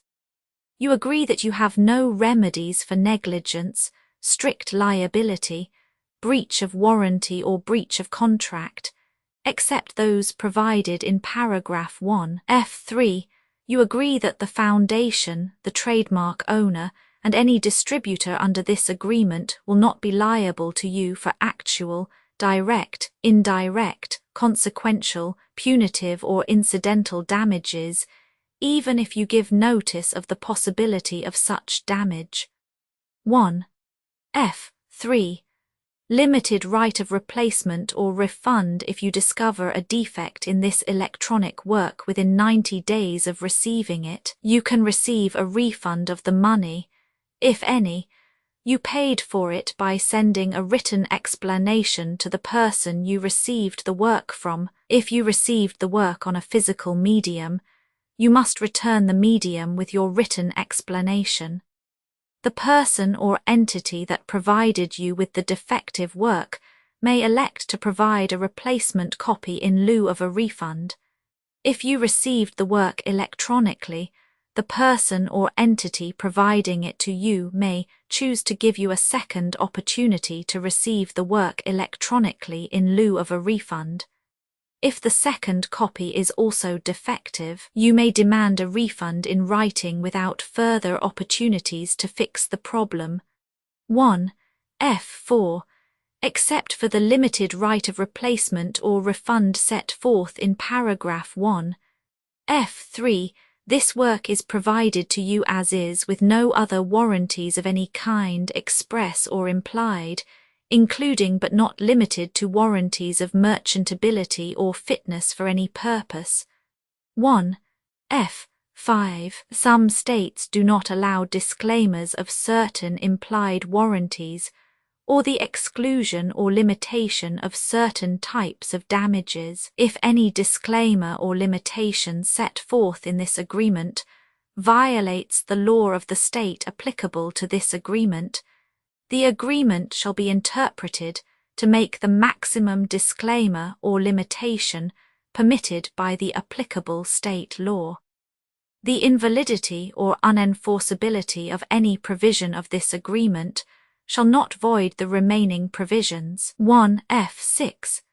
Indemnity. You agree to indemnify and hold the foundation, the trademark owner, any agent or employee of the foundation, anyone accordance with this agreement, and any volunteers associated with the electronic works, harmless from all liability, costs and expenses, including legal fees, that arise directly or indirectly from any of the following which you do or cause to occur.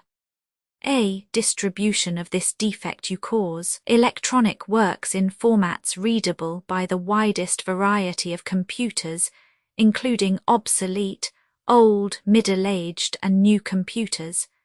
It exists because of the efforts of hundreds of volunteers and donations from people in all walks of life. Volunteers and financial support to provide volunteers with the remain freely available for generations to come. In 2001, the Project Gutenberg Literary Archive Foundation was created to provide a secure archive foundation, and how your efforts and donations can help. See sections 3 and 4 and the Foundation information page at www.gutenberg.org. 501, c. 3. Educational corporation organized under the laws of the state of Mississippi and granted tax-exempt status by the Internal Revenue Service. The Foundation's EIN or Federal Tax Identification Archive Foundation are tax-deductible to the full extent permitted by U.S. federal laws and your state's laws. The Foundation's business office is located at 41 Watchung Plaza #516, Montclair, NJ 07042, USA, +1 862 621 to 9288. Email contact links and up-to-date contact information can be found at the Foundation's website and official page at www.gutenberg.org/contact Literary Archive Foundation public support and donations to carry out its mission of increasing the number of public domain and licensed works that can be freely distributed in machine-readable form accessible by the widest array of equipment, including outdated equipment. Many small donations, $1 to $5,000, are particularly important to maintaining tax-exempt status with the IRS. The Foundation is committed to complying with the laws regulating charities and charitable donations in all 50 states of the United States. Compliance requirements are not uniform, and it takes a considerable effort, much paperwork and many fees to meet and keep up with these requirements. We do not solicit donations in locations where we have not received written confirmation of compliance. To send donations or determine the status of compliance for any particular state, visit www.gutenberg.org/donate. While we cannot and do not solicit contributions from states where we have not met the solicitation requirements, we know of no prohibition against accepting unsolicited donations from donors in such states who approach us with offers to donate. International donations are gratefully accepted, but we cannot make any statements concerning tax treatment of donations received from outside the United States. U.S. laws alone swamp our small staff. Methods and addresses. Donations are accepted in a number of other ways, including checks, online payments, and credit card donations. To donate, please visit www.gutenberg.org/donate. Professor Michael S. Hart was the originator of the Project Gutenberg concept of a library of electronic works that could be freely shared with anyone. For 40 years he produced and volunteer support editions, all of which are confirmed as not protected by copyright in the U.S. unless a copyright notice is included. Thus, we do not necessarily keep e-books in compliance with any particular paper edition. Most people start at our website, which has the main PG search facility, www.gutenberg.org, Archive Foundation, how to help produce our new e-books, and how to subscribe to our email newsletter to hear about new e-books.